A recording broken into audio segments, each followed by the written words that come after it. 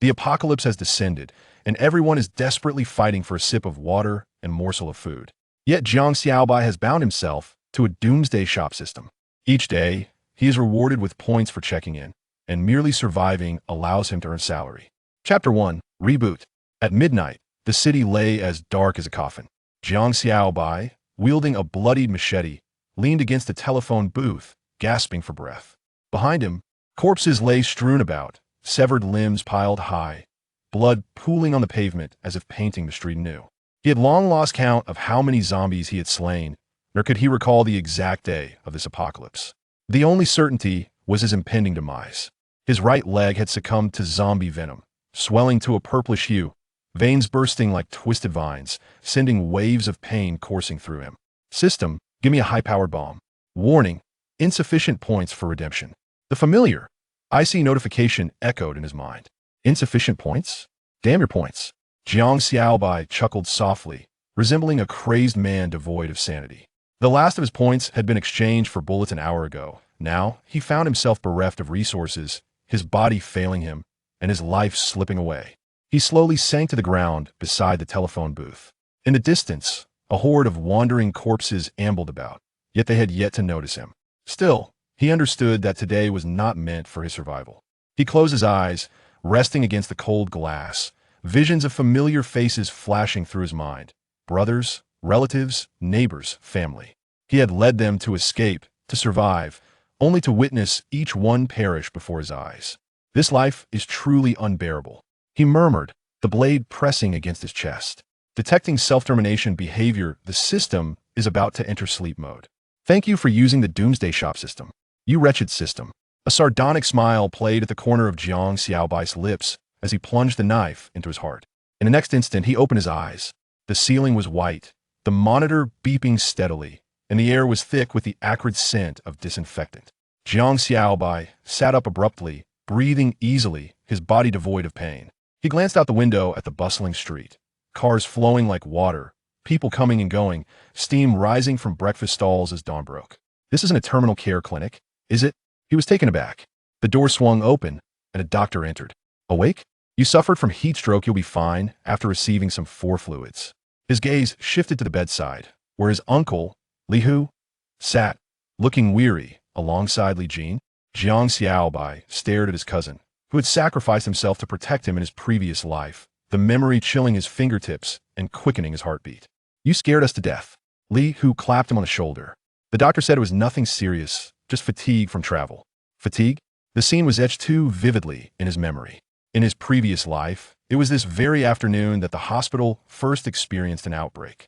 3 hours later, the emergency room fell. Patients turned savage, and doctors, nurses, and security personnel were wiped out. A few hours beyond that, the entire city would plunge into darkness. This was no mere coincidence. He had been reborn. Ding! A sudden notification resounded in his mind. Doomsday Shop System activating. Current time, 24 hours until the complete outbreak of the apocalypse. The daily check-in feature has been activated. Will you sign in? Jiang Xiaobai's pupils constricted, and in an instant he whispered, sign in. Check-in successful. 100 points awarded. He nearly burst into laughter. Rebirth was one thing, but the apocalyptic shop system still remained. Beginner's gift package redeemable. M1911 pistol X1, .45 bullets, X20. Redeem. The moment the pistol materialized, he finally comprehended that this was not a dream. This was a new beginning. This system allowed the exchange of points for tangible resources, settling at real market prices, with all items appearing seamlessly and without arousing suspicion.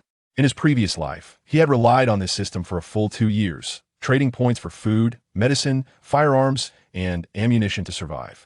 Yet by the end, he had lost everything. This time, there was still a chance.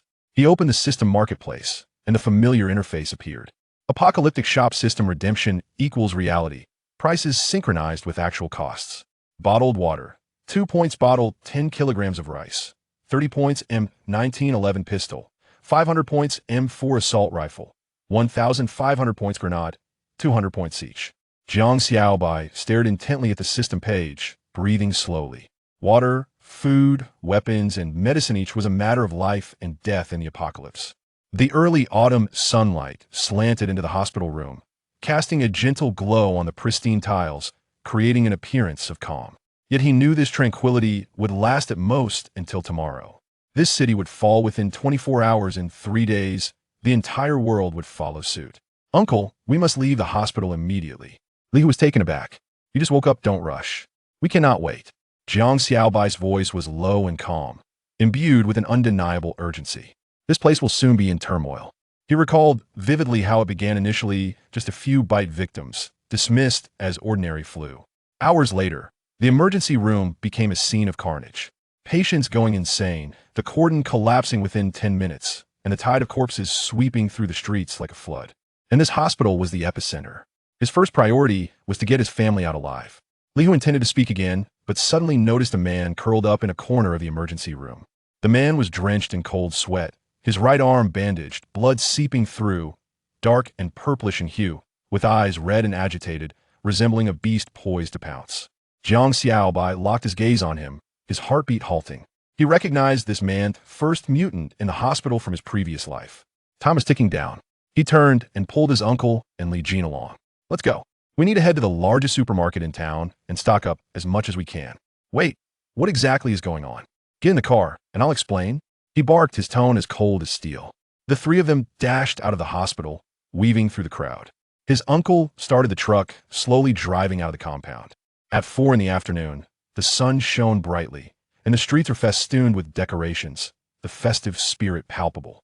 People carried large bags, their smiles radiant, as if the entire city was bustling in preparation for the new year. But as Jang Xiaobai gazed upon this vibrant scene, he felt a heavy weight in his chest. He was all too aware that none of this would survive the night. Shall we head straight home? Li Hu casually suggested, gripping the steering wheel. You've just been discharged. It would be wise to rest for a couple of days. We can take our time with the New Year's shopping afterward. Absolutely not. Jang Xiaobai replied with unwavering conviction, her gaze as cold as ice. With the holiday approaching, the crowds will be overwhelming, and supplies will vanish quickly. If we delay, essentials like rice, oil, and medicine will be depleted. Trust me. Li Hu paused for a few seconds, then nodded in agreement. You're right, let's go to the supermarket. The largest one in town, Jiang Xiaobai added. It's near the warehouse, and the pharmacy is right next door. In the back seat, Li Jin leaned forward with a mischievous grin. Brother, are you already thinking about shopping right after waking up? Since I accompanied you to the hospital, shouldn't you treat me to a pack of fine cigarettes? Jiang Xiaobai chuckled softly, her tone softening. All right, I'll buy you a whole box of cigarettes. Feel free to indulge. The truck rolled into the heart of the town. Red lanterns adorned the streets, and a banner proclaiming New Year's sales fluttered in the breeze at the supermarket entrance, while festive music played on repeat. Over the loudspeakers, the crowd surged with excitement. Shopping carts filled to the brim with cured meats and rice cakes, faces glowing with the joy of reunion. Yet, as Jiang Xiaobai observed this scene, she felt an overwhelming sense of oppression. It was all too familiar. In her previous life, just 3 days later, this bustling street would be stained with blood, lanterns floating atop piles of corpses, and the supermarket's glass shattered across the ground, the music replaced by screams and cries of anguish. Chapter 2. Hoarding before the apocalypse. As the sun descended in a slanted glow, its warm rays filtered through the windshield, casting a gentle light upon Jiang Xiaobai's face. He remained still, quietly observing the familiar street of the small town outside. At the age of 28, just days prior, he had been in a bustling city in the south, managing a project with over 30 colleagues, generating annual revenues in the millions.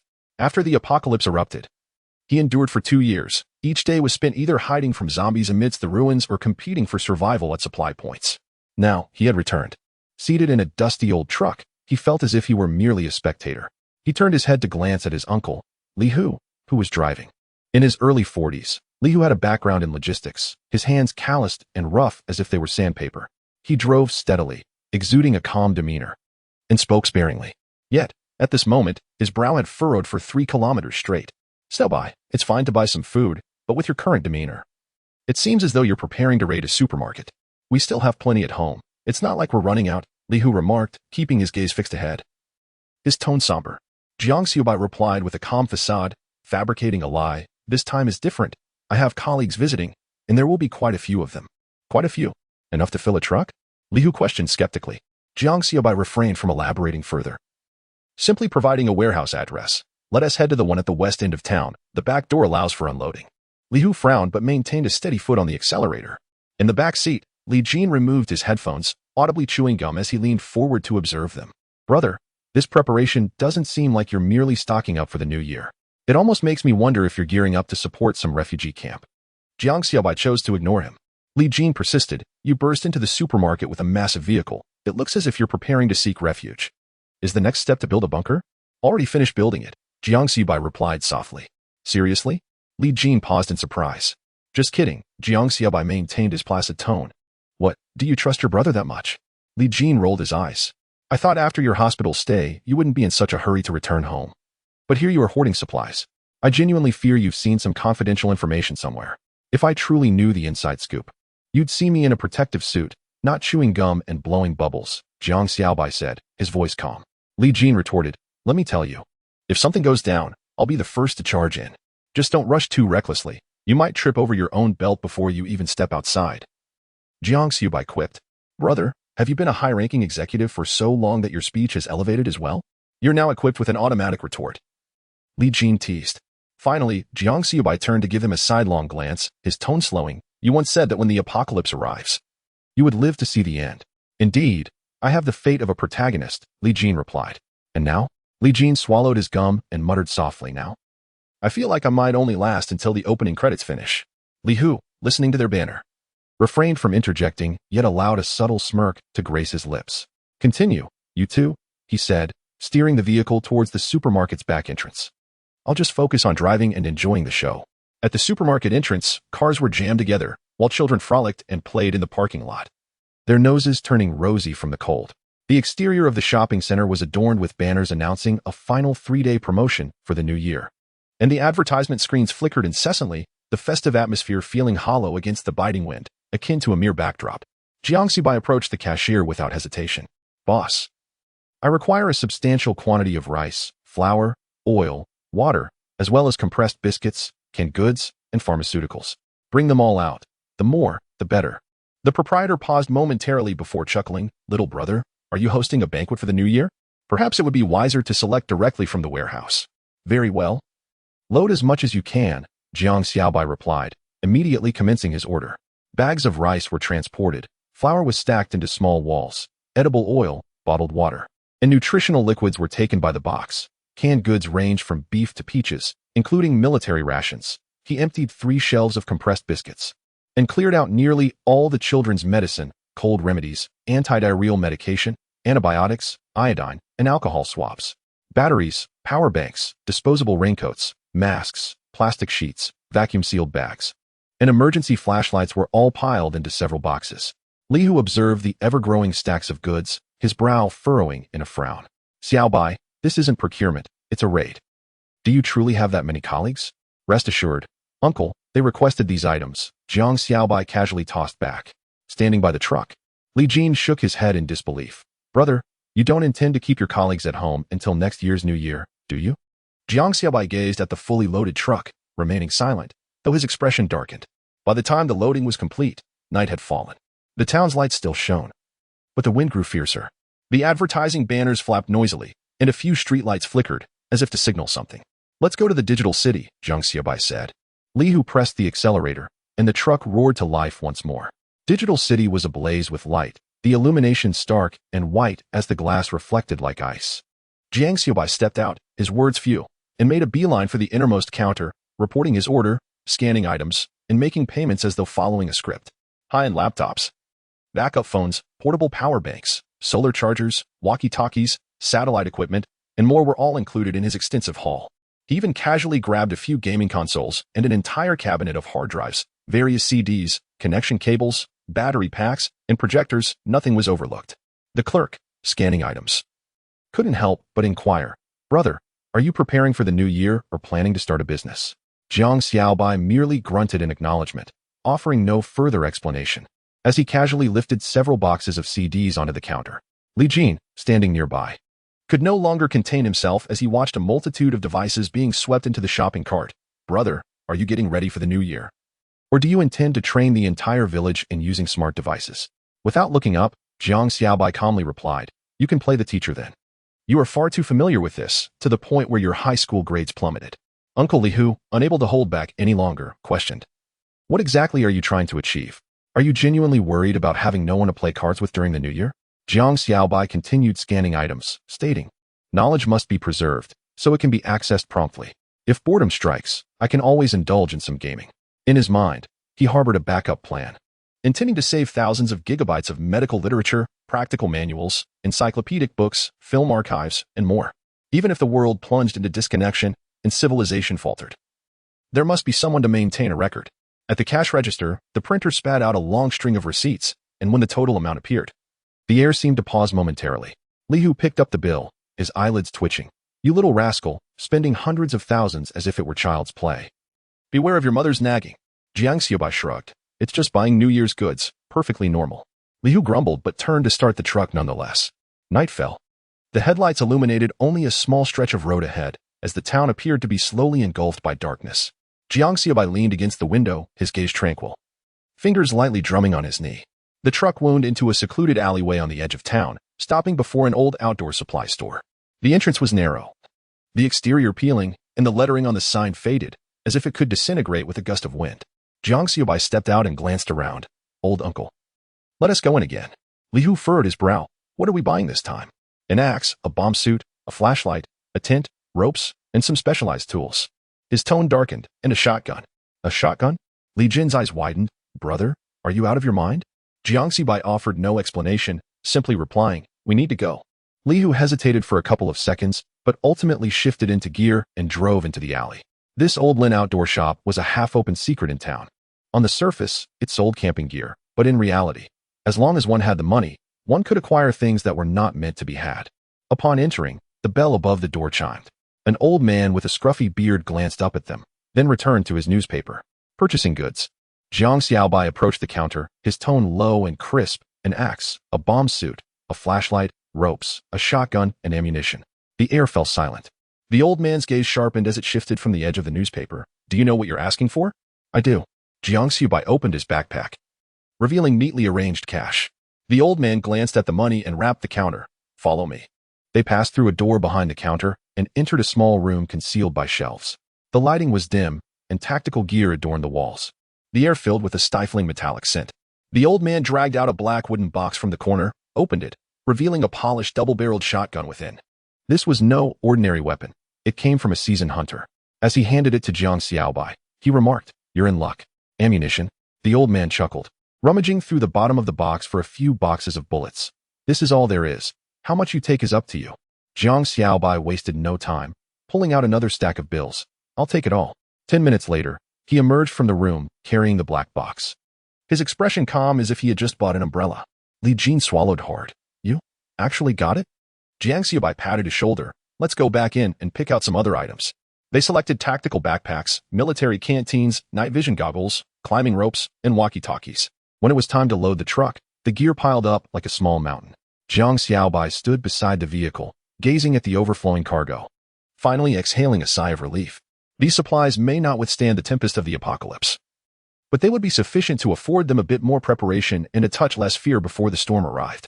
He still remembered the locations of several old warehouses in his heart. These places were remote and sparsely populated, having transformed into gathering spots for the infected in the previous life, only to be rediscovered by survivors after a considerable time. This time, he had no intention of waiting too long. Chapter 3. The crisis emerges. The first shot the truck sped along the road home, the night having fallen, with the last glimmer of sunset painting the horizon in fiery hues, casting a warm yet fleeting orange glow over the town. From a distance, it appeared draped in a vibrant cloak of color. Jiang Xiaobai leaned against the window, his gaze heavy and unfocused. He was not in the mood to admire the scenery. His fingers instinctively tensed. Time was running out. In his previous life, he sat in this very truck, hastily returning to his hometown. Back then, Li Jin had sacrificed himself at the town's entrance to protect them.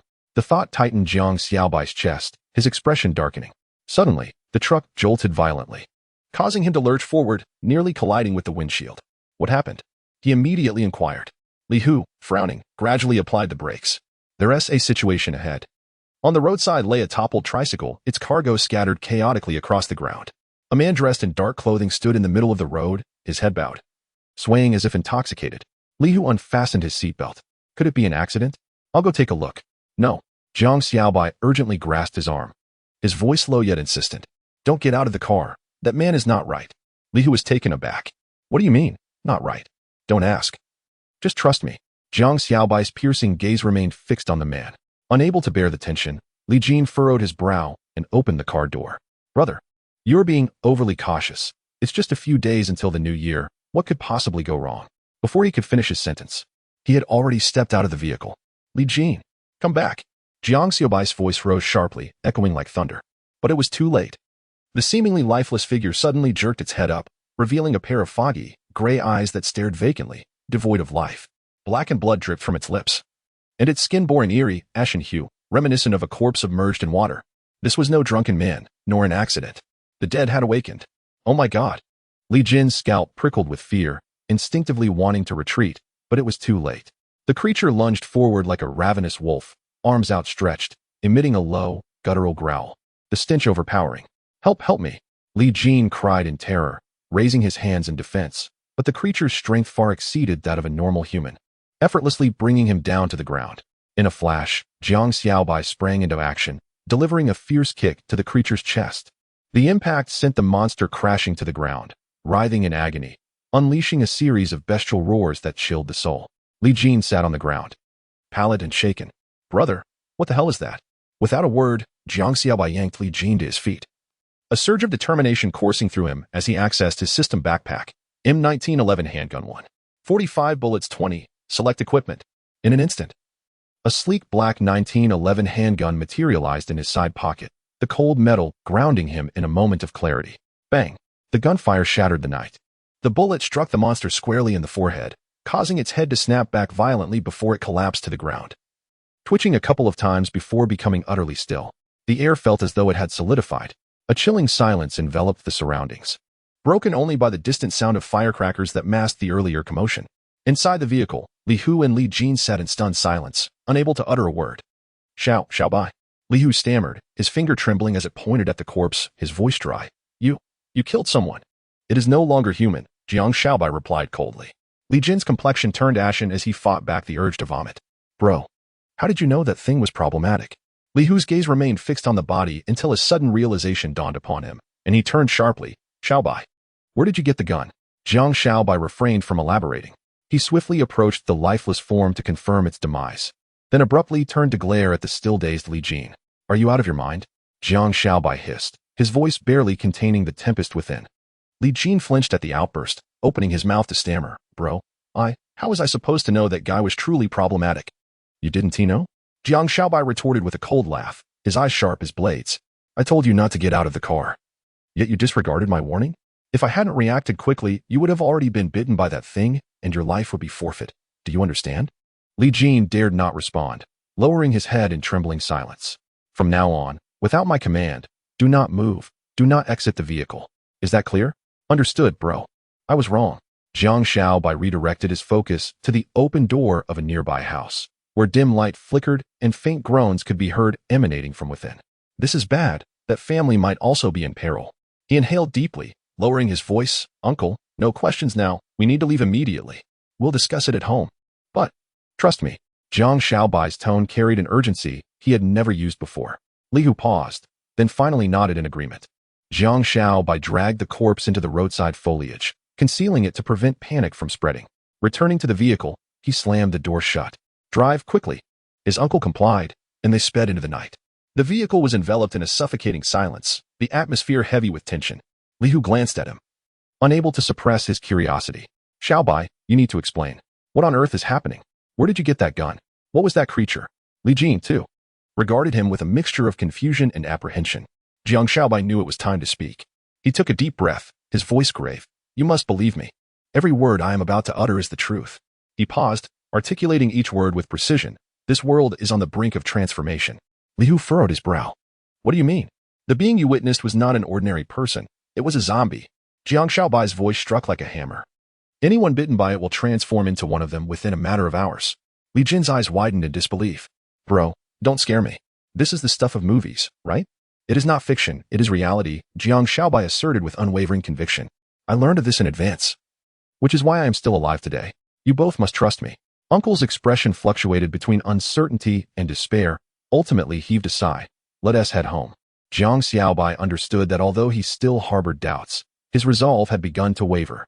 Li Jin swallowed hard and whispered, "Brother, is it akin to the situation in Train to Busan? It is far more severe." Jiang Xiaobai's voice was grave. Communication, electricity, and the internet will all fail. Society's order will collapse, plunging everyone into panic and despair. Li Jin shuddered, gripping the chair tightly as cold sweat beaded on his forehead. Li Hu clenched his teeth. "What are we to do? We must return home, stock up on supplies, secure the doors, and prepare," Jiang Xiaobai stated decisively. "Time is of the essence. We cannot afford further delays." Li Jin furrowed his brow. "The town is crowded. If something truly happens, wouldn't that pose a greater danger? It would be wiser to return to our hometown, where there are fewer people." "Indeed," Jiang Xiaobai nodded. "First, we will tidy up at the house in town. Then swiftly return to our hometown. It is less populated, the terrain is advantageous, and easier to defend." After uttering these words, he gazed out the window. The night had deepened, and fireworks blossomed in the distance, illuminating half the sky. It was the jubilant glow of the new year, yet also the final revelry of humanity before the onset of doom. He murmured softly, "For the apocalypse has already begun." Chapter 4. First Kill Reward. Informing Family Ding. "Congratulations, host, you have received the first kill reward, 500 survival points." Jiang Xiaobai sat in the car, casually opening the system interface and noticing that the points had been credited. He nodded slightly, quickly calculating that it was enough to exchange for 250 rounds of ammunition or directly acquire a handgun. Given the escalating chaos on the streets, a handgun would certainly serve as a significant deterrent. Yet, he ultimately chose to reserve the points, deciding it was not yet the opportune moment to act. He closed the system interface and turned his gaze towards the window. The sky was darkening, the last rays of the setting sun casting a glow over the streets. Yet the air was thick with an oppressive feeling, as if a storm was silently approaching. "We need to hurry home," he murmured, a sense of urgency swelling within him. He glanced ahead and said to his uncle, "Li Hu, take the main road, quickly." Before long, the car came to a stop in front of his eldest uncle's house. Before the car door had even fully closed, his cousin, Li Yuan, rushed over with a radiant smile, exclaiming, "Hey, cousin, you're back." Li Yuan, in his early 20s and tall in stature, was of similar age to his younger cousin, Li Jin. They had always been inseparable since childhood, often causing chaos in their households. Although now grown, they still engaged in playful antics, pinching and tumbling as if they would never mature. As Li Yuan eyed the packages in the car, he let out a gasp. "Wow, have you opened a supermarket? The stockpile is astonishing." With that, he rolled up his sleeves, ready to assist in unloading. "Don't bother," Jang Xiaobai waved his hand. "We're just passing through." Picking up a few things and grabbing a bite before heading back home. Li Yuan paused, taken aback. "You're not staying in town for the new year?" "Just a minor issue. I'll explain later," Jang Xiaobai replied tersely, wishing to avoid further elaboration. At that moment, Li Jin inched closer, a mysterious expression on his face, whispering, "Cousin, I've brought something amazing that you've definitely never seen before." Li Yuan raised an eyebrow. "What could possibly be new to me?" Li Jin grinned widely. "A real gun, the 1911. Li Yuan's eyes widened, momentarily stunned. "Are you serious? You're not joking, are you?" Understanding the glimmer in their eyes, Jang Xiaobai realized that these two had always been fascinated by firearms, often playing with toy models, even spending an entire day with a mere plastic BB gun. It was no surprise that encountering a real gun would leave them utterly awestruck. He surveyed the surroundings to ensure there were no unusual happenings before letting out a sigh. Slowly, he drew the 1911 from his waist and placed it firmly on the table. With a soft clang, the metallic sheen caught the light, and the room fell into an immediate silence. The gun, clad in black, boasted sharp lines and a weighty presence, emanating an air of formidable authority. Li Jin and Li Yuan's eyes widened, as if ignited by a spark. A real gun. Li Yuan's throat moved as he instinctively reached out, only to retract his hand as if fearing to damage it. Observing their reactions, Jang Xiaobai chuckled and nudged the gun forward. "Go on, touch it, see how it feels." Li Jin, the quickest to act, seized the gun. As soon as it was in his hands, he froze. "Whoa, this is incredibly heavy." He lifted it with both hands, weighing it as if to confirm its heft, far heavier than any model he had previously handled, and the sensation was entirely different. Li Yuan could no longer contain herself and reached out to snatch it. "Stop pretending, let me have a try." "Don't make a fuss, I haven't had my fill yet." Li Jin clung tightly, shouting, yet his face radiated the joy of a child. Jang Xiaobai, feeling helpless, raised his hand to halt them. "No grabbing. Allow me to teach you how to play, so refrain from moving recklessly." The two finally settled down, gathering around as if in a classroom. Jiang Xiaobai retrieved the gun, skillfully pressed the magazine release button, allowing the magazine to slide out smoothly. He then pulled back the bolt, inspecting the chamber to confirm it was empty. First, before handling the gun, check the magazine, then pull the bolt to ensure it is an empty firearm, preventing accidental discharges. He said as he handed the gun to Li Yuan, "You give it a try." Li Yuan accepted the gun, cradling it as if it were a fragile porcelain doll. She performed the steps Jiang Xiaobai had outlined, her movements somewhat awkward, yet still relatively smooth. Second, do not place your finger on the trigger when not firing. Jiang Xiaobai tapped the trigger, emphasizing the importance of cultivating good habits to avoid startling oneself on a day when their hand might tremble. Understood. Li Jin nodded eagerly. Then edged closer. All right, I want to turn too. What's the rush? Li Yuan tried it a couple of times, reluctantly handing the gun over. Finally, Li Jin got his hands on the gun, unable to put it down, gesturing excitedly as he exclaimed, "Wow, this feeling. It's absolutely cool." Lastly, Jiang Xiaobai's smile faded, his tone turning serious. The gun's muzzle must never be pointed at a person. Even if you know it's empty, it's still a no-go. Always point it downwards or towards a safe direction. The two nodded in unison. Got it, got it. Jiang Xiaobai nodded back, smiling. This one is mine, but I'll let you try it out for now. In the future. His words trailed off as he glanced at his two cousins. A hint of mystery in his eyes. Li Jin immediately pressed. Don't keep us in suspense. Spill it. Yes, what is going to happen later? Li Yuan chimed in. Jiang Xiaobai raised an eyebrow and said slowly, in the future, each of you will receive one.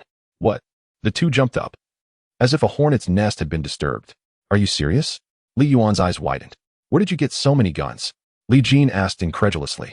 You're not planning to rob an armory, are you? Jiang Xiaobai remained silent, merely patting the holster at his waist, his tone calm. Trust me, there will be guns. Li Yuan and Li Jin exchanged glances, instantly grasping the weight of his words. In a post-apocalyptic world, possessing a firearm equated to survival. Cousin, from now on we'll stick with you. They declared in unison, without a moment's hesitation.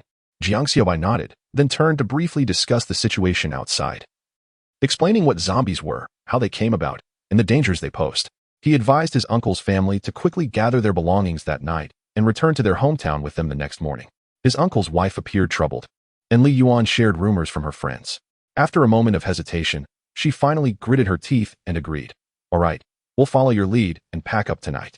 Afterward, Jiang Xiaobai promptly took out his phone and began contacting family members one by one. Upon the call's connection, his voice was low yet resolute. Do your utmost to avoid going out. Swiftly stock up on supplies. Purchase all available food, medicine, and daily necessities. The situation has taken a turn for the worse. It is no longer safe. He did not mince words, directly informing them of the zombie virus and the gravity of the situation. On the other end of the line, his uncle paused in astonishment. Xiaobai. What on earth is happening?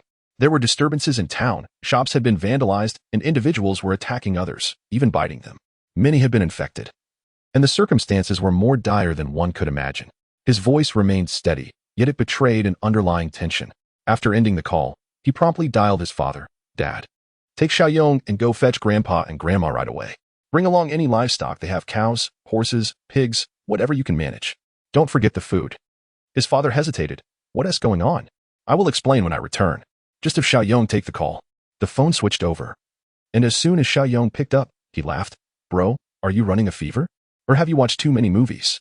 Believe it or not. Just listen to me. The creatures are currently slow-moving, but once they hear a sound, they will pounce immediately. They cannot be killed unless shot in the head. Silence hung for a few seconds on the other end, broken only by heavy breathing. Although Xiaoyong jested, Jang Xiaobai knew he was no ordinary person. After his military service, he had opened a gym in town, possessing both skill and intellect, with an instinctive alertness to danger. Indeed, Xiaoyong's voice dropped. Understood. I'm on my way. Bring something to crush skulls. Sticks 1 T suffice. A machete, axe, or hammer will do. There's a fire axe downstairs. Don't be careless, Jiang Xiaobai cautioned. This isn't just a couple of individuals. The entire town could become one of them. The phone fell silent for a few seconds before Xiaoyong inhaled deeply. All right, I'm aware. You be careful as well. After hanging up, Jiang Xiaobai stood by the window, gazing into the distance. The streetlights cast a dim glow, and several swaying figures lurked around the corner, as if their souls had been extracted, creating a disquieting spectacle that sent chills down one's spine. He understood that although Xiaoyong was skeptical, he would never joke about the lives of his family. He would be prepared. Jiang Xiaobai exhaled slowly, gripping the gun's handle. Having arranged everything, he turned to his uncle's family. Uncle, is your SUV filled with gas? Just topped off 2 days ago, and I have 2 spare fuel canisters. His uncle nodded. Good. He then looked at Li Yuan. What about your motorcycle? It's in the yard. The fuel is low, but it can still run. Fill it up shortly. Take as much food, drink, medicine, flashlights, and blankets as it can hold. Stuff it all into the vehicle. Understood. Li Yuan and Li Jin responded, promptly springing into action. In the kitchen, his aunt had already begun packing rice, flour, and oil with deft movements. Jang Xiaobai returned to his room, swiftly checking his weapons. The magazine was fully loaded, one round in the chamber, and the safety was engaged. Bullets were sorted into various pockets, readily accessible at all times. Chapter 5, The Gas Station Test of Courage. The hero of the alley under the cloak of night, Jiang Xiaobai revved his motorcycle and, alongside Li Yuan, rode onto the main thoroughfare of the town. The cool night breeze brushed against their faces, carrying a hint of oppressive gloom. The streets of the town appeared even more sinister than during the day. Under the dim yellow glow of the streetlights, several unsteady figures meandered slowly, seemingly oblivious to their surroundings.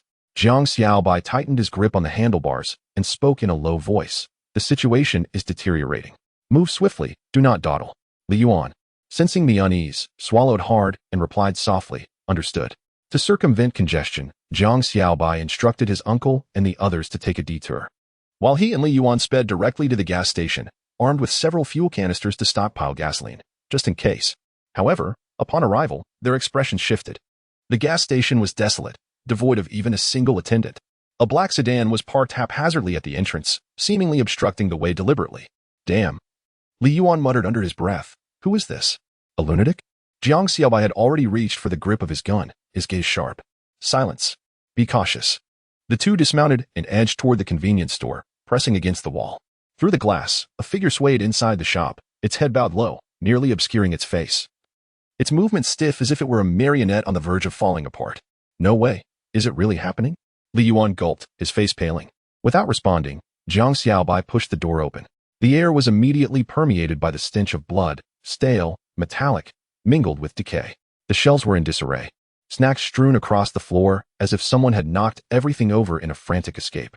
Behind the counter, a man in a blue uniform still swayed, his head down, seemingly caught in a loop of some morbid ritual.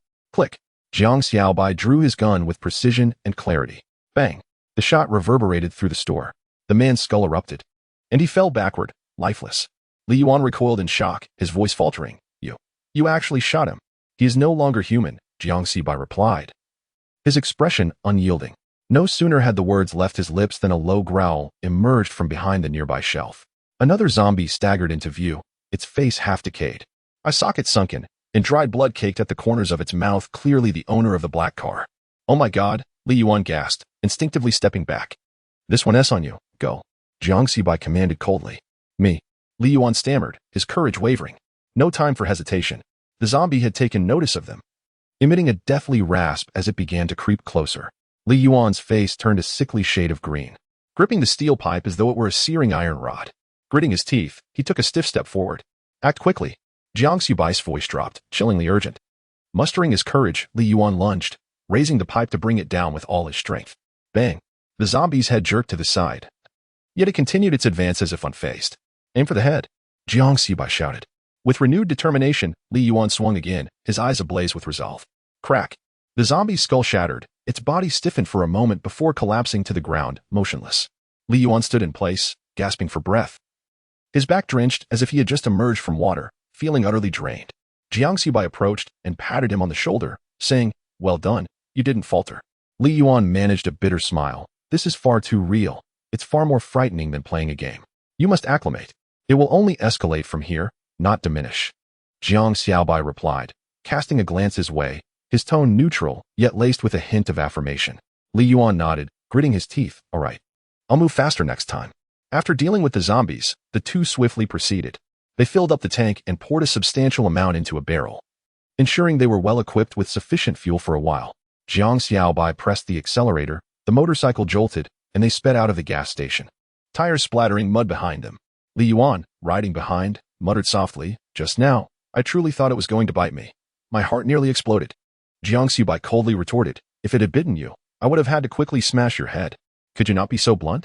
Li Yuan protested. In reality, being direct is more viable.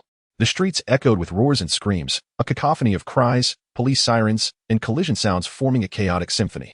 The crowd scattered in panic. Some fell, others screamed, and vehicles surged onto sidewalks, disregarding all rules. In the distance, a black sedan crashed into a convenience store, its front lodged in the shelves. Glass strewn across the ground, and the driver slumped over, motionless, his gaze vacant as if he were already deceased. Inside, people frantically scrambled for goods, stuffing instant noodles, drinks, and cigarettes into their bags.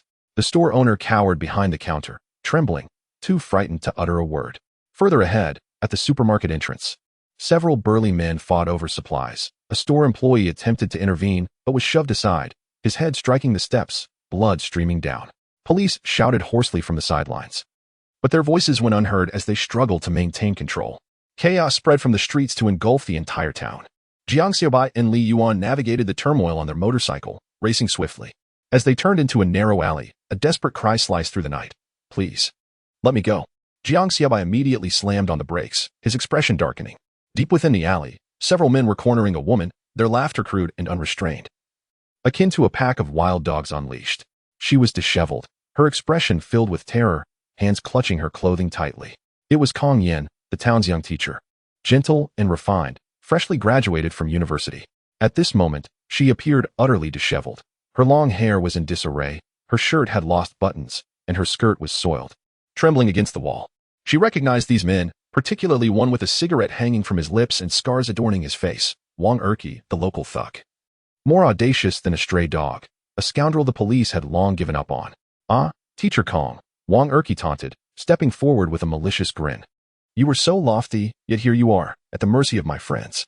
The group of ruffians erupted in laughter, one already reaching out to tear at her collar.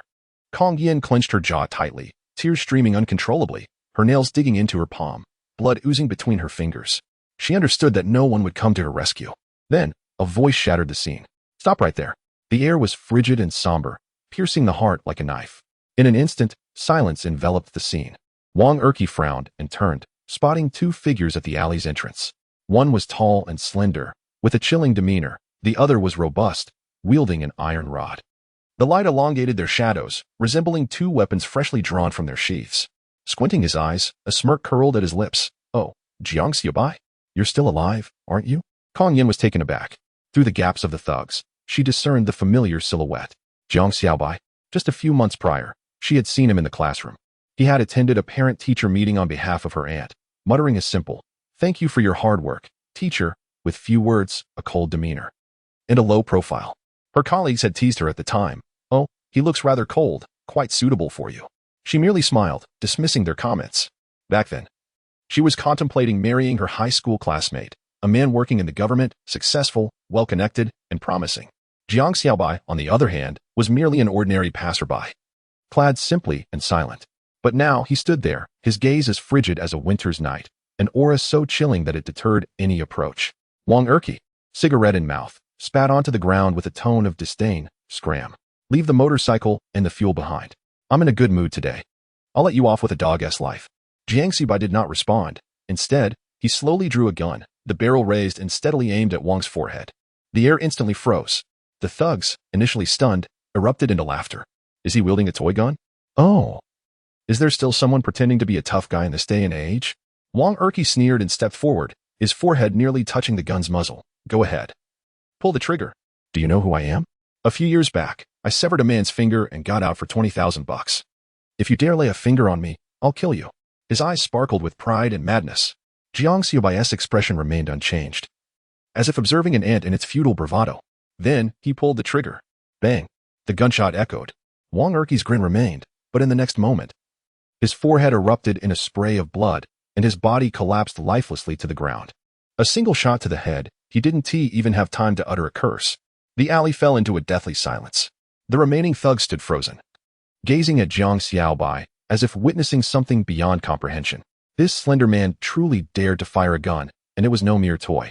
Jiang Xiaobai slowly retracted the gun, his gaze sweeping across them as he calmly inquired, "Anyone else?" The thugs turned pale, some collapsing to their knees. "No, we dare not, brother." In the next moment, they scattered in fear, not even daring to touch Wang Erki's corpse. They finally understood, in this era, it was no longer merely about who wielded the strongest fists, but rather, who dared to pull the first trigger. And Jiang Xiaobai was the one who had squeezed the trigger. He approached Kong Yin, his tone nonchalant. "Can you still walk?" Leaning against the wall, she trembled. staring at him as if gazing into another world.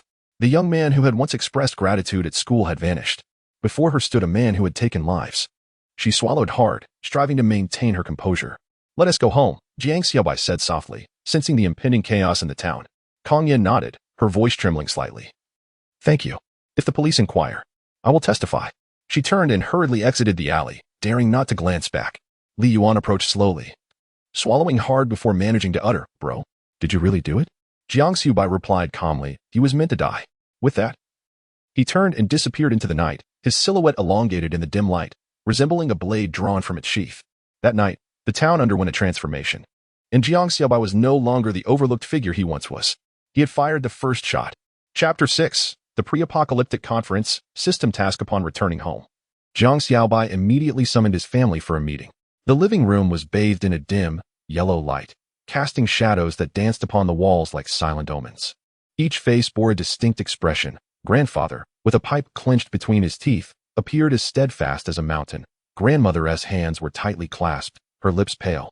Father furrowed his brow, a cloud of unarticulated confusion shadowing his eyes. Uncle leaned against the chair, calm in demeanor, yet unable to conceal the repression in his gaze. Grandparents were still grappling with the situation, gazing at their grandson with a look of bewilderment. Jiang Xiaobai stood before them, eschewing any circumlocution, and spoke plainly. This calamity extends beyond mere zombies. Natural disasters, famine, riots, and outages, these are all imminent. He paused, his throat tightening, and added, "If we do not prepare, this home will cease to exist within a month." Grandfather narrowed his eyes and exhaled smoke slowly. "Who told you this?" Jiang Xiaobai stared directly at them, articulating each word deliberately. "Grandfather, do not inquire about the source of my information. Just trust me." An abrupt silence enveloped the room. No one dared to question further. He retrieved a backpack and unfurled a list upon the table. "I have already stockpiled everything I could today. Weapons, a fire axe, iron rods, protective gear, cut-resistant gloves, a shotgun, and ammunition. Provisions sufficient for several years. Rice, compressed biscuits, canned goods, and cured meats. A water source from a well. But we need to dig another for backup. Power sources include a generator, solar panels, candles, and flashlights, enough to last for a while." His tone shifted, growing colder. "Yet, no matter how much we have, it will eventually run out. In the apocalypse, the most terrifying aspect is not the zombies, but humanity. Humans can be more ruthless than the deceased, more starving. When society collapses entirely, the true slaughter will commence." Father frowned. "You sound like some sort of prophet. What if you are mistaken? What then of these purchases? Do you comprehend how difficult it is to earn money now?" "Dad." Jang Xiaobai suddenly raised his voice, its tone sharp and then swiftly subdued. "You will find out tomorrow. The people in town, out of 10, barely one will survive." This statement hung in the air like a nail. Grandmother turned pale, and grandmother trembled, clutching grandfather's hand tightly. No one dared to speak again. Jiang Xiaobai offered no explanation. He yanked open his backpack, pulling out a black zippered bag and slamming it onto the table. The zipper was unfastened with a snap. The cold metallic sheen reflected onto the faces of the onlookers. It was a gun, accompanied by ammunition. The atmosphere in the living room plummeted to a freezing point. Grandfather's gaze sharpened as he slowly picked up a pistol, weighing it in his hand, his brow furrowed. "Where did this come from?" "Grandfather, that is inconsequential." Jiang Xiaobai evaded the question, instead handing a shotgun to Uncle. "You have experience. This is now your responsibility. Remember, starting tomorrow, it will be our means of survival." Uncle accepted the shotgun, inspecting it briefly before murmuring, "Understood." Grandmother's voice quivered. "Xiaobai, this is illegal." Jiang Xiaobai met her gaze with calmness, his tone as frigid as the winter wind. "Grandmother, from tomorrow onward, no one will heed the law. This gun serves not only to fend off zombies, but also to protect ourselves from humans." Grandfather remained silent for a moment, the cigarette but trembling between his fingers, before finally nodding. "All right, I will heed your counsel." In that instant, the atmosphere within the family shifted dramatically. Jiang Xiaobai surveyed the room, his tone transforming from a plea to a command. "From tonight onwards, no one is to venture out alone. Stay vigilant and composed, none shall falter." With just a few brief statements, the household was irrevocably thrust into a wartime mentality. Once the meeting concluded, Jang Xiaobai returned to his room, the system interface materializing before his eyes. Current points: 500, sign-in 100, first purchase gift pack 1 handgun, first kill reward 500. He contemplated silently, a smirk gracing his lips. 500 points for a handgun was precisely adequate. He chuckled softly, feeling akin to a shopkeeper clocking in for a shift. "Shop? What shop?" At the doorway, His uncle frowned at him. It's nothing. I merely meant we all need to survive. Jang Xiaobai swiftly brushed it off, drawing from his past life experience. He recalled that surviving the first day granted 500 points, while the first month yielded 1,000 points. If they could endure the initial chaos, they could exchange points for equipment and supplies. Once stability returned, he would bring his aunt and uncle over as well. After the meeting, he retreated to his room. Beneath the dim light, memories surged forth like a deluge. If all remained unchanged. Jiang Xiaobai's expression shifted abruptly, his chest feeling heavy. In neighboring villages, nearly everyone perished in his previous life. Their village also suffered great losses, with only a handful managing to survive. That time, his uncle and he escaped back from town to find the village steeped in silence. Their survival was merely a consequence of their home being on the outskirts. At that moment, a survivor's words from his past life echoed in his mind. Tonight, someone in the village will turn. His heart tightened. This was bad. How could he have forgotten this detail? In the next instant, the system panel popped up. A cold electronic voice resonating in his mind. Task triggered. Eliminate the zombie threat in the village. Reward, 500 points. Jang Xiaobai's gaze turned icy, his heart racing. Indeed, everything was unfolding along the same trajectory. He could no longer remain seated. He dashed out of his room, heading straight for his uncle's quarters. Uncle. He burst through the door, urgency lacing his voice. Something may happen in the village tonight. No matter what noises you hear, do not open the door. His uncle was taken aback, observing Jiang Xiaobai's serious demeanor, unease rising within him. Has someone in the village already been infected? There's no time to explain, Jiang Xiaobai whispered. Brow furrowed. I'm taking Li Jin and Jang Xiaobai to the village chief's house. You guard the front door. Do not let anyone in. His uncle pondered for a moment before nodding. Understood. I will keep watch. Jiang Xiaobai then rushed towards Jang Xiaoyang's room, the door ajar, and with a swift kick, he pushed it open. Jang Xiaoang, wake up quickly. He approached his brother, shaking him awake. Grab your iron rod and come with me. The village is no longer safe. Jang Xiaoyang, still groggy, asked, Brother, what's wrong? What is unsafe? There's no time for explanations. Jiang Xiaobai retorted, Stop dawdling, quickly. He seized the iron rod by the bed and thrust it into Jiang Xiaoyang's hands, turning on his heel to leave. Jang Xiaoyang instantly sobered, his expression shifting as he tightly gripped the rod and followed. Upon stepping outside, I noticed my cousin Li Jin squatting in the courtyard, meticulously arranging his tools. Li Jin, grab the stick and follow me, Jang Xiaobai exclaimed. Li Jin, momentarily taken aback, swiftly seized the iron rod resting against the wall and hurried over in a flurry. Brother, what's the matter? We'll discuss it on the way. The night was thick with darkness, and the wind carried a biting chill. Jang Xiaobai raced towards the village chief's home. Flanked by his two younger brothers, his mind consumed by a singular thought. I cannot afford to be a moment late. It would truly be too late. Chapter 7. The emergence of the undead and the eradication of village threats. The night was thick with darkness, the village resembling a slumbering beast, only occasionally disturbed by distant barks, heralding impending unrest. Jang Xiaobai gripped a fire axe, swiftly traversing the dimly lit village path. Jang Xiaoyang and Li Jin followed closely behind, clutching iron rods, their expressions betraying vigilance. Their pace quickened, as if a calamity loomed ominously ahead. Upon reaching the village chief's doorstep, the sound of heated argument erupted from within. Jang Xiaobai pushed the door open, revealing the village chief surrounded by several villagers, all in a state of panic. I truly heard it. One villager exclaimed, pallid and trembling, from Old Lu's house. There were growls, neither human nor canine. Could it be that we are cursed? Someone murmured softly. The village chief was about to speak when he noticed Jiang Xiaobai and his companions armed with weapons, his brow furrowing in concern. Xiaobai, what is the meaning of this? Why do you wield axes and clubs? Jang Xiaobai replied gravely. Chief, something may have happened at Old Lu's house. I warned earlier that someone in the village might suddenly go mad and bite anyone they encounter. Mad? What do you mean?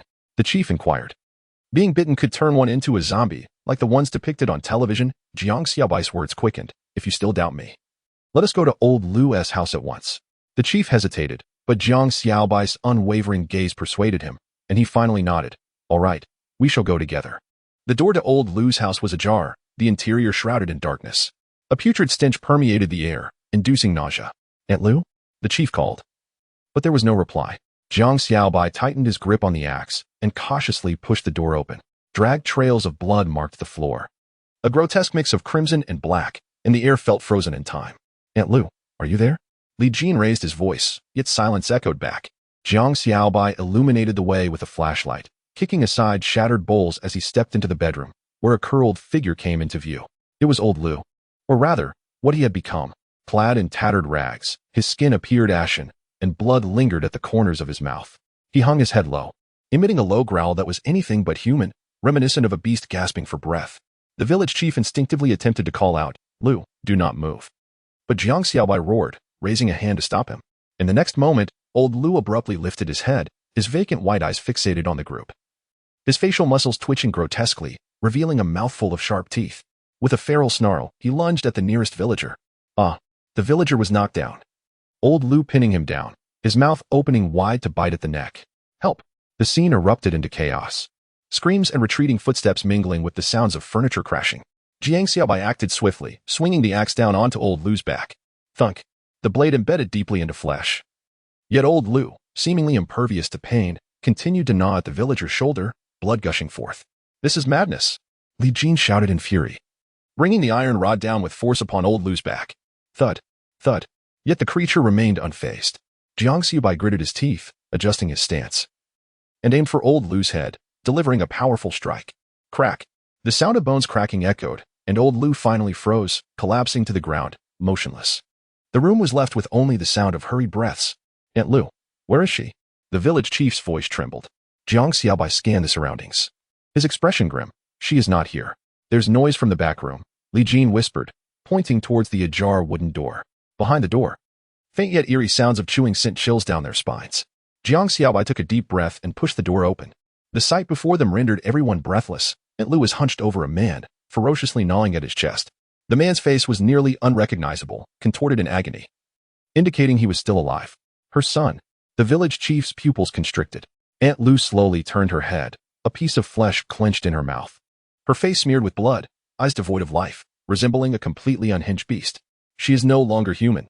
A villager's legs gave way, and he collapsed to the ground. Hiss. Aunt Lu suddenly let out a terrifying roar and lunged at them. Bang. Li Jin swung a club at her cheek. She tilted her head, but did not relent. Like a mad creature, she dropped to all fours and charged again. Die! Jiang Xiaobai shouted angrily, swinging an axe downwards. Thud! The axe blade sank into her neck, blood splattered onto Jiang Xiaobai's hand, yet Aunt Lu continued to writhe, uttering strange murmurs. Up! Jang Xiaoa gritted his teeth, raising an iron rod to strike her head. Bang! Aunt Lu convulsed several times before finally collapsing, lifeless. The room fell into a deathly silence, the stench of blood overwhelming. The village chief sat on the ground, as if all his strength had been drained, his gaze vacant. What she bit was her own son. Jiang Xiaobai silently stared at the corpse on the floor, the mother and son barely distinguishable amidst the carnage. His stomach churned violently, yet he forced himself to remain composed. This is not madness. A madman would not suddenly exhibit such ferocity, nor would they turn against their kin so mercilessly. This affliction is contagious. We must initiate a thorough investigation throughout the village immediately. Jiang Xiaobai's voice shattered the silence. Several villagers were startled, exchanging fearful glances.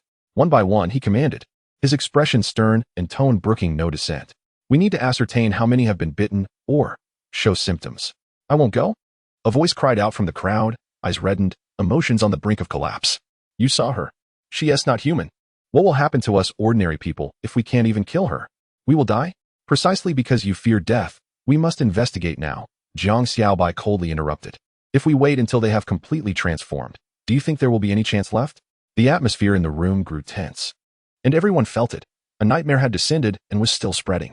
The village chief finally gritted his teeth and stood up. I will take people to the east. You all handle the west. He looked at Jiang Xiaobai, his eyes reflecting a newfound trust and reliance.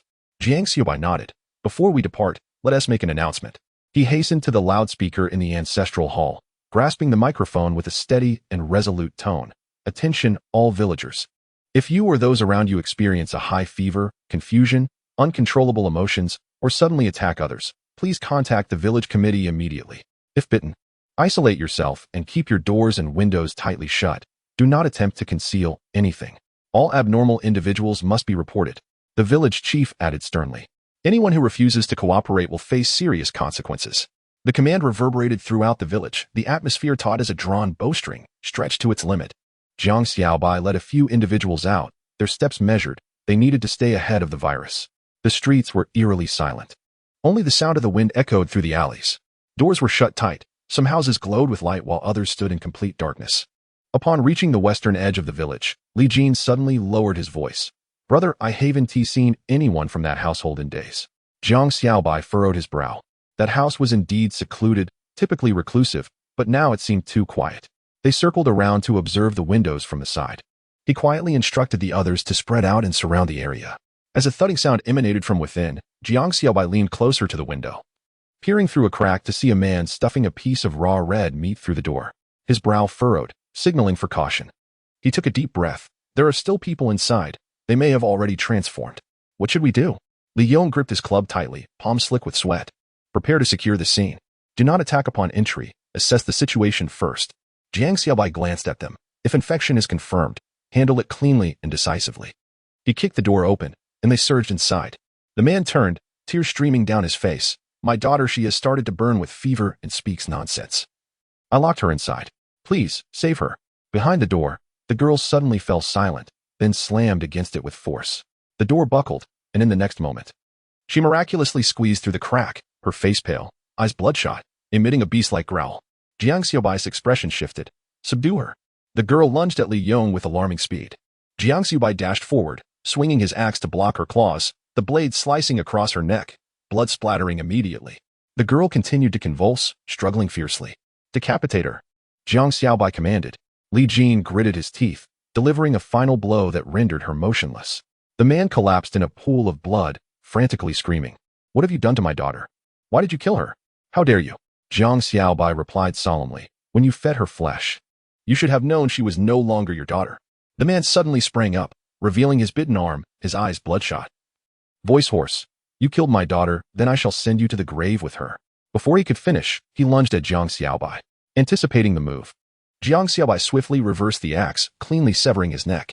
The man collapsed, blood spreading across the floor. Li Yong's eyes widened, his voice trembling. Brother, was he bitten? Jiang Xiaobai nodded, his breath heavy. He would have transformed eventually. He just wants to be aware of it yet. He cast a glance at the dilapidated door and the fallen corpse within the room, addressing the villagers trailing behind him in a cold tone. Do not blame me. Those infected are doomed to perish and must not be spared. Chapter 8. The zombie dog and the villagers' unexpected bite. As the night deepened, an indescribable sense of oppression enveloped the village. The incessant chirping of insects ceased, and even the wind seemed to have stilled, leaving only the harsh crackle of flashlights piercing through the darkness. The village chief, accompanied by several villagers, was meticulously inspecting each household as per their plan. Upon reaching the entrance of old Zhao's home, their footsteps faltered. The house was shrouded in darkness, devoid of any light. Even the usual barks of the old dog were conspicuously absent. What's wrong with old Zhao's house? An elderly villager furrowed his brow, sensing something amiss.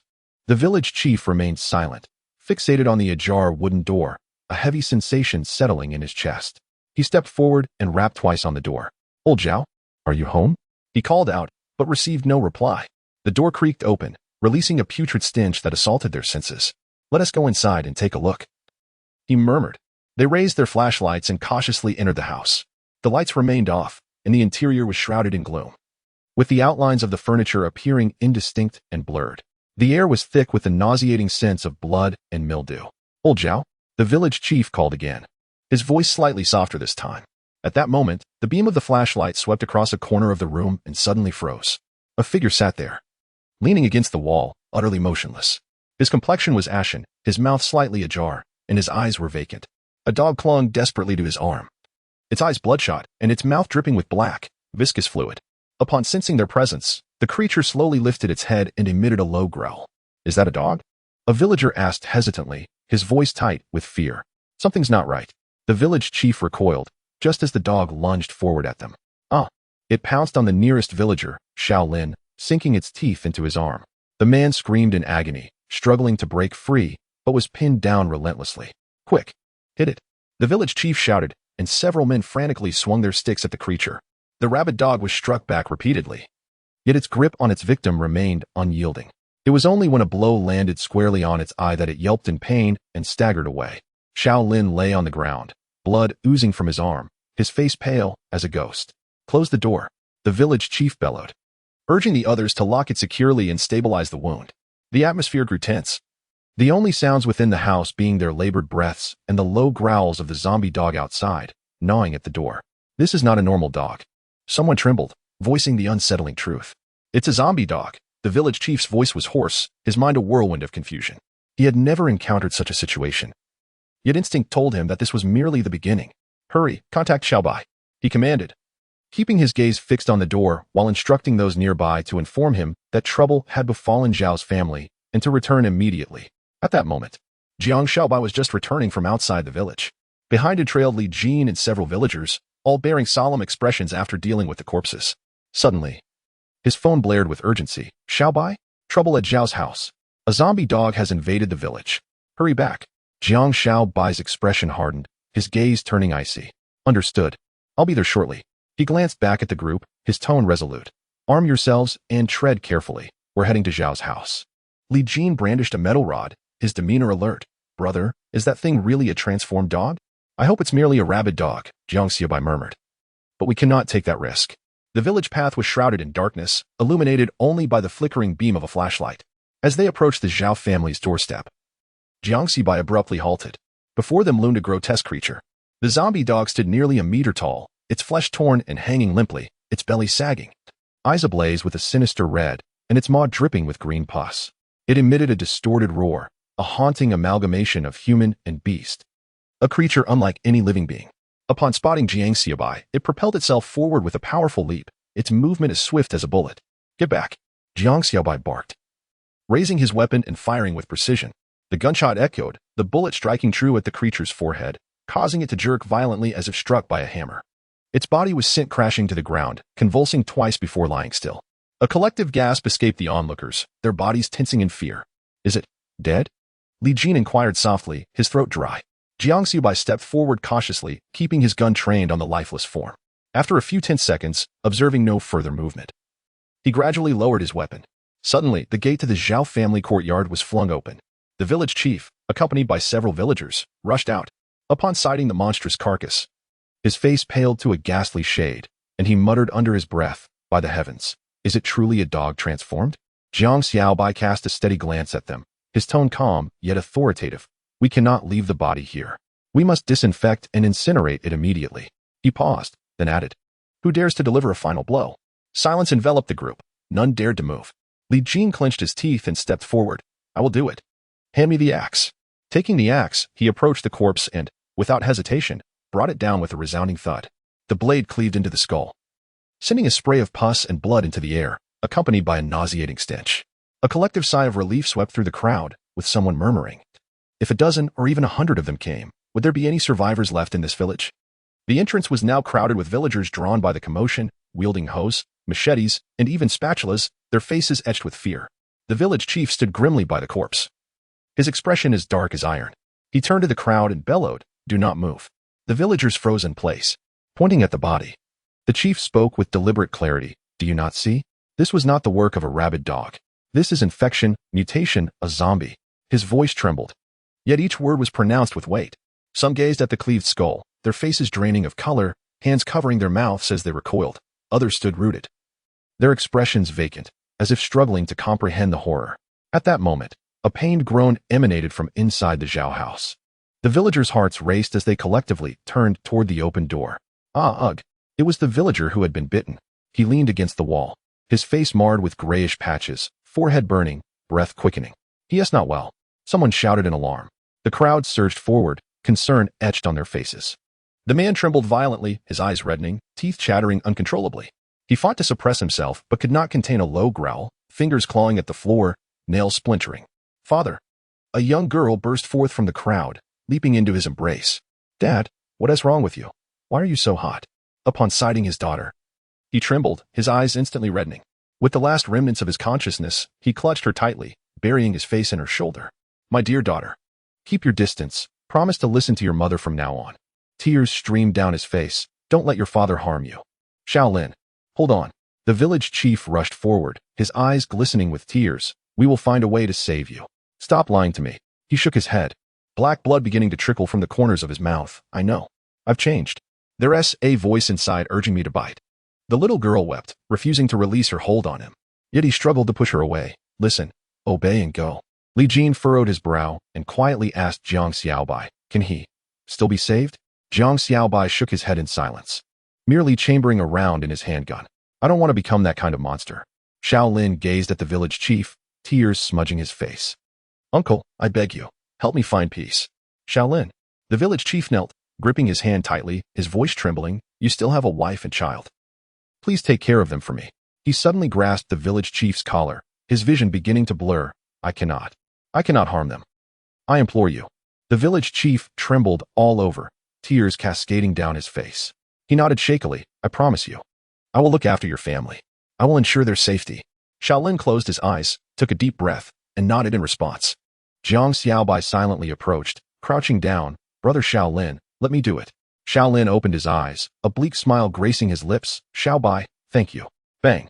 The gunshot rang out, his body shuddered, then fell completely still. The onlookers were left in shock. Some wept aloud, others bowed their heads in silence. While many were enveloped in a shroud of dread, they finally grasped that this was not a mere tale or rumor. It was a genuine calamity that had befallen them. The village chief knelt on the ground, wiping his tears as he shouted, "Everyone listen. Something has truly occurred in the village."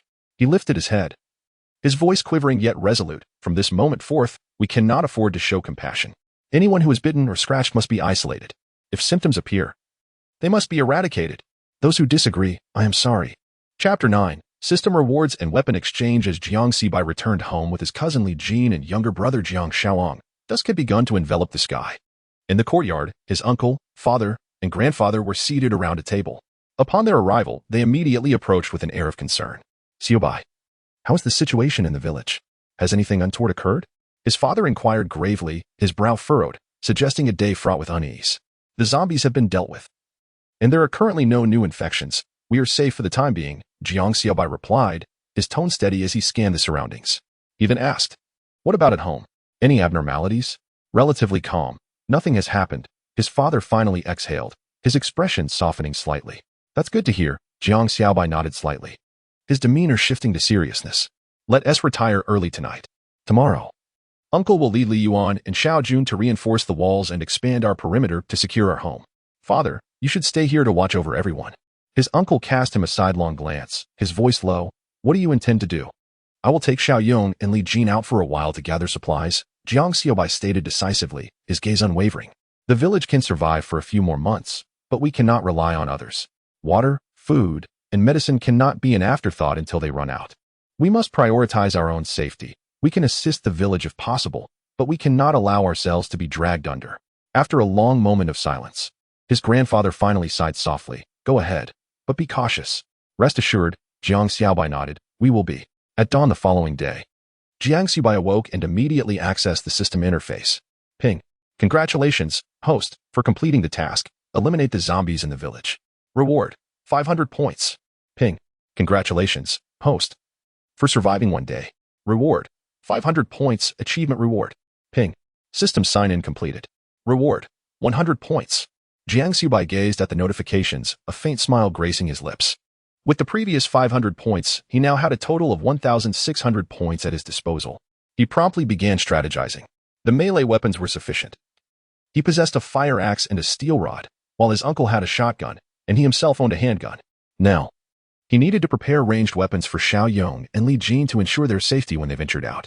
Ultimately, he exchanged for the following items: 1 handgun, 500 points, for Jiang Xiaoyong's protection; 1 military crossbow, 500 points, for Li Jin, offering silence and precision; ammunition, 500 points, 250 bullets, 2 points each, and 20 crossbow bolts, 100 points total, 5 points each, recyclable. Just as he completed the exchanges and was about to awaken them, the house was suddenly engulfed in darkness as all electrical devices simultaneously shut down. Jiang Xiaobai's heart raced as he realized the first wave of large-scale power outages had arrived. He rushed to the window, witnessing the distant village lights extinguished, while the signal bars on his phone flickered intermittently. His father frowned as he switched on a flashlight. "What is happening? A power outage?" His grandfather gently set down his teacup, his expression somber. "Ah, this is the beginning of chaos." Jiang Xiaobai took a deep breath, suppressing the unease within his heart as he retrieved the 2 weapons he had recently acquired from his backpack. "Here you go, Xiao Yong," he said, handing over the sleek black handgun. "This is yours." He then presented a military crossbow to Li Jin, adding, "Li Jin, this crossbow is for you. Wield it wisely, for it could save your life." Li Jin accepted the crossbow, his eyes sparkling with excitement as he instinctively pulled back the string, feeling the powerful tension. "Brother, this crossbow is incredibly cool."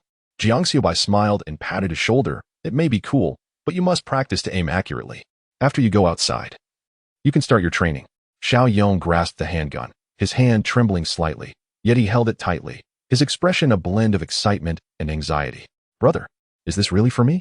Of course, it is, Jiang Xiaobai affirmed earnestly. Both of you need to practice prioritizing the use of the crossbow. It is quieter and less likely to attract zombies, thus offering greater safety. Once you are proficient, you can practice with the handgun, but remember, ammunition is precious, do not waste it. I will practice diligently. Li Jin nodded vigorously, gripping the crossbow as if it were a cherished treasure. I will train hard too. Xiao Yong chimed in immediately. At that moment, Li Yuan and Jiang Xiaojun, standing nearby, watched in awe. Li Yuan swallowed hard and whispered, Brother Xiaobai, can we also practice in the future? Yes, I want to learn too, Jang Xiaojun couldn't help but add. Jiang Xiaobai regarded them calmly, replying certainly. When you demonstrate steadiness and reliability, you will also be equipped. Upon hearing this, their eyes sparkled with hope and determination. As if they had been invigorated by a surge of adrenaline, Jiang Xiaobai nodded gently, recognizing that the apocalypse had arrived. And it was time to transform this group into a formidable fighting force. Jang Xiaobai donned his backpack and conducted a final inspection of the equipment. The handgun was loaded, and the ammunition was ample. He confirmed that Xiao Yong and Li Jin's gear was also in order. He then stated, today's objective is to raid several supermarkets and warehouses in the town. Take as much as you can. Xiao Yong excitedly caressed the handgun in his hand, relishing the fact that this was his first time wielding a real firearm since his discharge from military service. Although Li Jin maintained a composed demeanor, the knuckles of his fingers gripping the crossbow had turned pale, betraying his mix of tension and anticipation. Accompanying them were 3 villagers, all equipped and quietly advancing toward the town. As they approached, Jiang Xiaobai suddenly raised his hand, signaling for silence. There is movement ahead, he whispered. The group immediately halted and held their breath, following his pointed finger to see 3 zombies shambling down the street, their skin grotesquely decayed, moving with a stiff gait, and emitting low, guttural growls. Jiang Xiaobai glanced at Li Jin and instructed, try your crossbow, aim for the head for a clean kill. Taking a deep breath, Li Jin raised the crossbow, took aim, and released the bolt. The arrow struck true, piercing the zombie's skull, causing it to collapse lifelessly. Well done, Jiang Xiaobai commended. Then turned to Xiao Yong, the remaining 2 are yours. Xiao Yong raised the handgun, but with a loud bang, his first shot went awry, striking the zombie's shoulder. Steady yourself, Jiang Xiaobai urged in a low tone. Jiang Xiaoan gritted his teeth, steadied his resolve, and fired another shot, this time striking the zombie squarely in the forehead, causing it to collapse. The last one, drawn by the gunfire, lunged forward. Jiang Xiaobai stepped up, raised his hand, and with a sharp report, the zombie's head burst, blood splattering everywhere. He holstered his weapon and coldly remarked, don't waste your bullets, you still have much to practice. Jiang Xiaoang nodded, his expression one of reluctant acquiescence. After confirming the area was secure, Jiang Xiaobai led the team into a small supermarket on the edge of town. The glass doors stood ajar, with shopping baskets and snack wrappers strewn across the floor. Curiously, the shelves were fully stocked with canned goods, rice, bottled water, fresh produce, and even medical supplies, all impeccably arranged as though untouched by looters. Stop the vehicle, Jiang Xiaobai commanded, furrowing his brow as he scanned the surroundings with vigilance. Brother, with so much here, why hasn't anyone taken anything? Jiang Xiaoang whispered. Something's amiss, Jiang Xiaobai replied, exiting the vehicle and solemnly instructing the others to prepare their weapons and be wary of ambushes. The group chambered their firearms and cautiously advanced inside. The supermarket was eerily silent. Shelves overflowed with entire cases of luncheon meat, canned peaches, instant noodles, and compressed biscuits. In the corner lay unopened bags of rice and flour, while the medical section was also stocked, resembling a scene just before the apocalypse. How much can we carry? Li Jin asked quietly. Take as much as we can fit, Jiang Xiaobai commanded, and the work commenced. The team immediately dispersed, pushing carts and hoisting bags, transferring usable items onto the truck. Jiang Xiaoyong joyfully lifted a bag of rice onto the vehicle, exclaiming, Brother, this can last us half a year. Jang Xiaobai remained silent, his gaze ever watchful of their surroundings. Suddenly, a low gnawing sound emanated from the back storage area, accompanied by the crack of bones breaking. Jiang Xiaobai's expression darkened as he swiftly raised his weapon, stand guard. Before he finished speaking, a man in a greasy apron emerged from the shadows of the back storage. Black blood dripping from the corner of his mouth, a severed arm dangling from his hand. Good grief, Jiang Xiaoyong gasped in horror. In quick succession, 4 or 5 zombies staggered out from the shadows, howling as they charged towards them. Open fire, Jang Xiaobai ordered decisively. Bang, bang. He was the first to blow the head off one, black blood splattering across the shelves.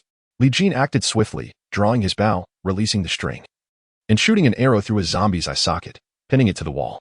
Jiang Xiaobai fired his handgun, missing the first shot but hitting the second squarely in the forehead, causing the zombie to fall.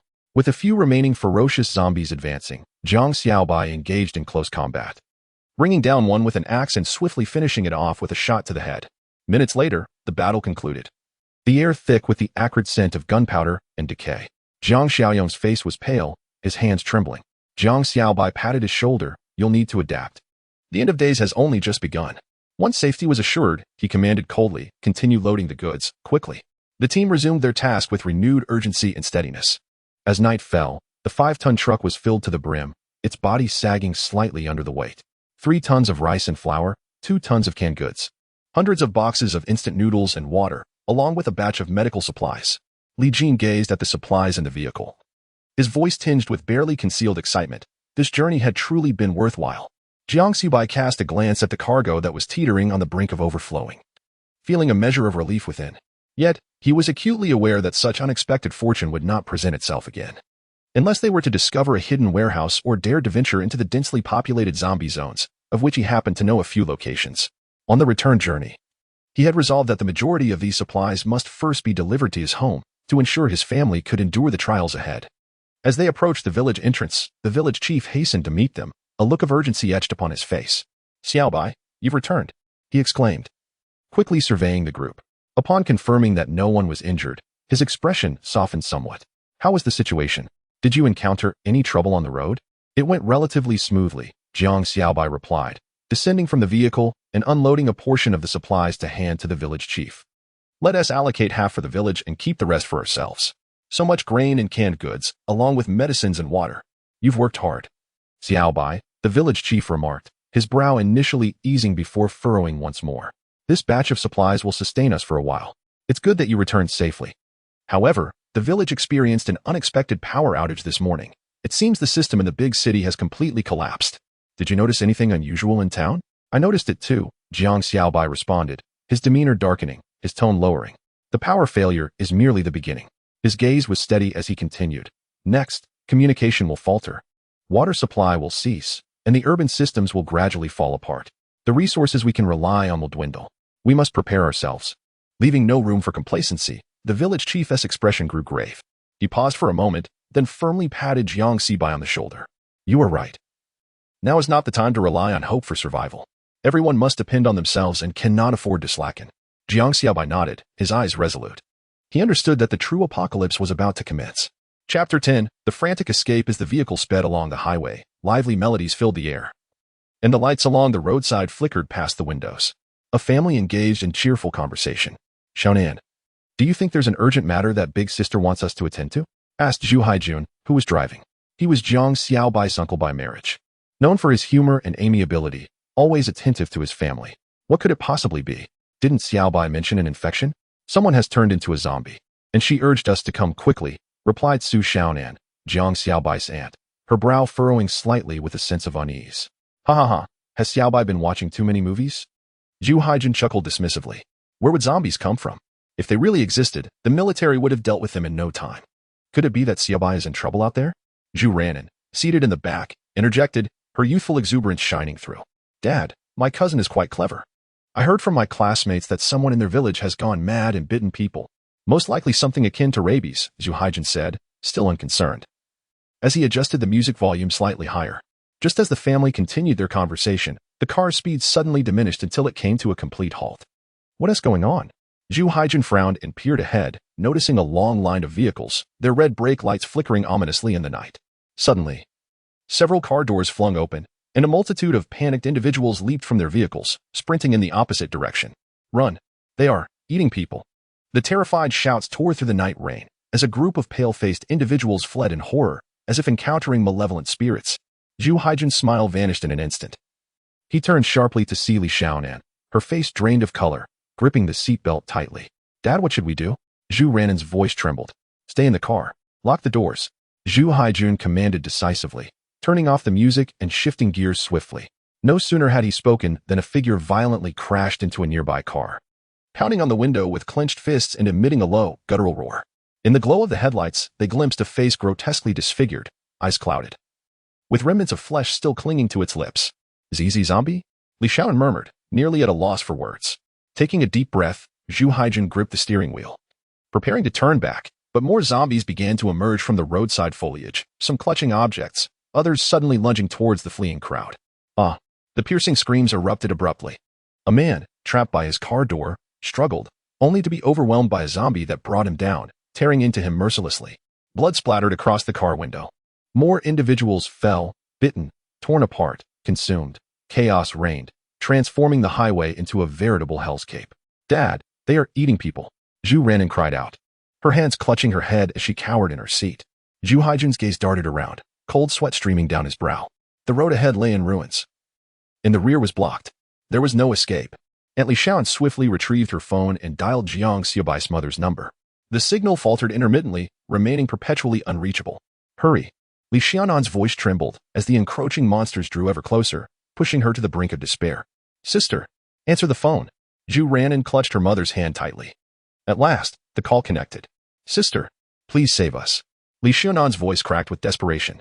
"We are trapped on the highway, surrounded by monsters. We can't escape." Jang Xiaobai's mother responded urgently, "Stay calm. Tell me your location." "North section of the highway, near the city entrance. The road is blocked, and zombies are everywhere.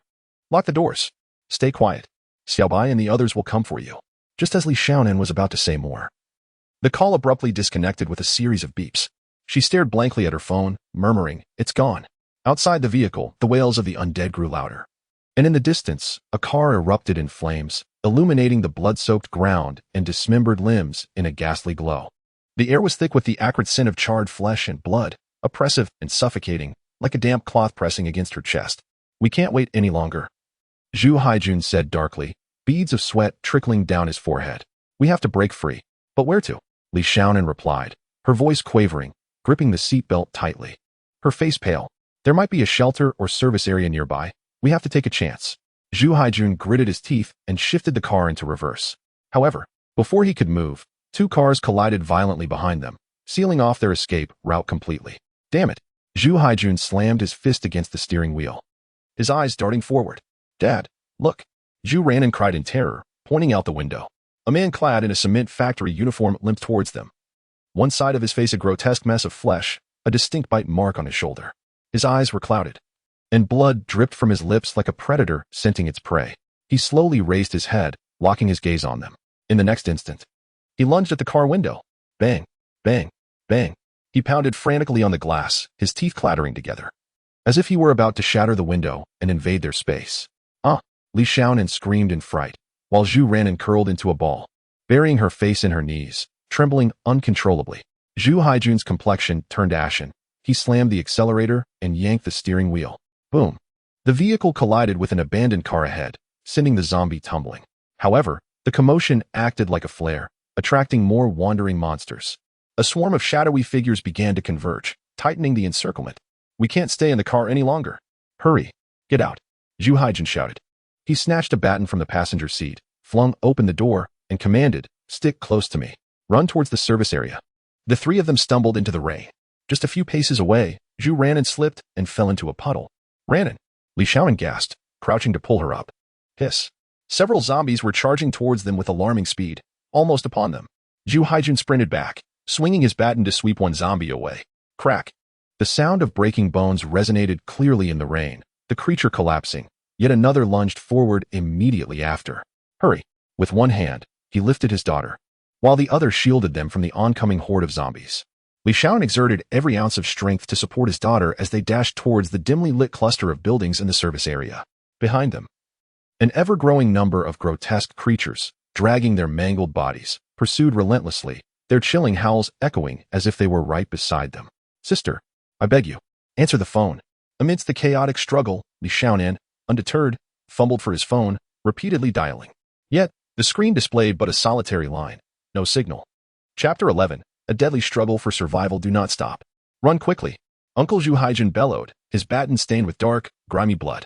With one hand gripping his wife and the other clutching his cousin Zhu Ranin, the trio stumbled towards the service area. The horde of zombies drew ever closer, their dragging footsteps scraping against the ground, their throaty growls resonating with the chilling breath of death. "Military brother!" The service area S door is ajar. Aunt Li Xiaonan screamed, pointing at the slightly open glass door in the distance.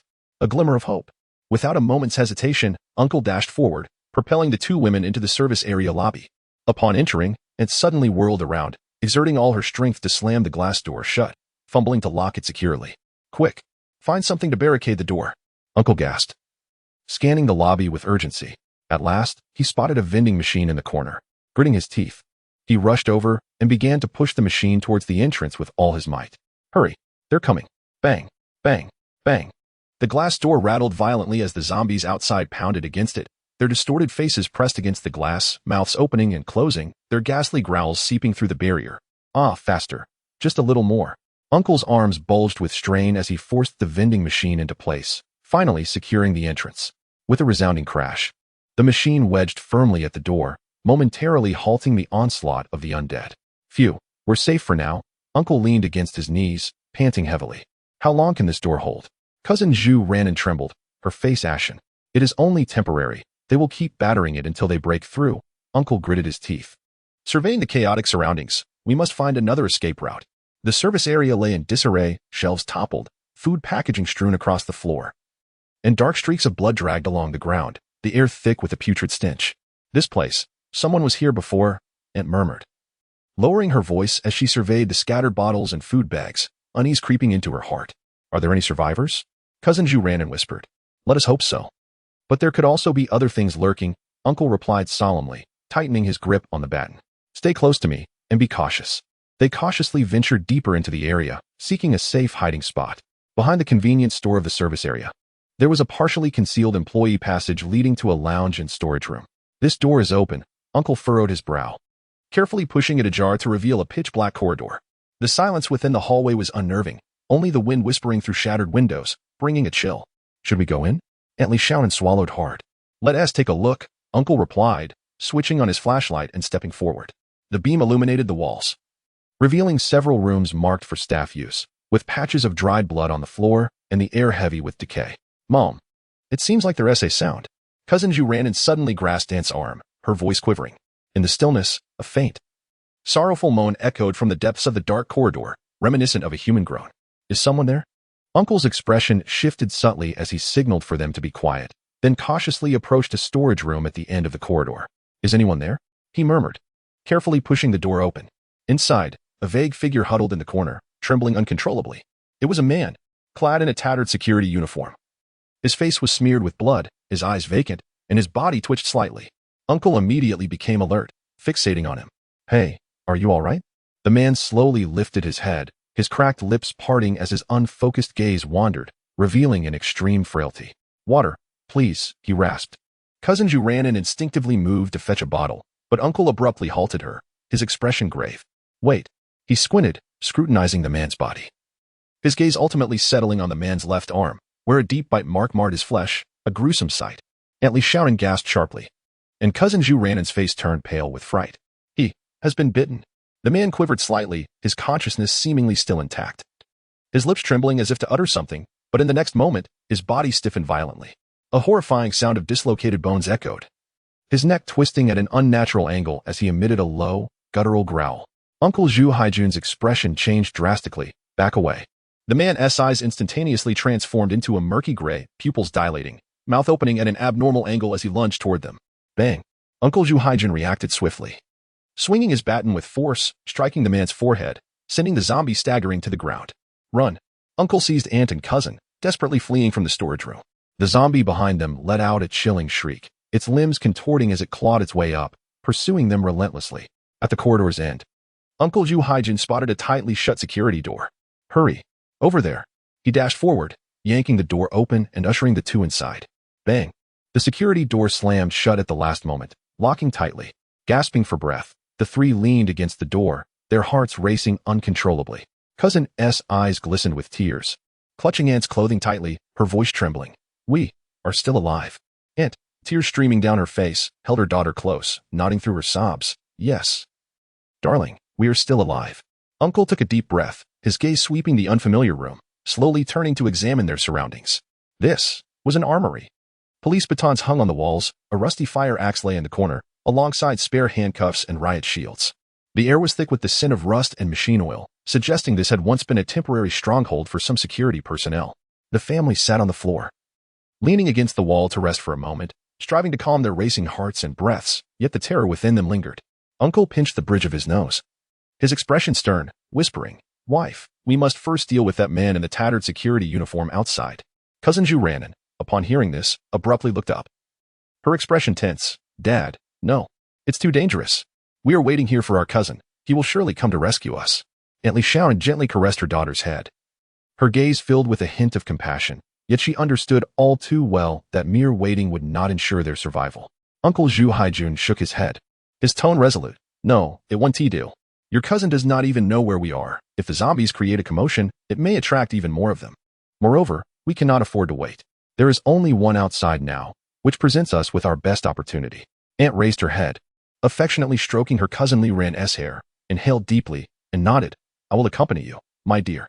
She reached for a police baton, her knuckles whitening from tension, while Uncle grasped a fire axe, feeling the cold metal against his skin. Without further exchange, they exchanged a glance of understanding and stealthily moved toward the door. As the door creaked open, a chill breeze swept into the room, mingled with the stench of decay from outside. Uncle stepped out first, his movements light yet steady, akin to a hunter on the prowl. With the fire axe in hand, he cautiously approached their target. The figure of a zombie clad in a tattered security uniform loomed at the end of the corridor, its hunched silhouette grotesquely distorted under the dim light. Its head tilted unnaturally, flesh nearly rotting from its neck, and dark, congealed blood lingered at the corners of its mouth. Aunt held her breath, gripping the baton tightly, her heart racing, sweat trickling down her forehead. Suddenly, the zombie's head jerked up, its lifeless white eyes fixated on Zhu Haijun. In the next moment, it emitted a low, guttural roar, as if it had sensed the presence of the living, staggering toward them with unsteady steps. "Aim for its head," Aunt hissed urgently. Uncle Zhu's gaze sharpened, his hands tightening around the fire axe, and he swung it fiercely. With a sickening thud, the axe blade plunged into the zombie's shoulder, the sound of shattering bones sending chills down their spines. Yet, it seemed impervious to pain, continuing its frenzied assault toward Zhu Haijun, repulsive black blood splattering onto his sleeve. "Die!" Aunt shouted, swinging the baton with fierce intent towards the zombie's head. The zombie's head twisted violently, one side of its face caving in, black blood oozing from its eye sockets, but it still refused to fall, convulsing violently, its arms flailing as it attempted to tackle Zhu Haijun. Uncle roared in fury, gripping the fire axe tightly, channeling all his strength for a decisive blow to its skull. With a sickening squelch, the axe blade embedded deeply into the zombie's cranium, black blood spraying forth, bits of flesh and brain matter showering the ground. The creature's movements abruptly halted, as if it had been hit with a pause button, before it convulsed one last time and collapsed, lifeless. The two stood there, breathless, their hearts pounding fiercely. After several moments, Uncle slowly withdrew the fire axe, black blood dripping from the blade onto the floor, creating an eerie sound. Having dealt with the zombie, they wasted no time and swiftly returned to the armory, locked the door behind them, and began to meticulously search the service area for any usable supplies. Aunt discovered a selection of puffed snacks, several bottles of mineral water, and a few cans of luncheon meat in a small supermarket. Although the quantity was modest, it was sufficient to sustain them for a few days. She rummaged behind the checkout counter and surprisingly unearthed a nearly new folding knife and a lighter. Gathering the supplies, she nodded approvingly. It was quite satisfactory. Cousin Zhu Ranan cautiously accepted a bottle of water, unscrewing the cap gently to take a sip, her eyes still filled with trepidation. "Can we wait for our cousin to arrive, Mother? I feel so anxious." Aunt paused for a moment in silence before gently embracing her. "We will, I promise we will." Uncle sat nearby, his gaze fixed on the dimming world outside. The sky had gradually darkened, and the distant city lay enveloped in an eerie silence, interrupted only by the occasional low growl, a grim reminder of their precarious situation and their hope for their cousin's swift arrival. Cousin Zhu Ranan whispered softly to herself. Uncle remained silent, gripping the folding knife tightly, his eyes resolutely fixed on the outside. They were uncertain when aid would arrive, but for now, they had endured the day. Chapter 12. The Doomsday Bandits. The relentless pounding at the door continued, as the undead frantically slammed against the glass, their guttural growls echoing through the desolate service area. Decayed hands left grimy streaks upon the glass, mingling with the acrid stench of decay, as if death were slowly seeping in. Suddenly, a series of gunshots shattered the cacophony, plunging the outside tumult into an eerie silence. This was followed by the sound of hurried footsteps, the squelching of saws and pools of blood creating a sickening, jarring noise, accompanied by the metallic clicks of firearms being readied, drawing ever closer. Zhu Haijun's expression darkened as he abruptly turned, his gaze slicing through the air towards the entrance like a blade. A group of individuals burst in, clad in a patchwork of clothing, some stained with blood. Some bore antiquated shotguns, others wielded axes and baseball bats, while a few brandished glinting knives. Their expressions were brazen, their strides arrogant, reminiscent of bandits invading a village. "Oh, there are indeed people here," the leader, a middle-aged man sporting a goatee, remarked. He licked his lips, surveying Li Xiaonan and Zhu Ranan with a predatory gaze, a cryptic smile curling at the corners of his mouth. Zhu Haijun instinctively positioned himself in front of his family, gripping his baton tightly, eyes glinting with the ferocity of a cornered wolf. "Relax, buddy," a man with a shaved head waved his shotgun nonchalantly, spitting carelessly onto the ground. "We're not those mindless corpses." Zhu Haijun coldly inquired, "What do you intend to do?" "What else?" "Just looking to lay low and see if there is anything of value here," the man with the goatee replied with a casual tone, as if engaged in idle conversation. However, in the next moment, his expression turned icy, and his voice hardened. "But you lot stay put, don't move around." The atmosphere immediately thickened with tension. Zhu Ranan took a frightened step back, her face pale. Li Xiaonan clutched her daughter's arm tightly, her fingers trembling. A sudden slap shattered the standoff. Zhu Ranan was sent sprawling to the ground, half her face swelling instantly, blood oozing from the corner of her mouth. "Damn it, I told you to behave. Didn't I?" The assailant, a lanky figure, flicked his hand as if he had just swatted a fly. "You've gone too far," Li Xiaonan shouted, rushing forward. But as she took a step, the man with the goatee delivered a swift kick. With a thud, Li Xiaonan crashed heavily to the floor, letting out a muffled groan. "Too far." The man with the goatee scoffed, looking down at her with derision, his eyes brimming with contempt. "This world doesn't abide by reason. It speaks the language of fists." Zhu Haijun roared in fury, swinging his baton, but before he could strike, the shaved-head man lunged forward, swinging his shotgun horizontally. The stock crashing down with a resounding thwack. The crisp sound of bones fracturing pierced the silence. "Ah!" Zhu Haijun's anguished scream rent the air, his arm falling limply. Like a marionette with severed strings, cold sweat beading upon his forehead. "Is that all you've got?" The lanky assailant sneered, looking down at him with a face full of mockery. "I expected more toughness. Turns out you're quite useless." The man with the goatee erupted into laughter, the chilling sound reverberating through the service area, imbued with a cruel, icy malice. He squinted his eyes, fixating on the fallen Li Xiaonan, a sinister smile curling at the corners of his mouth, reminiscent of a wolf discovering its prey. "Ah, quite the protective one," he drawled, his voice light and frivolous, as if he were witnessing an entertaining play. "Unfortunately, in these times, protecting anyone is futile. True strength lies in the power of one's fists." He stepped closer, his leather boots echoing dully against the tiled floor. Li Xiaonan curled into herself, gasping for breath. That kick had nearly shattered her ribs. Gritting her teeth, she glared at him, her eyes ablaze with fury and defiance. The goat-bearded man leaned closer, studying her stubborn gaze, and sneered, his eyes sweeping across her face, a smirk slowly forming. "You've got quite the spirit." He raised a hand to tap his knee, his tone as light as a breeze, yet suffocating. "I say, sister, why don't we have a little chat about how excessive can truly become?" Suddenly, a piercing scream shattered the air. A figure burst through the door, her steps frantic, nearly collapsing beside Zhu Ranan. It was Zhao Xian, Zhu Ranan's closest friend. She fell to the ground, trembling fingers reaching to support Zhu Ranan. And upon seeing the blood at the corner of her mouth, tears welled up instantly, her voice shaking. "Ranan, are you all right?" Zhao Guoqiang and Chun Xiulan followed closely behind. Upon entering, their expressions shifted dramatically at the sight before them. Zhao Guoqiang was an old colleague of Zhu Haijun, having worked together for many years before the cataclysm. After the disaster, their families had supported each other through tough times, though still robust.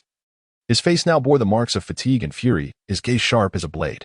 Chen Xiulan rushed to her daughter's side, fear gripping her as she shielded Zhao Xian, her voice trembling.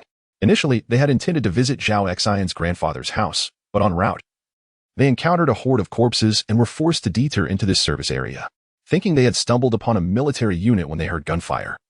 They approached with hope, only to be met with this horrifying scene. Zhao Guoqiang had intended to seize the opportunity to rescue them, but Zhao Xian, upon witnessing Zhu Ranan being attacked, lost control of her emotions and rushed in. "Oh!" The goat-bearded man's eyes turned cold, licking his lips as his gaze swept over Zhao Xian, as if selecting something.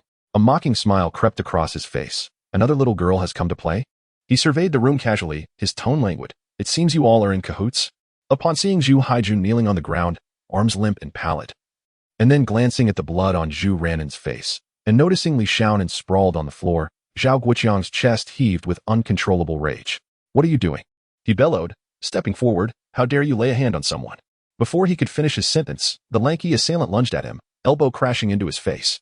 Bang! Zhao Guoqiang was sent flying, crashing heavily against a shelf, bottles and jars shattering around him, the sound of glass breaking piercing the air. He struggled to support himself.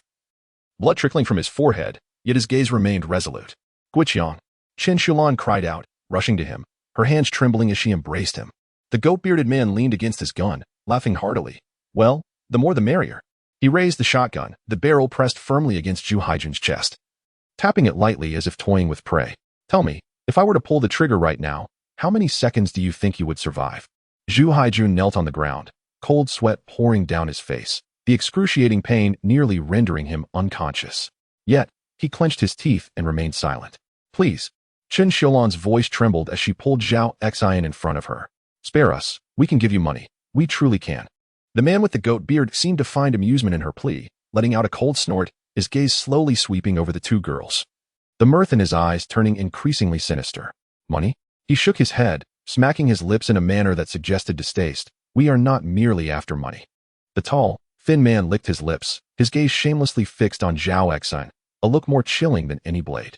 Zhao Xiaobay's body stiffened, a chill running down her spine as if she had been thrown into an icy cellar. She stood protectively in front of Zhu Ranan, her fist clenched tightly, nails digging into her flesh, yet she felt nothing. She understood that retreating even a step would mean losing everything. Don't touch her, Zhao Guoqiang roared, forcing himself to stand. His teeth clenched in fury. If you dare lay a finger on her, I will fight you. Li Xiaoan also struggled to shield her daughter, her voice hoarse from shouting. What you are doing is a crime. You will face retribution. Crime?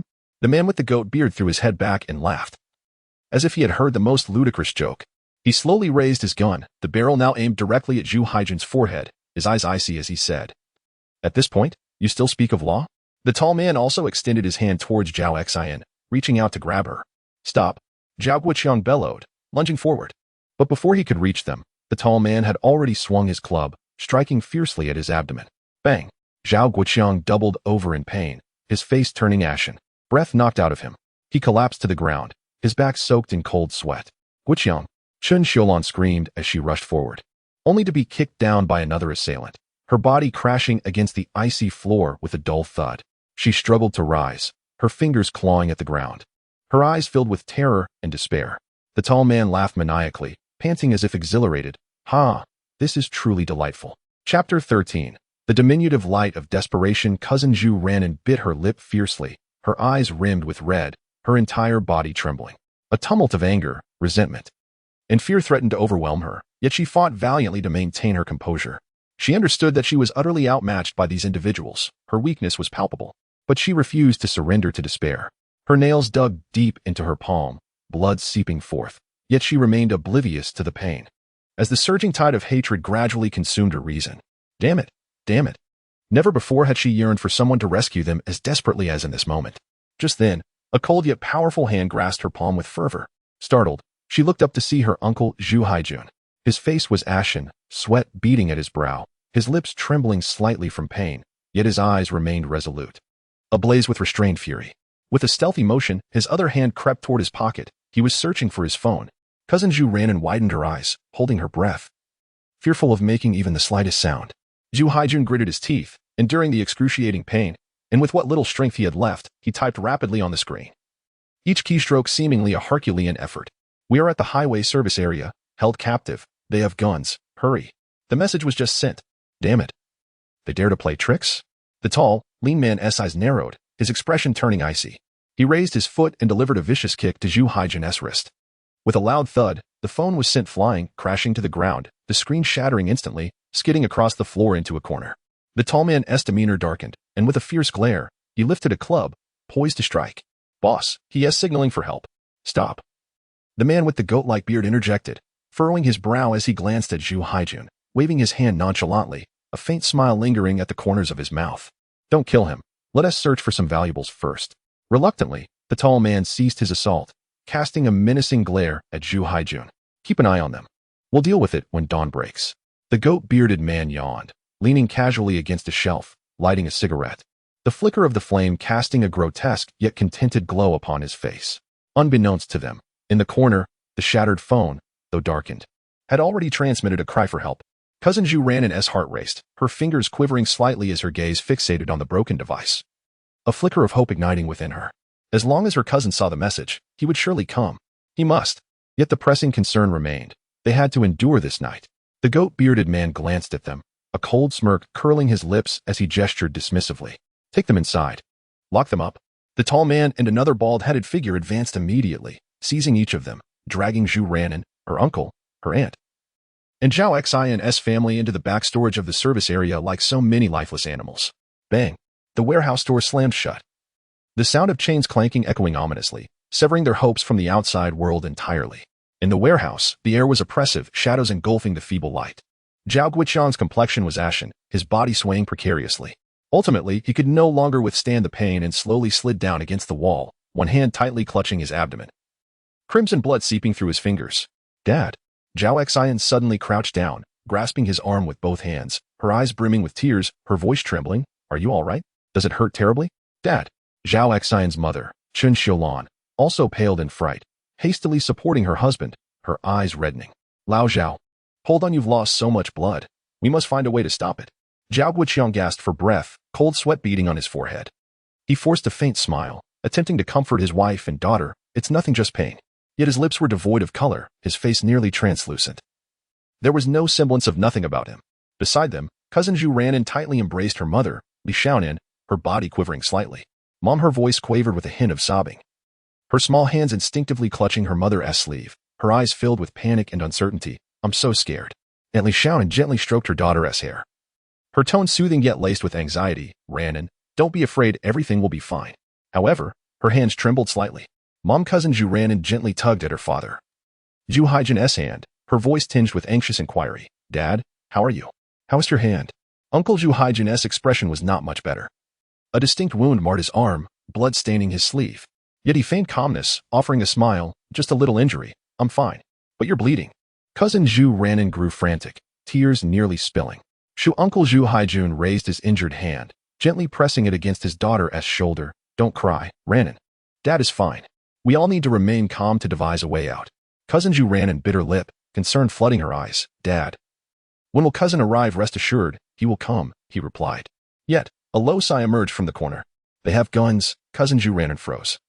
Turning to see Chun Xiulan, who was tightly clutching Zhao Xian, her face pale, eyes filled with distrust and despair. Aunt Chen, you must believe in my cousin. He will surely come. Cousin Zhu Ranan reassured her, her tone resolute. Chun Xiulan sighed, her voice somber. It's not that I don't believe, but those people outside are armed. We cannot escape.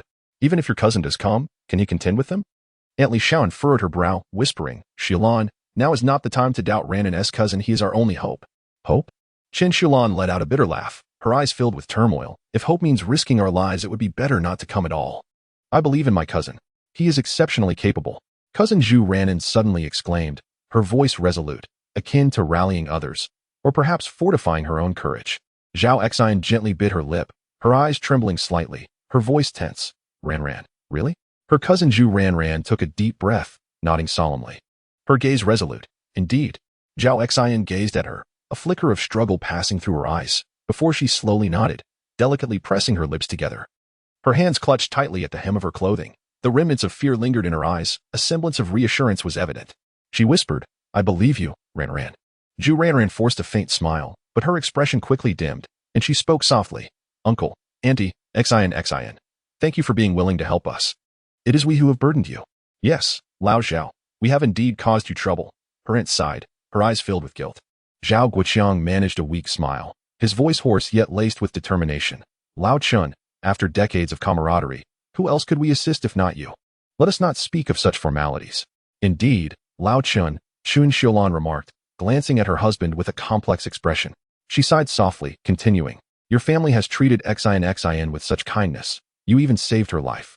Ran shares a deep bond with her, and you and my family have been like brothers. Regardless of the danger, we cannot turn our backs. In any case, we regret causing you trouble, her aunt murmured, her face etched with remorse. For a moment, the warehouse fell into silence, the air seemingly suspended. Only the mournful sound of the wind seeping through the dilapidated window crevices echoed like a weeping specter. The coldness enveloped the quiet space, rendering everyone breathless as they awaited the miracle of hope to arrive. At that moment, the aunt suddenly furrowed her brow. Her voice lowered to a whisper, tinged with unease. Darling, are you certain? Your Xiaobai truly knows we are in trouble? The uncle immediately nodded. His tone resolute. I sent a distress message. He must have seen it. His eyes reflected an unwavering certainty, as if this was their sole beacon of hope. Zhao Wuqiang weakly lifted his head, his complexion pale as parchment, his cracked lips trembling slightly. Ran, what does your cousin do? His voice was hoarse yet still bore a trace of anticipation. My cousin is quite remarkable. Ran's eyes sparkled, her tone brimming with pride. He earns over $1 million a year, is both handsome and capable, and treats us exceptionally well. Zhao Guoqiang nodded slowly, a faint smile tugging at his lips. Though he was nearly too weak to sustain it, yet his gaze brightened slightly. All right, we shall endure. Once more, the warehouse was engulfed in profound silence, leaving only the heavy sound of breaths and the howling wind outside. Chapter 14. Organizing a rescue. The night was as dark as ink, with the cold wind battering against the windows. Inside, a faint warmth emanated from the lights, yet Li Yin stood there, feeling utterly devoid of safety. Her fingers trembled as they gripped her phone tightly, the screen frozen on the interface of a recently terminated call. Her sister. Li Xunan's terrified voice echoed in her ears. Sister, please save us. We are trapped on the highway.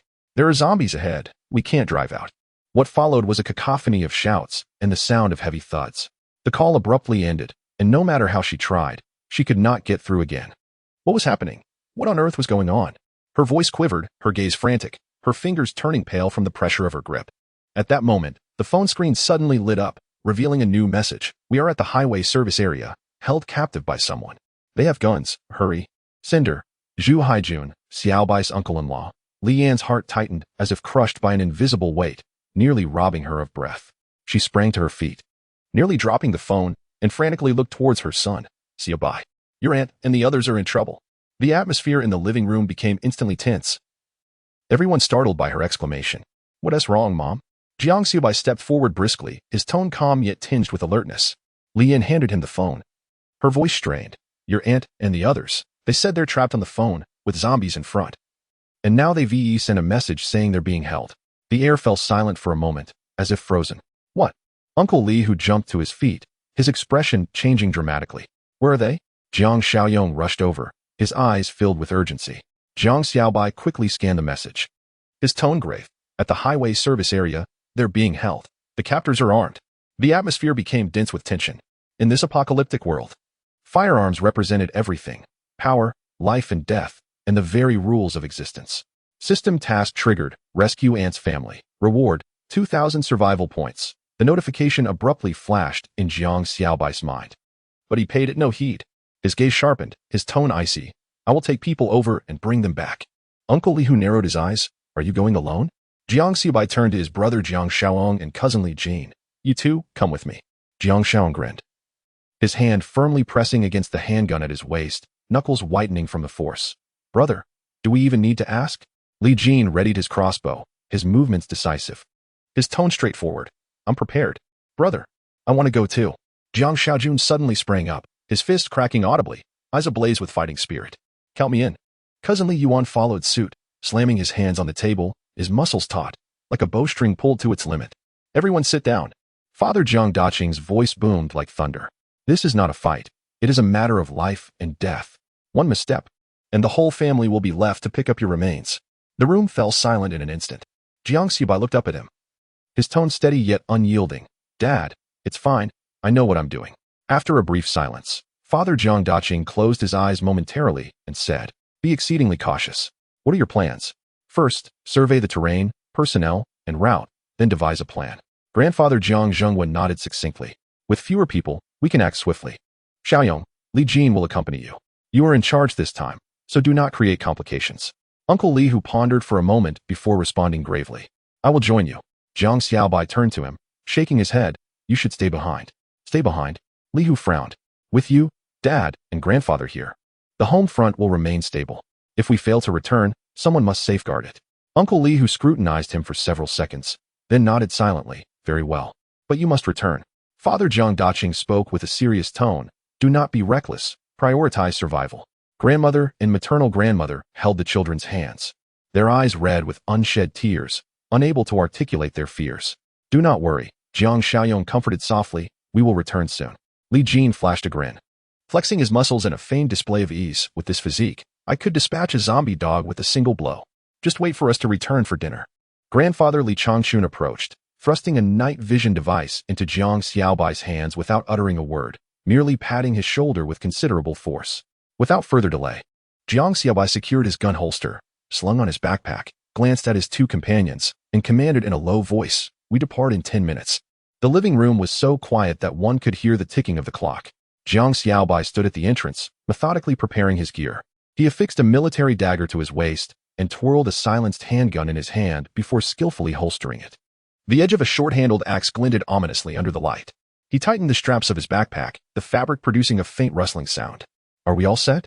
Jiang Xiaoyong inquired quietly, his fingers grazing the hilt of his machete, while the other hand pressed firmly against the loaded handgun. Li Jin crouched on the ground, adjusting his crossbow, the bowstring vibrating slightly. He looked up and smiled. The arrows are sharpened. One shot, one kill.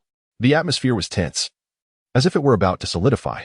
Mother stood at the kitchen door, gripping her apron tightly, her knuckles pale. Father leaned against the wall in silence, his gaze shifting between the three young men, his expression complex. "Dad," Jiang Xiaobai initiated, "we will be cautious." Father nodded, his Adam's apple bobbing. "Return early." Mother pursed her lips, her eyes moist, ultimately offering a gentle nod. Uncle Li, who watched them intently, his tone steady but not overly heavy, "Stay safe and return promptly." There were no unnecessary words. All necessary instructions had been imparted. Jang Xiaobai nodded and stepped outside. The tires splashed through puddles, sending water flying at the rear of the vehicle. In the rearview mirror, the warm glow at the doorstep gradually diminished, ultimately swallowed by darkness. Silence enveloped the car. Jang Xiaobai gripped the steering wheel tightly, his gaze sharp as a blade. In the passenger seat, Jiang Xiaoyong inspected his handgun, the bullet sliding into the chamber with a crisp, cold metallic sound. "Is the ammunition checked?" Jiang Xiaobai asked, his eyes fixed ahead, resolute. "All set and accounted for." Jiang Xiaoyong replied succinctly.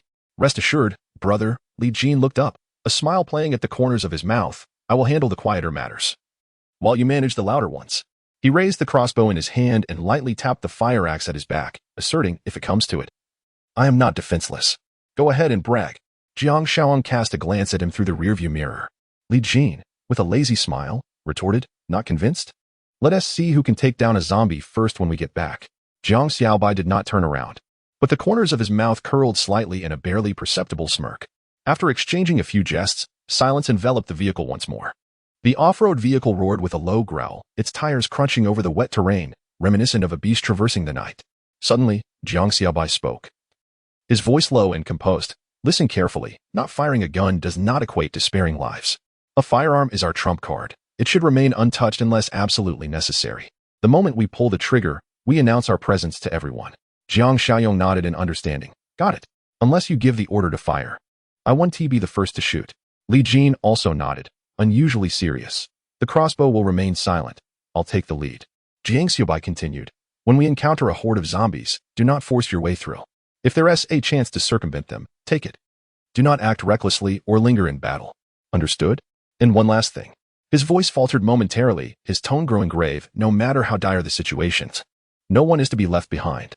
Our sole objective is to return alive." "Received, brother." Jiang Xiaoyong and Li Jin echoed in unison, their voices subdued yet resolute. The trio's gazes met within the confines of the vehicle, a silent understanding crystallizing in the air, creating a palpable tension. The off-road vehicle steadily emerged from the street corner, as darkness surged towards them like a rising tide. Chapter 15, Bloodied Convenience Store in the Distance. A scene unfolded before Jiang Xiaobai's narrowed eyes as he observed the road ahead. Several abandoned vehicles lay strewn across the thoroughfare, askew and haphazard. Some doors swung open, revealing seats stained with dark brown blood, as if someone had met a tragic end within. The car exteriors bore scratch marks, and shattered windows held remnants of dried blood handprints, echoing a lingering terror. Jiang Xiaoyong furrowed his brow. "Shall we take a detour? There's no way around it." Jiang Xiaobai replied, gradually reducing speed while scanning the surroundings. A path had to be cleared. The trio exchanged knowing glances, each grasping their weapons, and quietly exited the vehicle. The air was tainted with the sense of decay and rust, while the wind weaved through the ruins, producing a mournful wail, as if whispering secrets. The crunch of shattered glass softly resonated beneath their feet. Moving cautiously along the vehicle's side, Li Jin gripped his crossbow tightly, whispering a cautionary note. Something feels off about this place. Suddenly, a scraping sound pierced the air ahead. Instantly, tension gripped the three. Jiang Xiaobai raised his hand sharply, signaling for silence. They held their breaths, fixating on the encroaching darkness. A shadow emerged between the wrecked cars, revealing a decaying head with partially peeled skin, its white teeth glinting ominously. A zombie. It emitted a low, guttural growl, and soon, more footsteps echoed from the shadows. Behind the vehicles, several more zombies staggered into view. Damn, that's terrifying. Jang Xiaobai gritted his teeth, his finger poised on the trigger. Don't shoot. It will attract more, Jiang Xiaobai cautioned in a hushed tone. Li Jin nodded, raising his crossbow and taking aim. With a swift release, an arrow shot forth, piercing the zombie's eye. The creature stiffened momentarily before collapsing, before they could exhale in relief. More zombies lunged at them, hunger gleaming in their eyes. Retreat, Jiang Xiaobai commanded. They swiftly fell back. And as Jiang Xiaobai flung open the car door and pressed the accelerator, a zombie lunged at him, grasping the window frame and unleashing a piercing shriek. Jang Xiaobai delivered a punch to its face, sending it tumbling away as the SUV roared to life, its tires crushing it beneath. With a resounding thud, the zombie's skull shattered, spraying dark crimson blood. That scared me half to death. Jiang Xiaobai gasped, glancing at the mangled corpse they left behind. Relieved they had escaped swiftly, Jiang Xiaobai's eyes remained fixed ahead, his grip on the steering wheel firm as he intoned with calm authority, "Stay alert. Do not let your guard down." The vehicle sped through the desolate road, the air thick with rancid odors, as the world around them fell into an eerie silence. Time seemingly suspended. At last, an abandoned gas station emerged on the horizon. The neon sign had long since flickered out, and the paper advertisements on the fuel pumps danced in the wind, while the convenience store's glass lay shattered, revealing a pitch-black void within. Jiang Xiaobai surveyed the gas station and suggested quietly, "Shall we venture inside? It would be good to catch our breath." He instinctively touched the machete at his waist. "First, let us scout the area," Jiang Xiaobai replied, pressing the brakes and surveying their surroundings once more. The three exited the vehicle again, inching along the wall, striving to avoid making any noise. In the night breeze, the gas station loomed like a forsaken ruin, its sign creaking ominously, sending chills down their spines. A few vehicles lay scattered in the parking area, one black van with its door ajar, inside stained with dark brown blood. As though someone had fought valiantly to the last moment. Li Jin fixated on the vehicle, his brow furrowed. Something has transpired here. Zombies? Jiang Xiaobai inquired in a hushed tone. Jiang Xiaobai offered no reply and circled to the rear of the van. Bathed in moonlight, he scrutinized the scene. The trunk lay ajar, several tattered backpacks strewn about, and from one torn bag protruded a few bottles of water and the remnants of food packaging. More striking, however, was a trail of bloodstains on the ground. Though the blood had dried, the signs of a struggle were evident. Someone had been dragged away from this spot, perhaps even torn apart on the scene. Li Jin licked his lips and murmured, "This place has seen occupancy, but most likely, they did not depart." Jang Xiaobai's expression turned grave as he pondered for a moment. "Let us venture inside. There may be items of use." With that, the trio cautiously made their way toward the convenience store. Within the gas station's convenience store, decay and coldness enveloped the air, mingled with low, labored breaths and faint whispers. The flickering yellow light pulsed like a life on the verge of extinguishing. Shelves lay collapsed, food molded and rotting, while shards of glass scattered across the floor reflected a chilling glimmer. This space, once a bastion of the ordinary, had devolved into a desolate ruin of despair. Jiang Xiaobai took refuge behind a shattered shelf, his gaze piercing through the gaps toward the checkout counter. Two men, one brutishly corpulent and the other gaunt and sinister, were inflicting violence upon a young girl. Her garments were in tatters, her fair skin marred by bruises, tears mingling with sweat upon her face, her mouth silenced, only muffled whimpers escaping. Her eyes had lost their focus, her struggle extinguished, reduced to a mere shell of devastation. Not far off, a middle-aged man lay in a pool of blood, a dagger protruding from his chest, his eyes wide open, forever unclosed in death. In a corner, the girl's mother was pinned to the ground, disheveled, half her face pressed against the cold tiles, her voice choked with anguish. "I beg you, spare my daughter." The response came in the form of the men's raucous laughter. "Spare her?" One of them grinned, licking his lips, his gaze brimming with morbid excitement. "In this chaotic world, I am the law." The girl arched her back in torment, emitting faint whimpers. She struggled, yet was ruthlessly restrained, tears cascading down her face. Jiang Xiaobai's fist gradually clenched, knuckles whitening, a murderous intent roiling in his eyes, cold as frost. Li Jin stood beside him, exhaling a plume of smoke, his gaze profound, glinting with icy fury. "They deserve death." Jang Xiaobai nodded solemnly, his voice resonating with the finality of death's decree, "Leave none alive." Bang! The first shot cleaved through the air, The smile on the brutish man's face vanished abruptly, his chest erupting in a spray of crimson. He staggered back 2 steps, collapsing to the ground, his gaze rapidly dimming. The second man turned in shock, drawing a rusty knife, bellowing, "Who the hell are you? How dare you kill my brother?" Jiang Xiaobai's lips curled slightly, his tone calm as a still lake. "You are doomed." Bang. The second shot pierced his chest with precision. His body convulsed, eyes locking in disbelief, a dying whimper escaping his lips before he knelt, convulsed, and fell. The rusty knife clattered to the ground, striking the tiles with a sharp sound, as if heralding his demise. Smoke and the stench of blood rapidly saturated the air. Jiang Xiaobai turned, aiming the gun at the last man, a tall and thin figure. The man's face turned ashen, his body trembling like a sieve. His legs gave way, and he collapsed to his knees, resembling a rat poised for slaughter. "Don't kill me, I beg you," he pleaded, discarding his weapon and repeatedly bowing his head. His voice quavered. "Big brother, I am not the mastermind. I merely acted on orders. Please, spare my life." Jang Xiaobai approached slowly, every step echoing in the man's heart. The man clung desperately to his leg, tears mingling with snot. "I will be your dog. Do anything you wish. Just please don't kill me." Jiang Xiaobai looked down at him, his gaze indifferent, akin to that of a person observing a pile of refuse. "Begging for mercy?" he murmured. The man nodded vigorously, his voice fractured. Yes. I truly will never dare again." Jiang Xiaobai gradually raised his gun, pressing it against the man's forehead. The man's pupils dilated instantaneously, his face pale, lips trembling, his breath becoming erratic. He choked, attempting to utter something, yet found himself utterly speechless. Jiang Xiaobai's eyes glinted like icy blades. "Unfortunately, you are undeserving." Bang. The gunshot reverberated, a gaping wound blossomed on the man's forehead, blood trickling down the center of his brow.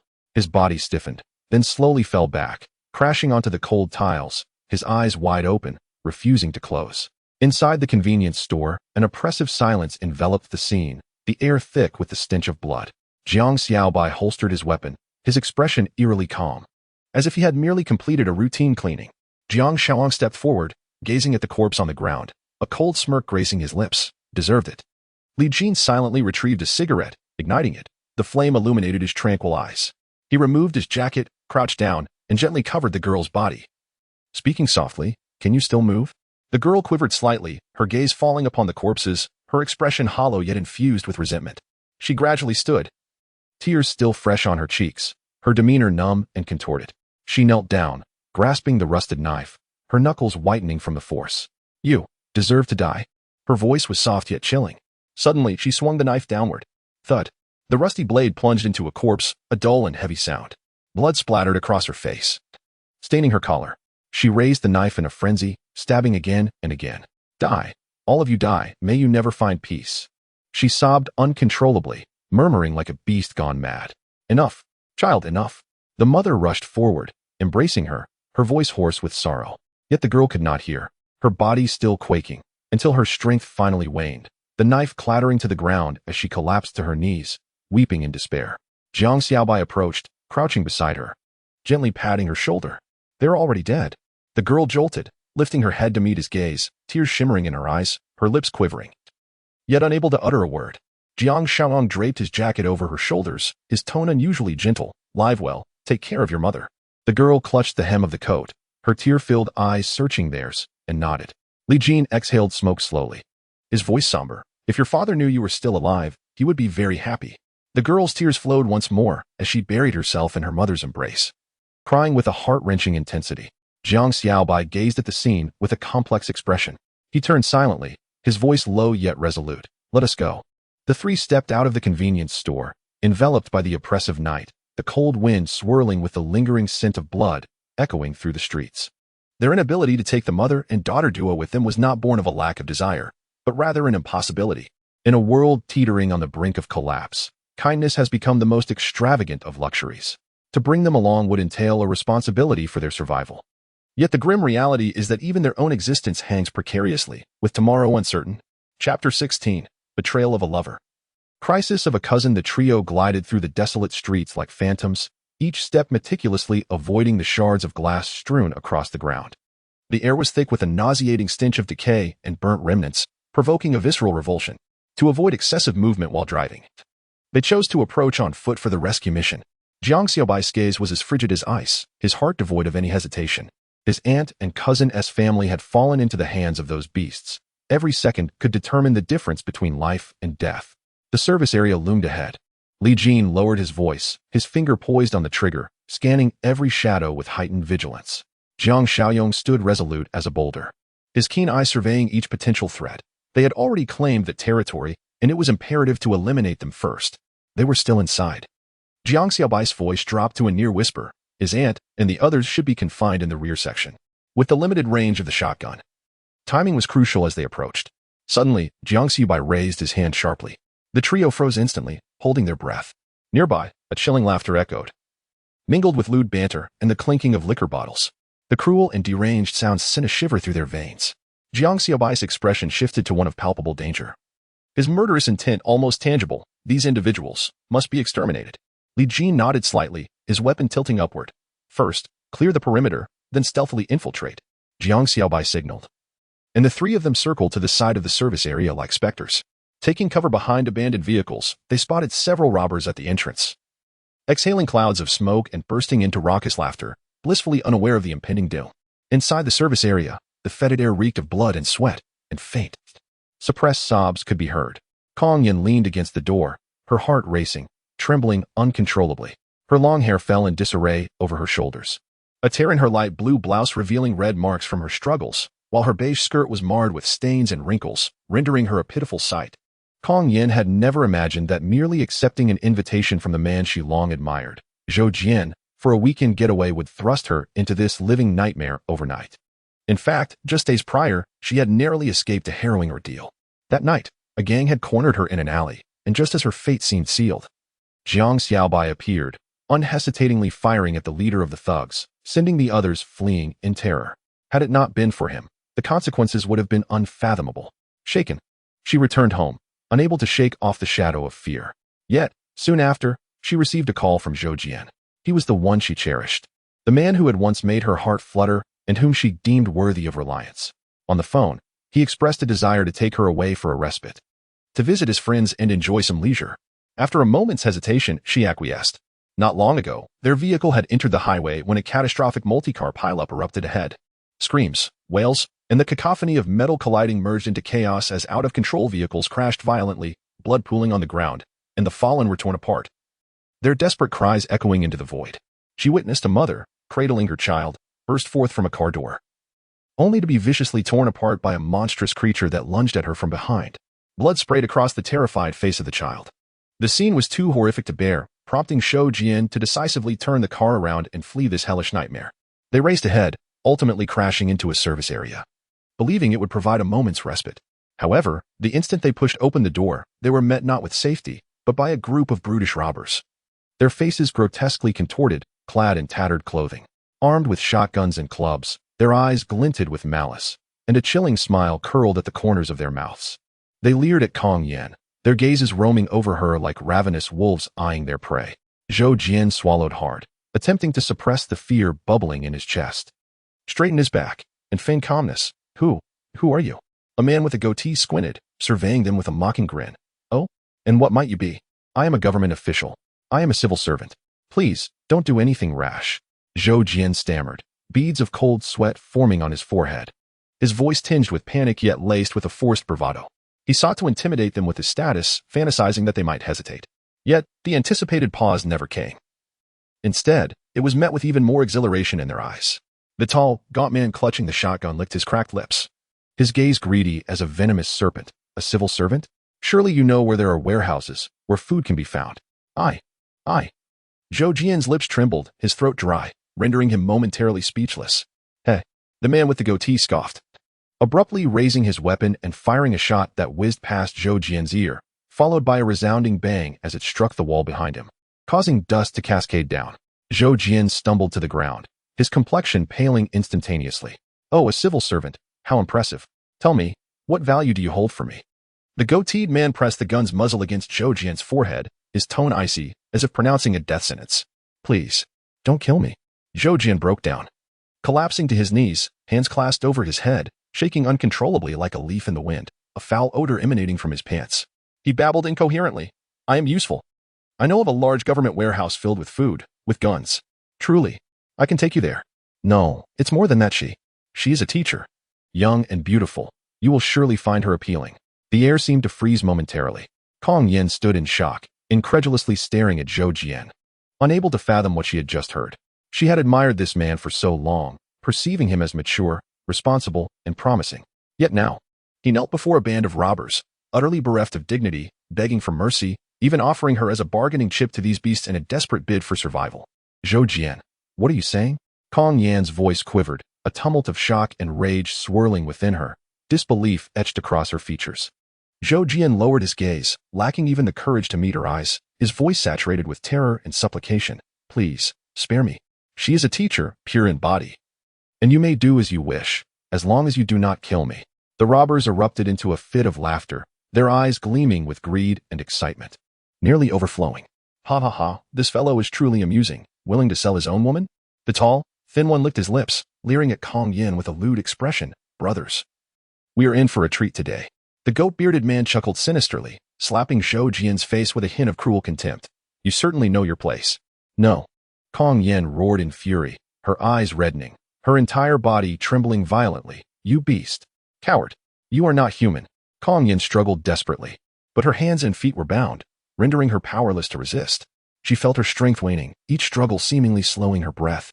Suddenly, one of the robbers approached, delivering a harsh slap that sent her crashing to the ground, blood oozing from the corner of her mouth.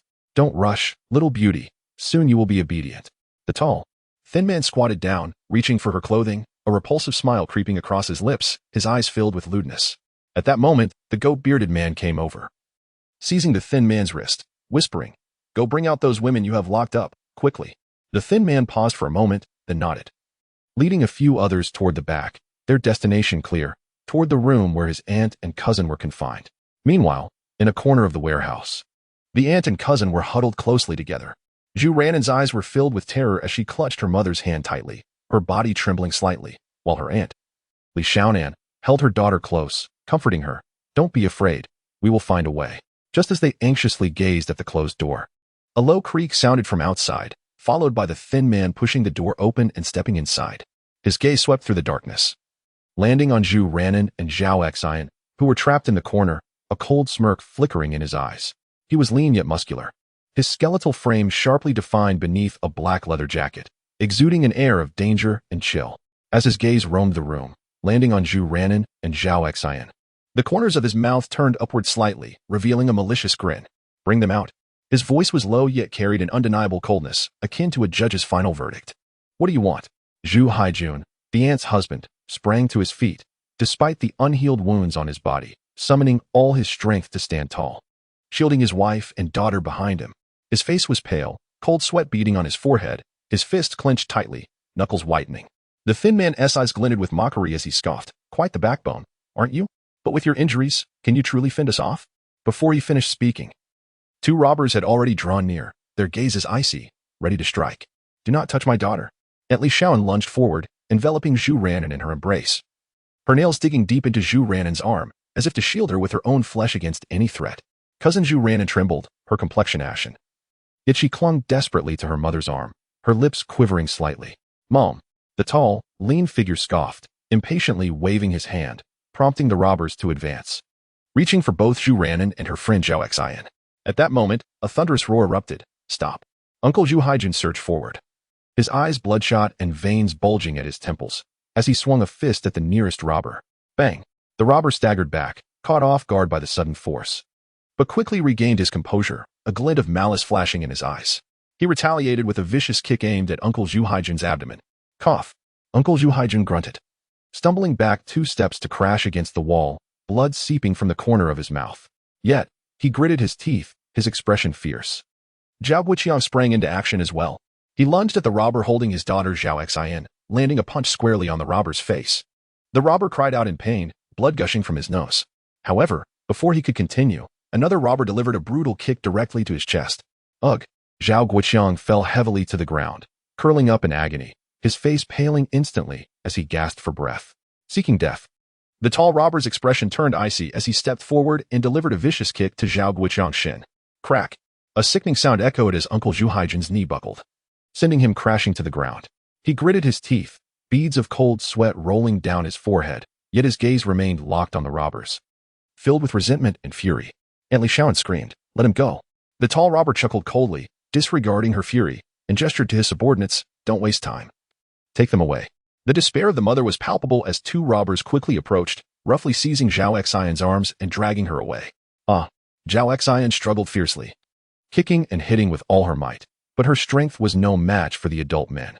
Her feet flailed in the air, her nails digging into the flesh of the robber, yet it had no effect. "Let go of my daughter."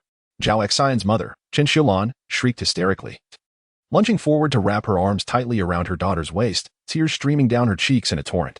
She resembled a desperate mother beast, fiercely biting the robber's arm. The robber howled in pain, raising his hand to deliver a brutal slap to Chen Xiulan's face. Crack! Chen Xiulan's head snapped to the side, blood trickling from the corner of her mouth as she collapsed to the ground. "Mom!" Zhao Xian's voice was heart-wrenching as she reached out, desperately trying to grasp her mother, but the robbers held her tightly, dragging her toward the exit. Chen Xiulan lay on the ground, her lips trembling, her vision blurred, desperately reaching out yet only grasping at the cold air. Her tears fell in heavy drops, her voice choked and fragmented. "No. No. Please. Please." Cousin Zhu Ranin was also being pulled away, her legs thrashing in a futile struggle, her nails nearly breaking the skin of the robber. But these brutes were utterly indifferent. Aunt Li Shaoan sat helplessly on the ground, her voice trembling. "I beg you, do not take them away. They are just children." The tall, gaunt figure let out a cold laugh. "Children? Huh. In this world, who cares about children anymore?" Bang! The warehouse doors slammed shut, sealing the mother's cries in the suffocating darkness. Chen Xiulan lay prostrate on the floor, her eyes filled with despair. As if her very soul had been extracted, her body trembled slightly, and she murmured repeatedly, "No. No." Aunt Li Shaoan supported her husband, Zhu Haijun, against the wall, tears streaming down her face, her fists clenched tightly, her eyes brimming with rage and anguish. Chapter 17. Despair Descends. Bullets shatter the silence. The hall was shrouded in dim light, the air thick with the stench of sweat, smoke, and the acrid scent of alcohol, inducing nausea. A dilapidated wooden table was cluttered with half-empty cans, toppled bottles, and cigarette butts, while the floor was strewn with filthy garments, faintly revealing dried bloodstains. The entire room resembled a forsaken corner of hell, decayed and frigid. With a thud, Zhu Ranin and Zhao Xian were violently thrown to the ground, their knees crashing against the unforgiving floor, pain rendering their faces pale. They curled up tightly, fearfully surveying the malicious men surrounding them, akin to cornered prey trembling under the gaze of their predator. A tall, gaunt man loomed over them, looking down with a sinister grin curving his lips. He slowly licked his cracked lips, his eyes cold as a serpent lurking in the shadows, exuding a palpable aggression.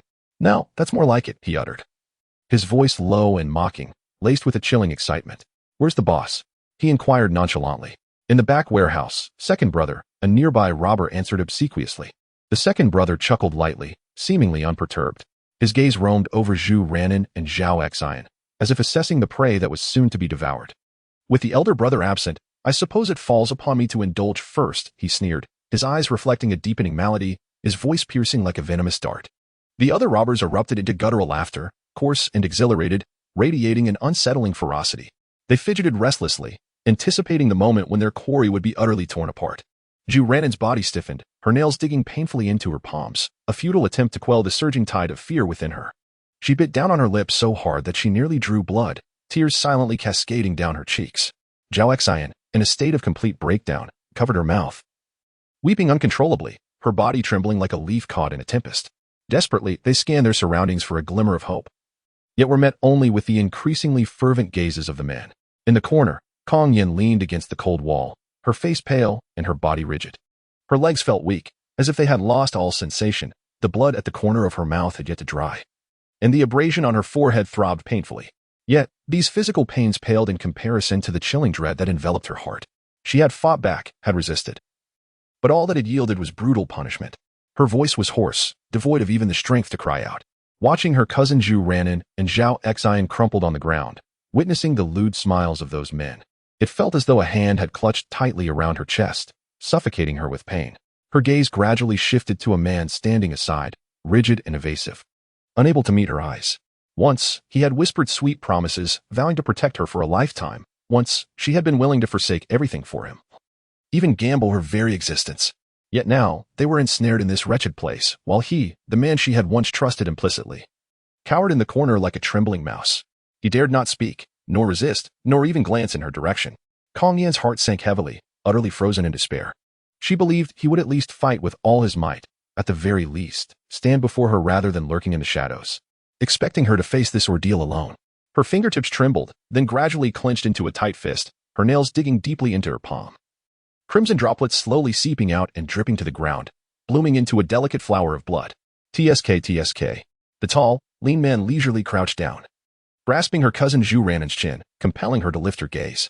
His rough fingertips grazed her skin, infused with an insidious possessiveness. Zhu Ranan's pupils quivered slightly, her eyes brimming with terror, yet she stubbornly clenched her jaw, glaring fiercely at him, her gaze ignited with the last flicker of defiance and wrath. The tall man narrowed his eyes, grinning widely, his depths shimmering with amusement and exhilaration. Such spirit, I find you intriguing. Don't touch me. Zhu Ranan suddenly jerked her head away, forcibly breaking free from his grasp, glaring at him with fury igniting in her eyes. A chill flickered in the depths of the tall man's gaze, his smile slightly retracting, soon morphing into something more sinister. Just as he prepared to utter another word, a stocky bandit nearby impatiently urged, "Boss, stop dawdling. We should. Heh." His voice was brimming with excitement and impatience, coarse and repugnant. Before he could finish, several other bandits joined in the ruckus, their eyes roving over Zhu Ranan, Zhao Xian, and Kong Yin with unclean, greedy intent. What's the rush? The tall man waved his hand dismissively, his tone laced with the arrogance of one in control. None of them will escape today. Let us take our time. Upon hearing this, the laughter of the bandits grew even more reckless, with some already itching to act. A scar-faced man's gaze fell upon Zhao Xian, revealing a repugnant grin as he reached out to tug at her collar. No. Zhao Xian recoiled in terror, desperately shielding herself, tears streaming down her cheeks. However, the scar-faced man was utterly unfazed, grinning even more wickedly. Don't hide, little beauty. Big brother will take good care of you. His hand brushed against her shoulder, yanking her towards him with force. Zhao Xian screamed, struggling desperately, yet her strength was no match for the man's.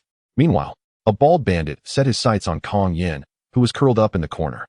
He slowly approached, his eyes gleaming with a pathological excitement. What are you hiding from? You were quite tough just now, and now you've fallen silent? Kong Yin leaned against the icy wall, her face pale, her nails digging deeply into her palm. Blood still lingered at the corners of her mouth from a previous blow, and there were bruises on her forehead, rendering her utterly disheveled. The bald man crouched down, grinning disgustingly as he reached out to caress her face. Don't be afraid. Big brother will be gentle with you. Just as his fingers were about to touch her, Kong Yin suddenly turned her head and bit down fiercely on his wrist. The bald man cried out in pain, violently shaking his hand and pushing Kong Yin to the ground. Filthy bitch, I see you're looking for death. After being bitten, blood oozed from his wrist, and his face contorted with rage. He abruptly lifted his foot and forcefully kicked toward Kong Yin's abdomen. With a thud, Kong Yin was caught off guard, sent sprawling to the ground, her back crashing against the wall, emitting a muffled groan. Agonizing pain surged through her, her vision darkening, a coppery sweetness flooding her mouth. She could not suppress a cough, blood trickling from the corner of her lips.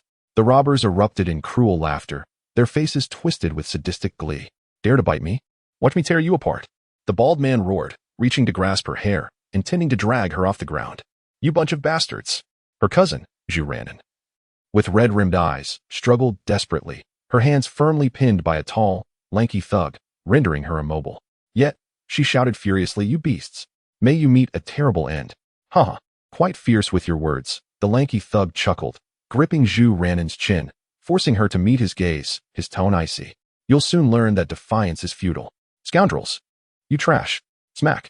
A resounding slap struck Zhu Ranan's face, causing her head to jerk violently to the side, her cheeks swelling rapidly, a sharp sting radiating from the blow. You ungrateful wretch.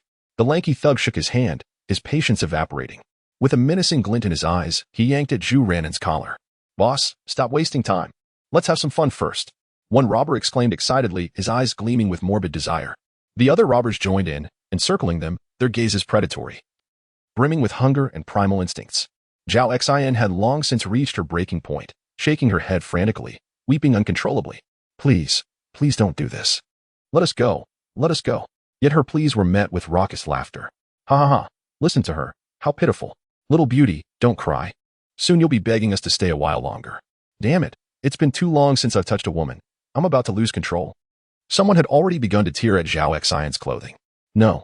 Zhao Xian screamed in despair, struggling with all her might, but her hands were firmly gripped by two men, rendering her powerless. Meanwhile, Zhu Ranin was also seized by the bald man, yanked upward. Her complexion was pale, beads of cold sweat dotting her forehead. Her face a portrait of despair and helplessness.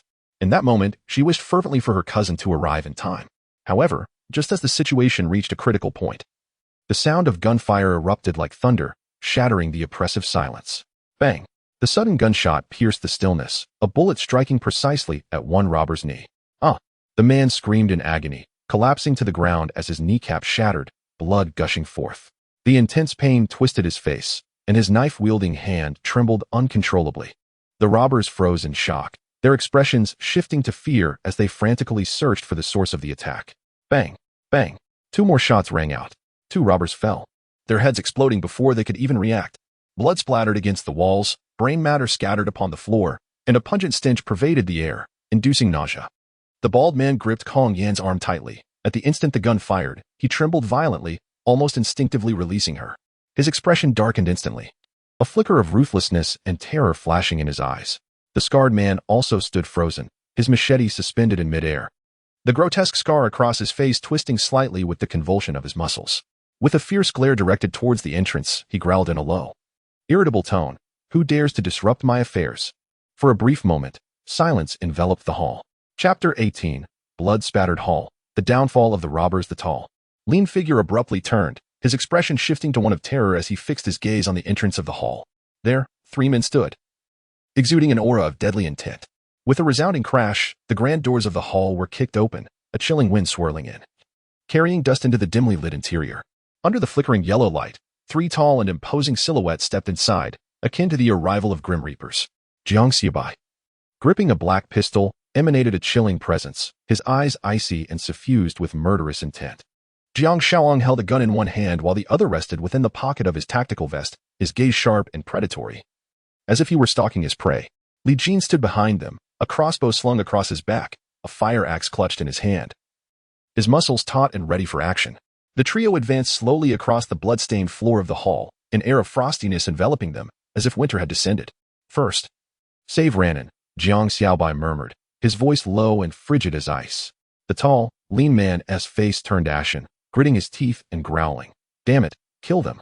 At the sound of gunfire, Zhu Ranin's head snapped up. The moment she laid eyes on Jang Xiaobai, tears streamed down her face. The terror that had long gripped her heart shattered, replaced by a surge of hope. "Brother," she choked, dragging the almost limp Zhao Xian as she stumbled towards the corner. Zhao Xian, weak and dazed, relied entirely on Zhu Ranin, her face filled with fear and bewilderment. In the corner, Kong Yin stared intently at Jiang Xiaobai, her heart pounding like a drum, her breath ragged. Zhou Jian, his face a mask of terror, seized the opportunity to drag his feeble body behind a battered sofa, resembling a rat attempting to escape from a slaughterhouse. "Go, slay these fools," the scarred man bellowed as he charged forth, his blade glinting ominously as it aimed directly for Jiang Xiaobai. The bald man followed closely, swinging a fist toward Li Jin. The remaining robbers also roared in fury as they surged forward, steel pipes and cleavers glinting menacingly in the dim light. However, bang, bang, bang, the gunfire erupted, a cacophony of lethal intent.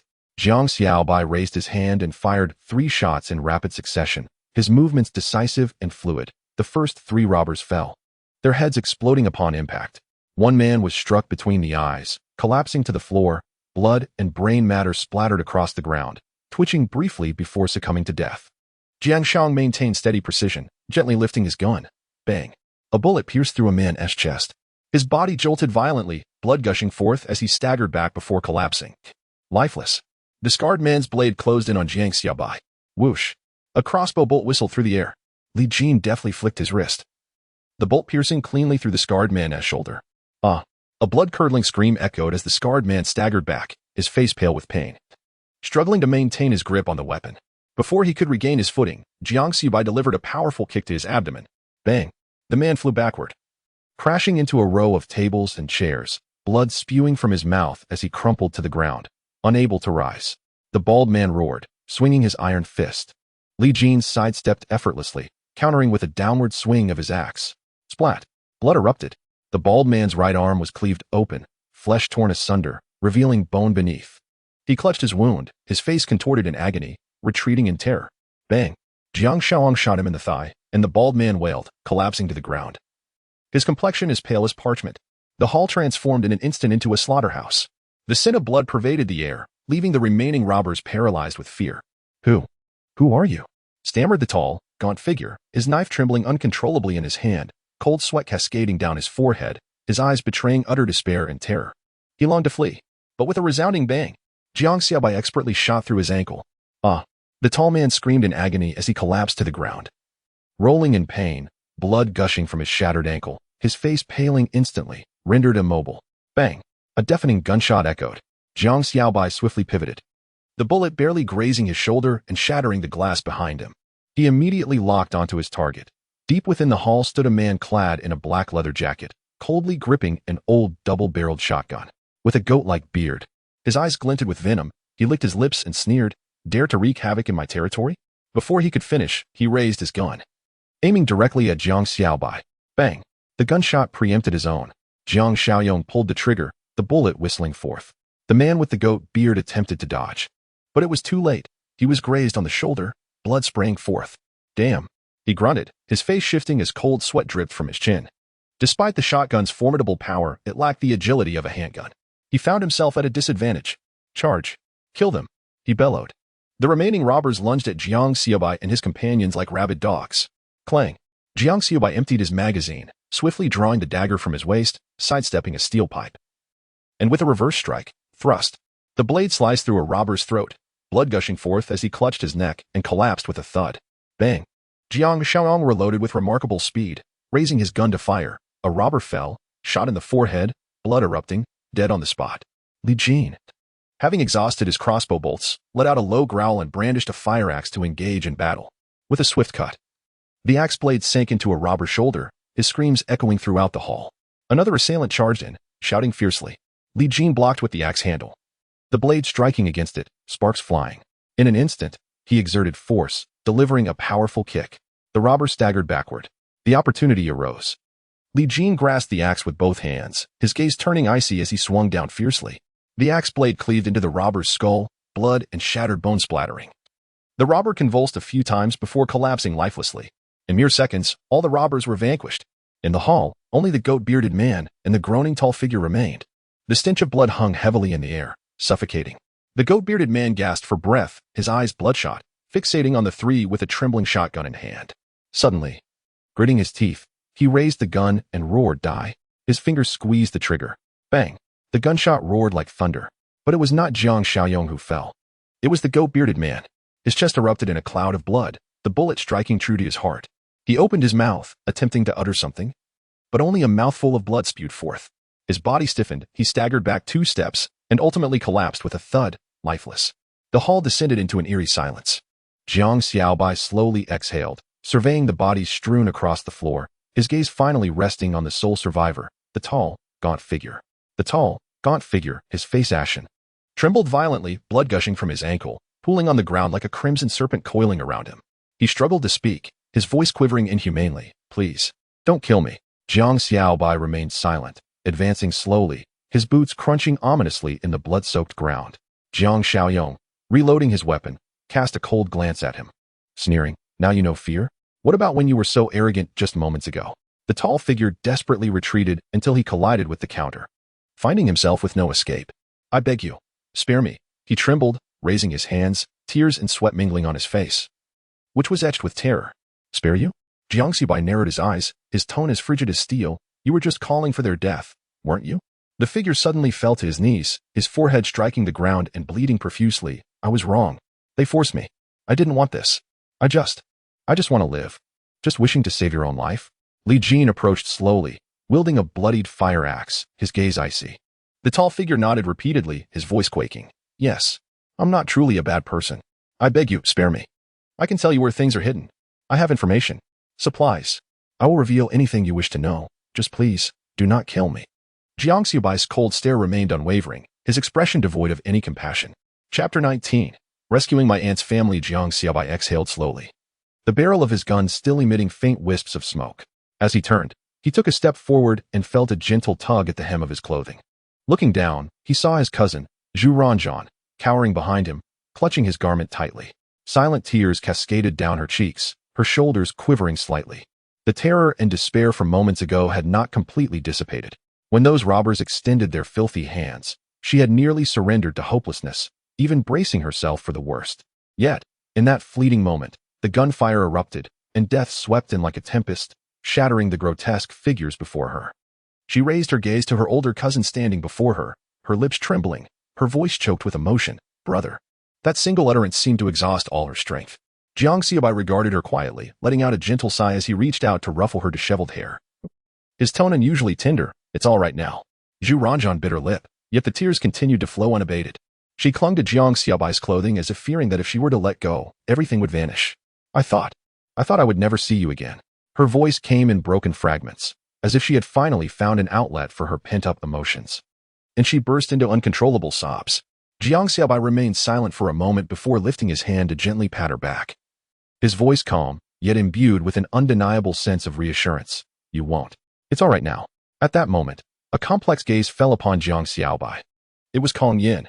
She stood not far away, still reeling from shock, her hands slightly clenched, her eyes reflecting disbelief. She had never imagined that in her most desperate hour, the person who would save her would be Jiang Xiaobai, the very man she had once dismissed as an ordinary individual.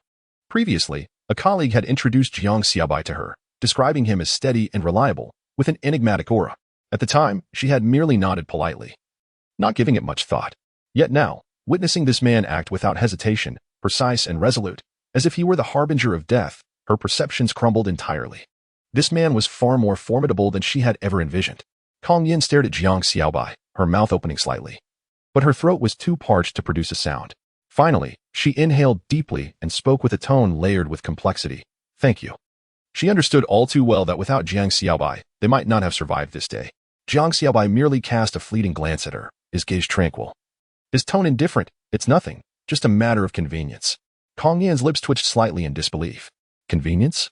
She could hardly fathom that this man could so casually brush aside the gravity of life and death with such a nonchalant phrase. At that moment, Jang Xiaobai's attention shifted to another girl beside her, Zhao Xian. Zhao Xian's body still trembled, her complexion pale as parchment, tears having blurred her vision. She clutched Zhu Ranzhan tightly, her knuckles turning white, as if fearing that if she loosened her grip, the nightmare would return. Struggling to blink away her tears, her voice quivered. You were Sharon's cousin? Jiang Xiaobai furrowed his brow slightly, his gaze resting upon Zhu Ranzhan. Wiping her tears, Zhu Ranzhan nodded gently, her voice still tinged with sobs. Brother. This is my best friend, Zhao Xian. Taking a deep breath, Zhao Xian endeavored to compose herself. Yet the violent rise and fall of her chest betrayed her unquiet emotions. She looked at Jiang Xiaobai, her eyes revealing a complex mix of deep reverence and gratitude. Thank you. Truly, thank you. If it weren't for you, we... Her voice faltered, choked with emotion, as tears streamed down her face once more. She could scarcely fathom the nightmare that would have befallen her, and Zhu Ranzhan had Jiang Xiaobai, and the others arrived just a minute later. Her world had nearly plunged into utter darkness. Jiang Xiaobai regarded the girl before him with an impassive expression, his gaze as tranquil as still water. Yet, an invisible aura of authority instilled an involuntary sense of awe. He uttered no more than a gentle nod. It's all right. His voice, though low, resonated with the solidity of a towering mountain, imparting an unprecedented sense of security. Li Jin casually flicked the blood from his fire axe, casting a cold glance at the lifeless bodies strewn upon the ground, the corners of his lips curling slightly as he spoke in a deep, frigid tone. Ranzhan, where are your parents? Zhu Ranzhan's eyes were already swollen with tears, and upon hearing Li Jin's inquiry, fresh tears cascaded down her cheeks as she choked out, Brother, my mom, my dad, they were ruthlessly beaten by those beasts. My father's hand is broken. He bled profusely. Woo, they are still locked up. At these words, Jang Xiaobai's expression turned instantly icy. He slightly turned his head, surveying the crowd around him. Take me there. Zhu Ranzhan inhaled deeply, suppressing her tears, and hastened ahead to lead the way. The corridor was permeated with the metallic scent of blood, the air still heavy with the remnants of gunpowder.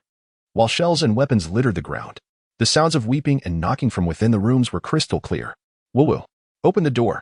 Mom, Dad. Zhu Ranzhan could no longer contain her cries. Inside the room, her aunt and uncle anxiously pounded on the door, their voices filled with worry and dread. Upon hearing footsteps approaching, their hearts tightened, instinctively retreating a step. The sound of footsteps drew closer, and in the next moment, the door was forcefully swung open. Aunt. Zhu Ranzhan immediately spotted her mother within the room, rushing forward to embrace her tightly. Ranzhan. Woo, are you all right? The aunt's voice trembled as she clutched her daughter. fearful that this was merely a fleeting dream. I'm fine, Mom. My cousin and the others saved me. Upon hearing this, the aunt abruptly lifted her head, her gaze landing on Jiang Xiaobai, who stood steadfastly at the doorway. Jiang Xiaobai looked at her with calm assurance, his tone resolute. Aunt, are you all right? The aunt's eyes flickered, poised to speak, when she suddenly noticed her husband beside her. His right hand was grotesquely contorted, blood oozing from the wound, his complexion ghastly pale. Zhao Xan also flung herself into her parents' embrace, tears flowing uncontrollably as the family held each other tightly, the mingled emotions of fear and joy at their reunion intertwining profoundly. Li Jin's gaze had turned exceedingly perilous. He clenched his fists tightly and coldly proclaimed, "These beasts, their deaths are far too merciful." His eyes were filled with malice as he cast a fierce look at the slender figure on the ground. Unconscious, gritting his teeth, he exclaimed, "Brother, I will slay him."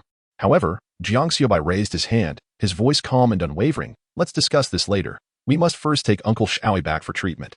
Jiang Xiaobai promptly stepped forward, cautiously supporting Uncle Xiaobai, and the group swiftly exited the room. As they returned to the hall, Uncle Xiaobai inadvertently lifted his gaze, only to be met with the gruesome sight of bodies strewn across the floor, blood pooling everywhere, and the acrid stench permeating the air. His complexion instantly grew even paler, especially upon seeing the still living slender figure, his body trembling violently. The slender figure had fully awakened upon seeing Uncle Xiaobai and his aunt. A flicker of terror crossed his eyes, and he suddenly collapsed to the ground, quaking, "Sister, sister, spare me. I will never dare again." Uncle Xiaoi's aunt's gaze was icily ferocious. Recalling the torment Uncle Xiaobai had endured fueled her rage, and she viciously kicked the slender figure in the chest, sending him sprawling. "Do you even deserve to beg for mercy?" Her voice trembled, filled with loathing. Li Jin let out a cold laugh and turned to Uncle Xiaobai. "Do you wish to deal with him personally?" Uncle Xiaoi's face was ashen, and after a long silence, he ultimately shook his head. Jiang Xiaobai cast a fleeting glance at the slender figure and handed the gun directly to Zhu Ranran. "Ranran, you take it. He is the one who wronged you, so you shall seek vengeance." This was Jiang Xiaobai's deliberate intent to allow his cousin to witness bloodshed. In this world, one could not survive without being ruthless. Zhu Ranran accepted the gun, her fingers trembling as she gripped the trigger. Her eyes were swollen from tears, her entire being trembling slightly, as the gun was aimed at the very demon she once feared the most. The slender figure's pupils contracted sharply as he desperately crawled backward, his voice filled with dread. "No, no. Sister, I was wrong, forgive me. I was wrong. Please don't." Bang. The gunshot erupted. The hall fell into a profound silence. The slender figure's body stiffened abruptly, his gaze vacant as he collapsed into a pool of blood. Zhu Ranran's hand continued to tremble, tears streaming down her face. Jiang Xiaobai approached her gently, patting her shoulder. "It's over. It's all right. We all must face this step eventually." Zhu Ranran shuddered, closed her eyes, and took a deep breath. At that moment, Jang Xiaobai turned his attention to the silently observant Kong Yin. "Teacher Kong, where is your home? We shall escort you back." Kong Yin snapped back to reality, glancing at him with a complex expression, her voice somewhat hoarse. "South of the city, East 2nd Street." Jiang Xiaobai nodded in acknowledgement. In the ensuing time, the group began to search for supplies. They uncovered melee weapons such as daggers, machetes, and iron rods, along with 2 hunting rifles. Though the ammunition was scarce, with only over 30 rounds, the deterrent power of firearms in this apocalyptic world remained formidable. Additionally, they discovered a substantial cache of supplies collected by the bandits, including rice, cooking oil, clothing, and medicines, an array of essential living necessities. To them, these items were more precious than gold. Jiang Xiaobai gazed upon it all, his eyes reflecting profound depth. He gathered his belongings and set forth. Chapter 20, Mission accomplished. Weapon exchange. The bloodstains in the hall had yet to dry, the air thick with the acrid scent of gunpowder and the metallic tang of blood, as if the remnants of hell still lingered. In a corner, a figure slowly writhed. It was Zhou Jian. He held his breath, rising from the floor, his clothes drenched in cold sweat, his face as pale as parchment, yet the corners of his mouth gradually twisted into a sinister arc. The recent carnage had left him teetering on the edge of despair, but as Jiang Xiaobai and the others departed, terror gradually gave way to indignation and resentment. "Humph." He chuckled darkly, his voice a chilling rasp, akin to a rat scuttling across metal. "What are you? Just because you wield guns, you think you're formidable?" He muttered to himself, laboriously standing up, unsteadily making his way to the door, his teeth clenched. "Once I get out, I will report you. Tell them you've murdered the innocent, and bring you all to ruin." The more he spoke, the more agitated he became, hastening his steps as if he were clawing his way back to his own sense of justice from the heap of corpses. However, He failed to notice that in the center of the hall, a still-breathing robber lay curled in a pool of blood, his gaze chaotic, fighting for survival. His hand clutched tightly onto a rusted machete, beneath him a large puddle of deep crimson. Just as Zhou Jian stepped past him, cursing under his breath, that bloodied hand suddenly twitched violently. A beast-like growl erupted from the robber's throat, fueled by the last vestiges of life. Bang! The machete was thrust upward, plunging directly into Zhou Jin's abdomen. The blade pierced through his flesh, blood splattering across his face, leaving him frozen in place, his expression a grotesque mask of shock. His lips trembled, seemingly unable to comprehend the unfolding reality as he looked down at the blade embedded in his body, like a deflated balloon. He slowly sank to his knees. The robber coughed up blood, his eyes gradually losing focus, until he succumbed to silence. Zhou Jian, too, collapsed into the blood-soaked floor with a dull thud, like a bag of spilled mud. In his final moments, he opened his mouth, yet the last curse remained unuttered. The hall returned to silence, now only a cold corpse remained, forever frozen in a pose of futile aggression. As night deepened, Jang Xiaobai and his companions drove along the return path, the darkness enveloping them, the highway eerily silent, save for the low hum of tires against asphalt. Inside the vehicle, the air was thick with lingering tension, punctuated only by occasional breaths and the rustling of a medical kit. System task: rescue Ant's family. Mission completed. Reward: 2,000 points. The system notification rang abruptly in Jiang Xiaobai's mind, a subtle smile gracing his lips, a glimmer of excitement flashing in his eyes. 2,000 points. This signified they could exchange for more formidable weapons and gear to confront the dangers that lay ahead. He chose not to announce it, instead opening the system exchange interface. Calmly sifting through the available equipment, he first spent 1,500 points to acquire an M416 assault rifle, known for its rapid fire rate and high stability. A reliable asset for survival in the apocalypse. Subsequently, he expended 300 points to exchange for 150 rounds of ammunition, ensuring an ample supply of firepower. Finally, with the remaining 200 points, he procured a grenade, an item that could prove to be a matter of life and death in critical moments. Once he confirmed the completion of the exchange, he retracted the system interface and raised his gaze towards his aunt's husband, who still bore a wound seeping blood. Jiang Xiaobai, without uttering a word, skillfully tore open the bandage, poured antiseptic alcohol over the injury, and gently wrapped it. A sharp intake of breath escaped the aunt's husband, his face contorting slightly as cold sweat beaded on his forehead. Sitting nearby, the aunt's eyes glistened with unshed tears, her heart aching in helplessness as she clutched her husband's hand, murmuring soft reassurances. In the rear seat, Zhao Xian quietly shifted closer to Zhu Ranran and asked in a hushed voice, "Ranran, who exactly are your brother and his companions?" Zhu Ranran was taken aback, lifting her gaze to her friend. "What's the matter?" Zhao Xian swallowed hard, her eyes filled with shock and awe. "Your brother and his group actually have firearms, night vision goggles, and bulletproof vests. This equipment is not something ordinary people can acquire." As she spoke, tears welled in her eyes, her voice quivering slightly. "I thought I was doomed, that I would never see my family again. But the moment they burst in, it felt as if special forces had come to rescue us." She whispered reverently, almost as if they were superheroes. A tremor of realization coursed through Zhu Ranran, her expression softening. "Yes, my brother is quite formidable," she replied, nodding gently, her eyes brimming with pride and gratitude. Zhao Xian bit her lip, still astonished.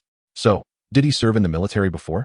Zhu Ranran gazed at Jang Xiaobai, who was driving, pausing for a moment before nodding softly. "He served for 3 years, as far as I know." The vehicle fell into a brief silence, the only sound being the low hum of the engine. Jiang Xiaobai scanned the interior, ensuring everything was secure. The aunt's husband leaned back in his seat, his face pale. Yet his wound had been tended to. In the back seat, Kong Yin stared blankly out the window, still reeling from the earlier chaos. After a moment of contemplation, Jiang Xiaobai retrieved a handgun from his waist and handed it to the co-driver, Li Jin. He then pulled out a confiscated shotgun from beneath the seat and placed it on the aunt's husband's lap. "Li Jin, you stay here and keep an eye on the vehicle with the aunt's husband while we take teacher Kong home," Jiang Xiaobai instructed in a deep voice. Li Jin nodded, taking the handgun and checking the magazine, then reassuring the aunt. "Aunt, with me here, there's nothing to fear. I'm even tougher than those 2 brothers." The aunt chuckled softly, playfully slapping Li Jin's arm. The aunt's husband, maintaining his composure, gritted his teeth as he accepted the shotgun, murmuring, "Rest assured, I understand." With the arrangements complete, Jiang Xiaobai exited the vehicle, shouldering the newly acquired M416. Jang Xiaoa followed closely behind, both clad in night vision helmets and bulletproof vests, fully armed as they ventured into the alley. As they entered the residential complex, they caught the attention of residents hiding in the shadows. "Look, Are they part of the military? Their gear is so professional, and they have night vision goggles? How could the army possibly come here? Yet their aura is more formidable than any veterans I have encountered. Whispers circulated quietly. Jiang Xiaobai casually remarked, "We are not the military, merely a few survivors. We rescued a friend and are escorting her home. Ordinary people?" The crowd gazed at them in disbelief, their expressions a mixture of awe and skepticism. Jiang Xiaobai disregarded the murmurs and led Kong Yin directly to her doorstep. Taking a deep breath, Kong Yin knocked a few times on the door. "Who is it?" Came a cautious voice from within. "Mom, it's me," Kong Yin quickly replied. An urgent scurry of footsteps echoed, and as the door swung open, a middle-aged woman immediately pulled Kong Yin inside. Upon noticing the wounds on her, the woman's expression shifted drastically. "What happened to you? Where on earth have you been?" Just as Kong Yin was about to explain, her mother's gaze fell upon the two figures standing at the door, her demeanor instantly turning cold. "Who are you?" Her tone was laced with suspicion and hostility. "Mom, they are my friends. They saved me," Kong Yin insisted. "Saved you?" Her mother scoffed, casting a wary glance at their gear, fear flickering across her face, yet maintaining her defiance. "If it weren't for them taking you out, how could you have ended up like this? Weren't you with Shoujian? Where is he?" At the mention of Shoujian, Jiang Xiaoyang's temper flared. And he retorted with a sneer, "Shoujian? That rascal fled faster than anyone, and he even intended to sell your daughter. If it weren't for us, you wouldn't even have seen Teacher Kong's body." The woman's expression shifted slightly, but she waved her hand dismissively. "Enough. I don't care what your relationship with her is. Just leave. We do not welcome outsiders." Jiang Xiaoyang's expression darkened, and he was about to retort when Jiang Xiaobai placed a hand on him to restrain him. "Mom, they truly saved me. Please do not mention Shoujian again." Kong Yin spoke urgently, then turned to Jiang Xiaobai with an apologetic look. "You two should come in for a moment. My mom doesn't understand the situation." "I'm sorry," Jang Xiaobai remained unfazed, his eyes betraying no emotion, his voice calm, yet icy. "No need. We seek no gratitude." With that, he turned and left without a backward glance. Jiang Xiaobai scoffed, muttering, a dog biting Lu Dongbin, unable to recognize a kind heart. As Xiaobai and Jiang Xiaobai stepped out of Kong Yin's house, the corridor echoed with rustling sounds. Several residents peeked out cautiously, and a middle-aged man, summoning his courage, called out, "Brothers, wait." Jang Xiaobai paused and glanced back. The man appeared to be an ordinary person, weariness etched on his face, his eyes filled with hesitation and anxiety. "Are you truly not the military?" An elderly woman trembled as she spoke. "Your equipment is so advanced, and you have guns. Could you take us to a safe place? Or take us to find the army?" The others in the corridor chimed in at her words. "Yes. It's so chaotic outside. We don't know how much longer we can endure. Can you take us with you? We are willing to pay. Within our building, there are several elderly and infirm individuals, while outside, hordes of zombies roam freely. We find ourselves trapped. Given your numbers, could you possibly assist us?"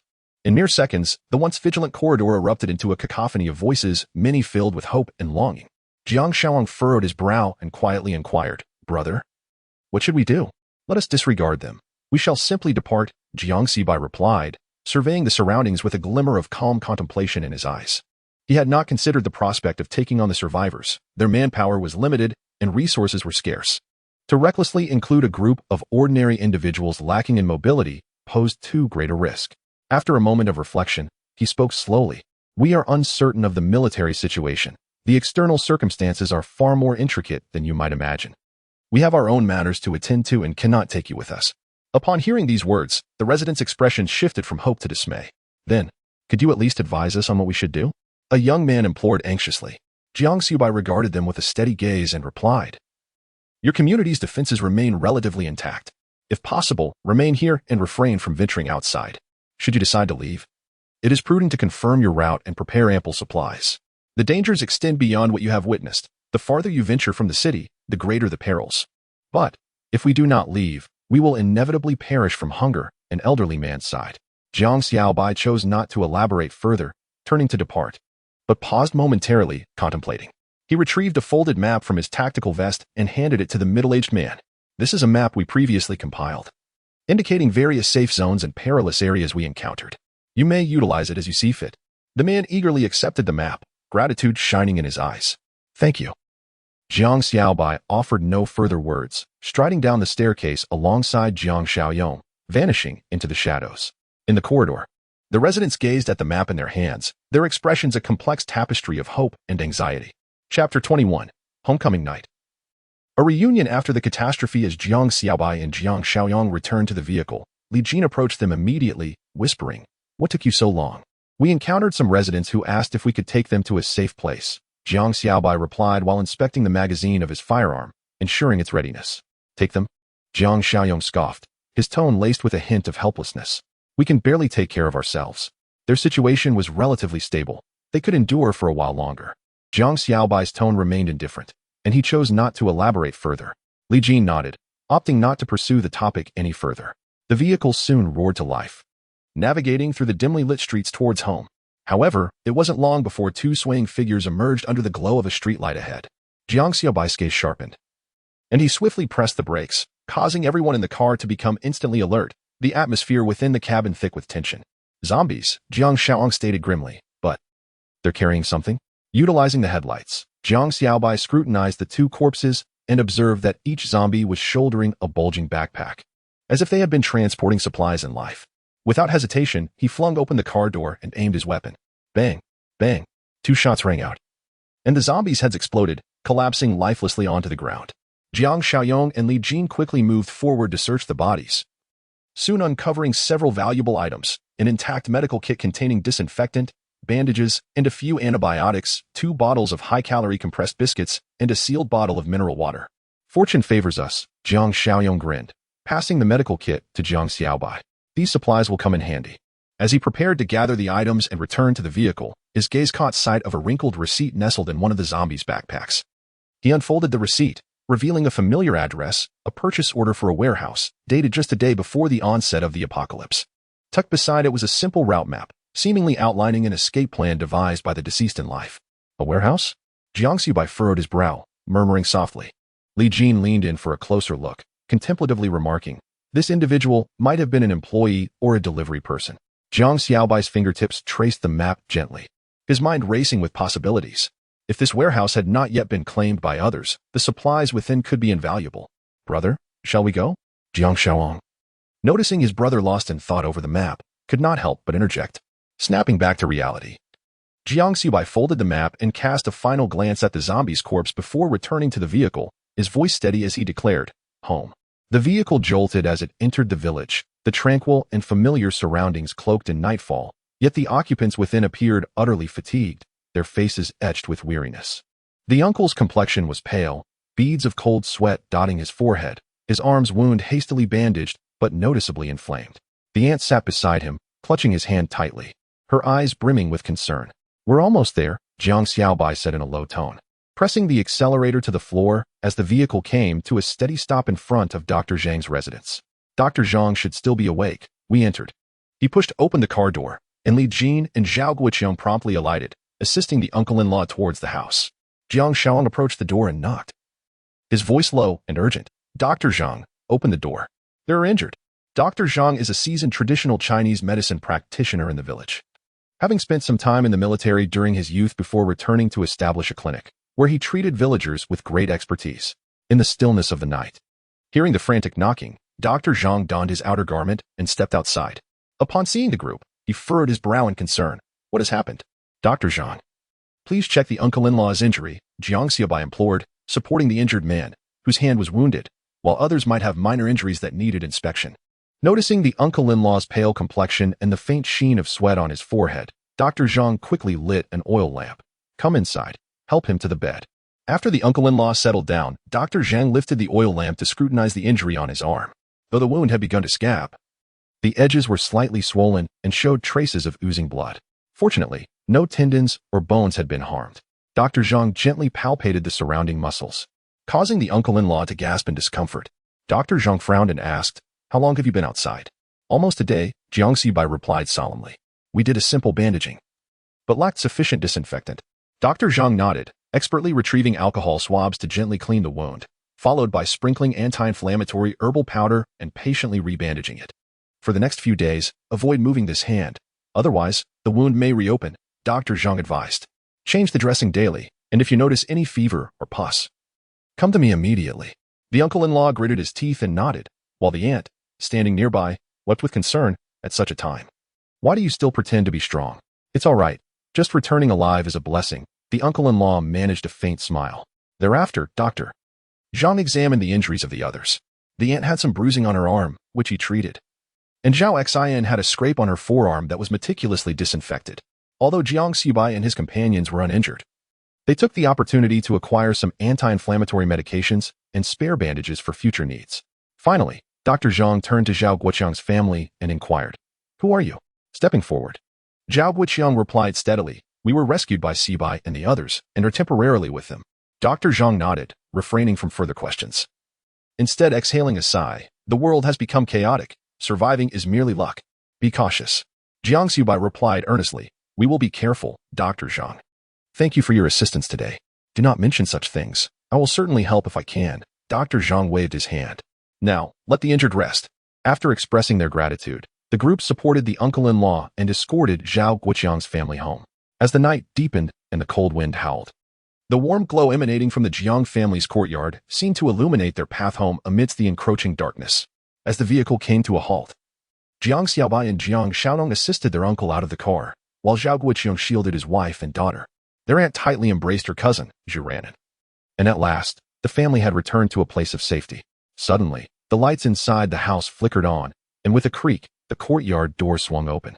A hunched yet eager figure rushed out. It was their grandfather, Xiaoran. Nan. His voice trembled slightly as he hurried towards them, followed closely by their grandmother. Her face etched with worry and her eyes already reddened. "Dad, Mom." Upon seeing her parents, their aunt could no longer contain her tears, rushing into her mother's arms as tears cascaded down her cheeks. "Finally, you're back." Their grandmother grasped her daughter's hands, scrutinizing her from head to toe.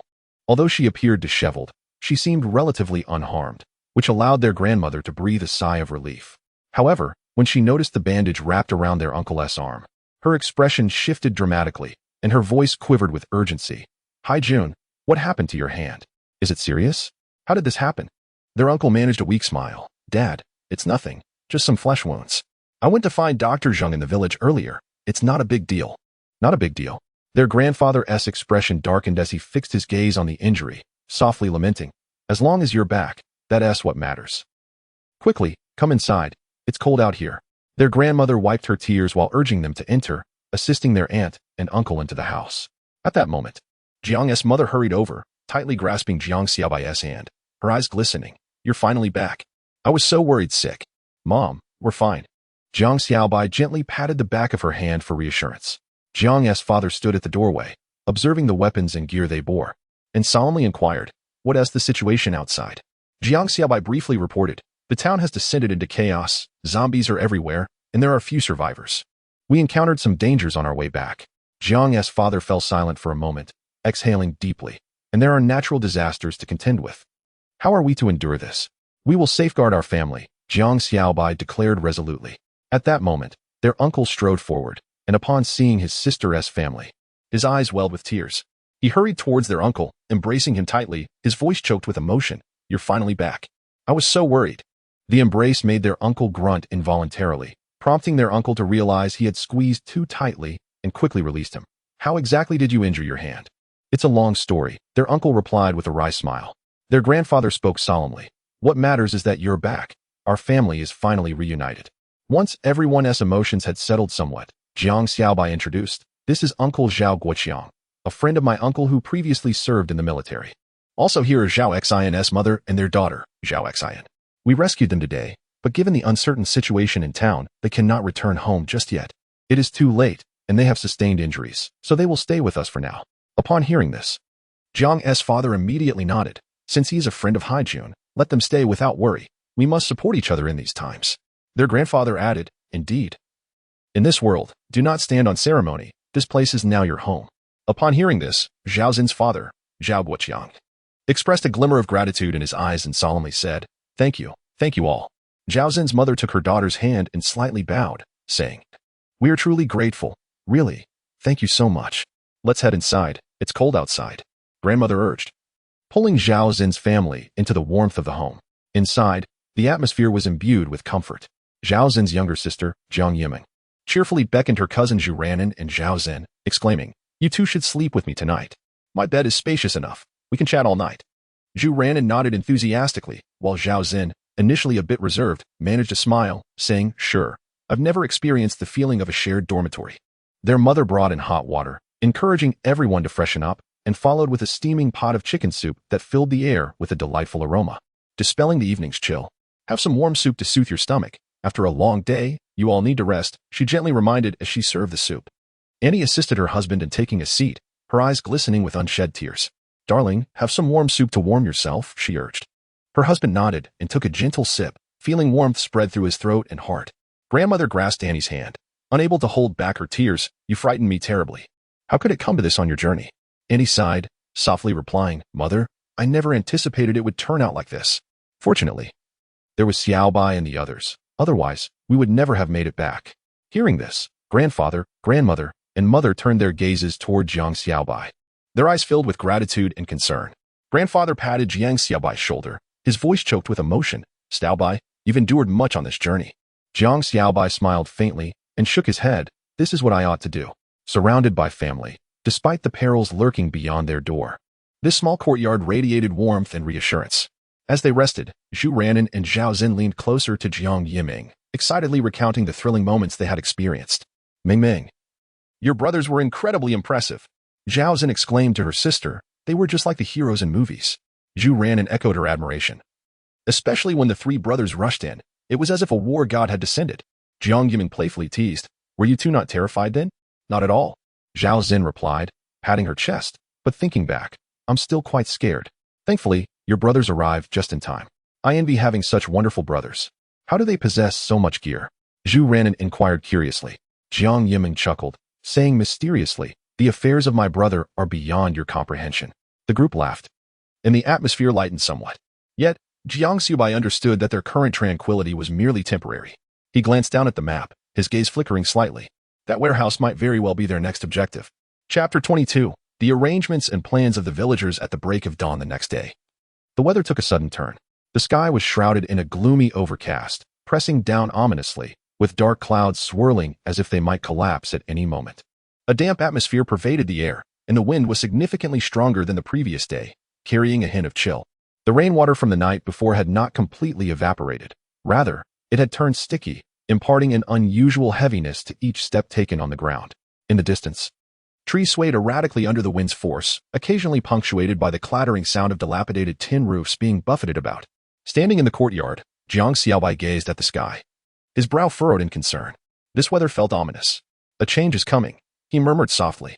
He was acutely aware that such fluctuations in weather often heralded the approach of extreme conditions. The climate had become increasingly unstable in the aftermath of the apocalypse, and this might very well be an ominous sign of an impending natural disaster. He dared not delay and swiftly returned indoors to don his attire, layering a bulletproof vest over it. Armed with a dagger and a handgun, he made his way briskly to the village chief's residence. As he walked, thoughts of the village's defenses occupied his mind. Fortunately, the village was situated in a favorable geographic location. Nestled against the mountains, it was surrounded on three sides by hills, with one side facing a body of water, creating a natural barrier. Flooding was not a concern, as the water had a natural diversion point, preventing it from rushing directly into the village. Moreover, the village's backing by the mountains made it easy to defend against potential assaults. It would not be easy for zombies to invade in large numbers. The intricate network of paths within the village could serve as a natural fortress if utilized effectively. Most importantly, the elevated terrain ensured that it would not be submerged during heavy rainfall.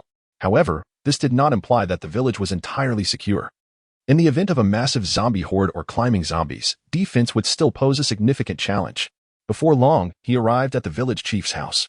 The chief, a middle-aged man in his 50s, was squatting at the entrance brushing his teeth.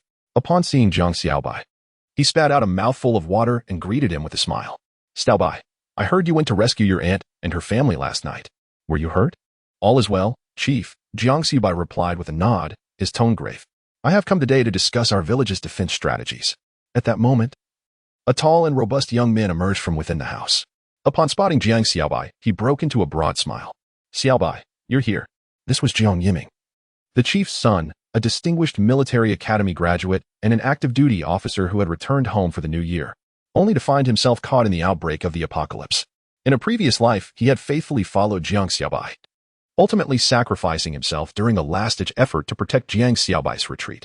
Jiang Xiaobai had never forgotten that moment. Just in time that you're here, Jiang Xiaobai remarked. Looking at Jiang Yiming, as a soldier, you should understand how to construct a defense system. The village chief stood up, furrowing his brow.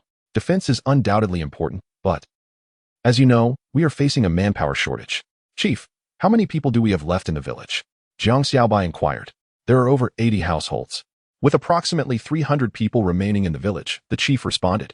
The village chief sighed, noting that the majority of the villagers were either elderly or children, leaving only a little over 60 capable individuals who could wield weapons and venture out in search of supplies. This meant that the safety of the entire village rested upon the shoulders of these 60 souls. Jiang Xiaobai pondered quietly. There was another complication, the chief added. The entire village had experienced a power outage the previous night, which would undoubtedly impact construction efforts. The materials for building walls, such as cement and gravel, were also running low. I will find a way to address these issues, Jiang Xiaobai replied solemnly. What is most crucial now is that we establish a unified defense system. How do we proceed? Jiang Yiming inquired. First, we must gather all capable fighters in the village, Jiang Xiaobai instructed. Yiming, please notify every household to send out a strong man or young adult. We need to discuss our strategies. Jiang Yiming nodded and swiftly set off to relay the message. Before long, a familiar figure appeared. Hey Xiaobai, quite the lively morning, isn't it? The newcomer was Zhao Hai, Jang Xiaobai's childhood friend, who, though not tall, was lean and skilled in hunting with remarkable marksmanship. He had been working away from home and had just returned to the village for the new year when the apocalypse broke out. In a previous life, Jiang Xiaobai had sent him to gather supplies, but he had met with misfortune along the way and lost his life due to a conflict. Although vengeance had been exacted, Zhao Hai had never returned. Now, seeing him alive before his eyes stirred a complex mix of emotions within Jiang Xiaobai. Zhao Hai was accompanied by several young men, all brothers from the village. Zhao Hai, your timing is impeccable. We were just about to convene a meeting. Jang Xiaobai waved him over. Soon, the village's youth gathered, and the chief formally announced the commencement of the discussion. Observing the assembled young men, the chief hesitated briefly before speaking. Everyone is aware of the current situation in the village. We must establish defensive measures to ensure the safety of all. Who do you believe should take charge of this matter? The crowd exchanged glances, and Zhao Hai was the first to speak up. Naturally, it should be Xiaobai. He possesses the most experience and understands the external circumstances best. Indeed, I concur, Jiang Yiming nodded earnestly. Xiaobai not only remains calm under pressure, but also possesses capability. Most importantly, we have all followed him thus far, and we trust him. Others chimed in agreement. I support this. Let Xiaobai lead us. The village chief turned to Jiang Xiaobai, his tone grave. Xiaobai, what is your perspective? Jiang Xiaobai contemplated for a moment before slowly nodding. Very well, I will take responsibility. But one condition must be met. Everyone must obey the chain of command. Should anyone act independently and jeopardize the safety of the village, I will not hesitate to take action. A hush fell over the room, followed by a chorus of affirmations. No problem. Since we've made our decision, let's proceed with your plan. Jiang Xiaobai's gaze swept over the gathered individuals, his voice steady. Now, we must promptly devise a defensive strategy for the village. He picked up a stick and tapped it on the map. The village, bordered by mountains on three sides, was originally a natural fortress. However, you all have witnessed that if the mutated zombies are capable of scaling walls and adhering to rocky surfaces, then even if we construct our walls to great heights, it would be in vain if they were to descend from the mountains. Zhao Hai furrowed his brow, suppressing his ire. What purpose does the fortification serve then? Jiang Yiming's tone was somber, yet commanding. We must address the issue at its roots and clear the mountains. Jiang Xiaobai nodded. Standing tall with eyes as sharp as blades, from this moment forth, we shall initiate the mountain renovation project. The first step is to clear the outer hills. Every slope, low forest, thicket, and vine within a 200-meter radius of the village must be eradicated, roots and all. He struck the edge of the map with his stick, the sound resonating with authority. We must not allow anything to serve as a ladder or hiding place for the zombies. The second step involves managing the terrain. For any slopes that are not steep enough and are easily climbable, we shall excavate. We will carve the rock, lay a foundation, fill the pits with sand, and coat the mountainsides with concrete, ensuring that they are shaped to right angles, as close to 90 degrees as possible, steep enough to cause a fatal slip. We do not need to construct a fortress. We shall transform this mountain into their grave. The crowd shivered as if they could already envision a smooth, barren mountainside, a natural barrier sealing off the zombies' escape and survival routes. Li Jin quietly clicked his tongue. This task is formidable, but worthwhile. Indeed, Jiang Xiaobai affirmed, his voice deepening. Once we finish this phase, we will have 3 slippery walls outside our village. Even the mutated zombies will be forced to stumble. He gazed across to the other side of the mountain and continued. At the summit, we shall establish lookout posts. On the southeastern and western peaks, we will set up telescopes, install alarms, and assign guards. so that any disturbance will be instantly communicated to the entire village. He pointed firmly to the center of the village. The village is not small, and scattered residences are unsafe. Therefore, we will first construct an inner perimeter wall to enclose the core area, which includes the warehouse, greenhouse, breeding zone, well area, and residences.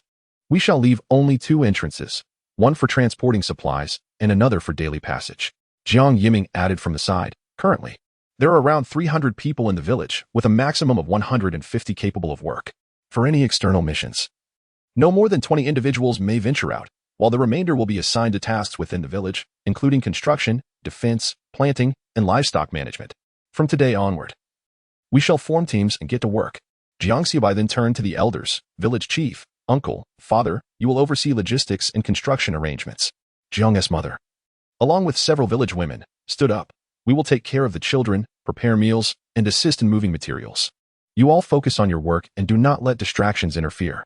Jang Xiaobai nodded, then addressed Zhao Hai and Jiang Yiming. I will take charge of searching for supplies, patrolling, scouting for resources, and eliminating external threats. Zhao Hai rolled up his sleeves. Then I shall accompany you in the search for supplies, Xiaobai. Jiang Xiaobai glanced at the list in his hand. What we are most lacking at present is construction materials. I will lead a supply team to the cement factory and warehouses in the county, planning the route to avoid areas densely populated by zombies. If we can avoid confrontation, we shall do so to minimize risk. Do not assume that returning will be easy. When it's your turn to patrol, you must rise at night and make your rounds. Jiang Yiming nodded. I will also select the young people in the village to participate in a rotational training program, teaching them fundamental tactics and weaponry usage. It is essential that not only you are capable of combat, in the future, everyone must be able to shoulder a firearm. Jiang Xiaobai gazed at him earnestly and replied, all right, you shall oversee this matter. Prioritize safety during training. Establish a solid foundation first. There is no need for haste. Jiang Yiming patted his chest confidently, saying, leave it to me. At this moment, the village chief also rose, speaking in a solemn tone. Let us proceed as Xiaobai suggests. Everyone, carry out the plan. Jiang Xiaobai then surveyed the group, his voice steady yet imbued with an undeniable authority. Remember, from this day forth, we are not a disordered mob. Anyone who dares to act independently and disregards the arrangements shall bear the consequences. The crowd responded in unison, understood. Chapter 23. The search for the cement factory. Raindrops pattered softly upon the ground, soaking the muddy dirt road. The sky loomed gray, imbued with an air of oppressive gloom. Jang Xiaobai stood at the forefront of the convoy, lowering his gaze to confirm the final preparations. Several modified pickup trucks were neatly lined up in the open space, their beds empty and awaiting a load of cement and rebar. Rainwater trickled down the vehicles, reflecting a cold sheen of light. 15 individuals were set to embark on this mission, with core members including Jang Xiaobai, Jang Xiaoyong, Li Jin, and Zhao Hai, accompanied by over 10 villagers who volunteered to join. Although they were not professional soldiers, each person understood that this undertaking was not merely a matter of survival but concerned the future of their entire village. Jang Xiaobai, Jang Xiaoang, and Li Jin donned bulletproof vests and tactical helmets, handguns secured at their waists, and rifles slung across their backs, presenting themselves as true special operatives. The rain soaked their tactical attire, yet it did nothing to dampen their composed demeanor. Zhao Hai and several villagers stood to the side, their eyes brimming with envy and admiration. Xiaobai, your gear is incredibly professional. Jiang Xiaobai remained silent, casting a glance over the group before speaking in a serious tone. Our primary objective at the cement factory in the county is to gather building materials, fill the vehicles as much as possible, and return safely. Follow my commands throughout the entire operation and refrain from acting independently. Zhao Hai, gripping a metal rod at his waist, grinned broadly. Rest assured, Xiaobai, we will definitely heed your instructions. Jiang Xiaobai offered a faint smile before turning to open the rear compartment of the vehicle, retrieving several black packages and tossing them before the crowd. What is this? You'll find out soon enough. Zhao Hai eagerly tore open one of the packages, his eyes widening in astonishment. Helmets? Bulletproof vests? Even shoes? He continued to unveil knee and elbow pads. Xiaobai, these are some serious gear. How did you acquire them? This bulletproof vest feels remarkably sturdy, a villager remarked, cautiously trying it on, his eyes alight with curiosity. This pair of shoes is far more durable than my old rubber ones, another individual exclaimed, testing the fit with a glimmer of excitement in his eyes. Jang Xiaobai maintained a calm demeanor. These items may not guarantee survival, but they can certainly absorb an additional blow. Nods of agreement spread among the group as they swiftly donned the gear. While most held only hunting rifles, machetes, or clubs, their demeanor transformed dramatically upon wearing the equipment. At that moment, Zhao Hai's gaze fixated on the Glock handguns at Jiang Xiaobai and Li Jin's waists, unable to suppress a whistle. Xiaobai. The disparity in treatment is a bit stark, isn't it? Xiaoyong and Li Jin each have a handgun, while I'm left with a hunting rifle. Jiang Xiaobai raised his Glock with a chuckle. What can I say? I'm Xiaobai's little brother. Jiang Xiaobai chuckled softly. There's no other option. Handguns are limited. You'll have yours in due time, don't worry. With that, he tossed a hunting rifle directly into Zhao Hai's arms. This is for you. Distribute the remaining rifles among the others, and conserve the ammunition. Zhao Hai weighed the rifle in his hands and grinned. All right then. I'm quite adept with a hunting rifle. Jiang Xiaobai surveyed the well-equipped team, nodding in satisfaction before turning his gaze to the overcast sky. The rain intensified. It was time to depart. Li Jin silently pulled back the gun's bolt, his expression calm and focused. Jiang Xiaobai conducted a final inspection of his gear, M4 rifle, tactical dagger, and fully outfitted protective equipment, before turning to open the car door, his tone low yet resolute. Everyone, get in the vehicle. The group swiftly climbed into the truck bed, with Jiang Xiaobai, Jiang Xiaoyong, and Li Jin occupying the front seats, while Zhao Hai and his companions settled in the rear compartment, a shotgun resting beside them as they vigilantly scanned their surroundings. With the roar of the engine, the modified pickup truck plunged into the curtain of rain, heading towards the cement factory in the county town. Leaning back in his seat, Jiang Xiaobai watched the rain cascade down the window, blurring his view. The truck sped along the uneven road, the interior resonating with the deep growl of the engine. Suddenly, a familiar system notification echoed in his mind. Today's check-in successful. Reward, 100 points. Jiang Xiaobai nonchalantly opened the system interface, preparing to close it, when he noticed a new task had refreshingly appeared at the top of the task list. Task: search for supplies. Task requirements: proceed to the county cement factory, collect construction materials, and return safely.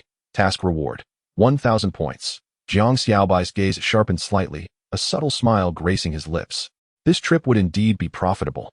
He murmured softly to himself. Ahead, the road became increasingly rugged, rain washing over the ground and creating muddy trails. A few trucks gradually slowed down, finally coming to a halt in a concealed area outside the cement factory.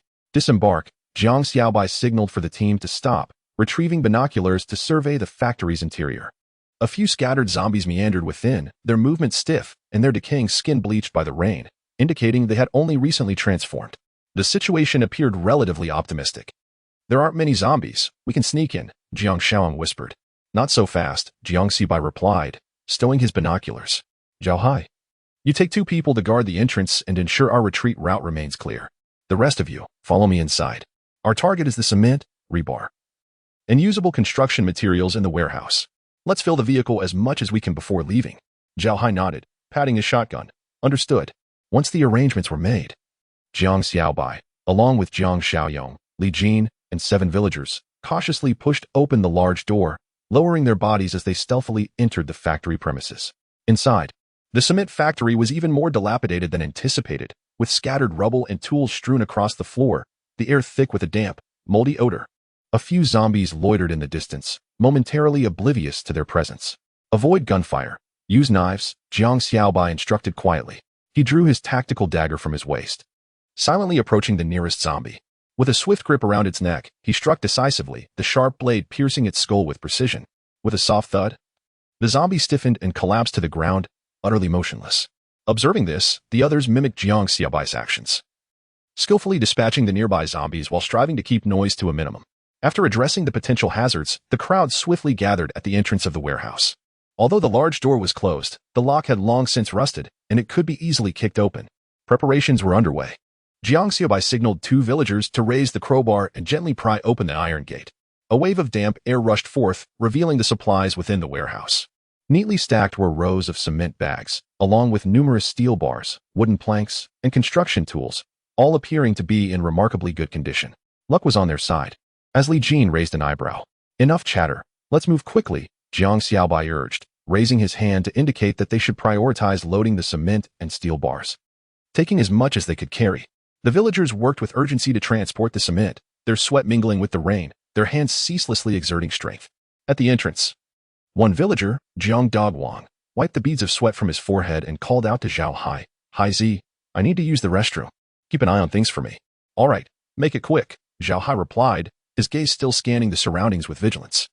Jang Daw Wong hurried to a secluded corner where the restroom was located, unfastened his pants, and let out a long sigh of relief. I was about to burst. However, in that very moment, a shadow began to move slowly across the damaged wall above him. It pressed its limbs against the surface, its body decayed and contorted. Sharp claws deeply embedded in the crevices of the cement, its blood-red eyes fixed intently on its unsuspecting prey. Remnants of flesh and blood lingered at the corners of its mouth, resembling a predator patiently awaiting its next meal. A hissing sound reached Jiang Daw Wong's ears, prompting him to furrow his brow and instinctively look up. Chapter 24. The Wall-Climbing Zombie. Mission accomplished. A piercing scream shattered the tranquility of the night. The creature on the wall lunged down, its sharp teeth sinking deeply into Jiang Daw Wong's neck. Blood gushed forth like a fountain as the villagers stared in horror, desperately trying to grasp the zombie, only to touch its cold, lifeless flesh. His knife lay forgotten in the corner, leaving him utterly defenseless. Hearing the anguished cries, Xiaobai furrowed his brow and cautiously approached the restroom. Hey, Dogwan, what has taken so long? Upon nearing, he was struck dumb. A pool of crimson spread across the ground, a figure fiercely pinning Jiang Daw Wong down, ravenously devouring his flesh and emitting a chilling crunching sound. Jiang Daw Wong's body convulsed a few times before his eyes dulled completely. A wave of dread washed over Xiaobai as he gasped in horror. This zombie was unlike any other. Daw Wong, he roared, his eyes bloodshot with rage. He raised his shotgun and aimed it squarely at the creature's head, unhesitatingly pulling the trigger. Bang! The bullet shot straight towards the zombie's head. Yet, in the next moment, an astonishing scene unfolded. The creature suddenly twisted its body with an unbelievable speed. The bullet merely grazed its cheek, failing to strike a fatal blow. Hiss! The monster abruptly lifted its head, its eyes glowing a ferocious red as it locked its gaze on Xiaobai, black blood dripping from its lips. In an instant, it lunged towards him. Damn! Xiaobai's expression changed dramatically as he hastily retreated, firing his weapon in a frenzy. Bang! Bang! Bang! The bullets flew in rapid succession, but the creature was too swift, scaling the walls and ceiling with the agility of a bloodthirsty spider. The gunfire in the factory immediately alerted everyone. What on earth is happening? Jang Xiaobai, upon hearing the commotion, wore a grim expression and rushed forward with his companions. When they reached the vicinity of the restroom, they found Xiaobai retreating frantically while an extraordinarily fast zombie climbed the walls and ceiling, closing in rapidly. What the hell is that thing? Jiang Xiaobai gasped in disbelief. Jiang Xiaobai's expression hardened, and he commanded in a deep voice, "Wall-climbing zombie. Open fire." Bang! Bang! Bang! The gunfire erupted, bullets raining down upon the zombie. The creature nimbly dodged, with only a few bullets finding their mark, splattering its rotten flesh. Yet it remained unfazed, growing even more frenzied as it lunged towards Jang Xiaobai. Damn! Why can't we kill this thing? Xiaobai cursed. Jang Xiaobai, remaining calm and composed, swiftly raised his M4 rifle and took aim. Bang! The bullet struck true, piercing through the monster's knee, the tremendous impact causing it to stagger and crash to the ground. Now, seizing the opportunity while it was unsteady, everyone opened fire, bullets piercing through the creature's body. The zombie thrashed about, emitting piercing shrieks as black blood pooled around it. Yet it still attempted to rise. Damn it, this thing is too tough. Xiaohai's face darkened. Li Jin, his eyes fierce, drew his battle axe and charged forward, swinging his arm in a wide arc before delivering a powerful strike. Thud! The sharp edge of the axe embedded deeply into the creature's skull, delivering a fatal blow. The monstrous body convulsed violently a few times before finally succumbing to death. The group, panting heavily, gazed gravely at the aberrant corpse before them. Its speed, reflexes, and even combat instincts surpassed those of an ordinary zombie, resembling a true predator. How could this creature be so formidable? Jang Xiaobai swallowed hard. Jang Xiaobai crouched down, meticulously examining the body, and spoke solemnly. This is a wall-climbing zombie, a variant of the undead. It possesses remarkable speed, quick reflexes, and an intense predatory instinct. He stroked his chin and added, it likely harbors a certain aversion to light. Our numbers, coupled with the rain, allowed it to remain concealed. However, its mutation has progressed far more rapidly than anticipated. Damn, if we encounter more creatures like this, how will we survive? Xiaobai gritted his teeth. Yet, before the group could catch their breath, a low, menacing roar erupted from the distant street. Roar! Everyone abruptly looked up, their faces paling in an instant. The gunshots had attracted a horde of zombies, converging from all directions. Damn, the gunfire has drawn a massive swarm of zombies. Xiaohai's expression darkened. Jang Xiaobai's gaze intensified, decisively commanding, everyone, retreat immediately. We have sufficient supplies. Get everything on the truck and cover our escape. The group swiftly retreated towards the convoy, while the densely packed zombies drew ever closer, surging towards them like a tidal wave. Jang Xiaobai cast one last glance at the lifeless Jang Daw Wong, his heart heavy, and turned to bellow, "Get in the truck. Go." The pickup roared to life as the convoy accelerated away, splattering mud in all directions, while the factory behind them was completely engulfed by the encroaching horde. The wheels sped along the muddy road, raindrops pelted the windshield, and every occupant in the vehicle remained tense, fearful that the creatures would catch up. Only after they had successfully shaken off the tide of the undead did the group allow themselves a slight sigh of relief, though the atmosphere remained heavy. Silence enveloped them. The death of Jang Daw Wong weighed like a heavy stone upon each heart. Leaning back in his seat, Jang Xiaobai inhaled deeply, and the familiar sound of the system notification echoed in his mind. Mission complete, reward, 1,000 points. He opened the system interface and saw that his points had indeed increased to 1,100. Although this journey had been perilous, the mission had ultimately been accomplished. Jiang Xiaobai pondered to himself, the points could be exchanged for urgently needed supplies such as ammunition, medicine, and food. Yet, the sacrifice of Jang Daw Wong cast a shadow over his thoughts. Such a pity, Jang Daw Wong. He sighed softly. The pickup sped along, soon arriving at the village entrance. The guards at the village greeted their return with eager anticipation. "You're back. How did it go?" Jiang Xiaobai jumped out of the vehicle, scanning the villagers who had gathered around, and announced loudly, "We've brought back building materials. Quickly, unload the supplies." The villagers immediately sprang into action, unloading cement, steel bars, and wooden planks into the warehouse. The village elder, Jiang Laohan, stroked his beard, a glimmer of satisfaction in his smile. "With these, we can further fortify the village's defenses. This time, we owe you a great debt of gratitude. It was the least we could do." Jiang Xiaobai waved his hand, surveying the surroundings with a somber expression as he discovered an abundance of building materials. Yet one person was conspicuously absent. Upon hearing this statement, a heavy silence enveloped the scene. The villagers' expressions of joy swiftly replaced by sorrow. Zhao Hai spoke in a hushed tone. It was Jang Daw Wong. He was ambushed by a mutated zombie in the restroom. We couldn't even retrieve his body. Jang Daw Wong's wife, Li Chunhua, turned pale, staggering back a step as tears streamed down her face. "Impossible. Daw Wong promised he would return. He vowed it to me, and now he has left us orphans. What are we to do?" Her anguished cries echoed, and the women nearby quickly supported her, tears glistening in their eyes. The village chief sighed deeply, the lines on his face etched deeper with worry, his gaze heavy with concern. "Xiaobai, what exactly happened? Are these mutated zombies truly that perilous?" He furrowed his brow, his expression grave as he looked at Jang Xiaobai. Jang Xiaobai nodded, his tone grave. "We encountered a new type of zombie at the cement factory. They possess extraordinary speed, can scale walls, leap great distances, and exhibit clear predatory instincts, far from the mindless creatures we anticipated. We fired at it, but several bullets failed to strike its head. It could evade our shots, reacting far quicker than we had expected." The villagers' faces turned ashen as they murmured amongst themselves. "Zombies can mutate? How terrifying." "Indeed," Jiang Xiaobai affirmed, revealing the weakness of the wall-climbing zombies. "However, I observed that these mutated creatures have extremely sensitive skin. Sunlight or ultraviolet rays could potentially scorch them." He paused, a flicker of memories from a past life crossing his mind. "In my previous existence, survivor bases utilized ultraviolet light as a defensive measure against such monsters at night. Prolonged exposure could injure them, and in severe cases, even prove fatal. They typically remain dormant during the day, but on rainy days or after dusk, they become alarmingly active. Once they appear, they can easily scale walls and even invade homes." The village chief's countenance darkened, his voice low. "This is no ordinary threat." "Precisely," Jiang Xiaobai nodded. "The most crucial task now is to expedite our defensive measures. The walls must be elevated and fortified, smooth and devoid of footholds.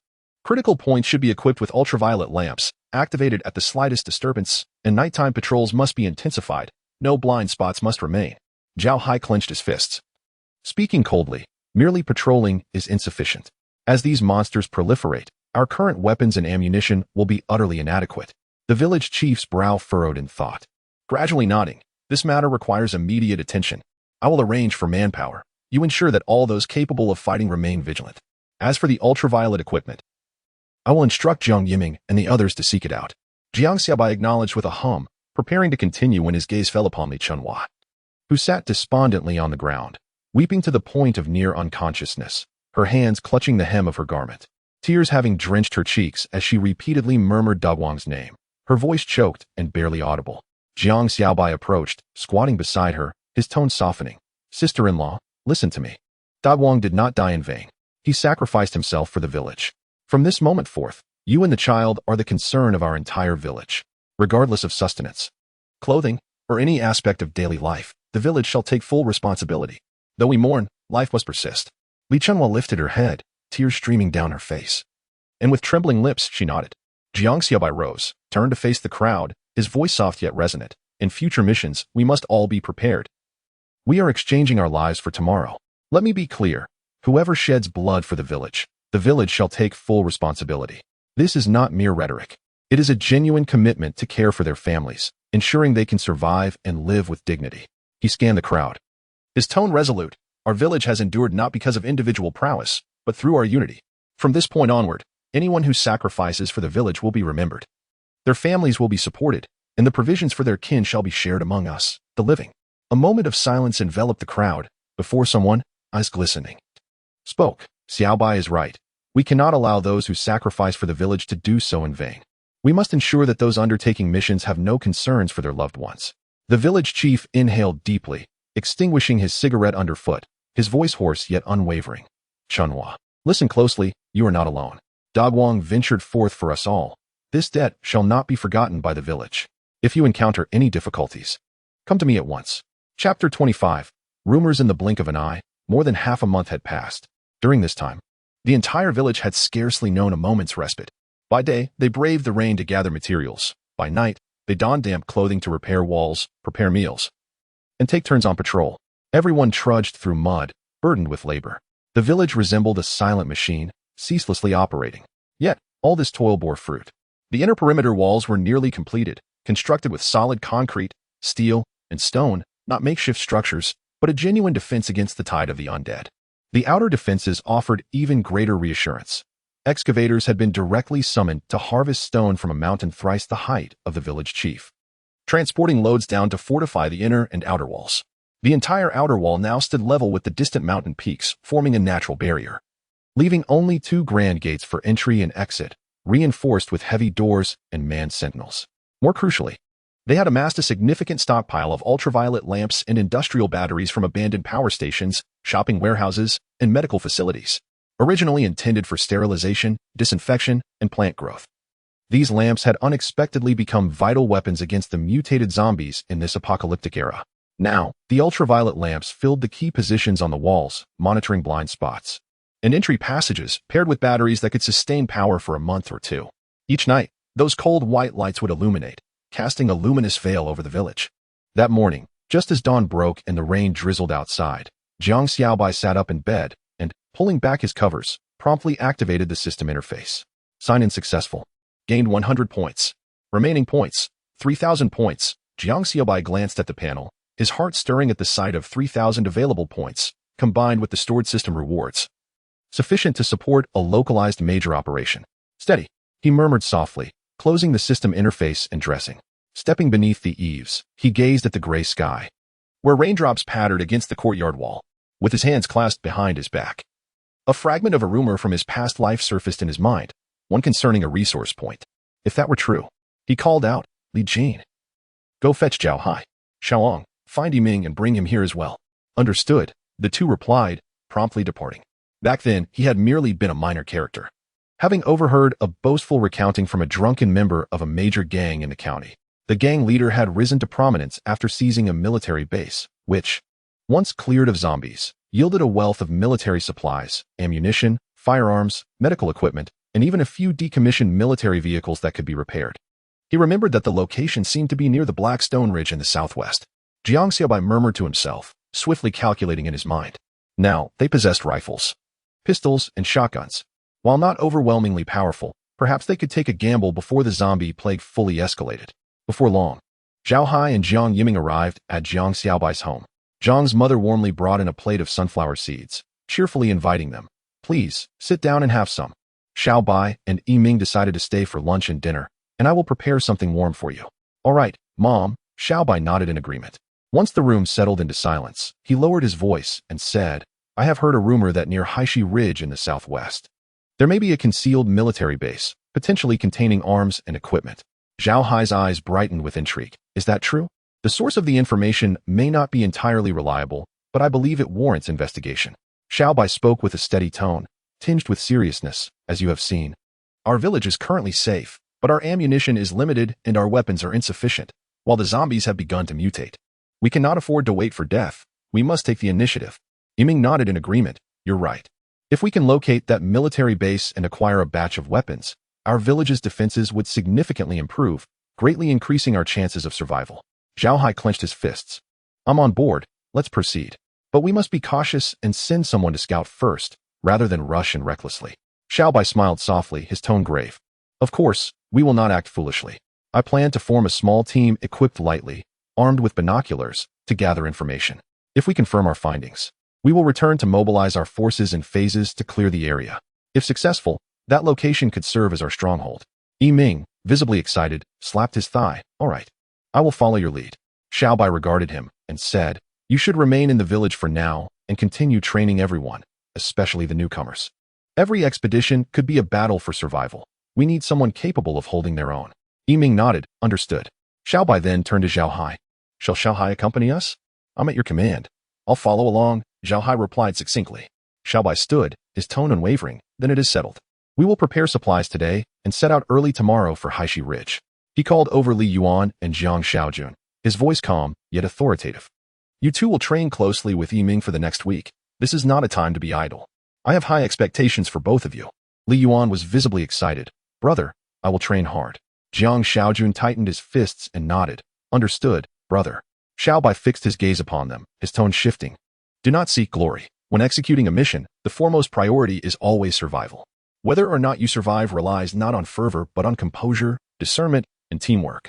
Afterward, he called over Li Jin and Jiang Xiaoyong, instructing them in hushed tones. You two, prepare everything tonight. Ammunition, water, rations, spare batteries, and knives. Ensure it is all set.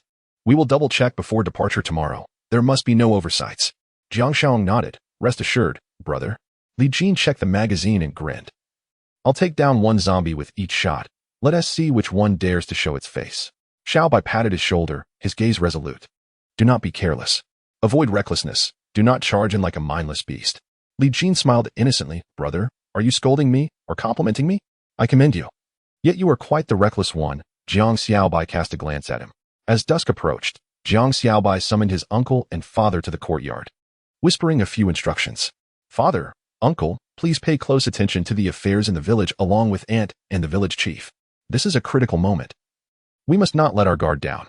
Everyone must contribute. Idleness is not an option. The entire village is intertwined, and any slackening could lead to disaster. His uncle, puffing on a dry cigarette, exuded determination. You need only press forward. We shall manage the matters at home. Zhang's father nodded in agreement. His tone steady. You need not worry about home. Focus solely on your endeavors outside. A sense of reassurance settled in Jiang Xiaobai's heart as he exhaled. All right.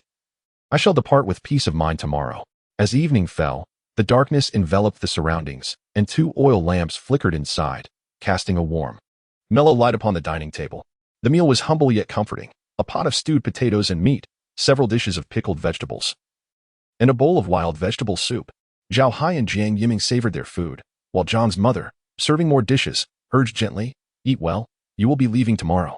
Jang Xiaobai lifted a piece of vegetable but hesitated, his gaze drifting across the table, a hint of solemnity in his expression. What troubles you? Jiang Yiming noticed his demeanor.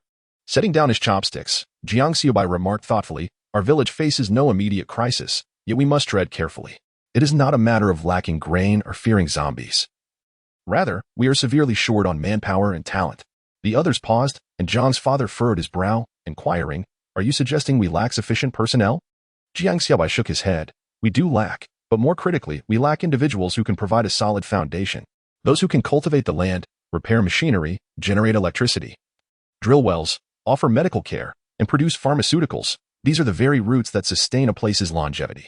As he spoke, memories from his past life flickered through his mind. In my previous existence, there were 2 pivotal figures, a professor from an agricultural university who came to our county for technical guidance, and an engineer from a large enterprise who was invited to assist a faction in managing equipment and supplies. Eventually, both became central figures within that faction. He looked at everyone, his tone resolute. Once we establish a firm foothold, we must actively seek out talent, those skilled in agriculture, knowledgeable in medicine, adept at repairing equipment. All are essential. Jiang Yiming nodded. This is a sound idea. For our village to thrive in the long run, mere violence will not suffice. His uncle took a drag of his cigarette and concurred. Indeed, guns may safeguard our lives, but they cannot sustain our existence. If we truly wish to endure, we must establish a system, possess craftsmanship, and build a foundation. Li Jin, chewing on his food, chimed in with a mouthful. I too am a talent. I am a combat-oriented individual. Do not overlook the technical expertise. We must also value the sentiments of our frontline personnel. Laughter erupted among the group, the atmosphere lightening somewhat. Zhang's mother said little, quietly replenishing everyone's plates, her eyes filled with concern. Xiaobai, do not burden yourself too much. Take it one step at a time. You are already doing remarkably well. Jiang Xiaobai picked up a piece of potato, gazing into his bowl as if looking far beyond the immediate. One day, we shall rely on ourselves to cultivate food, generate power, drill for water, produce medicine, and possess the skills to repair, construct, and sustain ourselves, truly achieving self-sufficiency. Upon his utterance, those gathered around the dining table found themselves lost in reverie, envisioning such a scenario.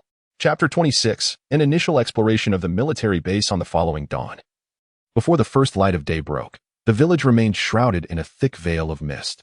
The fog lingered, and the damp, chilly air seemed to carry the remnants of the previous night's rain, imbuing the atmosphere with a sense of quiet oppression. Jang Xiaobai had risen quietly, refraining from lighting a lamp.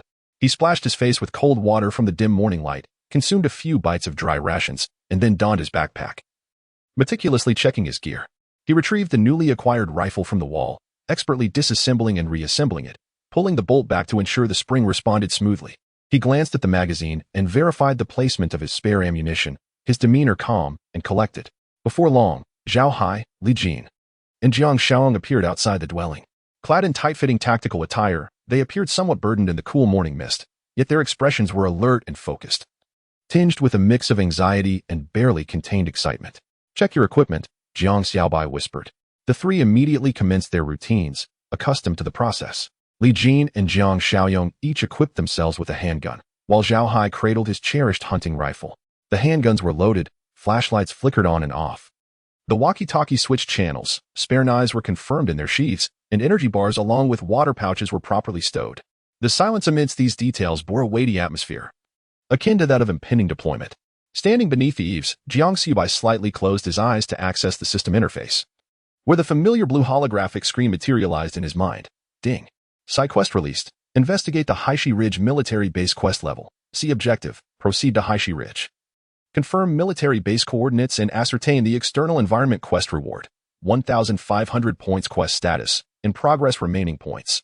3,000 points. Zhao Hai adjusted his shoulder strap and quietly inquired. Are we really heading to Haishi Ridge today? Jiang Xiaobai did not respond directly, his gaze sweeping over the three companions, his tone resolute. Let us set off. They journeyed southwest, traversing winding mountain paths where the forest was thick with humidity, raindrops trickling from the leaves, creating a soft rustling underfoot. Those zombies were not numerous. A few aimlessly staggered along the roadside, in ditches, or between furrows. They cautiously avoided drawing attention, and only when confronted did Zhao Hai and Jiang Xiaobai act decisively to eliminate the threats. On the fourth day, the bodies had not yet fully decomposed, and the air was tinged with a faint odor of decay, mingling with the sense of damp earth and moss, heightening their unease. It was not until they crested a ridge that they first glimpsed the silhouette of the base. It was Li Jin who spotted it first. He crouched behind a rock, peering through his monocular for a moment before beckoning the others to draw near. Look over there are structures beyond the trees. Rain continued to fall, but the mountain breeze parted the fog in the distance, revealing faint lines of steel structures. The group swiftly concealed themselves behind a prominent grassy knoll, peering down the slope. Before them lay a military training camp, half embedded within the valley. Surrounding the area is a 2-meter-high wire fence, with a patrol path on the outside. Within the compound, there are 3 rows of flat-roofed buildings. To the left stands the dormitory for training, in the center lies the shooting range and warehouse. And to the right is a garage alongside a small communications building. The architecture is arranged in a concave shape, with the southern gate serving as the sole entrance, conveniently located near their current position. The entire military training base spans approximately 200 to 300 meters square, encircled by mountains and forests, rendering it almost isolated from the outside world. This is a military-industrial training facility, Jang Xiaobai whispered in confirmation, as it was marked on the map. However, its remote location would likely escape the attention of the average person. The compound was eerily silent, save for the sounds of the wind and rain, interspersed with occasional low murmurs emanating from within. They quickly divided tasks and took turns observing. The situation inside appeared dire. Zhao Hai crouched down to adjust his lens. I initially counted around 30 ordinary zombies, moving sluggishly, likely soldiers. Their infection not long-standing. The base had only recently been overrun. Jiang Xiaobai nodded. Noting the traces on the ground, no signs of battle or concentrated fire, nor any indication of organized defense, indicating that the transformation had occurred suddenly, leaving no time for a counterattack. I counted 5 wall-climbing zombies. Li Jin whispered, 2 on the watchtower, 1 on the communications tower, and 2 lying behind the shooting platform on the west side, all utterly still. Rainwater dripped from the eaves, and the ground was already a muddy mess. From a distance, several bodies clad in camouflage leaned against the sentry post, weapons still slung over their shoulders, evidently on duty before their transformation. Jang Xiaobai gritted his teeth, observing the motionless forms of the bodies, and quietly asked, "Brother, should we go in?" "Those wall-climbing zombies are beyond our current capability," Jiang Xiaobai replied solemnly. "We cannot engage directly. In this weather, visibility is poor, but sound travels quickly. If we alert them, even a single call could incite chaos throughout the entire camp." He traced the layout of the compound in the dirt with his finger. The southern gate is close, facilitating retreat. The forest on the west side provides cover and can serve as an ambush point. We can attempt to circumvent from the southeast, lure out a few stragglers, and eliminate them. He glanced at the 2 corpses leaning against the watchtower, his tone growing serious. "Notice, they are equipped with 95 rifles, complete with slings and ammunition. Despite the dampness of the rain, the guns should still function. They are our primary targets." Zhao Hai scoffed. "Whether they can fire will be a matter of luck. If we truly find 2 functional rifles, our subsequent actions will be considerably easier. Thus, we must proceed with caution." Jiang Xiaobai stated calmly, "We should lure one out. Swiftly dispatch it, retrieve the equipment, and only then decide our next steps. If the situation goes awry, I will immediately provide cover for your escape." They stealthily navigated around the southeastern edge of the compound's forest, moving slowly to avoid any noise. Rain continued to patter against the leaves, sending up tiny droplets, nearly drowned out by the surrounding storm. The majority of the zombies in the compound wandered near the west side or in front of the gate, completely unaware of their approach. Jiang Xiaobai, his gaze steady, pointed toward a few zombies hidden within the thicket ahead and whispered, "Target confirmed. Let us draw out those 2 first." Zhao Hai nodded, gripping the iron rod tightly, his nervousness tempered by a steadfast calmness. "Understood. I am prepared. We must act swiftly, with no room for delay." Jiang Xiaobai's tone was unembellished, yet a glimmer of vigilance flickered in his eyes. "If those 2 zombies discover our presence, we shall retreat immediately. Do not be tempted by the prospect of slaying more." They approached stealthily, endeavoring to maintain silence. Jiang Xiaobai retrieved an empty can from his backpack, flicking it with a finger, causing it to clatter to the ground and shatter the surrounding stillness. As anticipated, a distant zombie was drawn to the sound, lumbering towards the source. "Haiga, the one you are responsible for is on the move. Prepare to engage," Jiang Xiaobai murmured. Zhao Hai then advanced towards the zombie with swift, silent grace, a resolute light gleaming in his eyes. Gripping the dagger firmly, he moved with such stealth that he seemed to vanish into the tempest surrounding him. Without hesitation, the blade plunged into the back of the zombie's skull, blood gushing forth and swiftly staining the steel. The creature trembled violently before collapsing to the ground with a muted thud, restoring the tranquility of the night. Bending down, Zhao Hai inspected the corpse, wiping away the splattered blood while remaining vigilant. "Keep an eye on the surroundings. Wait until I bring over the firearms." He acted quickly, dragging the fallen zombie into the underbrush. With practiced ease, he searched the body, retrieving a rifle from its shoulder. The rain had soaked the weapon, rendering it cold and slick, yet the metallic texture instilled a sense of inexplicable reassurance within him. "I got it," he whispered, a flicker of uncontrollable excitement in his eyes. A few meters away, Li Jin had just dispatched another zombie. The axe struck down with lethal precision, silencing the creature. He crouched slightly, rummaging through the corpse's backpack to unearth a second rifle. This weapon, too, bore the marks of rain. It was in impeccable condition, the magazine intact and the wood polished. After a thorough inspection, he approached the group, a relaxed smile gracing his face. He raised the rifle, testing the bolt with clumsy yet careful movements. "This is truly rugged equipment," he murmured, a newfound sense of security blooming in his gaze. "At last, we are not destitute. This one is also in excellent condition," Li Jin remarked, shaking the rifle in his hand, his tone light. "However, I am more reliable in close combat. Let Jang Xiaobai take this one." Without hesitation, he passed the firearm to Jang Xiaobai. "I can fell one with a single axe strike. I can protect you without this contraption." Jang Xiaobai paused momentarily before nodding and accepting the rifle.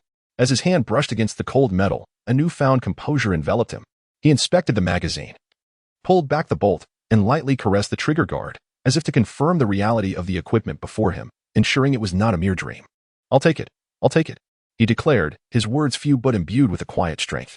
Xiaobai patted his shoulder, a grin spreading across his face. Now our team is armed with 3 rifles. We finally have a stable footing. Jiang Xiaobai remained silent, merely nodding, his gaze sweeping over the trio.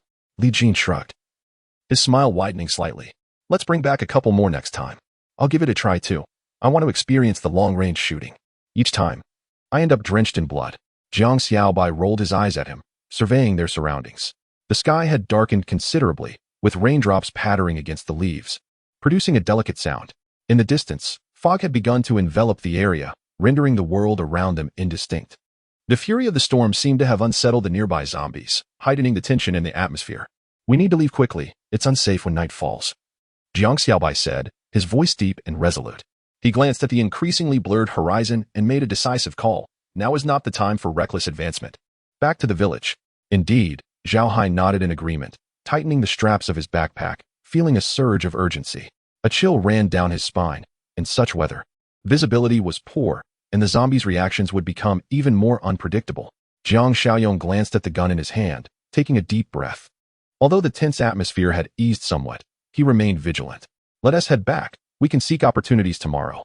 Li Jin pulled his collar tightly and whispered, all right, let us go. The 4 of them spoke no further, turning away and making their way back toward the village. Chapter 27. Redeeming the M24 sniper rifle. Returning to the rugged black SUV by the roadside, Jang Xiaobai leaned against the car door and sat down. This vehicle, a modified off-roader, exuded a robust calmness, its front splattered with mud, and its tires deeply embedded in the damp earth. As the tires turned gently, mud and water splashed about. Countless raindrops slid down the car windows, distorting the world outside. Laughter echoed from within the vehicle. The jovial sounds of Jiang Xiaobai and Xiaobai, accompanied by a hint of youthful teasing from Li Jin. They were engaged in playful banter, relishing the fleeting tranquility that rekindled a sense of humanity. Yet, Jiang Xiaobai remained detached, gazing silently out the window, his expression gradually becoming vacant. How wonderful it would be if this apocalypse had never occurred, he mused silently, memories long suppressed resurfacing in his mind. Back then, he was immersed in a job he loved, tirelessly earning money and planning for the future.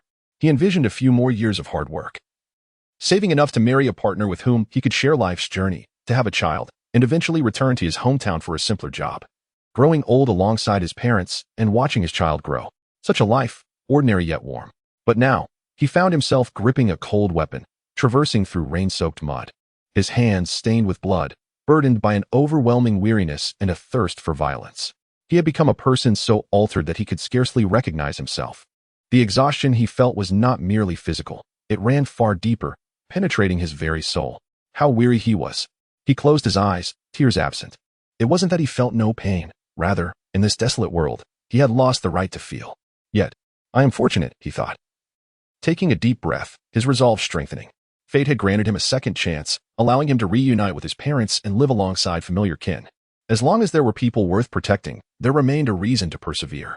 He exhaled slowly and opened his eyes. In this damned world, all I desire is to be an ordinary person. But since that is not possible, I will fight to carve out a corner for those I cherish. The rain intensified, as if heralding a forthcoming deluge. He cast aside his distractions and accessed the system interface, a familiar blue light illuminating his vision. Side quest. Investigate the Haishi Ridge military base. Quest status. Completed. Rewards issued. 1,500 points. Current available points. For 1,500, Jang Xiaobai stared intently at the numbers, his gaze sharpening with clarity. He realized he could no longer allow life to push him along. It was time to pause and thoughtfully plan for the future, not merely to survive, but to live well. He murmured softly, I want those who care for me and whom I care for to live safely. In the distance lay the village where he had grown up, where neighbors once served him meals, offered encouragement, and shared camaraderie. There were loved ones and kin, his own flesh and blood. It was time for him to prepare. With the storm approaching, he was resolute and no longer adrift. Jang Xiaobai closed the task prompt from the system, yet his fingers lingered on the blue screen. He suddenly recalled the military base shrouded in thick fog. Although its exterior had been thoroughly explored, Jang Xiaobai understood that the true peril lay within. Inside, there might be crucial supplies, or perhaps a horde of corpses, even. those creatures that had long transcended the realm of ordinary zombies. Leaning back in his seat, he pondered for a moment, weighing his available resources against the potential risks. Currently, he possessed 500 points. He accessed the system shop, swiftly navigating through the weapons category page. A dazzling array of firepower options rapidly materialized before him, with several familiar and formidable names emerging. System Shop Sniper Rifle Showcase. Car 98K, 2,000 points. A classic bolt-action sniper rifle, renowned for its durability, ideal for mid-range combat. M24 200 points. A rifle with superior overall performance, balancing power and precision, making it an excellent tactical choice. SKS-2 for 100 points. A semi-automatic sniper, suitable for rapid engagement of multiple targets. AWM-3 500 points. The most powerful sniper rifle available. Jang Xiaobai's gaze swiftly settled on the M24. At 200 points, it offered the best value for his needs. Without hesitation, he decisively clicked to redeem it. He then selected two indispensable accessories. 8x scope, 100 points. Silencer, 100 points. Confirm redemption, points deducted, 2 for 100. Current remaining points, 100. He could still acquire some ammunition. Casting a glance at the redemption instructions below, he noted, standard bullets, 2 points round, special bullets, armor-piercing incendiary, etc. 3 points round, accessories, scopes, silencers, stocks, etc. 100 points item. Jang Xiaobai murmured, before I died in my previous life. This part of the system was still under the new employee discount period. I lived too briefly, having never redeemed many system items. I wonder when I will escape the new employee phase. During that period, I could have exchanged for more discounted items. This time, he did not hesitate further, allocating his remaining 100 points as follows. Armor-piercing sniper rounds, 100 rounds, 300 points. Standard various bullets, for 100 rounds, 800 points. Remaining points, 1,000 points. Upon confirmation of the redemption, a complete set of ammunition boxes and firearm packaging inexplicably appeared in the back seat of the off-road vehicle. The black metal box lay steadily, its silver-coated edges and military insignia reflecting a steely gleam. Jiang Xiaobai bent down to open the box, revealing the neatly arranged M24 sniper rifle within, accompanied by an electronic firearm manual. A transparent, delicate film unfurled before him, revealing a concise and clear description. Weapon information, M24 sniper rifle. Type, manually operated bolt-action sniper rifle. Effective range, 800 meters. Standard ammunition, 1,000 meters. Armor-piercing rounds. Magazine capacity, 5 rounds. Accessory support, scope, suppressor, stock, grip, etc. Accuracy rating, a stability rating, a uniqueness, customizable to user preferences. He glanced at the description of the 8x scope, accessory. 8x tactical scope, magnification. 8x optical zoom, maximum identification range. 1,200 meters. In clear weather, adjustment features, horizontal vertical reticle calibration. Supports tracking of dynamic moving targets. Special note, nighttime visibility is reduced by approximately 40.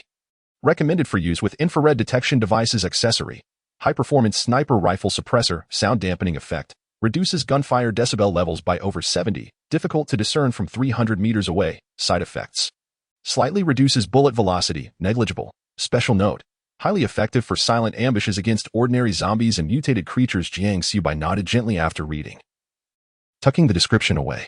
He then securely attached the 8x scope into its slot with a satisfying click, completing the mounting process. The suppressor was then affixed seamlessly, metal fitting against metal without a hint of obstruction. A product of the system, it was crafted with a perfection akin to that of a work of art. With practiced ease, he drew back the bolt to load the ammunition, executing the motion with a smooth precision that suggested these actions had long ago become an extension of his being. Once the M24 was fully assembled, he rested the stock against his shoulder and slowly raised the rifle. Through the 8x scope, the world appeared condensed into a clear and tranquil viewport. The stone monument at the village's edge, the row of bamboo groves at the mountain's foot, and even the faint figures of a few wandering zombies in the hollow were all laid bare before him. The clarity of magnification was impressive, the reticle steady, and the sound dampening effective. He quietly assessed, in my current state, landing a precise headshot within 600 meters is not a challenge. In his previous life, Jang Xiaobai had amassed points for quite some time to exchange for an M24, and he had cherished it dearly, often gazing at it before sleep. He exhaled softly, experiencing a long-lost sense of security. Even in this chaotic and filthy world, he finally possessed the means to exert influence over the battlefield from a distance. This weapon was not solely for his use. He would also impart some basic firearms knowledge to the villagers. He did not expect everyone to become soldiers. But at the very least, they should not be utterly defenseless in the face of danger. Even a shotgun or a handgun, if one understood its structure and usage, could prove life-saving in critical moments. He understood that relying solely on oneself would never lead to great distances. This village represented both the starting point of his rebirth and a stronghold that must be protected, even if he would eventually depart. A fundamental system of armed self-defense must be established here. Everyone must survive, that is what it truly means to live. Jiang Xiaobai murmured, lifting his gaze to the window. The rain had gradually ceased, the low-hanging dark clouds still pressing down upon the sky, yet the air was saturated with a freshness that followed the cleansing of blood. In his eyes, the distant horizon appeared blurred, yet it flickered like a glimmer of hope amidst the apocalypse. Chapter 28. Armed seeds. As the off-road vehicle approached the village entrance, the rain had just ceased, leaving the moist earth with a pungent odor of mud. While the puddles by the roadside glimmered faintly, the villagers had gathered early at the entrance, and upon hearing the sound of the engine, they hurriedly welcomed the returning figure. "You're back. How did the expedition go? Is everything all right out there?" However, their attention was swiftly drawn to the black sniper rifle cradled in Jang Xiaobai's arms. Its elongated and austere frame, complete with accessories, emanating an aura of lethal intent. Zhao Yiming was the first to rush forward, his eyes nearly bulging upon catching sight of the fully equipped M24. "Wow, is this a genuine sniper rifle?"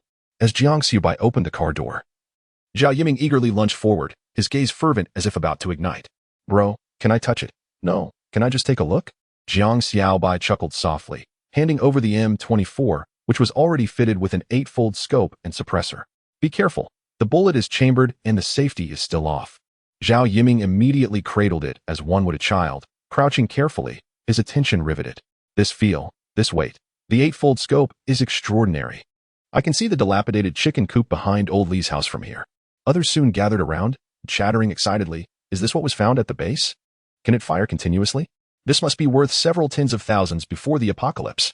While the crowd marveled at the M24, Jiang Xiaobai and Zhao Hai emerged from the back of the vehicle, each bearing a rifle slung over their shoulders, their gait imbued with a sense of purpose. Instantly, the onlookers erupted in astonishment. "Xiaoyong, you have a gun too. Zhao Hai, you look just like a special forces soldier. You didn't raid the military base, did you?" Seeing the atmosphere intensifying, Jiang Xiaobai raised his hand to call for order. "Everyone, please don't crowd. First, gather at the village committee. Xiaoyong, go fetch my father and uncle. I have something important to discuss." The villagers, sensing the seriousness in his tone, immediately stowed their mirth, understanding that this matter was not trivial. Within 10 minutes, the meeting room of the village committee was filled with attendees: Jiang Yiming, the village chief, Uncle Li Hu, Jiang Xiaobai's father, and several elder men from the village. Standing at the forefront, Jiang Xiaobai gestured towards the sniper rifle and the 2 captured Type 95 rifles. He addressed the assembly directly. "The primary purpose of my recent outing was to ascertain the situation regarding the military base to the north." He pointed to an old map affixed to the wall, his finger lightly pressing down. "It is located approximately 8 kilometers in a straight line from our village, situated around Haishi Ridge. The outer perimeter has been surveyed, revealing mostly ordinary wandering zombies and 4 or 5 wall-climbing zombies. However, I suspect that conditions within may be far more perilous, potentially harboring even more dangerous entities. Notably, the number of wall-climbing zombies may exceed our observations, and it is likely that the supplies within the base have not been entirely extracted." A murmur of low voices filled the room, with one unable to contain themselves whispering, "Wall-climbing zombies? That sounds truly terrifying." Jiang Xiaobai raised his hand to signal for quiet. "Thus, I refrained from recklessly storming in." He paused momentarily, his tone becoming more resolute. "My plan is to first eliminate the surrounding horde using long-range sniping." He gently patted the M24 beside him. This M24, equipped with an 8-fold scope and a silencer, can deliver precise headshots within 800 meters without attracting the attention of other zombies. He turned to the crowd. "If fortune favors us, we can eliminate a significant portion of the outer horde, allowing us to gather precious supplies with minimal cost." Zhao Yiming's eyes instantly brightened, his face alight with excitement. "Damn, that's incredibly cool. It's like playing a game." However, Jiang Xiaobai's expression remained unyieldingly grave. "No. This is real combat. If we can secure the base, the resources, ammunition, and even more advanced equipment contained within could be ours." He paused, his gaze sweeping across each individual present. "I can undertake the sniping task alone, but if a zombie tide is drawn in, I fear I won't be able to hold my ground. You all know that in this apocalyptic era, One cannot survive solely by individual strength for long. We must train, even if it is merely the basics of self-defense and vigilance. He locked eyes with Jiang Yiming, Zhao Hai's father, and several older men. Otherwise, when we finally obtain firearms, we won't even know how to use them, rendering everything merely ornamental. Starting today, we will train in groups. Zhao Yiming, you will lead everyone from the fundamentals, teaching them how to disassemble magazines, hold firearms correctly, and aim, beginning with practice using empty guns. Once everyone is familiar, we will proceed to live-fire training. Jiang Xiaobai's tone became more serious. I understand this is no easy feat, but the apocalypse has already descended. We can no longer rely on luck to survive. Our village needs to be armed. We need a team. He took a deep breath, his gaze growing more resolute. Otherwise, when the true threats arrive, be they zombie hordes or adversaries, we won't even have a chance to resist. The conference room fell into silence, the atmosphere increasingly tense. After a moment, Zhao Yiming slowly nodded, his eyes reflecting unwavering determination. You are right, Xiaobai. We will all heed your guidance. We support your decisions. Around them, voices murmured in agreement. Indeed. Let's do it. No matter how challenging, I am willing to practice shooting. Train us. Let us handle firearms. A smile finally broke across Jang Xiaobai's face. A long-awaited expression of joy. He understood that although this was merely a small beginning, they had taken their first step. Though this step seemed insignificant, the seeds of armament had begun to take root in each heart, and the road ahead, though fraught with challenges, was no longer shrouded in darkness. He inhaled deeply, his expression turning serious once more, his voice low yet filled with conviction. Today, we must conduct a comprehensive report on resource storage in preparation for the impending natural disaster, particularly the torrential rain. Jiang Xiaobai had foreseen this, and during previous discussions, he had presented a reasonable argument to the villagers, warning them of the impending disaster, with the most urgent threat being the forthcoming heavy downpour. He continued, it is widely acknowledged that the torrential rains will greatly impact our living environment. The scarcity of water, food, medical supplies, and clothing will all become acute. To ensure our survival in the days to come, we must have a clear understanding of our current resources and make prudent arrangements. His gaze swept over each individual present, his tone growing more somber. We cannot afford to panic when disaster strikes. We must prepare in advance to secure our future. As his words resonated in the air, his uncle, the village chief, and several other officials immediately rose, their expressions grave. Uncle Li, who was the first to respond, I will promptly gather the relevant information to ensure that no resource is overlooked. The village chief nodded in agreement. I will begin organizing efforts to ensure that every aspect is reported as swiftly as possible. Jiang Xiaobai replied succinctly yet emphatically. Everyone, expedite your efforts and report back quickly. As the group swiftly departed to execute their tasks, Jiang Xiaobai stood still, a complex mix of emotions welling within him. This marked the first significant step he had taken in his new role, and it encompassed not only the allocation of resources, but also the very survival of the entire village. Chapter 29. Resource Inventory and Shooting Practice. At the break of dawn the following day, Jiang Yiming, the village chief, his uncle Li Hu, Jiang Xiaobai's father Jiang Jiangwo, along with several of the village's most seasoned men, gathered in the conference room. The atmosphere was stifling, laughter absent, and each face bore the mark of tension. Jiang Xiaobai stood at the forefront, casting a glance over the assembly, his tone steady yet imposing. This is not the time for pleasantries. A torrential downpour is imminent. This is not merely a change in weather, but a harbinger of severe roadblocks, flooding, and potentially pestilence. Today's meeting serves to consolidate our resource reserves and ascertain how long we can endure and what we lack. The village chief opened the record book and reported item by item. In terms of food supplies, the greenhouse vegetables have been planted. We currently possess 5 tons of rice, each bag weighing 50 kilograms, along with over 2 tons of canned goods and various other provisions. Based on our current per capita consumption, we can sustain ourselves for at least a year and a half. Jiang Xiaobai nodded. We must strive to gather more food. Once the roads are inundated, our supply lines will be severed. From this moment forth, let us prepare for the worst. We should continue planting and stockpile as much as we can. He paused. What about fuel? The village chief replied gravely. We have approximately 4,000 liters of vehicle fuel, which could last us conservatively for another 2 months. However, should road conditions deteriorate, fuel consumption will spike dramatically. Jiang Xiaobai responded immediately.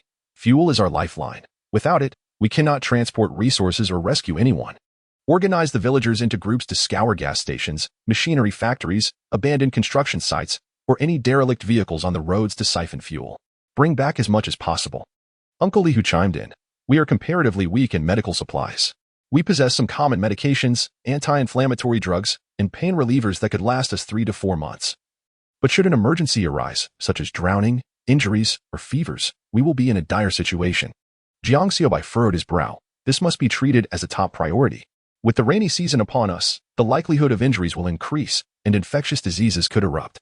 Expedite efforts to organize people to inventory usable medications at the town hospital, clinics, and pharmacies, particularly focusing on antibiotics, waterproof dressings, and antipyretics. He continued to inquire, what about clothing? The village chief nodded. We have a sufficient supply of warm clothing and quilts to get by. The issue lies with footwear, especially waterproof shoes, of which we have nearly none. Jang Xiaobai immediately ordered. This must be addressed without delay. Once people are submerged in water, non-waterproof shoes will fail within hours. Mobilize personnel to search clothing stores in town, construction sites, and even scour homes for old items. He surveyed the room, his gaze sharp. What is the status of the walls?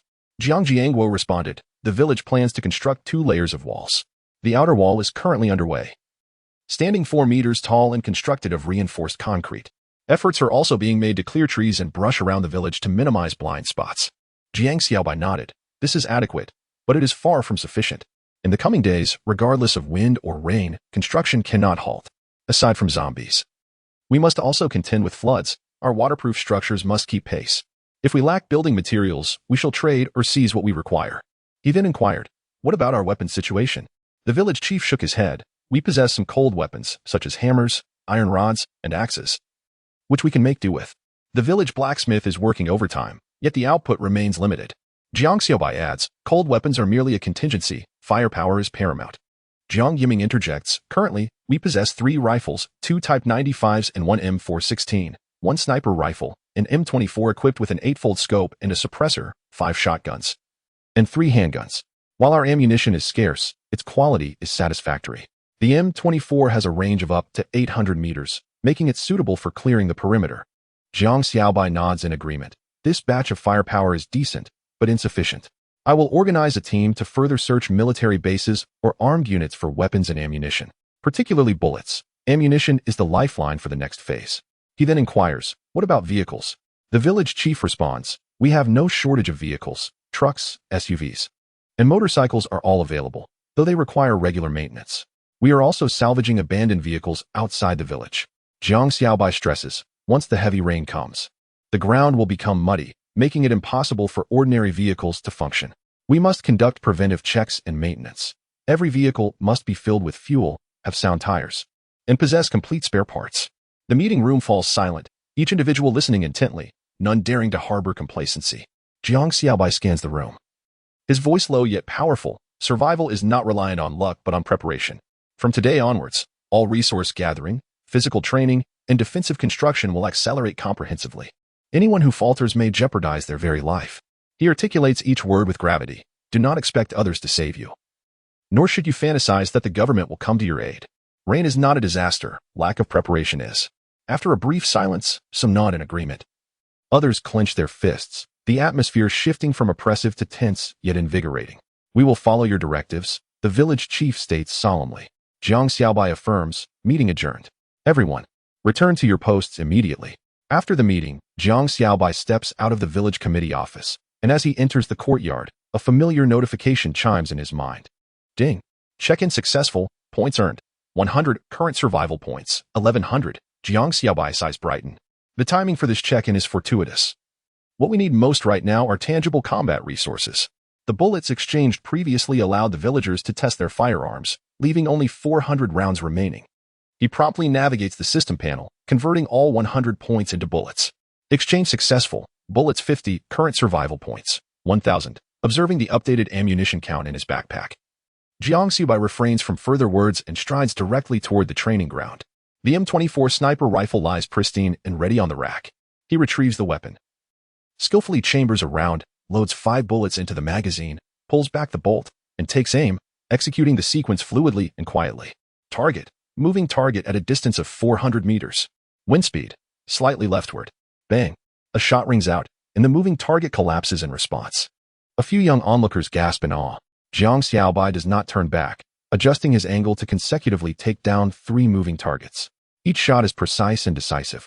Reminiscent of a real combat scenario, Jiang Yiming approaches from behind, observing for a moment before speaking. Impressive, Xiaobai. It appears you are fully prepared. Jiang Xiaobai stowed away his M24 and spoke softly. We shall act at noon. The military base at Hafing Ridge must be swiftly cleared. Every weapon we can procure will be of utmost value. Jiang Yiming nodded in agreement. I have already selected the personnel, 20 individuals, all of whom are the most capable fighters in the village. Their physical stamina and reflexes are commendable, and they possess prior combat experience. He continued. The equipment is prepared as well, cold weapons complemented by basic firearms. Each member is supplied with 2 days' rations and a medical kit. What time shall we depart? Jiang Xiaobai inquired, glancing at the overcast sky. After breakfast, we will set out. There will be light rain today, which is manageable. If we delay, a heavier downpour will render Hafing Ridge a perilous ground. The objective is straightforward: clear, scavenge, and retreat. It must be executed decisively without lingering in battle. Jiang Yiming's eyes sharpened, and he grinned. Understood. I will ensure that they remain resolute. Jiang Xiaobai nodded, his tone steady. This is not for anyone's glory, but for the sake of our own survival. In the distance, thunder rumbled ominously, and dark clouds loomed overhead. Jiang Xiaobai stood resolutely in the wind. M24 slung across his back, his expression unwavering. He understood that this was the final window before the storm's arrival. Chapter 30. Sniping the wall-climbing zombies the following morning. Before the dawn had fully unfolded, heavy clouds hung low upon the mountaintops, as if poised to descend at any moment.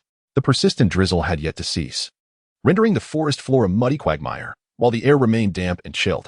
A thin mist rose from the base of the mountains, a gossamer veil of grayish-white that enveloped the entire landscape, obscuring the outlines of the village. Jiang Xiaobai stood before a modified truck at the edge of the village. Clad in a deep green raincoat, his stern visage was partially concealed beneath the brim of his helmet, lips pressed tightly together, resembling an unexploded shell. He glanced at his wristwatch. It read 6 o'clock. Jiang Yiming, he murmured, instructing him to gather the others. Understood.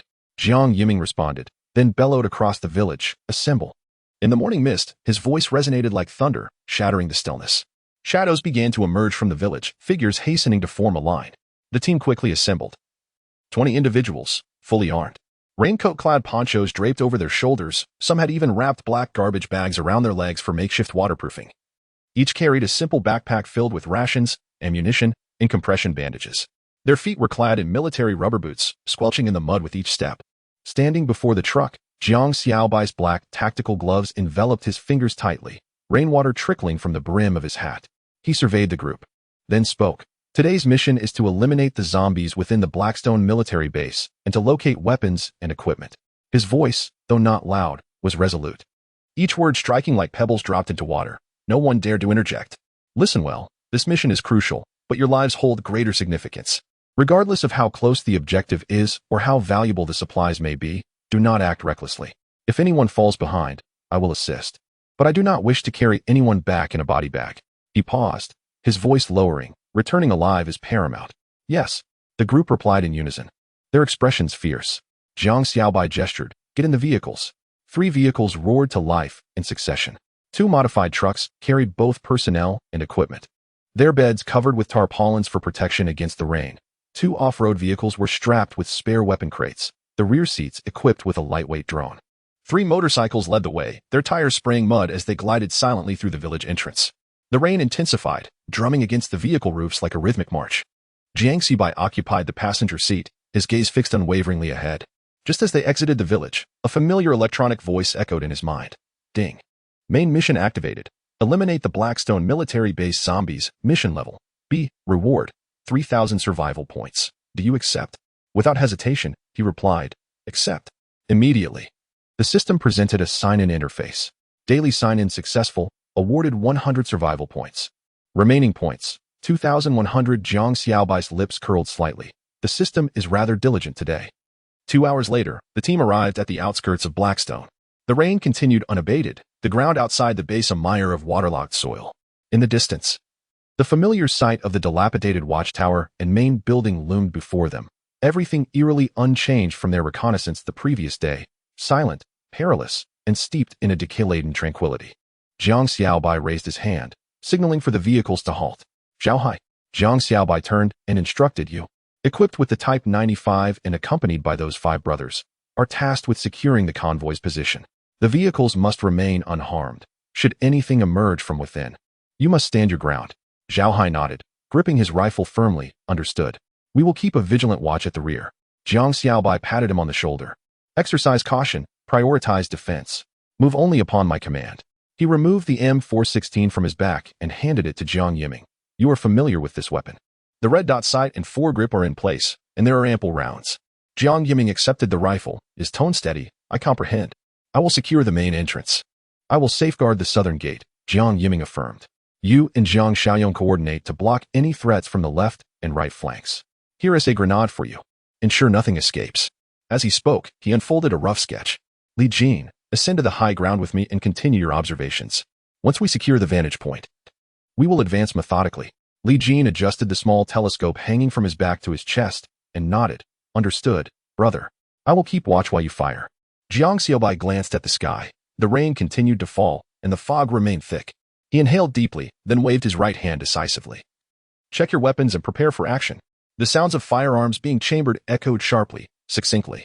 Some checked their magazines, while others adjusted their shoelaces. Blades were unsheathed. Axe handles secured, and every piece of equipment was meticulously prepared, with no superfluous words exchanged. Jiang Xiaobai surveyed the team one last time, confirming everything was in order, and quietly stated, follow my orders. After neutralizing the targets, swiftly account for what can be taken. Do not be greedy. Keep it clean and efficient. His voice deepened. Commence action. Jiang Xiaobai, accompanied by Li Jin, maneuvered through the underbrush, climbing onto a partially collapsed platform and lying at the edge. Raindrops pattered against his helmet. Yet he seemed impervious to it as he unslung the M24 sniper rifle from his shoulder, swiftly attaching a suppressor and an 8-fold scope. Li Jin, keep an eye on the direction. Do not let anything sneak up on us. Li Jin retrieved the telescope from his chest, nodding. Understood. I will remain vigilant. Jiang Xiaobai peered down at the encampment, his voice barely above a whisper. Over 200 meters away, the sound of rain will mask the gunfire.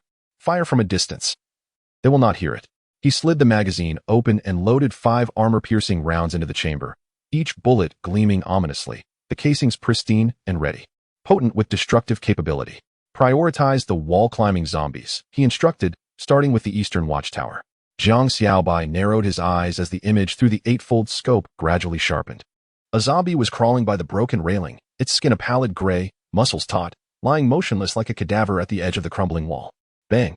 With a muffled thud, its head exploded, the body crumpling and tumbling down into the mud with a splat, akin to a stone thrown into boiling oil.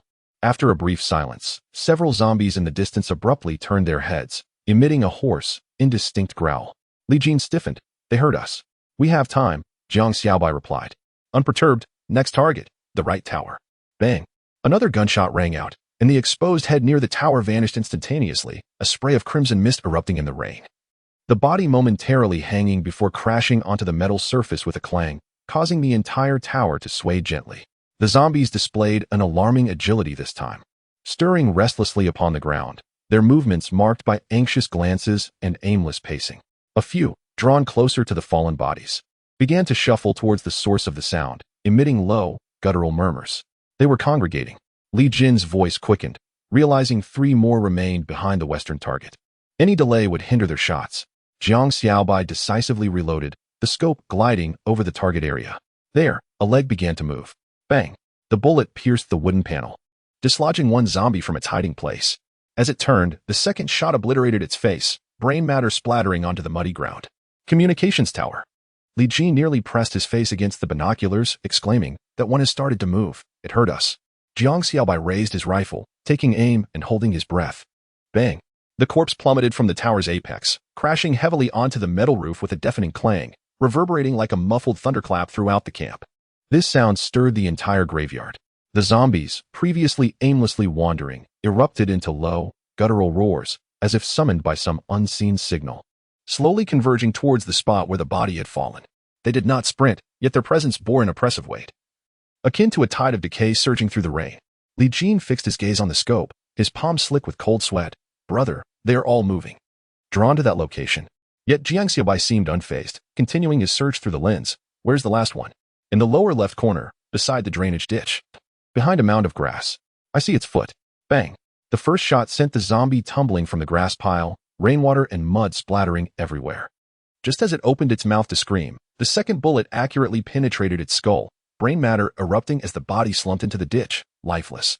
The fifth one was cleared. Li Jin swallowed nervously. They are all gathering over there. The place where the body fell is becoming a focal point. Jiang Xiaobai remained as calm as ice. I instructed Yiming to stay farther from the base, distancing himself from that area.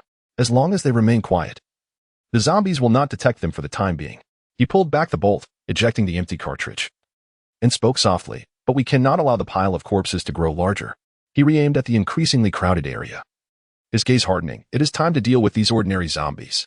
Chapter 31. Clearing the zombies from the military base perimeter. Jiang Xiaobai adjusted the sniper scope. Raindrops sliding down the barrel. He squinted as the lens slowly swept across the encampment. The overcast sky loomed low, rain hitting the dilapidated rooftops with a crackling sound. Beneath the communication tower, a substantial horde of zombies had gathered, densely surrounding the tower's base. The fallen corpse from earlier acted like a bloody magnet, drawing them in. Their low, guttural murmurs filling the air. Scattered zombies wandered the perimeter, their soaked clothing clinging to their skeletal frames like drenched shrouds. Sniffing around like a pack of wild dogs catching the scent of blood. Jiang Xiaobai pressed the intercom. Yiming, respond if you hear me. I hear you. Waiting outside the gate. Prepare yourself and Jang Xiaobai. Take a grenade and circle around from the east. Do you see that mass beneath the communication tower? A large group, tightly clustered. I'll clear the path. You two rush in and toss the grenade among them. Then retreat immediately, no lingering. Understood. Jang Xiaobai pulled the bolt of his rifle and whispered, commence. Bang. On the northern side of the camp, a solitary zombie wandering near the iron fence had its skull blasted apart, collapsing into the muddy ground, its limbs twitching momentarily before falling silent. Bang. By the watchtower. A zombie peering cautiously was about to step over the threshold when a bullet pierced its face, tearing it in half like paper. Bang. By the drainage ditch. A moss-covered zombie fell into the rain, its head obliterated in an instant, blood spreading dark red ripples across the pooled water. In just a few seconds, Jiang Xiaobai had forcefully cleared a path to the communication tower with his rifle. The path is clear, move swiftly. His tone was calm, as if merely reporting the weather. Received. Yiming's response came through the intercom, faintly accompanied by the sound of wind and rain. Moments later, two figures, one clad in black and the other in blue, darted out from the gate, crouching low as they swiftly traversed through the rain and mud. Their feet slipped on the wet ground, splattering mud as they advanced, resembling hunting dogs closing in on their prey. In Jiang Xiaobai's sniper scope, their movements were vividly clear. Ready to throw? Jang Xiaobai whispered. Yiming raised his hand, launching a black grenade high into the air, tracing a perfect arc before landing precisely at the center of the zombie cluster. Boom. The explosion erupted violently within the rain, the deafening sound tearing through the storm, a blaze shooting skyward. Several zombies were directly blown away, flesh and blood splattering everywhere. Dismembered limbs and bones tumbled through the air, falling with a splash into the mud, stirring up large clouds of crimson soil. Thrown. Retreat. Jiang Xiaobai yelled. And the two spun around and sprinted away, covered in mud. Their shoes kicked up splatters, and even as one stumbled, they did not pause. Jiang Xiaobai's sniper scope suddenly froze, his gaze turning icy. They've come out. On the third floor of the main building, a shattered window exploded. Glass shards scattering in the rain. Three elongated, spider-like zombies, their limbs grotesquely contorted, suddenly leapt out, moving with astonishing speed along the wall towards the explosion site. At the same moment, the rusted iron door on the west side burst open, and over 20 zombies surged forth like a tidal wave. As if awakened by the sound of the blast, they roared, their steps chaotic yet swift, clearly driven by a sense of purpose. Li, observing through the telescope, was taken aback. The VE been blown to pieces. Quiet, Jiang Xiaobai murmured, pulling back the gun's bolt, expelling the spent cartridge. Let us clear these few first. Bang. The first wall-climbing zombie had just leaped halfway up the battlement when its head exploded, its body flung aside, crashing into a rainpipe. Bang. The second lunged at the windowsill, only to be shot through the jaw, its skull bursting open in a spray of blood, twitching against the window frame. The third was a nimble creature, evading the first two shots, having climbed to the midsection of the outer wall, crawling like a gecko. Jiang Xiaobai breathed softly, his fingertip pressing down on the trigger. Bang. The bullet struck it squarely in the back of the head, the tremendous impact causing it to topple headfirst from a height of 5 meters. The sound of its bones shattering upon landing echoing through the air. The wall climbers have been dealt with. His tone was calm, yet it resonated with a suppressed ferocity. On the other end of the telescope, Li swallowed hard, feeling the weight of the rain pounding against his head. Although the number of zombies around the tower remained dense, the special types had been eliminated, leaving only the ordinary zombies to wander aimlessly, howling, no longer posing an explosive threat. Jiang Xiaobai scanned the area once more, detecting no new targets before reopening the radio. Yiming, you may advance. You, Jiang Xiaobai, and those experienced marksmen, proceed steadily. Avoid clustering, maintain distance while firing. Understood. We will advance cautiously. The rain continued to fall, droplets striking the armor, gun barrels, and worn military boots with a rhythmic patter. Yiming and Jiang Xiaobai were the first to rise from their cover, decisively leading a few seasoned shotgun hunters to advance in a scattered formation towards the base camp. They moved along the walls, progressing methodically, supported by Jiang Xiaobai's firepower in front and their teammates providing cover from behind, executing the entire maneuver with calm expertise. A nearby zombie lunged at them, only to be shot through the chest by Yiming, who staggered it back. Jiang Xiaobai sidestepped to deliver a follow-up shot, exploding its head, which fell into the muddy water. In the distance, the roar of a shotgun echoed as a decayed zombie was blown apart, half of its body flying away. Slowly. Take your time, no rush. Jang Xiaobai stood atop the tower, continuing to survey the entirety of the base camp from his elevated position, his finger resting on the trigger without faltering for a moment. Amidst the curtain of rain, their silhouettes emerged like phantoms from the flames of battle, inching closer to the heart of the conflict. Under their combined assault, the number of zombies within the camp visibly dwindled. Bodies lay sprawled across the ground, some still twitching.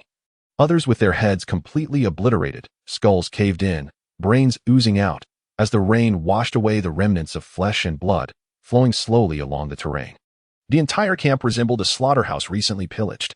The air was thick with the acrid scent of gunpowder mingling with the metallic tang of blood, blending with the rain into a sticky, suffocating miasma, each breath akin to swallowing rust. Jang Xiaobai pressed against the sniper scope, his gaze sweeping deliberately over each eave, corner, and gap in the iron gates, his knuckles turning pale.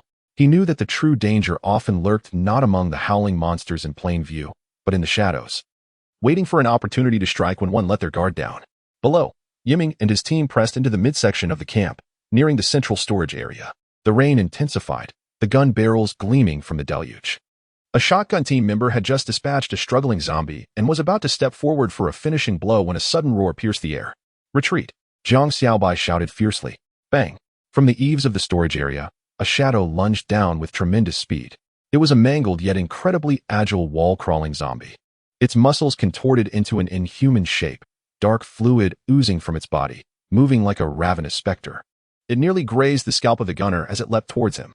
In a moment of sheer desperation, Yiming dove forward, colliding forcefully with the man, causing both to tumble to the ground just in time to evade the attack. Boom! Jiang Xiaobai's shot found its mark, striking the zombie squarely in the back of the head. Its cranium exploded like a ripe watermelon, a gruesome spray of blood and flesh mingling with the rain. Do not let your guard down. There's another one. His voice was sharp and commanding. Li Jin gasped. It was hiding in the water pool on the roof. We completely overlooked it. In such moments, disaster could strike unexpectedly. Jiang Xiaobai gritted his teeth, swiftly adjusting his angle, the scope scanning the deluge with remarkable speed. Quick!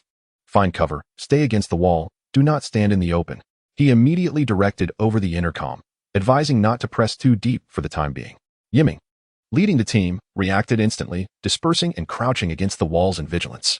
The rain intensified, pooling into heaps of corpses to create a mire of mixed blood and mud, limbs floating and occasionally twitching as if something beneath the surface was tugging at them.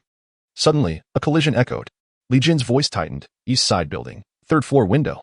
Almost as soon as he spoke, 3 already shattered windows exploded outward, shards of glass mingling with the rain. The next instant, a wall-crawling zombie shot out like a steel projectile, skimming down the exterior wall, directly targeting Yiming and his team. It's coming.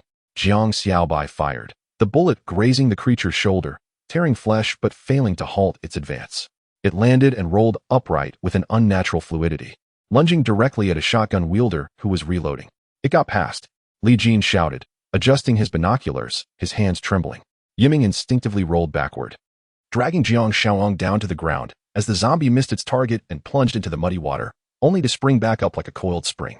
It opened its mouth, its jagged teeth mere inches away. Bang! Jiang Xiaobai raised his rifle, nearly pressing it against his face, unleashing a flurry of shots. The zombie had exploded on impact, shattered skull and dark blood splattering across his face, mingling with the rainwater streaming down. Damn it! Jiang Xiaobai spat out mud, cursing vehemently. Have these creatures grown brains? Advancing this far is too perilous, Jiang Xiaobai replied in a grave tone that brooked no dissent. First, halt and establish a defensive line, clear the outside, retrieve the firearms on the ground, and then enter the building in waves. Do not linger in battle. Breathless, Yiming responded over the intercom, his voice strained. Understood. That was a close call. Thank goodness you were watching. Jiang Xiaobai deftly reloaded, murmuring softly. If it had been half a second faster, I wouldn't have been able to save you. Chapter 32. The team's equipment changed. The rain continued to pour, growing ever more ferocious. In the center of the camp, a fleeting silence enveloped the atmosphere, broken only by the sickening sound of raindrops striking the corpses. Intermingled with the labored breaths of the team members, pools of blood gathered upon the ground, coursing along severed limbs, reflecting a dark crimson sheen. Yimming. Jiang Xiaobai pressed the intercom, instructing the team to cleanse the battlefield and retrieve all usable rifles. Shotguns were to be passed to those in the rear, with everyone swapping to rifles if possible. Understood. Yimming swiftly organized the team, several members silently dispersing to approach the body sprawled in the mud. Each step felt heavy. Shoes sinking into the blood-soaked earth, the squelching sound reminiscent of treading upon decaying flesh. The rain mingled with blood, staining pant cuffs and hands, while the odor of the bloated corpses pervaded the air, enveloping everyone like a thick, suffocating web. This one is still usable.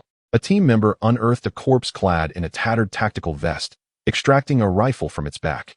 A quick inspection revealed the safety was engaged and the magazine contained rounds. Others soon followed suit, uncovering a few more weapons that were barely functional.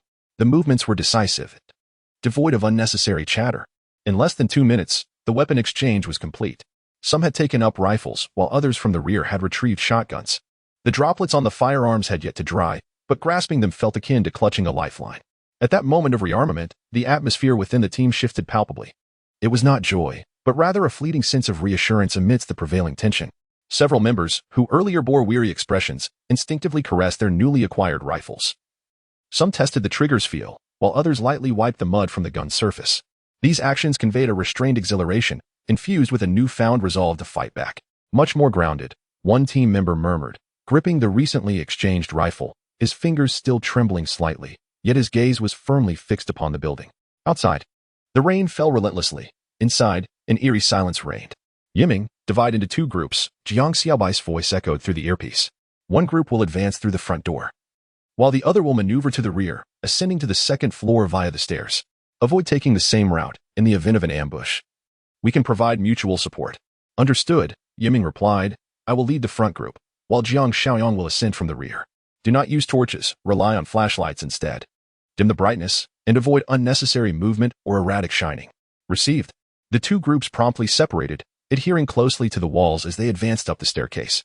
Their movements were swift, yet their footsteps were light, striving to minimize noise. Yimming took the lead, 3 members forming a line as they progressed along the main corridor. As they approached the first door, the team halted. Room 1, Yimming whispered, listen. The 3 held their breath, ears pressed against the door. A few moments passed, silence confirmed. Breaching. The foremost team member gently kicked the door, the lock snapping open. The flashlight illuminated the interior, while another member aimed their weapon inside. The order of entry was clear. The first person would enter and turn right to clear the corner, the second would press along the left wall, and the third would remain at the entrance to observe the corridor. The room was vacant, merely a heap of damp old mattresses and moldy wooden cabinets, as though untouched for a fortnight. All clear. Proceed. Room 2, the same procedure ensues. Yet, this door's lock remains intact. Team members position themselves against the wall. One swiftly approaches, extracting a small hammer to strike the bolt thrice, severing it. The door is pushed open, the muzzle of the gun raised as it enters. A beam from the flashlight reveals 2 corpses huddled in the corner, clad in tattered military uniforms, appearing desiccated, akin to freeze-dried dolls. Upon inspection, the 3rd member advances, maintaining the weapon's aim. With the butt of the gun, he prods one of the bodies. The sound of crunching bones echoing in the silence as a rib fractures in 2. They are undoubtedly deceased. The squad swiftly retreats, closing the door behind them, affixing a temporary mark that reads, Inspection complete. On the opposite side of the hallway, Jang Xiaoyang's team also advances.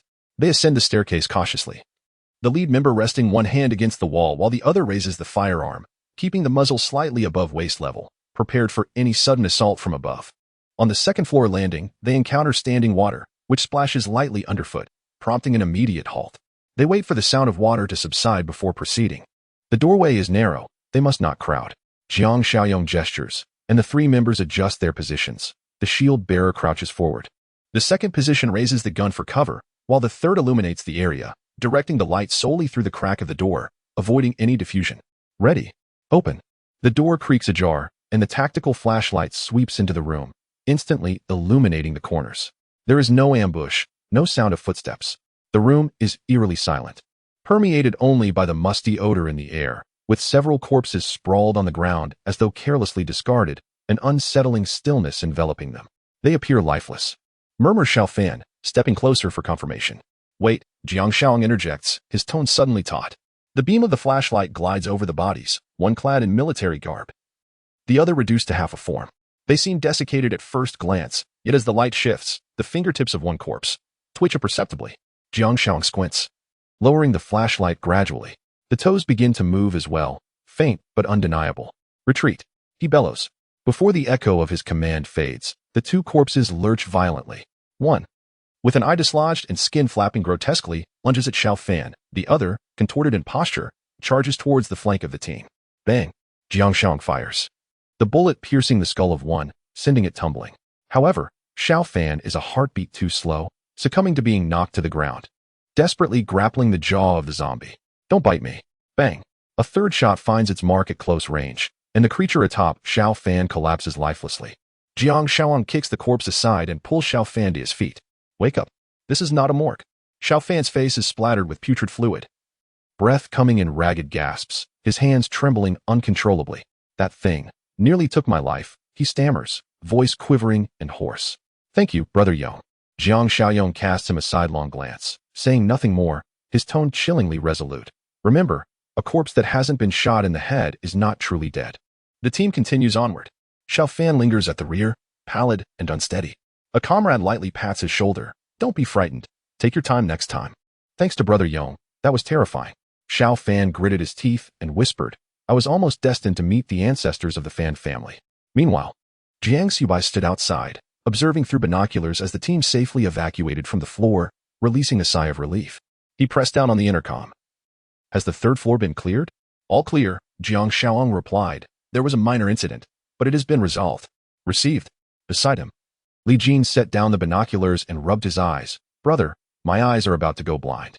They over there retrieved a dozen rifles. Jiang Xiaobai chuckled softly. With just these rifles, this trip has already been worthwhile. Chapter 33, Equipment Warehouse. Meanwhile, Jiang Yiming's progress was surprisingly smooth. So much so that it instilled a sense of caution within him. This level was thoroughly cleared, devoid of any survivors or disturbances. He whispered, his gaze sweeping over the dried bloodstains on the ground, cautioning against contact with the blood, which posed a risk of contamination. The team members nodded and dispersed to continue their search of the rooms. The corridor still bore traces of residual power, with several emergency lights flickering intermittently. And the air was heavy with a mixture of cleaning agents and the metallic scent of blood, a peculiar aroma that hinted at a lingering disaster from the previous night. Before long, a team member called out from around the corner of the hallway, Captain, there's a door over here. Jiang Yiming hurried towards the sound. It was a steel door, intact and adorned with a red warning label, Equipment Warehouse, Restricted Area. The paint was still fresh, the edges showing no signs of wear, indicating that basic order had been maintained even until the last moment. The lock was an old-fashioned mechanical one, yet it appeared to be well preserved. The keyhole intact and free of any signs of tampering. If we could gain access, it would undoubtedly surpass the makeshift weapons we currently possessed. Jiang Yiming attempted to unlock it, but it remained steadfastly shut. He needed someone skilled to handle it. After a moment's contemplation, he instructed, notify Xiaobai and the others to come down. This lock may require expertise. If all else fails, we might consider breaching the rear wall. 10 minutes later, the two teams reconvened before the iron door. How did it go up there? Jiang Yiming inquired. All clear, Jiang Xiaobai replied, though his tone was laden with gravity. Xiaofan nearly got bitten. He paused, turning to the newly arrived Jang Xiaobai. Brother, although they've been training these past few days, when faced with a real situation, they're still a bit unprepared. Jiang Xiaobai furrowed his brow, not responding immediately but quietly acknowledging, understood. A heavy silence enveloped the air, punctuated only by the stillness beyond the door and the sporadic sound of rain outside. Jiang Xiaobai fixed his gaze on the iron door. The lock is unyielding? It's mechanical and quite new, Li Jin pointed out, indicating the lock, a standard military model. Without a key, we'll have to force it. No explosives, Jiang Xiaobai swiftly interjected. The gunpowder we have was originally used for blasting roads in the village. Any noise would attract the corpses from miles around, like a trumpet summoning them. He turned to Li Jin. Aren't you the tech expert? Is there any way to manipulate this? Li Jin's expression was complex. I've repaired rice cookers, not vaults. However, I did see one of my brothers in prison manage something similar. I may not have seen a pig run, but I know how to handle tools. Just give me a knife and some wire, and I'll give it a try. Jiang Xiaobai waved his hand, give him what he needs. As for the rest, let's clear the perimeter of this floor, especially the corners. No dead spots. The group dispersed, while Li Jin knelt down to tinker with the lock. He probed the lock cylinder a couple of times, changing angles and carefully manipulating the springs. After 5 minutes, he stood slowly, shaking his head. With a furrowed brow, he looked up. There's no way. I've done my best. Only an expert with a life sentence could open this without a key. He paused, his expression turning serious. My skills are barely sufficient to earn a meager prison meal. At best, I could only manage to open a bottle of soda. Jiang Yiming couldn't suppress a chuckle. Jang Xiaobai, however, did not laugh. Instead, he squinted, glancing at the door lock and then surveying the surroundings. The key is still here. Are you suggesting? Jiang Yiming's expression shifted abruptly. In a military camp, the keys are typically with the duty officer or the arms administrator. Alternatively, they might be found in an office drawer or the pockets of a corpse. Jiang Xiaobai's gaze was sharp. Haven't you cleared the dormitory area? Focus on those neatly attired in uniforms. Understood. The team split up once more. Jiang Xiaoang led his group back to the dormitory area on the second floor, while Jiang Yiming proceeded towards the original guard area downstairs. The building was as silent as a desolate city, with only the sounds of team members rummaging through corpses, flipping mattresses, and prying open cabinets echoing through the stillness. Xiao Fan, turn this body over. Look, he has a dog tag around his neck. There might be a hook on his waist. This one has a dog tag, but no key. The clothing is severely torn. If there were a key, it likely fell off. After more than 10 minutes had passed, a shout came from the other end of the corridor. We found it. Jiang Yiming hurried back, holding a gleaming silver keyring, with dried blood splattered across his face. The keys had been sewn into the lining of a captain's uniform, almost adhering to the insignia, cleverly concealed as if meant to evade discovery. Jang Xiaobai took the keys, aimed them at the lock, inhaled deeply, and inserted them, turning the key. Click.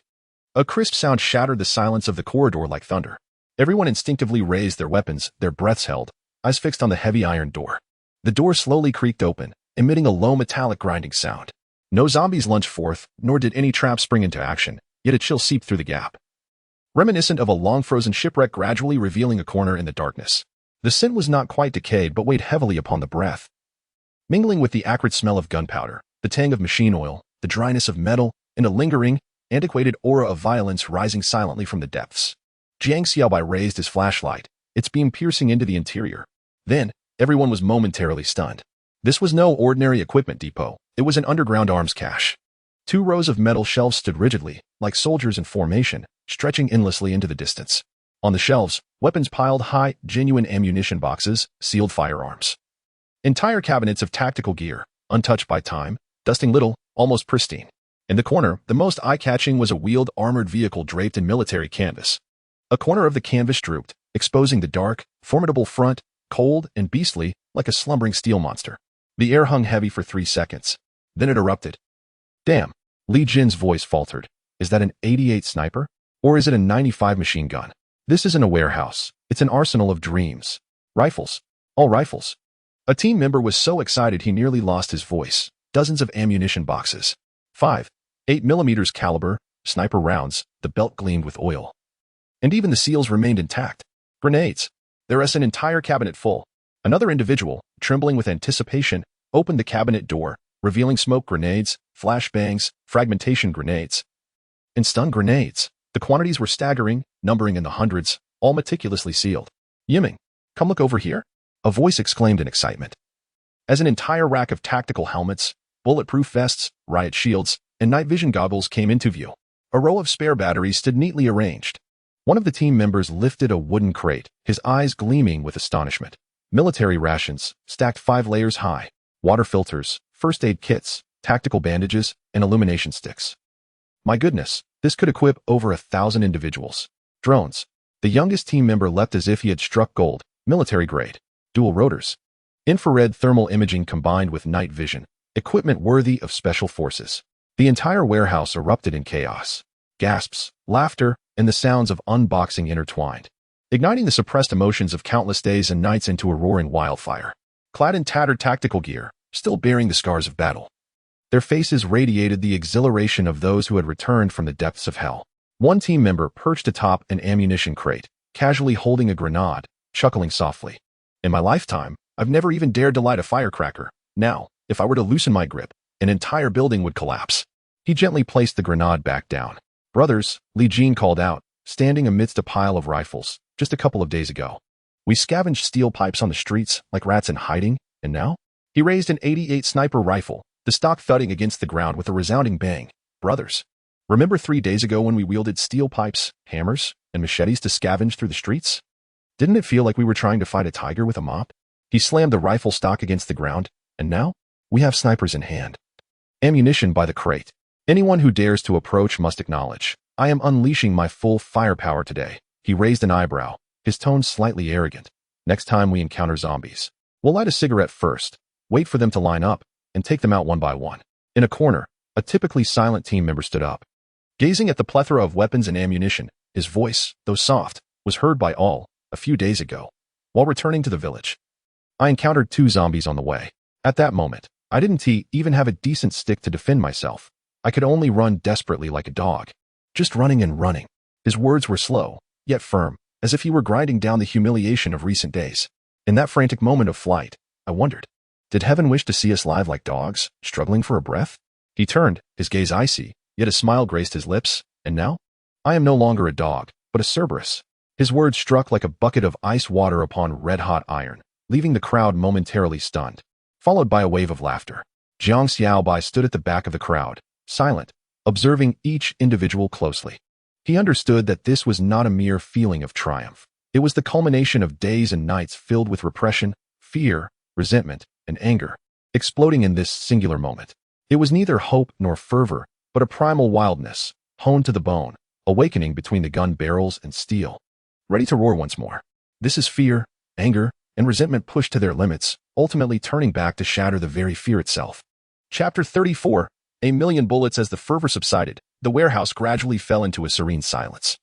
The air still laden with the acrid scent of gunpowder and the pungent aroma of sweat. Enough of this childish running around. Jang Xiaobai's commanding voice cut through the atmosphere, resonating with authority. Let us conduct an inventory, organize the transport, and return everything to the village. Move now. He stepped forward, raising his hand to delegate tasks with crisp precision, as if nailing commands above each individual head. Li Jin. Take 2 others to categorize and register the weapons and ammunition. Guns with guns, bullets with bullets, do not mix them. Jiang Xiaobai, oversee the logistics, ensuring that rations, medications, and purified water are clearly labeled by batch. Jiang Yiming, lead the team to map the route and organize the convoy. Do not obstruct the warehouse exit. What about Zhao Hai and the others? Jiang Xiaobai inquired. Xiao Fan has already informed them to bring the vehicles in. Once cleared, they will load up directly. Jiang Xiaobai replied. Contact the village again and send more personnel for support. They should take the shortcut we used on the way here. Instruct them to avoid the main road, Jiang Xiaobai directed. Understood.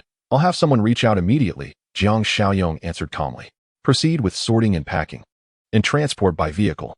Remember, he raised his voice, sharp and commanding, akin to a whip cracking against the ground. Whoever takes or moves anything must document it clearly. If there is even one mistake, I'll deal with you myself.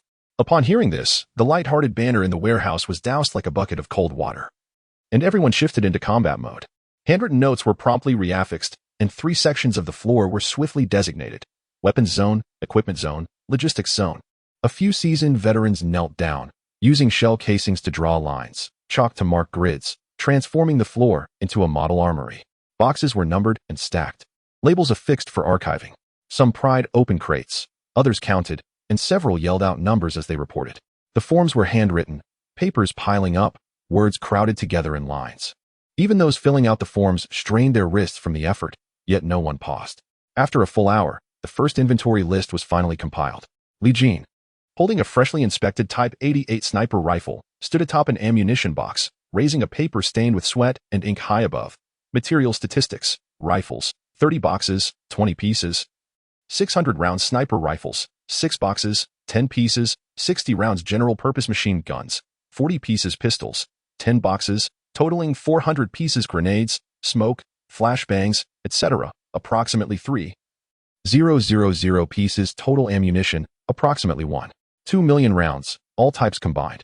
With a flourish, he slammed the list onto the ammunition crate. Brothers, our firepower can match an entire regiment. Instantly, the warehouse erupted with excitement. Some hoisted heavy machine guns, shouting in triumph, while others twirled around with ammunition boxes in wild glee. A few veterans dropped to their knees, embracing the ammunition crates, crying out in disbelief, "Mother! This is the real deal." Amidst the cacophony of jubilation, a sudden roar echoed from outside.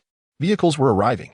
Dust billowed at the warehouse entrance as a line of pickups, off-road vehicles, and military trucks rolled in.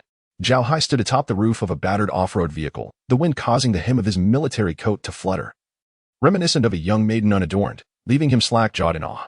Before the vehicle had even come to a halt, he leaped down and rushed into the warehouse with fervent strides. Upon crossing the threshold, he froze in place, his gaze immediately fixated on a canvas-covered wheeled armored vehicle. It was as though he had been nailed to the spot, rendered motionless for a spell. He approached it step by step, extending his hand to caress the brilliantly polished steel plate of the vehicle's body, his palm gliding over the seams of the armor. Crouching down, he examined the tread patterns, and the corners of his mouth twitched. Could this be real? "Xiaobai, give it a kick for me." Jiang Xiaobai, disinterested, folded the list and tossed it to him. "Take a look." Xiaobai caught it, casting a quick glance before halting at the summary. Total number of various firearms, approximately 1,300. Total ammunition, around 1.2 million rounds. Projectiles, grenades, smoke bombs. Flashbangs about 3,000. Tactical armor sets, helmets, bulletproof vests, protective gear, night vision goggles 500 sets. He did not continue reading but flipped the list, slapping it against his chest while lifting his gaze to survey the entire warehouse. Ammunition boxes towered like mountains, firearms lined up in neat rows, tactical backpacks, food barrels, and water tanks were meticulously stacked, the very air thick with a metallic scent. Xiaobai remained silent as he moved beside Jang Xiaoa, casually drawing a 95-style rifle from his back. His left hand brushed over the wooden stock while his right hand checked the magazine, murmuring, "It's real, oh my goodness." The springs gleam as if newly forged genuine article, fresh stock, untouched by any prior hands. Then he turned his attention to the armored vehicle. A smile slowly spreading across his face, akin to a long-suppressed joy finally bursting forth. "We've struck gold. Xiaobai, this is our true fortune." The warehouse erupted anew with excitement. Some began disassembling weapons on the spot, others brandished night vision goggles, and a few commenced swapping tactical armor, fastening helmets, and snapping photographs of one another. Xiaobai stood before the armored vehicle, gazing up at the cannon, and slowly uttered, "We have risen. Each of us with a firearm will be more than sufficient. Ha ha ha." As night deepened, the warehouse lights blazed brightly, casting flickering shadows against the walls. Jiang Yiming had completed the route, and the convoy was lined up, each vehicle oriented towards the exit, more than a dozen vehicles categorized accordingly. Jang Xiaobai bellowed once more, "Load by classification. The first 4 vehicles shall carry weapons, the 5th armored gear, the 6th and 7th ammunition, the 8th logistics. And the 9th and 10th vehicles will be designated for machinery, and those following prepared for deployment. The armored vehicle will lead the charge. The last vehicle should remain at the rear, safeguarding the tail of the entire convoy. Prioritize heavy equipment. The weightier items should be at the bottom. Lighter items stacked above. Don't let a single turn risk detonating the ammunition. Each vehicle shall be manned by a driver and a guard who will oversee the loading, sealing, and labeling throughout the process. Maintain vigilance on the way back. Do not let chaos ensue." With the command issued, the team sprang into action. Some transported firearms. Others lifted boxes, while yet others bundled grenades and tossed them onto the vehicles, and some, burdened with night vision goggles, maneuvered through the crowd, muttering curses at those stepping on their helmets. Jang Xiaobai abruptly pulled Jang Xiaobai aside, wielding his weapon as he advised, "Brother, I recommend that you consider forming groups for the next steps. You cannot bear the burden of everything alone." Jang Xiaobai lowered his head to light a cigarette, the flicker illuminating the bloodshot veins in his eyes. "Fine, we'll arrange it upon returning to the village," he replied. At 1:30 in the morning, the convoy finally set off. A dozen vehicles formed a line as they exited the warehouse, the engines growling and tire tracks carving through the muddy ground. All lights were extinguished, save for dim glimmers for navigation. Jang Xiaobai occupied the second pickup truck, flanked by Li Jin on his left and a rudimentary radio station on his right. The truck was laden with rifles, and numbered tags were inserted into the seams of ammunition boxes. He shouted, "With this vehicle, I could obliterate the 3 electronics factories where I once worked as a handyman." Jiang Xiaobai cast him a sidelong glance, sensing there was a reason behind his previous employment at the electronics factory, and chose not to engage further. The convoy traversed rural roads, passing dilapidated gas stations and abandoned toll booths before merging onto the provincial highway. The wind stung their faces, and with each passing moment, the desolation deepened. The silence was palpable, broken only by the sound of tires crunching over gravel. Xiaobai, in the lead armored vehicle, gripped his rifle, his gaze fixed on the road ahead. 200 meters ahead, there's a collapsed section, echoed a whistle through the intercom. Keep right, avoid the edge. One by one, the vehicles slowed and maneuvered, their tires cracking against the debris as everyone held their breath, wary of a nighttime landslide. Fortunately, they passed through safely. As the convoy turned into a forest path, a sudden flash of light appeared ahead. Zhao Hai instantly raised the alarm. Vehicles halt, extinguish lights, assume defensive positions. The team swiftly powered down their engines, leaving only the sound of the wind rustling through the trees. As they entered the wooded area, the light flickered again. Each vehicle's sentry leaped out, weapons drawn, half kneeling and lying prone, ready to aim. Zhao Hai crouched forward to confirm the situation with the lead team. What is going on? Is it personnel? Not personnel, it's a reflective strip, an abandoned vehicle obstructing the road. Several approached for a closer inspection. A derelict pickup truck lay askew on the roadside, its door ajar, slumped in the mud, devoid of occupants, explosives, or any signs of life. Zhao Hai spoke in a low voice. There is no choice. We took a shortcut on our way here, but the load is too heavy now. We must proceed via the main road. Jiang Xiaobai arrived from the rear, glanced at the situation, and instructed, bring me a few men to move the vehicle. We'll pass quietly, without explosives or aggression. At 3 in the morning, the convoy exited the forest path, arriving at the eastern watchtower of the village. In the distance, lights flickered intermittently. The convoy slowly entered the village boundary. Chapter 35, dazzling everyone, mother's soup at 3:30 in the morning at the eastern sentry of the village. The cold rain continued to fall, and the night wind, laden with moisture, crept into the collar, chilling to the bone. Zhao Hai sat in the passenger seat of the armored vehicle, gazing at the blurry country road ahead, his knuckles pale from the prolonged grip on his weapon. He pressed the intercom, his voice low. Approaching the village entrance, reduce speed, proceed as planned. The armored vehicle moved forward slowly. Its headlights dimmed to illuminate less than 10 meters ahead. It resembled a low, growling iron beast, dragging a lengthy shadow into the depths of the night. Behind it, more than a dozen trucks and pickups followed in a line, their bodies drenched in rain, reminiscent of a silent returning expedition. A searchlight at the village entrance flickered. A prearranged signal. It's us, Zhao Hai confirmed loudly. Beneath the sentry at the entrance, a flashlight wavered. His uncle, Li Hu, stood at the forefront. Draped in a raincoat, droplets cascading from the brim of his hat to the ground. Behind him stood several teammates and young men, all shivering, yet fixated on the slowly approaching vehicles. They had anticipated a procession of mud-caked trucks, but were astonished to see, leading the way, an armored vehicle fully equipped. Is that an armored vehicle? One exclaimed, incredulous. Goodness, what an imposing presence. I thought a military unit had arrived. One by one, vehicles entered the village. Trucks, pickups, old military lorries, all with their lights dimmed low, resembling a serpentine formation of steel returning home. The rain pattered against the rooftops, a cacophony that could not drown out the deep rumble of the engines. The first vehicle came to a halt, and as the canvas was lifted, the first sight revealed an abundance of rifles. Rows of gleaming gun barrels seemed to roar defiantly towards the sky, meticulously arranged in the canvas box. Their oil sheen reflecting the faint glow of light, clearly freshly calibrated. The rear compartment of the second vehicle opened to reveal tactical vests, night vision goggles, military boots, compressed rations, energy bars, medical kits, and fragmentation grenades, all military grade. A profound silence enveloped the scene. Li Hu stood dumbfounded, as did Zhang's father, and even the young sentinels were left speechless. I can't be dreaming, can I? Someone murmured. Is this military supplies? How could we possibly acquire such things? The sound of a door creaking open broke the tension. Jiang Xiaobai jumped out, clad in a damp tactical cloak, his boots splashing into a puddle with a resounding thud, as if punctuating this grand entrance. He spoke little, merely grinning and nodding at Li Hu. Village chief, does this count as regular troops returning home? Li Hu's mouth moved several times before he managed to choke out. You rascal. Did you just come back from a battle, or did you raid an arsenal?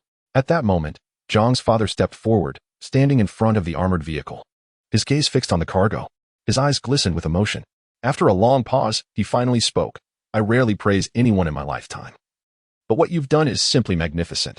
In the next instant, the entire village erupted in excitement. Ah, rifles. They're really rifles. I've only seen night vision goggles in movies, and today I can actually hold a real gun. A group of young individuals could not contain their excitement as they surrounded the armored vehicle, some even daring to reach out and touch the gunstock, their eyes gleaming with anticipation. The biting cold wind continued to blow, and the rain poured down, seeping through their collars. Yet, an overwhelming warmth enveloped them. Uncle Li, who snapped back to reality, clapping his hands decisively, stopped loitering. Unload in an orderly fashion. Secure the weapons in the east warehouse. Store the rations and medical supplies in the north room. Remember to log the numbers, no slacking off. Jiang Xiaobai raised his hand, and Jiang Yiming immediately followed suit. Xiaoming. Tonight, Team 3 will take the night watch. Team 1 will guard the village perimeter. Team 2 will secure the east gate, and Team 3 will rotate between positions. Those on watch, change into new gear. Understood. Jiang Yiming exclaimed, clutching his rifle, turning back to call out names, his voice gradually fading into the night. As dawn approached, the rain persisted. The wind whipped the droplets against their faces, sharp as blades, while a hint of gray-blue light emerged on the horizon. The village lay shrouded in the night rain, resembling a silent well. Jang Xiaobai, Li Jin, and Jang Xiaoa navigated through the dimly lit alleys at the village's edge. Their shoes soaked with mud, clothes clinging to their backs, cold to the bone. Yet, none of them complained of fatigue. They walked with a quiet determination. In front of the old house, water droplets still clung to the eaves, and the flickering firelight danced through the paper windows. Upon pushing the door open, a familiar aroma of food wafted towards them. At the dining table, a pot of ginger soup bubbled invitingly, with 3 sets of chopsticks and bowls neatly arranged beside it. Sitting by the stove was Jiang Xiaobai's mother, wrapped in a cotton coat, dozing in her chair, with neatly folded dry towels and 2 pairs of warm socks at her side. Hearing the door creak, she opened her eyes wide, and upon recognizing Xiaobai, her face lit up with joy as she hurried to her feet. Xiaobai, you're back. Why so late? It's pouring outside. You must be drenched. Without waiting for a response, she busied herself serving soup, placing a steaming bowl before Jang Xiaobai while chattering. Drink some ginger soup to warm your stomach. Don't catch a chill. She swiftly poured bowls for Li Jin and Jang Xiaoyong as well. And you too, soaked to the skin. Why did you return so late? You must take care of yourselves, no matter how busy you are. Jiang Xiaobai accepted the bowl, standing at the doorway. Watching his mother bustle about, her fingers reddened from the cold, continuously replenishing their bowls. In that moment, his throat tightened as he took a sip of the robust ginger flavor. Its salty warmth mixed with a hint of familiar spice surged through him. Softly, he remarked, Mom, why are you still awake? It's so late. Sleep? How could I sleep knowing you weren't home? She replied, her brows furrowed, though her smile remained. Her eyes were slightly reddened, yet she continued to beam with warmth. Jiang Xiaobai said nothing more, merely smiling, his gaze softening. He refrained from mentioning their achievements, the base, or the weapons and armored vehicles. At this moment, all he craved was a warm meal, a pot of soup, and his mother's gentle nagging. Li Jin, sweating profusely, grinned widely. Auntie, this flavor is incredible, 10 times better than that self-heating rice we swiped from the base. As Jiang Xiaoang gnawed on a cornmeal bun, he remarked, Mother, you should retire early and not wait up for us so late. It's all right, dear. I have already taken a nap, she replied with a smile. Just be cautious out there and return safely. I may not be of much assistance, but I can prepare some soup to warm you. Jiang Xiaobai nodded. His throat choked with emotion, rendering him speechless. After finishing his meal, he entered the room, grabbed a dry towel to wipe his head, removed his coat, and touched the familiar wooden bed, sinking onto it with a sudden wave of fatigue that washed over him like a tide. Outside, the rain continued to fall, pattering softly against the eaves, as if the world were gradually descending into stillness. Leaning against the headboard, Jiang Xiaobai closed his eyes. Yet his mind was filled with images of the crates of arms from that evening, the beaming faces, and the warmth of the soup, alongside the laughter of his mother and brothers. This life truly surpasses the previous one by a great margin, he murmured, a weary smile gracing his lips. With family present, brothers by his side, arms at the ready, and provisions secured, he felt a newfound confidence in his ability to safeguard it all. Jiang Xiaobai turned over, placed his gun beside the bed, closed his eyes, and drifted into a peaceful slumber. Chapter 36, The Stone Gate Base at 9 in the morning. The rain not only showed no signs of abating, but intensified with fervor. The downpour cascaded like a deluge unleashed from the heavens, shaking the entire village to its core. Water dripped from the eaves in straight lines, and the muddy paths had become nearly impassable. The sky loomed with a dense gray, resembling a draped canopy speckled with mildew. Pressing heavily upon the chest, Jiang Xiaobai awoke early.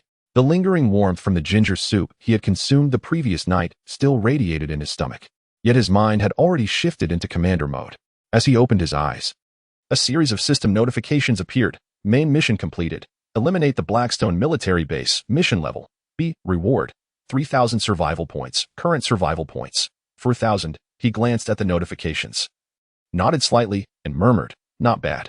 With the additional 100 points for today's check-in, that brings my total to 4,100 points.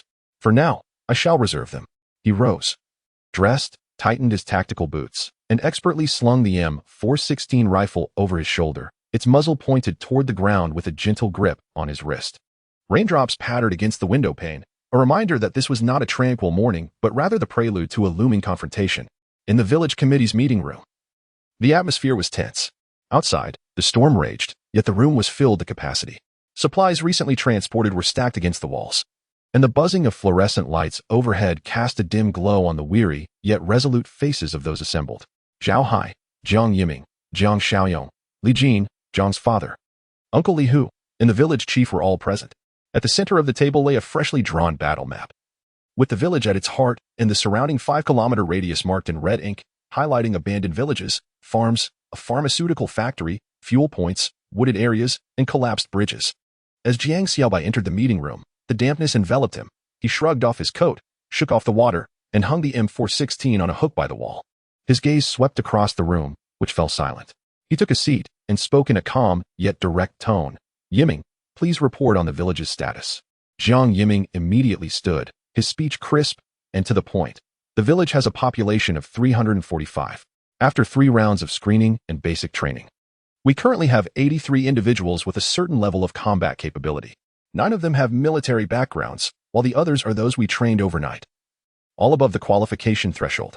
He opened his notebook, pointing to the map on the wall as he continued, based on physical fitness, experience, and psychological evaluations. We have preliminarily formed 4 combat teams, each led by me, Zhao Hai, Jang Xiaobai, and Yu Xiaobai. As soon as he finished, Li Jin slammed his hand on the table and stood up. Yiming, what about me? I'm more than capable. Isn't it reasonable for me to lead a team? I'm certainly much tougher than Jang Xiaobai. Before he could finish, a gruff voice boomed from the side. What's with all your complaints? Uncle Li Hu glared. If you utter another word, I'll send you back to the fields to work with your mother. Li Jin shivered and quickly sat down, muttering softly, all right. I'll listen to Brother Xiaobai. Jang Xiaobai stifled a laugh and nodded. He's on my team. Don't worry, I shall provide special attention to him. A wave of subdued chuckles rippled through the room. Jiang Yiming continued his report. Each team will be equipped with a vice captain, a radio, and a tactical bag, with essential equipment standardized. The focus will vary on firepower, tactics, and rescue operations. He gestured on the map. Haishi Ridge is our primary objective, which has been successfully secured. However, there are still 7 nearby villages with low zombie density and complex structures, making them suitable for clearing operations and practical training bases. Zhao Hai chimed in, a smile curling at the corner of his mouth. We will take turns exiting the village to inventory usable supplies and bring back provisions, enhancing our collaborative efforts through real-world exercises. After each mission, we must draft a combat summary, assess equipment wear, personnel morale, and adherence to orders. Zhao Hai grinned. This is what we call a regular army. Jiang Xiaobai nodded. Equipment allocation? It's settled. Zhao Hai immediately responded, stating that each member will be standardly equipped with a Type 95 rifle and 3 magazines. Each team will carry a grenade launcher, at least 1 set of night vision goggles. 1 individual will handle radio communications, and 2 will carry medical kits and emergency supplies. Jiang Xiaobai glanced outside, where the rain poured heavily, cascading down the window frame, as if the entire world was being cleansed. He spoke softly. By the way, during missions, if we encounter individuals who can be saved or brought back, we should consider it. We are still short on personnel. Jiang Xiaobai chuckled. Brother, should we make a sign when we go out? Let people know who we are. We must promote ourselves. Jiang Xiaobai nodded, stating that from today onward, all dispatched vehicles, tactical uniforms, bags, and communication devices would bear a unified insignia, starting with the vehicles. If anyone inquires, we will clarify that we are from the Shimenkan base. What should the insignia depict? Jang Xiaobai blinked in curiosity.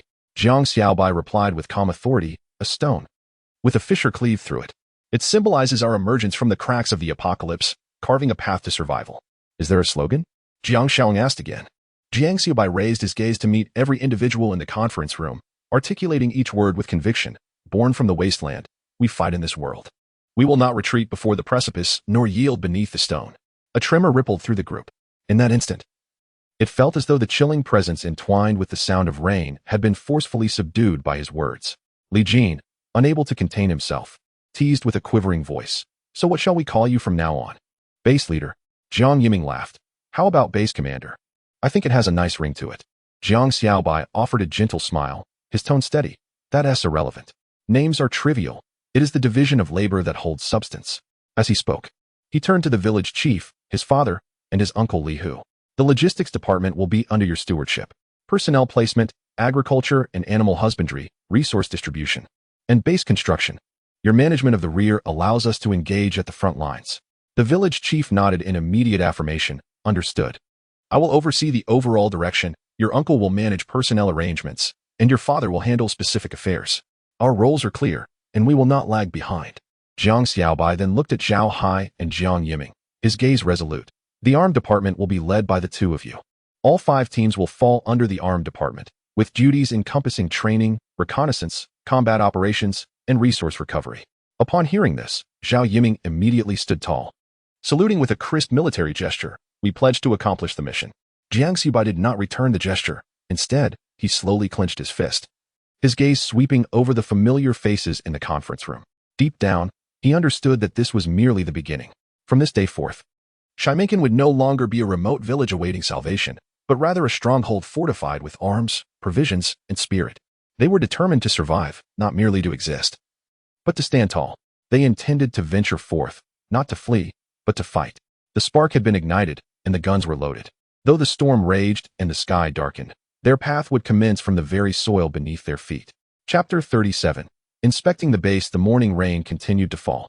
Jang Xiaobai stood atop the guard tower at the village entrance, draped in a tactical cloak, gazing beyond the ridges encircled by mountains, towards the lowlands by the river. His brow furrowed in contemplation. Drip, drip. The rainwater trickled down the edges of his cloak, splattering onto the wooden planks at his feet, like a relentless countdown. He squinted, his mind not on the day's mission nor the village's development, but rather the memories of a past life. That rain. It was approximately a month after the apocalypse had erupted. From the very first day, the sky seemed to have ruptured, unleashing a relentless deluge that lasted a full 28 days. Initially, it was but a light drizzle, a mere background hum, garnering little attention. Yet by the 20th day, the rain intensified, the waters pooled, roads collapsed, and power lines fell. Villages nestled in lower terrains transformed overnight into quagmires of mud. Rainwater flooded buildings, surged into cellars, and the entire city felt as though it were submerged in putrid waters. Corpses surfaced, and the undead emerged. Hunger, hordes of the deceased, infections, water contamination, food spoilage, collapsing walls. The rain did not cleanse, it plunged the world deeper into despair. At that time, he had sheltered in a partially collapsed office building. A group of individuals vying for a single bag of moldy biscuits, too terrified to sleep or speak, with the incessant sound of rain intertwined with the wails of the undead echoing in their ears. He had witnessed a survivor camp fall, overwhelmed by more than 300 zombies in a single night after 3 consecutive nights of relentless rain, leaving an entire building devoid of life. And now, Jang Xiaobai lowered his gaze, observing the village beneath him. Surrounded by mountains on 3 sides and facing the river, the elevated terrain facilitated drainage, and most crucially, they had foreseen the impending storm. They possessed weapons, firepower, provisions, organization, as well as guard towers, levees, and armored vehicles. In this life, he was prepared. Jiang Xiaobai squinted towards the distant, gray veil of rain, softly declaring, "Come forth. I am ready to embrace you." The rain continued to pour, showing no signs of abating. Clad in his raincoat, Jiang Xiaobai descended from the guard tower, treading along the rain-soaked bluestone path, step by step making his way southward. Puddles formed beneath his feet, each step producing a crisp sound of splashing, yet he did not pause. Ahead lay the greenhouse, hastily erected less than a week ago. The greenhouse was built on a flat area at the foot of the southern slope, covering just over 3 acres, once a long-abandoned plot of land. Now, under Zhao Hai's guidance, the terrain had been leveled, raised, and solidified, surrounded by wire fencing, and 6 arched greenhouses constructed from steel frames and waterproof plastic sheeting stood proudly. At first glance, they resembled 6 white steel eggs nestled within the misty rain, faintly glowing. As Jiang Xiaobai approached the entrance of the central greenhouse, he lifted the door flap, and a wave of warm, humid air enveloped him, infused with the scents of earth and seedlings, seeping into his very bones. "Oh, the base leader has arrived. Hurry in, don't just stand there in the rain." Several villagers called out upon seeing him. 2 women wearing rain hats were busy tending to the seedling boxes, while several middle-aged men were repairing the ventilation system in one corner of the greenhouse. Inside the greenhouse, the temperature was significantly higher than outside, with a thick layer of straw spread across the ground, yielding a soft, springy sensation underfoot. "How's the planting going?" Jiang Xiaobai inquired as he walked. "Quite well," his father replied, emerging from behind a row of seedling racks, his face glistening with sweat. "We are cultivating bok choy and mustard greens here, while the two greenhouses at the back house radishes and water spinach, fast-growing and quick-harvest varieties. In about 20 days, we should be able to gather our first yield. Jiang Xiaobai nodded, squatting down to grasp a handful of soil. The temperature was just right, and the moisture levels were also ideal, clearly indicating that someone was meticulously caring for the plants according to standards. What arrangements have been made for the fruit trees? He asked, wiping the dirt from his hands. His father responded, as you suggested, we have transplanted several good pear, plum, and persimmon trees from the village, along with the peach trees you brought back from the mountains last time. They have already acclimatized and are in good condition. There are also dozens of sturdy trees in the old jujube orchard. We plan to select the 10 most vigorous ones and dig them up tomorrow to transplant into the newly constructed fruit greenhouse, his father continued. Jiang Xiaobai nodded in approval. Well done. Transplanting mature fruit trees is much quicker than cultivating seedlings. As long as we manage the humidity and temperature difference within the greenhouse, they can bear fruit just the same. Indeed, his father chuckled. If you could arrange for some drip irrigation equipment. This greenhouse could not only support fruit trees, but could also be used for rice cultivation. Jang Xiaobai smiled, his mind already calculating the next steps. Once the greenhouse is expanded to 20, one should be dedicated to grain production and another for cultivating medicinal herbs. We need to ensure food security and essential supplies for survival. Have the ventilation openings been opened? We must prevent the growth of mold, he added. Rest assured. Both sides of the greenhouse roof are equipped with roll-up film machines, allowing us to open and close them for rain protection and ventilation, replied a young man who was busy tilling the soil without looking up. Jang Xiaobai smiled in satisfaction. Good. Thank you for your hard work. I will head over to the breeding area now. Stepping out of the greenhouse, he followed the gravel path in the rain towards the west of the village. This area, once an abandoned pig farm, had been completely renovated with new fencing, iron gates, covered waste trenches, and a roof newly laid with 3 layers of tarpaulin. Simple surveillance cameras were set up around, and at the entrance stood a sign painted white on an old wooden board, breeding operation area, no loud noises to avoid disturbing the animals. Upon entering the breeding facility, Jang Xiaobai was greeted by a wave of heat laden with the sense of fodder, humidity, and manure. Several villagers were unloading feed bags. Some, clad in rubber boots, were adding straw to the cattle pens, while others were cleaning the pig feeding troughs. The base leader has arrived. Someone called out. Quick. Put the tools aside. Don't trip. As Jang Xiaobai entered, several individuals straightened up and greeted him. He waved his hand with a smile. No need to be tense. Carry on with your work. I'm just here to take a look. Currently, there were over 30 pigs, 10 yellow cattle, and more than 20 sheep, along with approximately 500 chickens, ducks, and geese, all raised in designated areas according to their species. A 30-something villager provided an update in a calm tone. Clearly a trained staff member. We have 8 horses, 2 of which are in stable condition and can be used for weight-bearing training. Is the feed sufficient? Jang Xiaobai inquired. Yes, we just brought back 30 bags from the town a few days ago, along with what we produce ourselves, which should last us for 2 months, came the assured response. Jang Xiaobai nodded, approached the pig pen, and gently touched the damp iron bars, casting a glance at the tarpaulin roof above, which showed no signs of dripping water, indicating that the management was executed proficiently. Inside the pigsty, a sow was comfortably rooting through a pile of straw, while piglets scurried around it. Nearby in the cattle shed, 2 yellow cows lazily chewed on their fodder, emitting soft snorts. Conduct daily inspections of the roof to prevent pigs from succumbing to illness during rainy days, Jang Xiaobai instructed. Noted. We will reinforce the tarpaulin this afternoon, came the response. Jang Xiaobai peered outside. The rain had yet to relent. The distant village lay shrouded in misty rain, yet amidst the haze, figures were bustling about. Some were transporting vegetables, others delivering water, while several donned raincoats queued for meals. The kitchen adjacent to the village committee was emitting white smoke, the rich aroma of soup wafting through the rain. Jiang Xiaobai lit a cigarette and stood beneath the eaves, inhaling deeply, his eyes filled with warmth and contemplation. This was the foundation.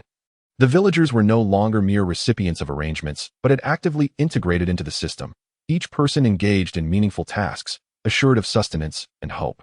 Regardless of how long the rain persisted or how cold it became, they remained steadfast. After leaving the breeding area, Jiang Xiaobai did not immediately return but instead turned towards the northeast corner of the village, where a slope served as a temporary training ground and storage processing area. The rain continued to fall, and the ground was muddy, yet the anti-slip wooden boards had long been laid out, creating solid pathways that extended like trenches. The training area was modest. Just days prior, a fence had been erected, and the ground had been tamped down, featuring shooting targets, obstacle courses, and a first aid drill area. Two old fitness machines retrieved from the town were covered with tarpaulin, awaiting use. Training was suspended today due to the rain, leaving the area empty yet tidy. Further north lay the storage area, a row of 5 old houses, renovated to serve as granaries, tool sheds, and manual processing points. Jiang Xiaobai donned his raincoat once more, tightened the brim of his hood, and stood upon a slightly elevated earthen platform by the roadside, gazing quietly into the distance. Beneath the curtain of rain, the stone gate base operated slowly amidst the damp mist and muddy waters. No one was superfluous. Each step contributed to the foundation of this nascent order, laying bricks for a burgeoning future. Chapter 38. The squad's first mission. Jiang Xiaobai raised his gaze to the skies, which appeared to be weeping. The rain falling in a fine, needle-like drizzle that seemed to stitch the air above the Xiaobai base tightly shut. The dining hall in the early morning was shrouded in steam, the windows fogged over, and the atmosphere was infused with the aromas of hot porridge, pickled vegetables, and damp earth and indescribable humidity that nonetheless provided a sense of comfort. As Jiang Xiaobai pushed open the door, droplets of water flicked off his raincoat. He carried an M416 rifle and immediately spotted a row of individuals by the window. Jiang Yiming, Li Yuan, Jiang Xiaojun, and the 20 members of the 4th Squad. Poised and ready like hounds restrained from the hunt, awaited their impending task. Clad in matching combat uniforms of dark green, their raincoats neatly folded on their backs. Tactical vests adorned with magazines, tactical knives, and first aid kits were at the ready. Some were cleaning their gun barrels, others were inspecting their bolts with audible clicks. While a few were eating, yet their eyes remained alert. Jiang Xiaobai approached, pulled out a chair, and settled down, leaning his rifle against his leg. The moment he sat, the entire table ceased their activities and turned to look at him. Continue eating, Jiang Xiaobai said calmly, patting Jang Xiaojun's sling with a steady tone. This is our first real engagement. Do not panic. Stay alert and follow orders.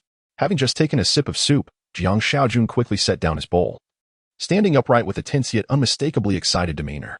Always ready, he declared, his voice still carrying a youthful timbre. Brother, I'm in a group with Li Yuan and Yiming. Yiming was an officer before, you can rest assured. Have you brought enough ammunition? Absolutely. I checked it twice last night, and I've got over 100 rounds with me. Hee, I double-checked again this morning. Jiang Xiaojun straightened his back, his tone resolute. Good. Jiang Xiaobai then turned his attention to the side. Jiang Yiming's tactical jacket was unbuttoned, revealing knee and elbow pads, and his tactical vest was fully equipped. 2 fully loaded magazines were slotted diagonally on his chest, and a clean helmet rested at his feet, alongside a portable radio lying quietly nearby. Before him lay an open map, marked with 3 distinct circles in red, clearly delineating the operational routes. Opposite him, Li Yuan, tall and sitting upright, was outfitted with a complete set of gear, including a Type 95 rifle, a tactical axe, a tactical pack, a water bottle, a knife sheath, and a first aid kit.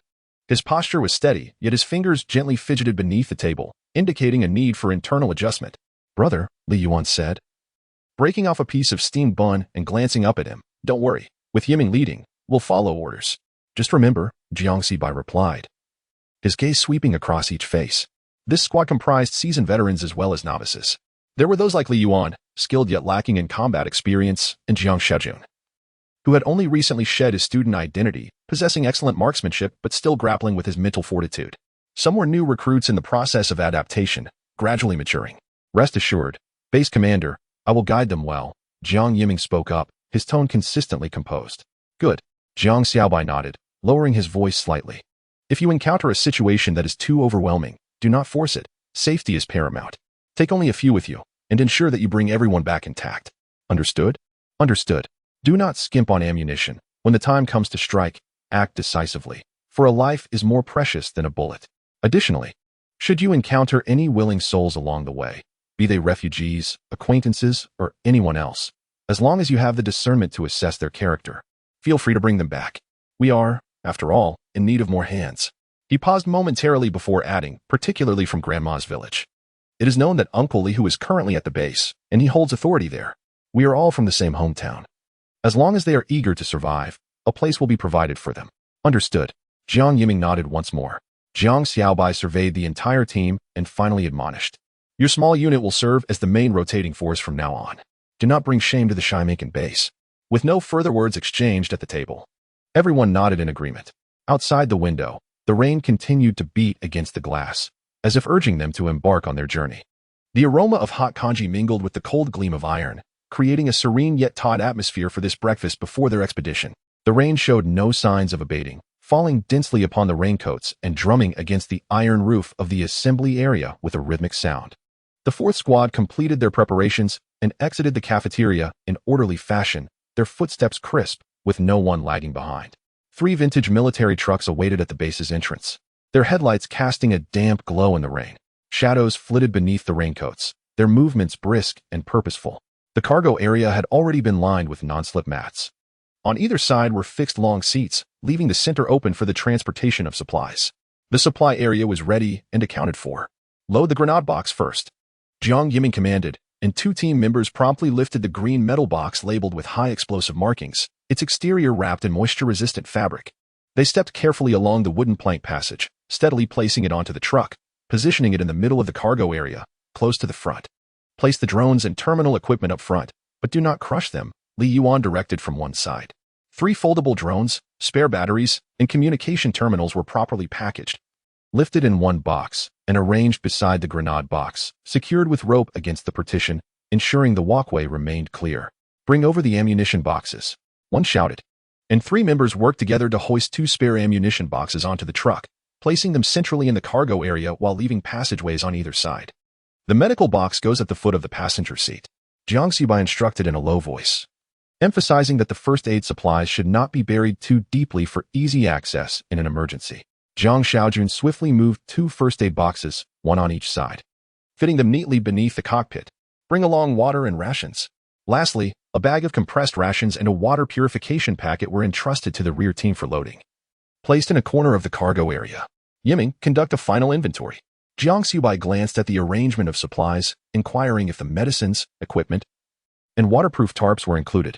They are all accounted for, Jiang Yiming affirmed, noting that each member had a raincoat, and they had packed 3 extra plastic sheets. With all equipment properly bagged. Good. Within 10 minutes, everything was loaded.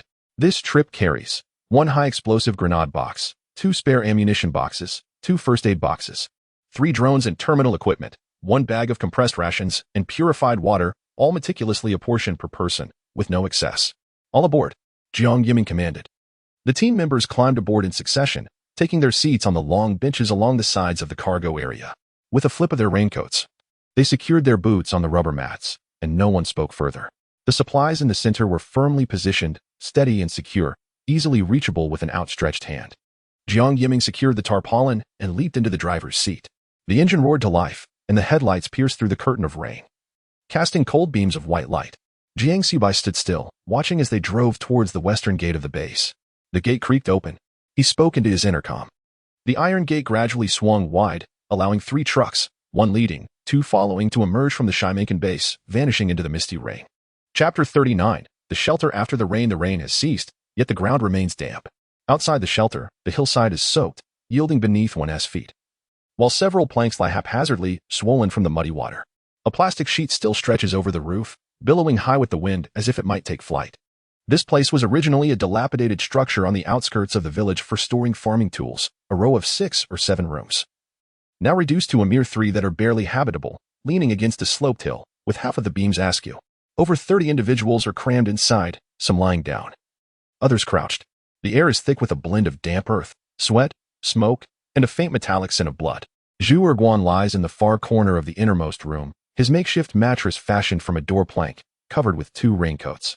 He was among the first to lead the escape, having recognized the uncontrollable situation in the village a fortnight ago, gritting his teeth and guiding a group into the woods, breaking through the encirclement. At that moment, everyone watched him depart. Armed with a hammer, he faced the zombies, even smashing down a few that pursued them. However, he sustained an injury just days prior, while searching for supplies in the village. Zhu Erguan had to retreat through the back door of a collapsed grocery store to shield those behind him, only to have his foot caught beneath a concrete beam, resulting in a deep laceration. Some claimed it was not severe, yet upon returning to the woods that night, he began to fever. The fever has returned. The woman tending to him whispers softly, her eyes red, gently changing the cloth on his forehead while cautiously probing for warmth. Her movements delicate enough to avoid breaking the skin. Has he awakened? He called out twice last night, urging to withdraw the group. She sniffles, then falls silent. Is his leg going to rot? No one responds. A glance is cast toward Zhu Erguan's leg, now wrapped in bandages that are completely soaked, the color shifting from red to purple, with darkening edges creeping inward. A life hangs in the balance. Curiously, it was precisely when he fell ill that Liang Biao began to assert his influence. Now, Liang Biao's word reigned supreme. The local troublemaker, typically indifferent to responsibilities and known for inciting gambling and brawls, found his moment when the pandemic struck. The village constable vanished, and the old village chief perished. Zhu Erguan had managed to keep him in check for a time, but now, with Zhu incapacitated, the dynamics have shifted. A commotion erupts outside. Put down that bowl. You haven't earned your share. It is Liang Biao's voice.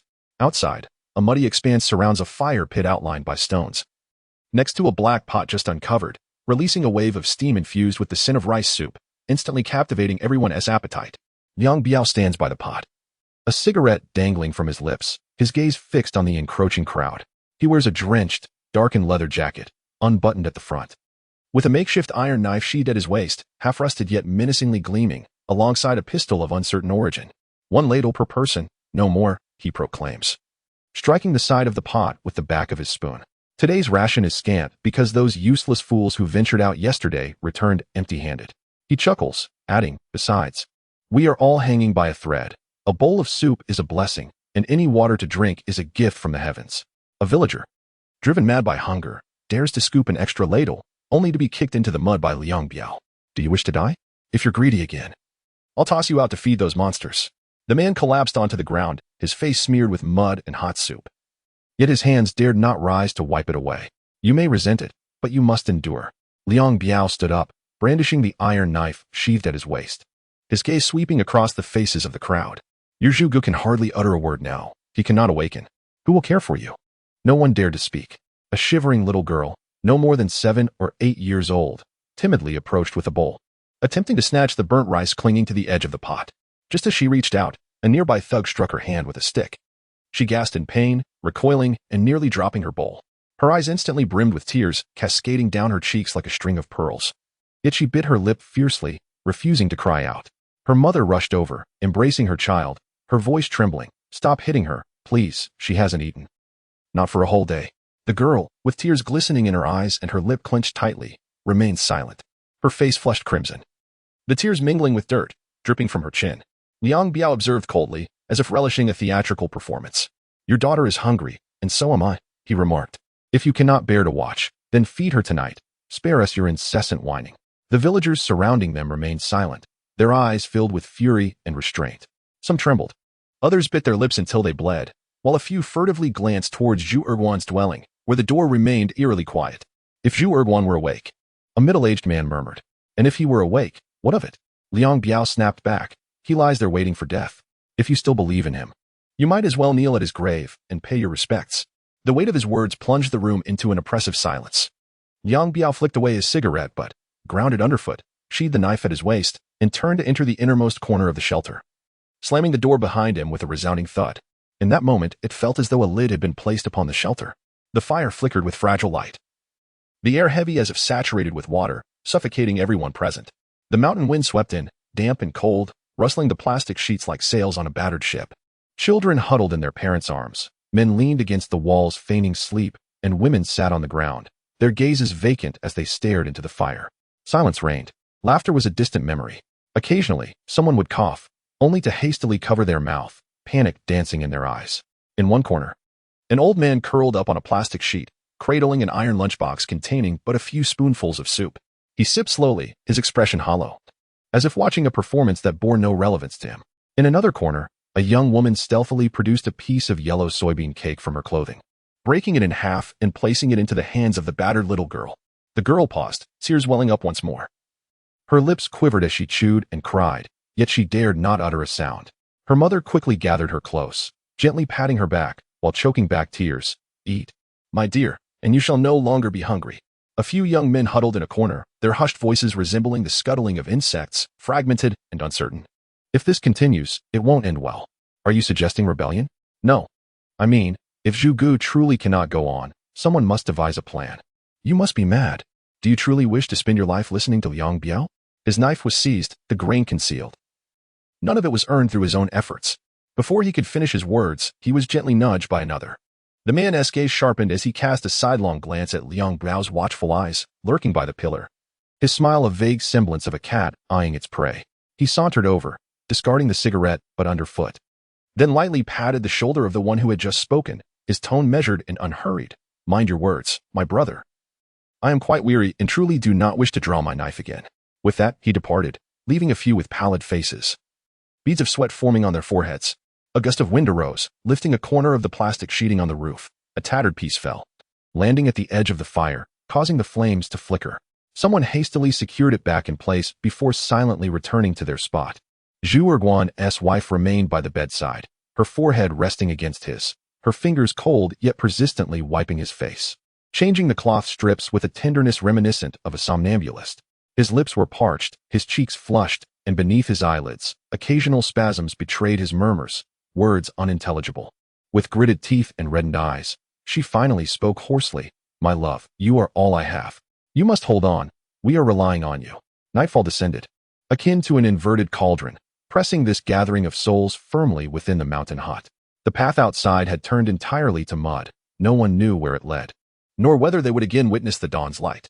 Only the old dog ventured to circle the hut, shaking off the rainwater before squatting down, slowly tucking its head beneath its belly, silent and still.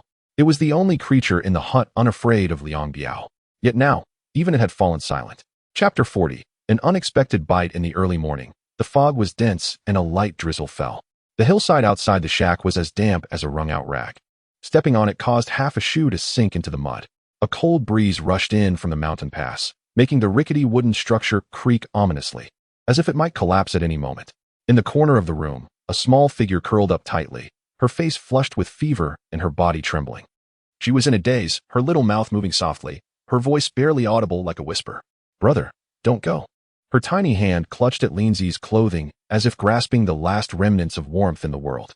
Lindsay sat beside her in silence, gently pushing aside her damp hair. He removed one of his gloves, enveloping her hand in his, and tucked the last remaining half of a fever-reducing pill under her pillow. I will be back soon, he murmured, his voice hoarse. You must hold on, Xiao Xiao. He leaned down and pressed a soft kiss on her forehead. At that moment, a commotion arose at the entrance of the shack. We need 4 more today. Liang Biao's voice pierced through the rain and fog, sharp as a knife. He stood at the door, a cigarette dangling from his lips, raincoat flapping open, and a tattered list underfoot. His gaze swept over the dozen or so people outside the shack, as if assessing livestock. Huang Dazhu, you've been out twice, you're familiar with the route, go again. Huang Dazhu opened his mouth to protest, but before the words could escape, Liang Biao kicked him to his knees in the mud. Do you wish to die in the shack or on the road? Liang Biao spat. Your life is one I salvaged for you, and now you dare to choose? He glanced at Chengyi. You too. Stop pretending to be lame. If you dawdle any longer, you'll find yourself lying on the ground. Chengyi remained silent, his expression cold. Liang Biao then pointed at a skinny young boy. Weren't you just complaining about hunger last night? Go see if you can bring back some food. The boy instinctively tried to retreat but was seized by Liang Biao, who lifted him by the collar. Did you not say your mother is still in the northern shack? Do you believe I want to say a word and she want to even have water to drink? With that, he released his grip, sending the boy tumbling into the mud. The shack fell into a profound silence. A few ruffians in the corner chuckled at the spectacle, one playing with a dagger, another shaking a swollen can, sniffing and smacking his lips. Cheng Ye's fist gradually tightened, his knuckles turning white. He glanced sideways at Xiao Xiao, still trembling and calling Lindsay's name. In that moment, the voice of Lin Tao echoed in his mind. I can't hold on for long. Xiao Xiao and Lindsay, I entrust you to someone. That urgent plea had been extracted from Lin Tao in his final moments of breath. Cheng Yi clenched his jaw. He had intended to merely survive one more day, but now he could no longer hide. Just then, a voice rang out from the crowd. I will go too. Lindsay stepped forward, his raincoat still damp, but his gaze was astonishingly steady. As he tightened his belt, he declared, I need to find medicine. Xiao Xiao's fever is too severe. She won't last another day. Liang Biao squinted at him. Are you seeking death? Lindsay ignored him, focusing on tightening his belt. Cheng Yi approached him, lowering his voice. Have you lost your mind? Lindsay met his gaze, his tone calm. If I don't go, she won't survive. I will go. I'm here, sighed Cheng Yi, as if swallowing something profound. Just before their departure, Lindsay returned to the makeshift shelter for one last glance at Xiao Xiao. She lay curled up, her face glowing with a feverish hue, tears tracing her cheeks. Lindsay crouched down, slipping his ragged glove onto her small hand, softly murmuring, Brother will fetch medicine and return swiftly. He pressed a gentle kiss on her forehead, his voice barely above a whisper. As if afraid to disturb the winds of her dreams, you must hold on, Xiao Xiao. She let out a faint hum, seemingly aware that her eyes remained shut. Standing upright, Lindsay's gaze was calm and resolute. The five of them prepared for their journey, equipped with backpacks, tattered cloths, and daggers.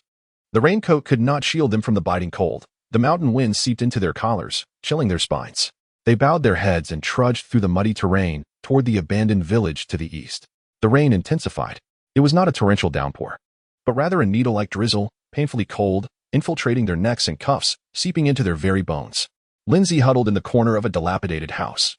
Drenched to the skin, his fingers long since lost to sensation. He fixated on the alleyway, taut as a drawn bowstring. The village path lay in ruins. Severed power lines dangled from tilted lamp posts, creaking ominously in the wind. Beneath the eaves, several decaying corpses lay, while rainwater washed away filth, coursing through the alley and reflecting the dreary gray light of day. They searched 3 houses, emerging nearly empty-handed, yet they could not return without something.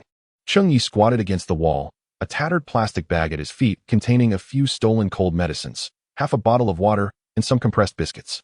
His soaked sleeves clung to his skin, chilling him to the bone. "Hurry," he urged in a low voice. "There are still some medicines in this corner." Lindsay bent down, rummaging through the remnants of a broken cabinet, retrieving half a bottle of alcohol and a few pills. Swiftly stuffing a small packet of rations into his backpack. "Is this enough?" "It will suffice," Cheng Yi gritted his teeth. "If we don't leave now, we want to make it back to the mountain." In groups of 4, their youthful faces were smeared with rain and mud. Lindsay had volunteered to join, not out of a desire for self-preservation, but because if he hesitated any longer, Xiao would not survive. She was his sister, merely 11 years old. Over the past few days, she had suffered from diarrhea and fever, her complexion as pale as parchment. He could not bear to watch her succumb to illness. Cheng Yi had initially set out to find medicine alone, but Lindsay insisted on accompanying him. He was not one for many words, yet he had his reasons. His brother, Lin Tao, was Cheng Ye's companion, who had perished on the 3rd day amidst the chaos at the village entrance. Before his death, he entrusted Xiao to Cheng Yi, uttering only, "I leave her in your care." Lindsay had always remembered that phrase. Xiao never cried, even when hunger turned her face a sickly green, pretending as if nothing were amiss. That day, she had gently asked, "Brother, when can we return home?" He nearly broke at the sound of her voice. Tightening the tattered knife sheath around his leg, he murmured, "As long as Xiao endures, I must not falter." Cheng Yi offered no reply, merely repacking their supplies and ensuring the weight was evenly distributed. They had to safeguard their belongings and ensure their return. Barely 50 meters from the house, footsteps echoed from the alley's end. "Shoo!" Cheng Yi instantly raised a hand, the other moving cautiously to his back. 3 zombies staggered into the alley, their faces half decayed, tattered clothing clinging to their flesh. The wires still coiled around his neck, resembling a recent detachment from a power pole. They tilted their heads slowly in the rain, as if savoring a scent. A few individuals held their breath against the wall. One, in a moment of urgency, crinkled a plastic bag. The zombie abruptly turned its head. "Run!" Lindsay shouted, and several people dashed away. "There's a house over there," Cheng Yi yelled. Lindsay was the first to charge forward, yanking open the iron door. "Hurry in!" Everyone tumbled inside, and as the last one entered, Lindsay swung the door shut with a resounding thud, locking it firmly. The sound of pounding followed immediately, a relentless barrage of knocks that made the door shudder. Dust cascading from the walls. "Quick! Brace the door!" Cheng Yi shouted. They all rushed forward, piling chairs, cabinets, and boxes against it. The impact felt like a hammer striking his back. Lindsay gritted his teeth, pushing against the door, his right arm gradually growing numb.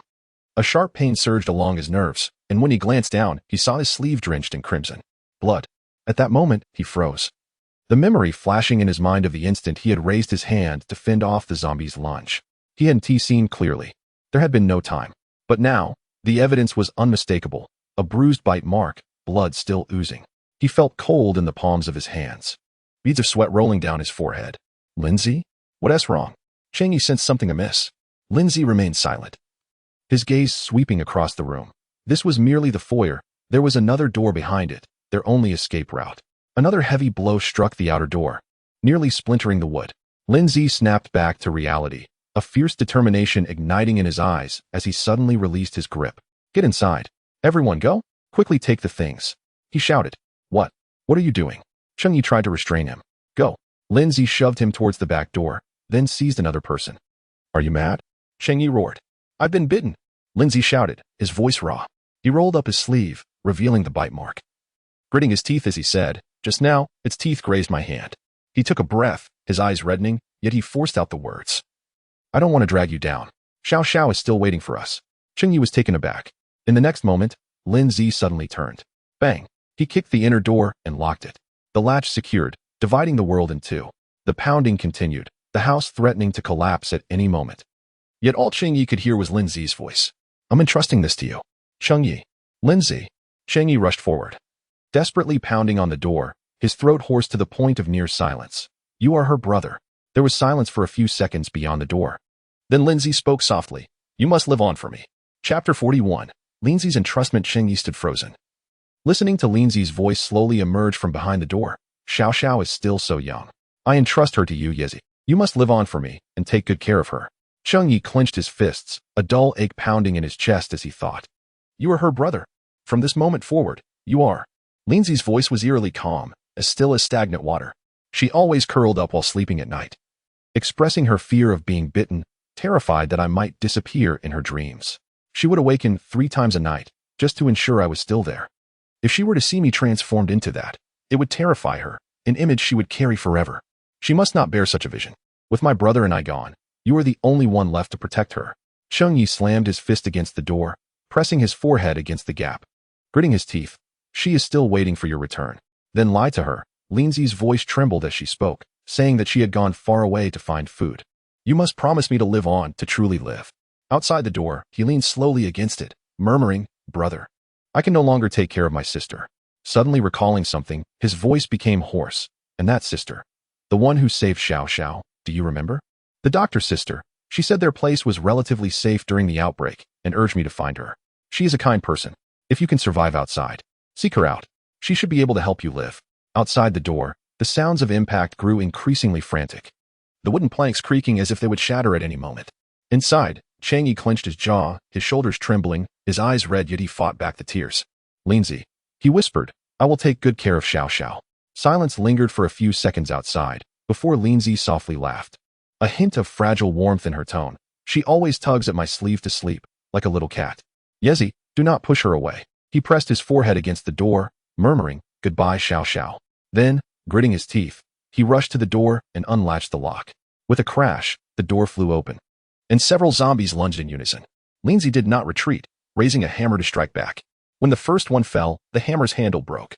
He wielded the broken handle to smash the second and third, blood and flesh splattering as he stood his ground, like a nail blocking the soul exit with all his might.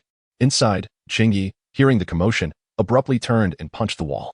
Lin Zi, he shouted, his voice shattering the rain-soaked night. No one responded. Time was running out. A thin villager, eyes reddened, rushed forward, grasping him. If you don't leave now, he will die in vain. Go. Xiao Xiao is still waiting for you. Huang Dazhu yelled as well, urging, yes, right, don't let him die for nothing. Cheng Yi's chest heaved violently, his fingers trembling. Outside, Lin Zi's voice intermittently reached him. Take care of her. She must live. In that moment, Cheng Yi abruptly shut his eyes, tears surging forth, yet he swiftly wiped them away. He seized the bag Lin Zi had left behind, gritting his teeth as he whispered, Xiao Xiao will be like my own sister from now on. Like a vow. He slung the backpack over his shoulder and plunged into the rainy night. He would return. She was still waiting. The rain fell increasingly heavy, rendering the mountain path a quagmire.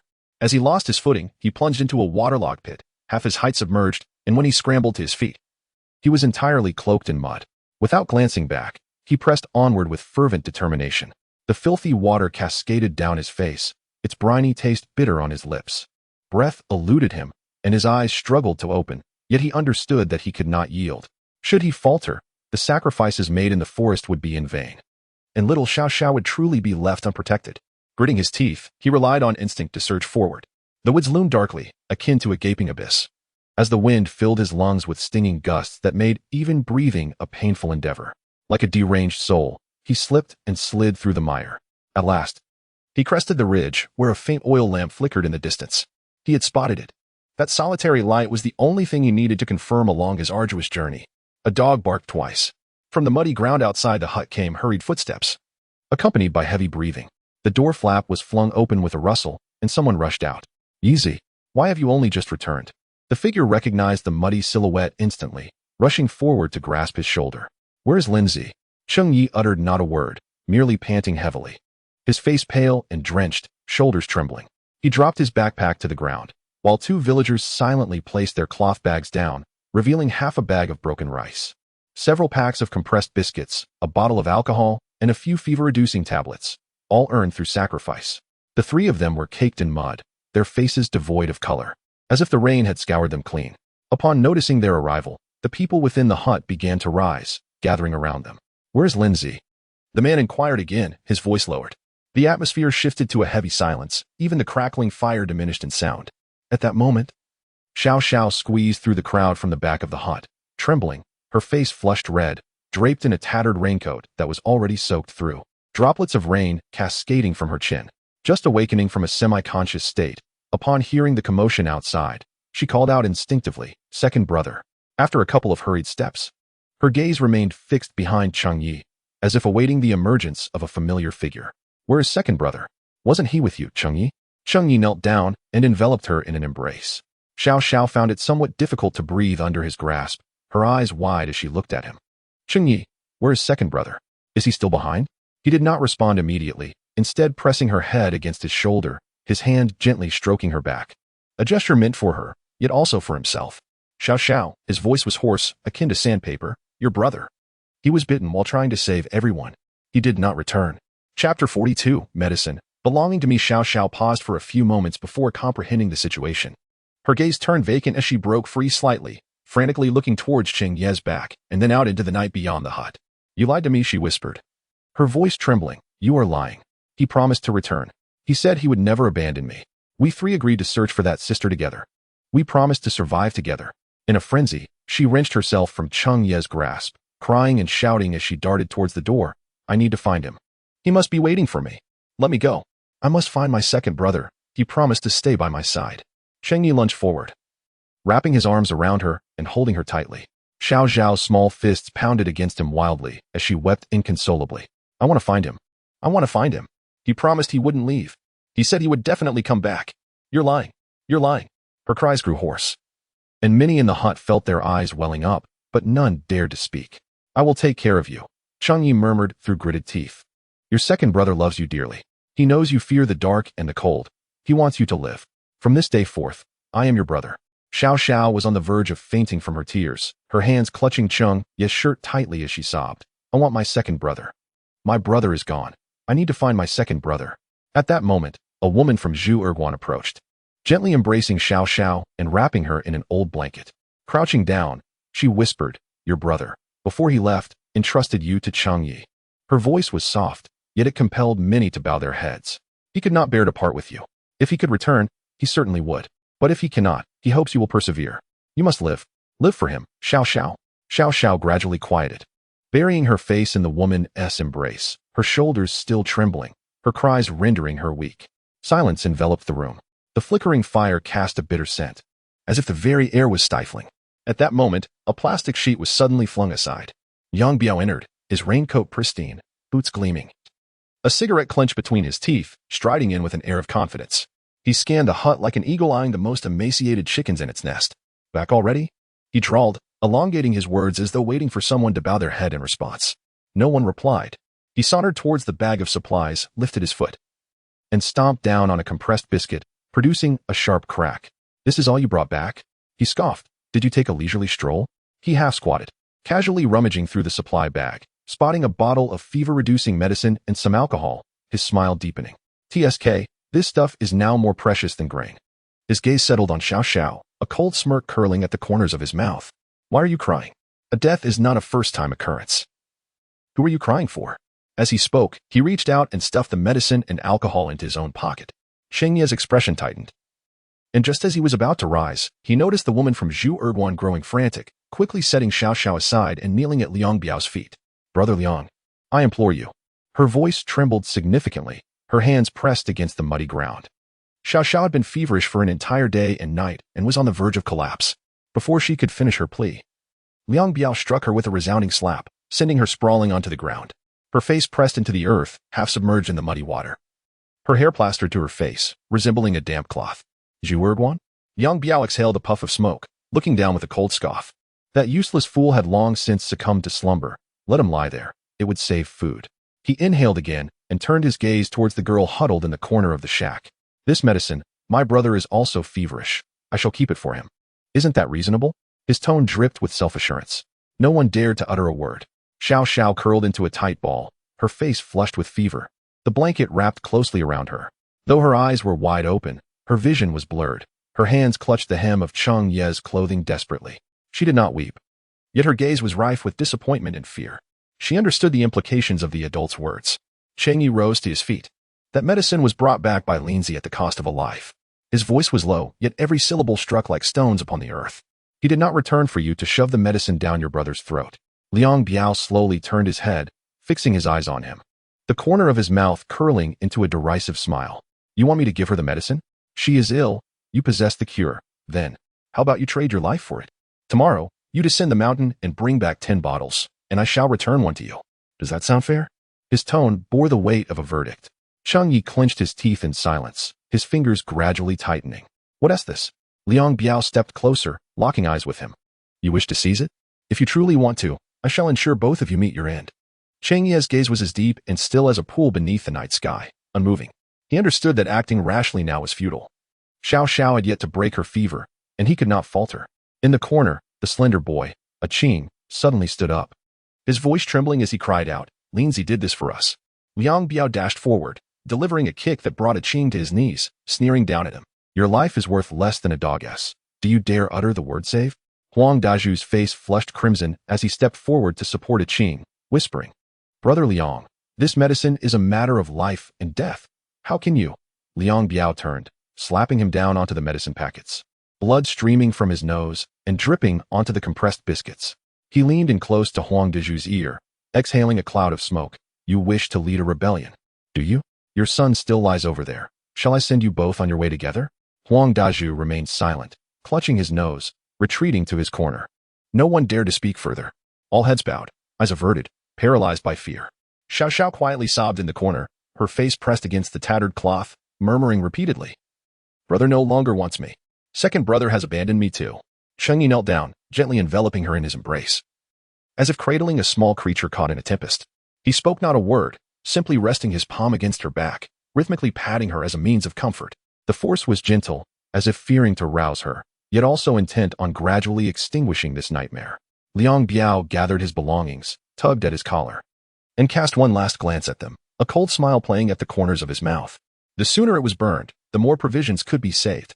With a sharp crack, the plastic sheet fell away. The wind rushed in again, scattering a collection of discarded cigarette packs around the fire. Inside the makeshift shelter, silence reigned. Not a word was spoken, nor a breath taken. Cheng Yi lowered his head, cradling the small child, his gaze sinking deeper into the flickering flames.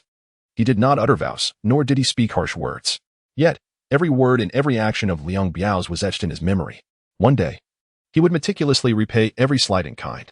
Chapter 43, The Death of a Qing in the chilly night of the hut. The fire pit flickered, sending wisps of smoke swirling into the air. In one corner, Xiao lay curled up in a tattered pile of straw, cloaked in a faded, worn cotton coat. She burned with fever, her small face flushed crimson, lips cracked, eyes cloudy with delirium, her body radiating heat like a glowing ember. Cheng Yi sat beside her, gripping her wrist tightly, attempting to sense her pulse, but the more he touched, the heavier his heart grew. She had been feverish for an entire day and night. In her delirium, she murmured, Brother, second brother, have you returned? I am cold. I fear the dark. The words I fear the dark pierced Cheng Yi's heart like a dagger. Gritting his teeth, he whispered, Do not be afraid, I am here. Before the fire, a thin, almost translucent wild vegetable soup bubbled gently, with a small piece of potato swirling at the bottom of the pot. A few villagers sat hunched over the fire, heads bowed in silence. Occasionally, someone would cough and immediately cover their mouth, as if fearing the gaze of others. She had been burning with fever for an entire day. No one dared to touch her, nor did anyone venture to fetch medicine for her. Cheng Yi's mind was a blank, and he sat in silence, taking a bite of a cold ear of corn, only to slowly spit it out. He had long forgotten the last time he had eaten his fill, yet he could not swallow this morsel. She called for her brother again. A Qing whispered, leaning against him, repeating the same words. Cheng Yi nodded, his gaze unfocused, fixed on the fire. If she endured another night like this, it would be the end. He gritted his teeth. I know. No one responded. Finally, Cheng Yi stood up and approached the fire, softly saying, A Qing, come here. A Qing glanced at her mother, nodded, and rose to follow him around to the back of the hut. Moments later, Huang Daju and two other young men were summoned. They gathered in a shadowy corner. Away from the flickering light of the fire, the wind making them shiver, yet their eyes grew increasingly alert and sharp. I will seize the medicine, Cheng Yi whispered. No one laughed or expressed surprise. Tonight, he added, if we do not act, Xiao will perish. Have you lost your mind? Huang Dazhu frowned, immediately dismissing the idea. Do you know what condition he is in? To steal? Do you wish to be butchered? He is heartless. Thus, I will be unjust. Cheng Yi replied in a low voice. The medicine was brought back by Linzi, a life for a life, and he still holds on to it. Yet he gives it to his brother and forbids us from touching it. That is a life-saving remedy. If Xiao does not survive the day, she will truly be burned alive. A Qing's expression shifted as she looked up at the feverish woman in the corner. Mother, she bit her lip. Qinlan, a Qing's mother, lay not far from them on the ground. In her 30s, she should have retained her beauty, yet after days of hunger. She was emaciated, her face pale, her eyes devoid of spirit. She was not feverish, but had gone 3 days without a full meal, slumped against the wall of the hut like a silent puppet. My mother cannot endure much longer, a Qing said softly. I will go. Huang Dazhu suddenly nodded, though his tone was as cold as stone. I will accompany you in this endeavor, but you must heed my words. Cheng Yi glanced at him without uttering a word. The four of them quietly finalized their plan and swiftly dispersed. As a Qing returned, he cast a fleeting glance back at his mother, his eyes slightly reddened. In the darkness, a shadow stealthily retreated behind the timber. It was Zhu Lin, the cousin of Zhu Erguan. She stood in the shadows, having overheard everything that transpired. She remained silent, gripping the hilt of the knife tightly. Foolishness, she coldly muttered under her breath. In the corner, the light from the fire illuminated a deeply concealed face. The night was advancing. In the stillness of the early morning, the wind rushed down from the mountains, causing the tarpaulin to flutter noisily. The fire had dwindled significantly, and people curled up, lost in slumber. Cheng Yi, a Qing, Huang Dazhu, and another village youth, Lao Niu, quietly circled around the back wall, treading the muddy ground like shadows. They dared not ignite a flame, wrapping their shoes in cloth to silence their steps on the mud. As Cheng Yi walked, he frequently glanced back, not out of fear of being followed, but out of concern for the absence of that familiar small figure. She remained by the fire, glowing red, curled up and silent. His heart felt as though it were being tightly grasped. They finally arrived at Liang Biao's rear shed. It was an old cow pen converted into a hideout, covered with plastic and iron sheeting, surrounded by tarpaulin, giving it the appearance of being unguarded. I'll go in. You all stay here and watch.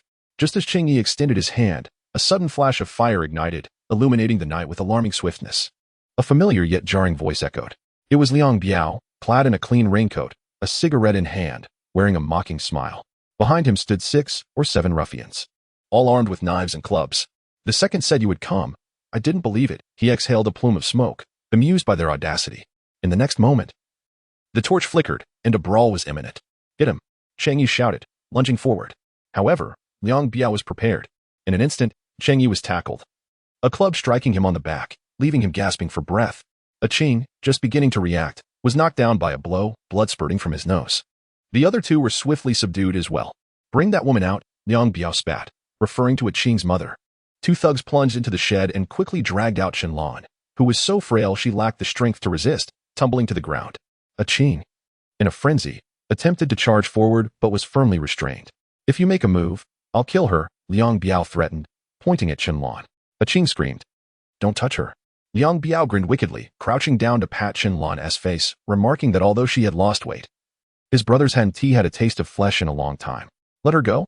A Qing struggled desperately. Let go? Do you think this is your home?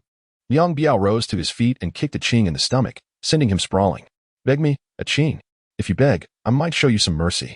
A Qing said nothing, only gritting his teeth, his eyes bloodshot. Kneel and beg me, and I will release her. Liang Biao lit a cigarette, standing over him. 1 foot planted in the mud. Lick this spit. If you do, I will let her go. He spat on the ground, challenging him. A Qing trembled all over. His fists clenched until they turned pale. Liang Biao squatted down, asking, Will you lick it? A Qing closed his eyes, took a deep breath, knelt down, and bent over to lick it clean. Liang Biao waved his hand, commanding, Take her away. Let her entertain my brothers tonight. Whoever dares to stop us will end up like your son. Qinlan emitted a piercing cry as she was dragged away towards the back of the tent. You promised to let her go. A Qing went mad, lunging forward like a wolf, only to be stabbed in the shoulder and struck in the back of the head. He fell to the ground, his eyes bloodshot, unable to scream, merely watching as his mother was taken away. Her screams echoed in the night, like knives scraping against bone. Liang Biao crouched down, observing a Qing's dazed expression, remarking, You licked well, but it's too late. He stood up and kicked a Qing in the chest, adding, if you bite down and lick again, perhaps your mother will suffer a little less. A Qing extended his hand for one last desperate attempt, but missed, blood welling at the corner of his mouth. He gasped his last breath, his eyes wide open, fixed like nails on Liang Biao's retreating figure. Cheng Ye's eyes turned red, his throat hoarse, unable to voice a sound. He glanced at Huang Dezhu, who stood behind Liang Biao, still holding the knife, but with his head lowered, not uttering a word. In that moment, Cheng Yi understood everything. As soon as he opened his mouth, he was kicked unconscious. In the shadows behind the makeshift shelter, Zhu Lin gritted her teeth, gripping her knife tightly, her knuckles white. Fool, she muttered under her breath, not looking back as she ventured into the night. They sought medicine, risking their lives. They only wished to save someone, yet even their lives were not preserved. The flames continued to burn, but that night consumed hope itself. Chapter 44. The escape in the early morning, the mountain breeze was biting, and the light rain continued to fall. At the entrance of the makeshift shelter, the ground where cement met mud had long been trampled into a quagmire, with puddles emanating the foul stench of decaying leaves, the chill seeping into one's bones. Still taking up space after being burned like that, Liang Biao stood at the entrance, a cigarette dangling from his lips. His raincoat was pristine, and his leather boots shone. He cast a glance at the curled-up figure in the corner, snorted coldly, and dismissed her. Two thugs, without uttering a word, stepped forward. One grasped her by the nape while the other yanked the tattered blanket enveloping her, dragging her out as if she were refuse. Wait, wait. An older villager murmured, she is still a child, she can't. Liang Biao shot him a glance. Do you wish to die in her stead? He exhaled a puff of smoke, his gaze indifferent, and turned away. With a thud, the girl, along with her blanket, was flung into the puddle outside the shelter. The rain continued to fall, fine and cold, like a knife's edge. She curled into a ball, her face burning crimson, lips chapped, her entire being soaked through.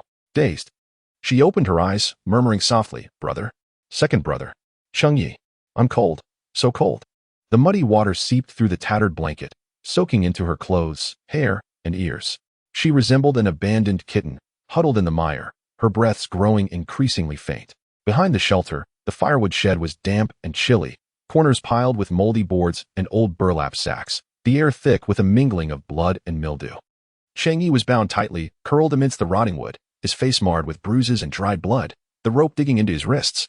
He shut his eyes, gritting his teeth, a dull ache radiating from his chest, but the taunts from the previous night echoed in his ears. Lick it clean. Didn't you want to save your mother? Lick it clean, and I'll let her go. Ah Ching, that fool, died in a heartbeat. His mother still weeps, haha. So pathetic. The laughter, intertwined with Ah Ching's dying wails, carved into his heart like a knife. Ah Ching, he whispered, his eyes reddening. I have brought ruin upon you. Chinlan, I'm sorry. I let your son die for nothing, and I. He clenched his teeth, his entire face trembling from suppressed emotions. I can't even protect Xiao Xiao. He owned a struggle, but the bindings were unforgiving, leaving him like a beast ensnared in a quagmire, gasping for breath, gnawing at his own wounds, cursing himself. Suddenly, the wooden door creaked open, and the wind swept in, carrying the scent of cold rain and earth. Julin entered. She wore a faded raincoat, her hair dripping, eyes calm, one hand wielding a rusty knife, the other clutching a roll of hemp rope, as if she had just returned from the woods. Quite resilient, she remarked, squatting down to cut the bindings on his hands. Her tone measured, not dead yet. What about Xiao Xiao? Cheng Yi struggled to articulate the words. Julin paused for a moment, then continued to sever the rope. She has been thrown out. Cheng Yi's expression shifted drastically, his eyes reddening. They dare Chinlan is dead. Julin interrupted him. Cheng Yi felt as though he had been struck on the back of the head, his entire being freezing in shock. What did you say? She bit down on the blade. She took her own life. Julin spoke with a calmness akin to describing the rain, revealing their plan to use the corpse of a Qing to lure the zombies. Upon learning this, she spat a few mouthfuls of blood before succumbing. Cheng Yi sat motionless on the ground, his complexion ashen, as though he had plunged into a black abyss. What are you doing here? He croaked.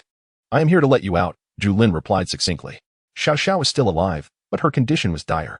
If we wait any longer, she may not survive. Cheng Yi was jolted, his pupils dilating with alarm. Where is she? By the grass at the entrance, Julin said, gripping him tightly. We must hurry while no one is watching. You should leave too. Cheng Yi fixed his gaze upon her. I will not abandon you. Are you insane? He raised his voice. Do you know what they have done? I am aware, Julin responded coolly. But my brother Erguan is still alive. As long as he lives, I must protect him. They locked eyes for a few moments, and finally, Cheng Yi bowed his head. Take care of yourself. You too. Rain fell softly. The grass slope was muddy.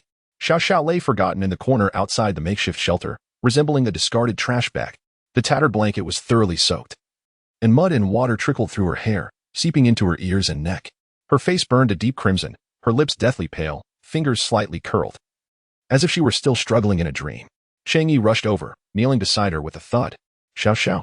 He frantically lifted her from the mire, and she trembled slightly, opening her eyes to murmur, "Brother." "Ergo. Cheng Yi. I am good. Don't abandon me." Those words pierced his heart like a nail. "I'm sorry," he whispered, holding her tightly. "I'm sorry for being late. This time, I will not leave you. I promise to take you with me." He removed his raincoat and carefully wrapped her in it, securing the tattered blanket around her.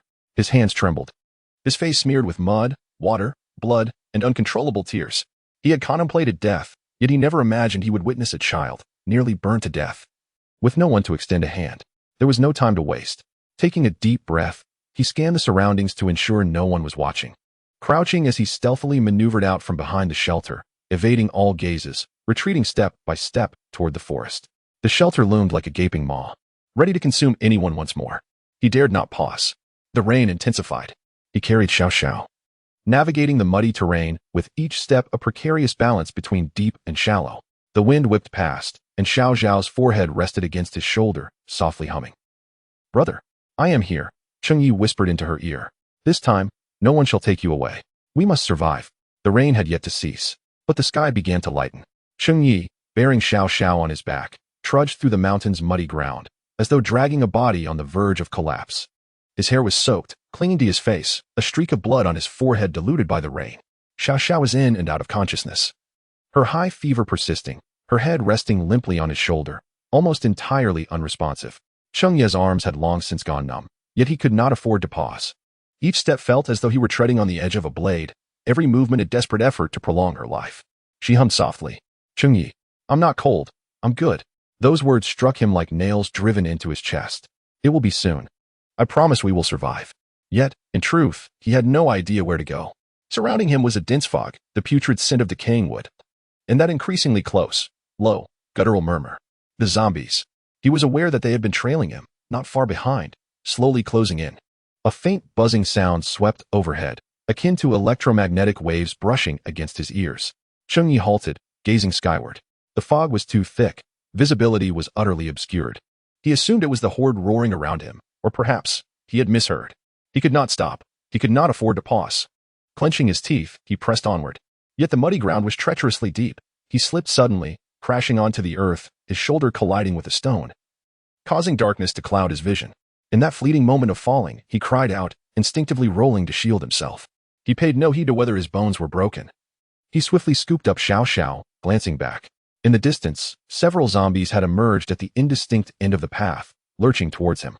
There was no time to escape. He could only dash into a toppled old pickup truck on the road ahead, cramming Xiao Xiao into the back seat, using his own body to shield her from the biting wind and cold.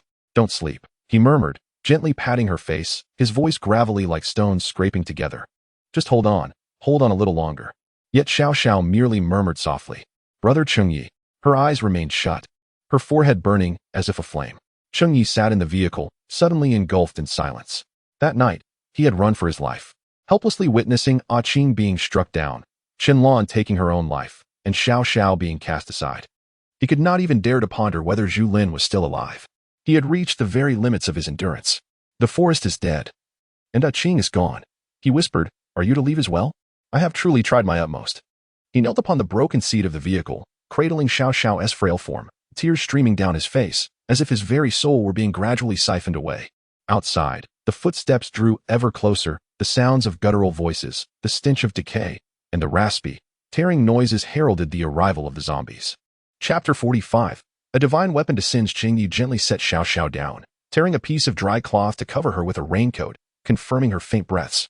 Then, he turned and crawled out of the back seat of the pickup truck. His entire body was smeared with blood, mud, and rain. His clothes had tattered into rags, and his face was marked with wounds from his falls. He stood there, like a wild dog struggling for its last breath, fiercely fixated on the indistinct black shadows emerging from the woods. "Come on," he gritted his teeth, a low growl escaping his lips. "You sons of bitches.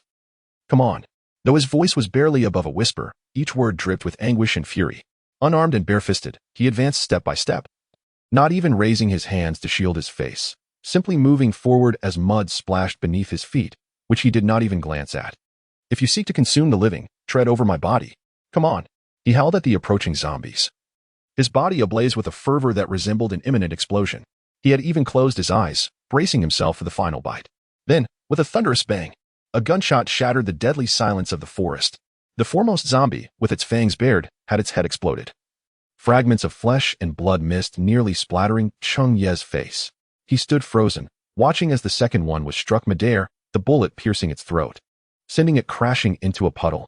He couldn't react in time before hearing a harsh roar from a distance. Cheng Yi, are you insane? Do you think you're invulnerable? A familiar figure burst forth from the curtain of rain, a raincoat billowing, a rifle slung over his shoulder. It was Li Yuan. Duck down. Cheng Yi suddenly came to his senses, turning and diving back into the pickup truck's rear, enveloping Xiao Xiao protectively in his arms. Bang, bang, bang. A rapid succession of gunfire erupted.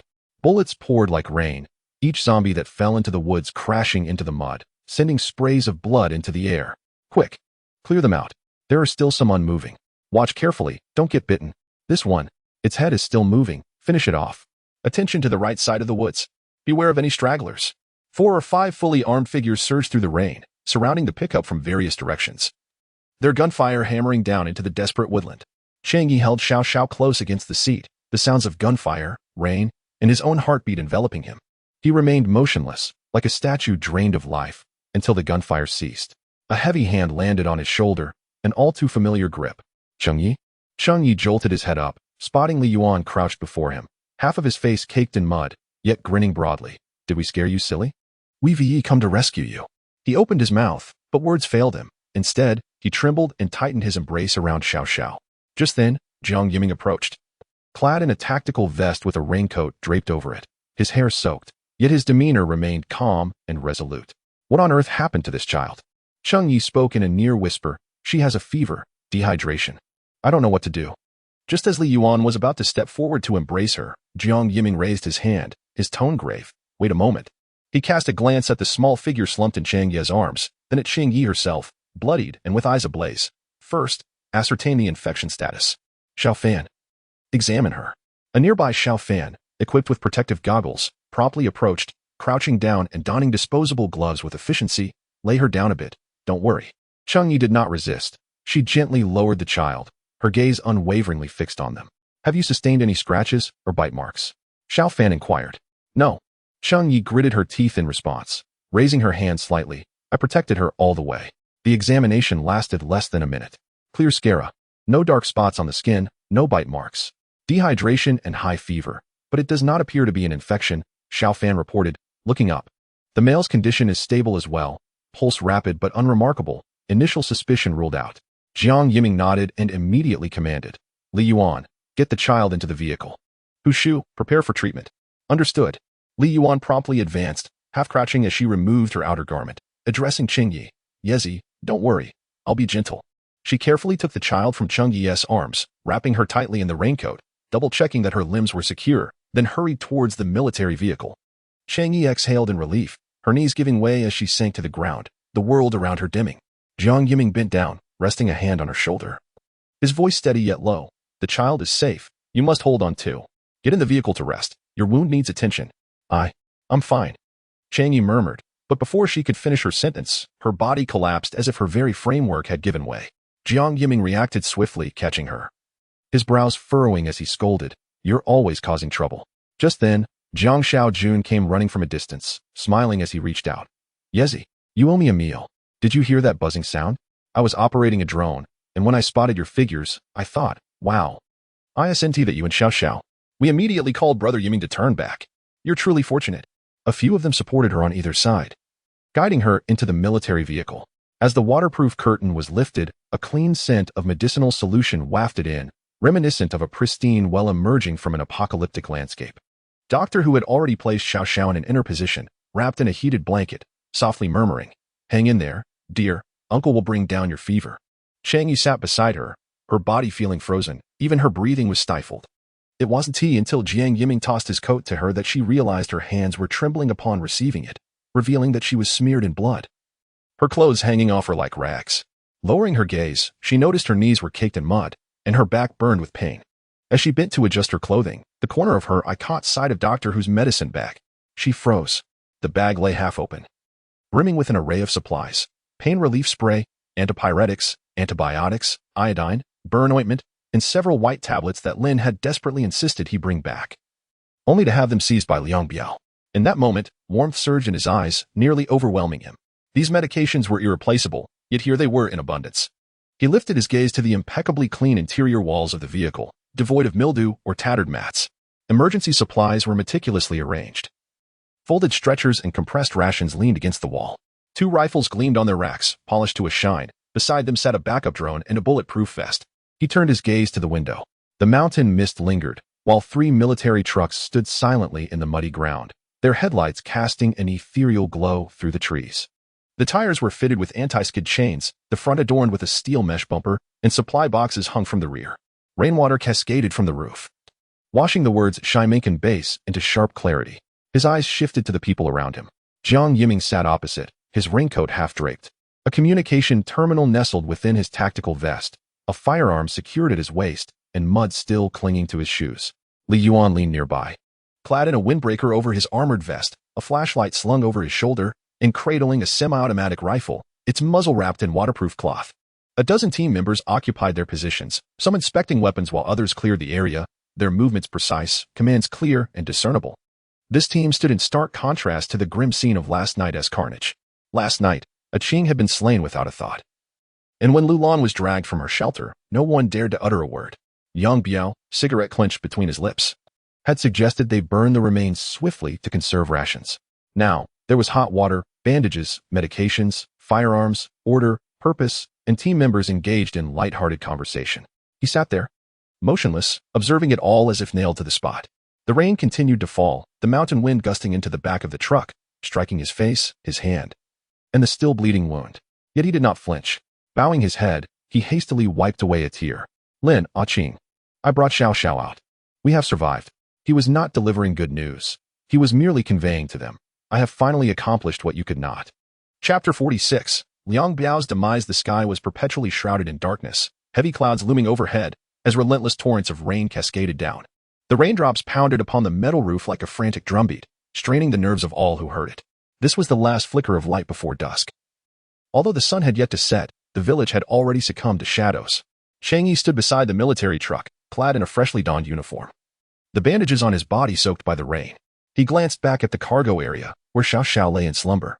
Her complexion pale, yet her breathing had stabilized somewhat. She appeared less ghostly now, as though she had been pulled back from the brink of death. He lowered his head to wipe away the rain from his face, uncertain if it was water or tears, and casually twisted the cuffs of his sleeves. I have something to say. Jiang Yiming, who was spreading out a topographic map, looked up at the sound. Speak. Qingyi stood at the entrance of the tent, rain cascading down his hair and trickling down his nose. His voice was low yet as cold as a blade being drawn from its sheath.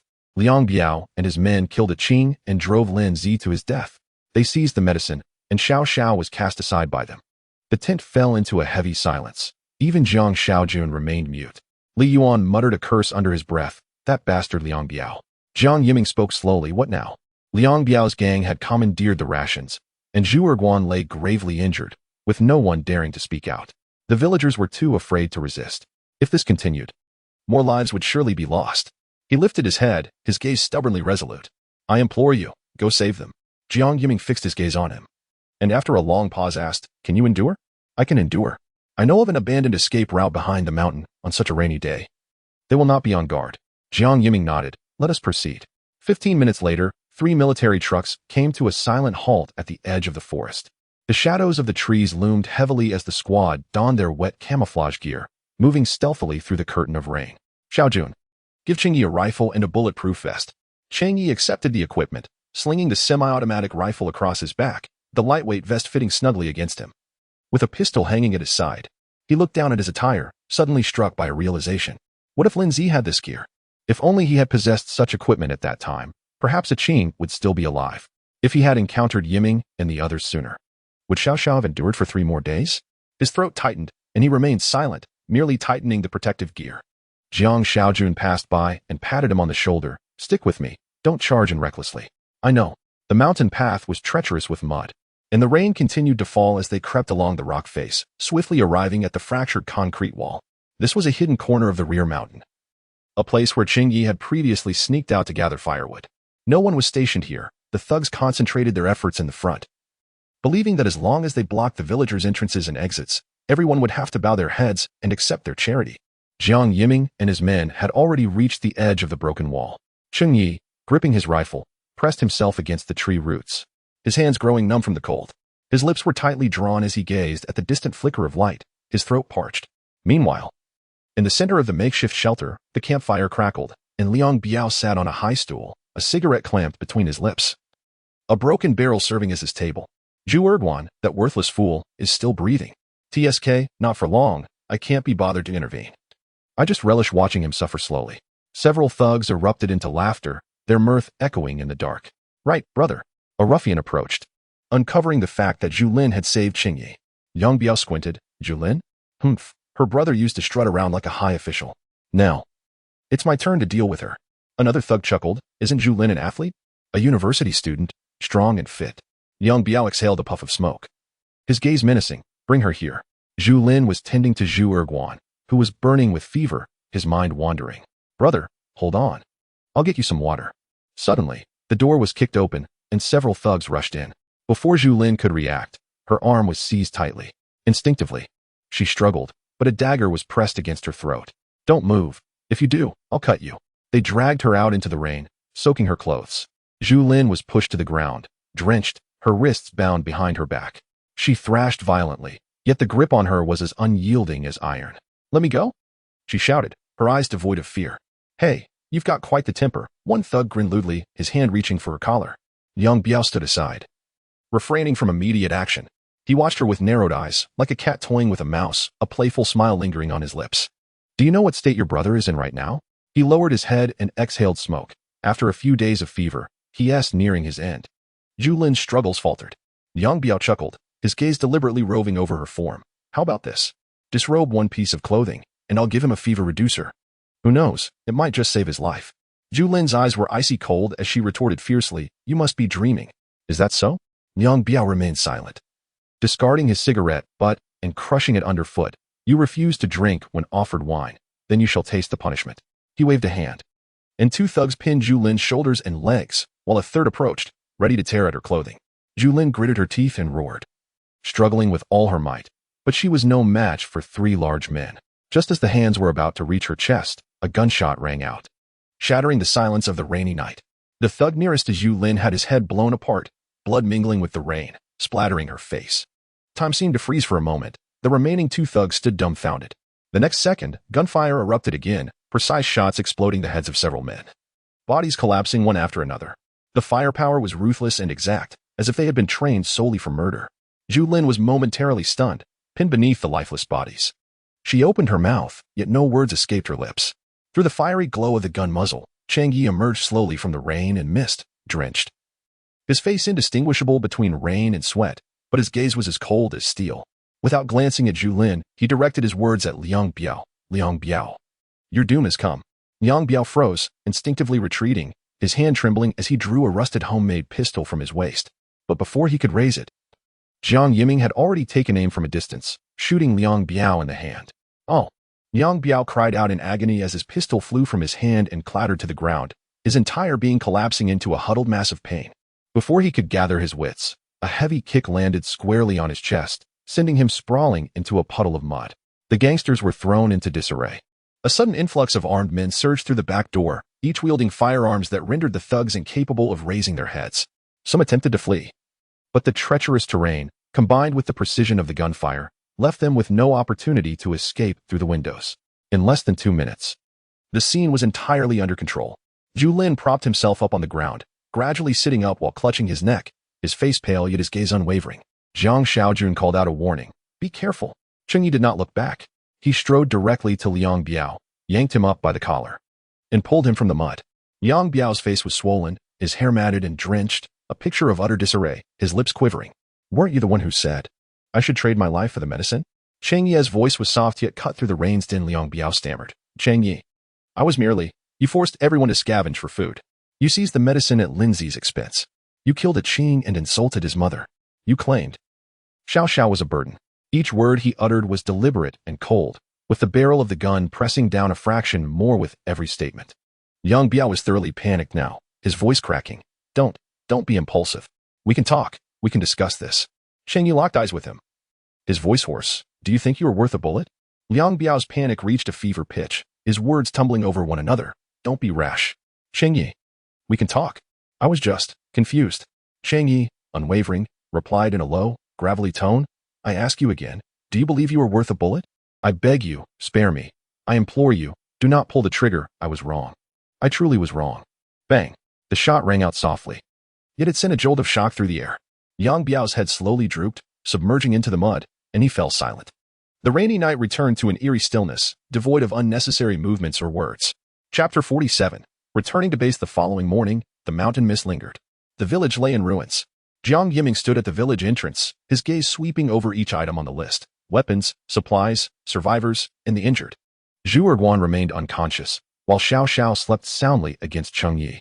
The previous night's raid had completely eradicated Liang Biao and his cohorts, and this morning, the village's zombies were systematically eliminated. The bodies were gathered for incineration, and the hidden provisions and medicines had been discovered and loaded onto vehicles. Villagers sat in the trucks. Some whispering, others smiling, no longer bearing the lifelessness of the previous day. With the supplies loaded, Li Yuan hefted the last pack onto his shoulder and secured the door. The fuel was sufficient for half a day's journey, and everyone was prepared to depart. Jiang Yiming surveyed the surroundings. Ensuring nothing was overlooked, they would set off in 10 minutes, taking the southern route. After exiting the village, they were to remain vigilant of the slopes on either side, avoiding any unexpected incidents. Acknowledged. 3 heavily modified trucks rumbled to life, thundering down the slick mountain road. The muddy path was treacherous after the rain. With Jiang Xiaojun seated in the passenger seat, intently monitoring the drone while keeping an eye on the road conditions. As they navigated out of the village and turned southwest, ready to retrace their route, the fog thickened unexpectedly after they crested the second hill. Jiang Xiaojun's voice crackled through the headset. Brother Yiming, 500 meters ahead, there are people. Jiang Yiming's heart raced as he looked up. The truck was descending, the tires skidding on the muddy ground, but he managed to slam the brakes, bringing the vehicle to a halt. The passenger window fogged up, and Jiang Yiming wiped it clear. What he saw next was alarming. Emerging from the mist was a group of people, stumbling as if pursued by phantoms. Zoom in, he commanded coldly. The drone's feed flickered, its resolution unstable, but it finally steadied for a brief moment, revealing the scene. A dozen individuals, doctors, villagers, and the injured, were entangled together. A stretcher teetered precariously on the muddy ground, supported by 2 young men straining under its weight. On the stretcher lay an elderly man, his complexion ashen. Leading the group was a woman, her medical pack slung over her shoulder, blood soaking her legs. With one hand gripping a child, and the other clutching the edge of the stretcher, she seemed to be dragging herself forward purely by sheer will. Behind her, at least 30 zombies surged forth like a tidal wave, trampling through mud, bodies, and even their own kind, their shrieks piercing the air. Jiang Xiaojun's voice dropped. They see us. In an instant, the woman lifted her head, her eyes piercing through the thick fog. Locking onto the halted military vehicle on the mountain path, her gaze lit up like a thunderbolt. Over there are people, she screamed, sprinting towards them. The crowd erupted in chaos. It's people. Help has arrived. Hurry. Run. The cries echoed. Professor, don't close your eyes. Hold on. The approaching zombies quickened their pace, breaths, screams, roars, and wails merging into a cacophony, transforming the mountain path into a powder keg of confusion. Jiang Yiming's expression hardened. He abruptly drew his weapon and exited the vehicle. Rescue them, he commanded loudly. Li Yuan, take a team to assist. Hold the rear. Xiao Jun, control firepower, no friendly fire. The remaining personnel, suppressive fire, avoid hitting the crowd. Understood. Li Yuan swung his gun and leaped from the vehicle, issuing a succinct command. Brothers, follow me. Not just 2 men followed. A 6-member team descended in unison, their firepower formidable. The rear door of the vehicle swung open with a resounding thud, and the team swiftly loaded their weapons, opened the hatch, and readied their guns, all in seamless synchronization. Jiang Xiaojun's voice resonated through the earpiece. I'll cover the right flank, clearing the perimeter. Jiang Yiming stood beside the vehicle, shouting, Listen, doctor, stretchers. Prioritize the children, run this way. Meanwhile, Shunyan had already led the charge up the hillside. At first glance, upon seeing the vehicle, she thought it a mere hallucination.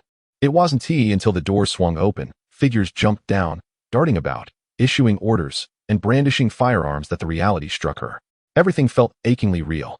Xinyan found herself immobilized, something lodged in her throat. She fixated on the group clad in tactical gear rushing towards her, warmth flooding her nostrils as her vision blurred momentarily. In the next instant, she unleashed her final breath. There's a vehicle. Run. She lunged forward, shoving a nearby student towards the hillside. Go. Don't stop. She pressed the injured child into the arms of an elderly villager. Her voice hoarse and nearly inaudible. Take him. Don't look back. Do you hear me? The crowd surged up the hillside, chaotic yet imbued with hope. Yet, she lagged behind. She turned back. The professor was still behind, two colleagues gritting their teeth as they bore the stretcher. An elderly villager had fallen in the mud, unable to rise. Gritting her teeth against the pain coursing through her injured leg, she charged back. Just as she crouched to assist the villager, a zombie lunged at her from the side, its talons aimed directly for her throat. She barely had time to react. Bang! A bullet exploded through the zombie's skull, sending its body crashing back into the mud, blood splattering everywhere, leaving her momentarily stunned. Get up! A figure clad in tactical gear, black gloves adorning their hands, extended a hand towards her, their tone calm yet commanding. Several teammates surged into the crowd, firing at the approaching zombies with deadly precision. Fan Gu, take a team up to check for any remaining zombies. Li Yuan commanded, gesturing. Fall back. Escort everyone to the vehicle, quickly. Several teammates advanced, shielding Xinyan and the others as they retreated while maintaining vigilance. Shell casings rolled in the mud, the gunfire gradually subsiding. By the time they finally reached the vehicle, 5 minutes had elapsed. Jiang Yiming stood beside the car, directing with clarity and efficiency. Everyone, line up to the right, priority for the injured, move quickly. Xiaojun, call for an inspection for any scratches or bites. Acknowledged. Two teammates swiftly began portable checks, examining skin, eyes, and wounds, confirming the absence of any signs of infection. Xinyan felt a wave of dizziness wash over her, her legs feeling as if they were filled with lead. Only when the professor was carried into the vehicle by several team members did she finally exhale, leaning heavily against the car wall, her hands gripping the medical bag tightly, her knuckles turning white. Jiang Yiming approached briskly, his tone direct and efficient. What are your identities? Which village are you from? Xinyan raised her head, her voice hoarse and imbued with fatigue. We are doctors from the Provincial Central Hospital, here to provide free medical consultations in the village. The person on the stretcher is my mentor, a distinguished professor from the Provincial People's Hospital. Upon hearing this, Jiang Yiming's brows furrowed slightly. Jang Xiaobai had previously mentioned that the base was in dire need of various talents, particularly those with robust professional backgrounds and ample experience. He cast a glance at the professor and then surveyed Xinyan's colleagues behind her, mentally calculating his next steps. Get in the vehicle, he commanded decisively, intending to return to the base and entrust the remaining matters to Xiaobai, who excelled in strategic manipulation and could secure as many individuals as possible. Understood. One of the team members responded promptly, immediately beginning to arrange for everyone to board. At that moment, Cheng Ye's arms cradled a small figure who slowly opened her eyes, her gaze wandering in confusion around the vehicle. After taking in her surroundings, her eyes finally settled on Xinyan. She paused for a moment, blinked, and in a voice as delicate as a whisper, asked, Sister? Xinyan was taken aback and promptly crouched down to grasp the girl's hand. Xiao Xiao? Is that you? The girl hesitated, her expression softening. I remember you. I treated you before. She reached up to gently stroke Xiao Xiao's hair, her voice lowering. Where is your brother Lindsay? Upon hearing her brother's name, tears cascaded down Xiao Xiao's cheeks. She shook her head vehemently, clutching Cheng Ye's hand tightly. Overwhelmed with sorrow and unable to articulate her despair, Cheng Yi observed the small bundle of grief in silence, tightening his embrace around her, providing her with more protection. Xinyan watched the tears streaming down Xiao Xiao's face, one hand gently patting her back as she murmured, It's all right. It's all right. You are safe now. Outside. The mist had yet to dissipate, but within the confines of the vehicle, a tranquil silence began to envelop them, punctuated only by the sounds of labored breaths, the low moans of the injured, and the occasional, uncontrollable sobs. They had finally been rescued. Chapter 48. The shock brought by the base. The wheels rolled through the muddy terrain, splattering large patches of murky water.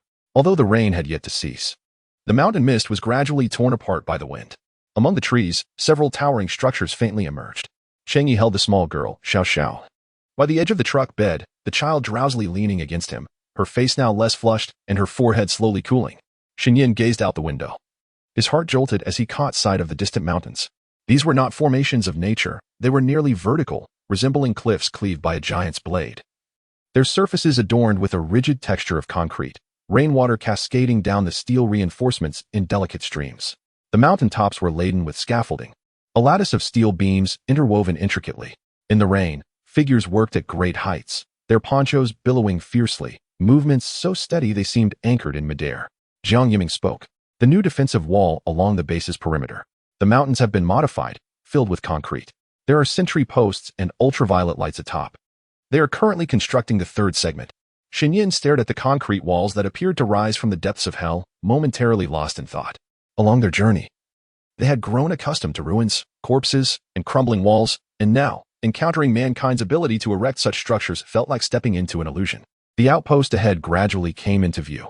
Between two mountains, a heavy iron gate loomed, emblazoned with 4 white characters, stone door base. The red slogans flanking the door had become weathered, yet the message remained decipherable.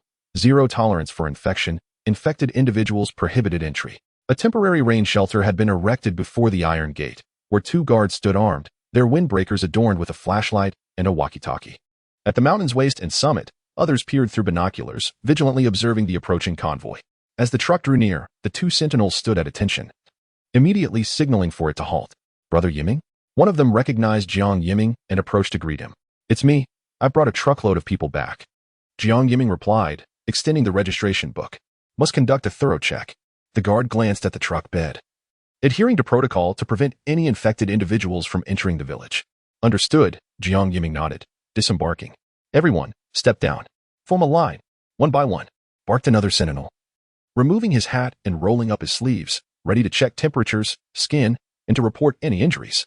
Several guards wielded infrared thermometers, spare alcohol wipes, and flashlights, inspecting each person's arms and nape, primarily for fresh wounds and elevated temperatures. As Cheng Yi gently set Xiao Xiao down, Shen Yin immediately stepped forward to block his path.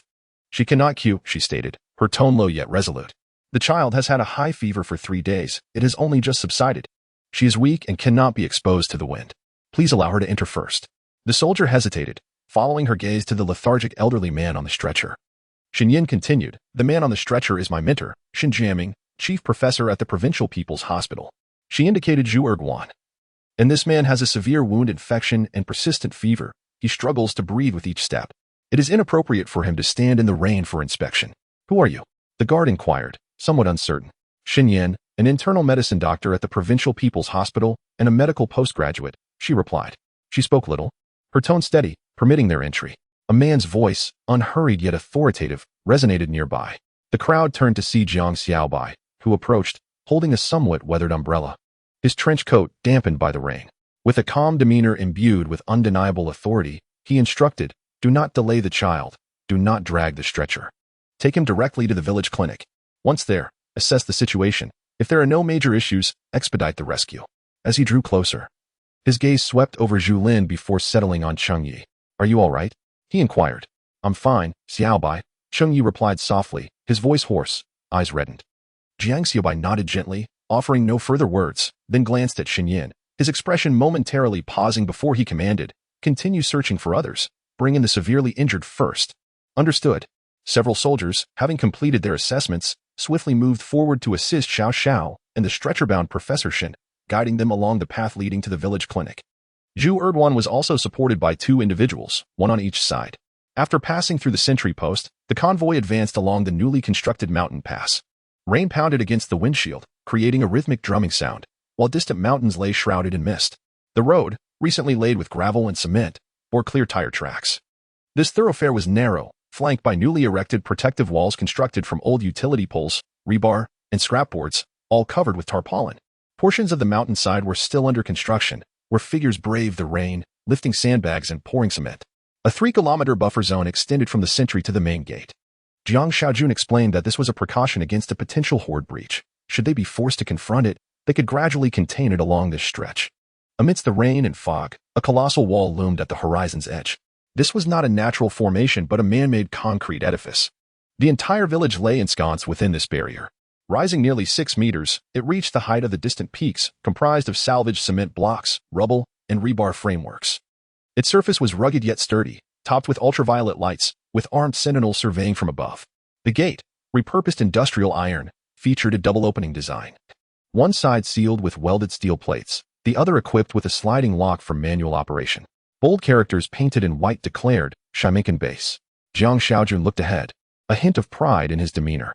The welding torch, chainsaw, and hoist were all salvaged from the previous warehouse. As the gate creaked open, the sound of steel grinding against steel echoed like a subterranean roar. For the first time, Xinyan felt the door could evoke a sense of security. Upon entering, the convoy did not proceed directly into the village's heart, but rather into a corridor nestled between the walls. The walls were coated in cement. A metal awning overhead shielding from the rain, while makeshift drainage tanks fashioned from oil barrels lined the sides. The ground was freshly laid with cement. The tiles still damp and not fully cured. This is the inner corridor. Should anyone fall ill, we can swiftly seal this area off, one individual explained. Shortly after, a second wall emerged. This structure resembled the first, but featured a thicker door, equipped with diagonal sliding rails and double latches. Jiang Yiming alighted from the vehicle and whispered a few words to the gatekeeper, who then opened the gate. As the heavy door creaked ajar, a refreshing mountain breeze rushed forth. What unfolded before them was an astonishing sight. This was not a ruin nor a desolate wasteland. Rather, it was a realm beyond their expectations. A series of orderly greenhouse structures lined the eastern side of the valley, some with lights still aglow, droplets cascading down the glass. The low hum of irrigation machinery used for power reverberated in the air, while a group of children chased chickens by the small canal outside the greenhouses. Their shoes soaked and pant legs muddied, yet no one scolded them. The houses were charmingly scattered, with tin roofs adorned with rainwater. Some individuals hung laundry. Others carried firewood indoors, and a few busied themselves by the window, where the sound of bubbling pots mixed with the delightful aroma wafting from kitchens and chimneys. Inside the vehicle, a profound silence enveloped them. Someone murmured softly, "Is this truly the apocalypse?" Shun Yin gazed out the window, momentarily at a loss for words. Throughout her journey, she had witnessed countless scenes of desperation, people fleeing, starving, and bodies strewn across the landscape. Yet what lay before her was not devastation, but a determined reconstruction. It was neither extravagant nor advanced, but solid and tangible, born from human effort. She finally grasped the purpose behind Jiang Xiaobai and the others' endeavors. This was a place where humanity could find its footing amidst the apocalypse. Cheng Yi also stared out the window, silent. He had encountered the living before, yet he had never witnessed life being lived with such authenticity. The convoy came to a halt. Soldiers began to organize the disembarkation, prioritizing the severely injured for transport to the medical facility, while the remaining personnel were guided for disinfection, clothing changes, and registration. Xinyan followed suit, stepping onto the concrete ground, where a long-forgotten sense of stability surged through her feet. Chapter 49. Work report. After taking a shower, Jiang Yiming felt the chill dissipate somewhat.